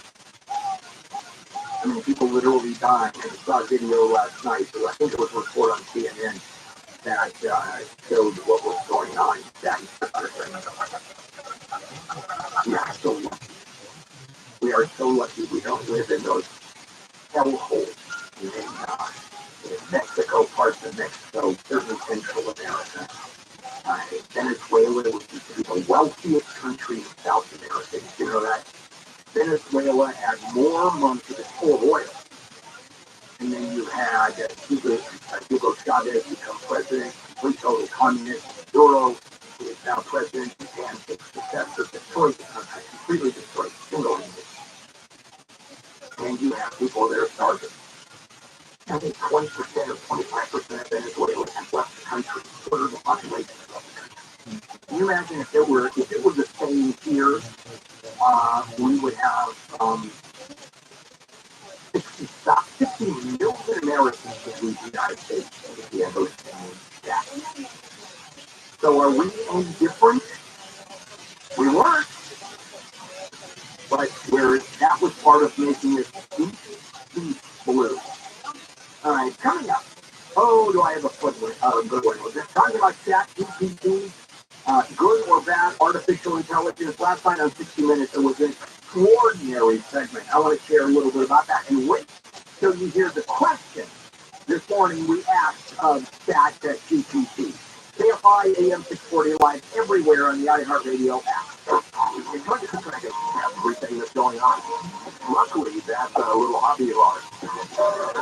That's time. KOST HD2. Los Angeles, Orange County. Live everywhere on the iHeartRadio app. Live by neighbors. I'm Jennifer Jones Lee, live from the KFI 24-hour newsroom. A restaurant near a large homeless camp in Beverly Grove has had its window smashed. KFI's Blake Crowley reports live the camp remains, despite officials saying they were working on it. This morning, tense and traffic continues to line the street here in Beverly Grove. Business owners say the camp has been hurting business and say they won't be in contact with Mayor Bass until the problem is resolved. This man who lives near the camp says homeless people use his hose and stole his bike out of his garage. I have a three-wheeler bicycle in my late 70s. I ride a three-wheeler bicycle because I'm not so stable.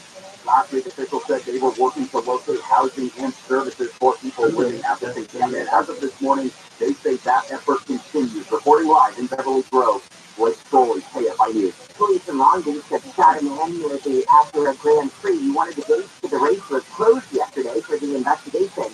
This man who lives in the area tells KFI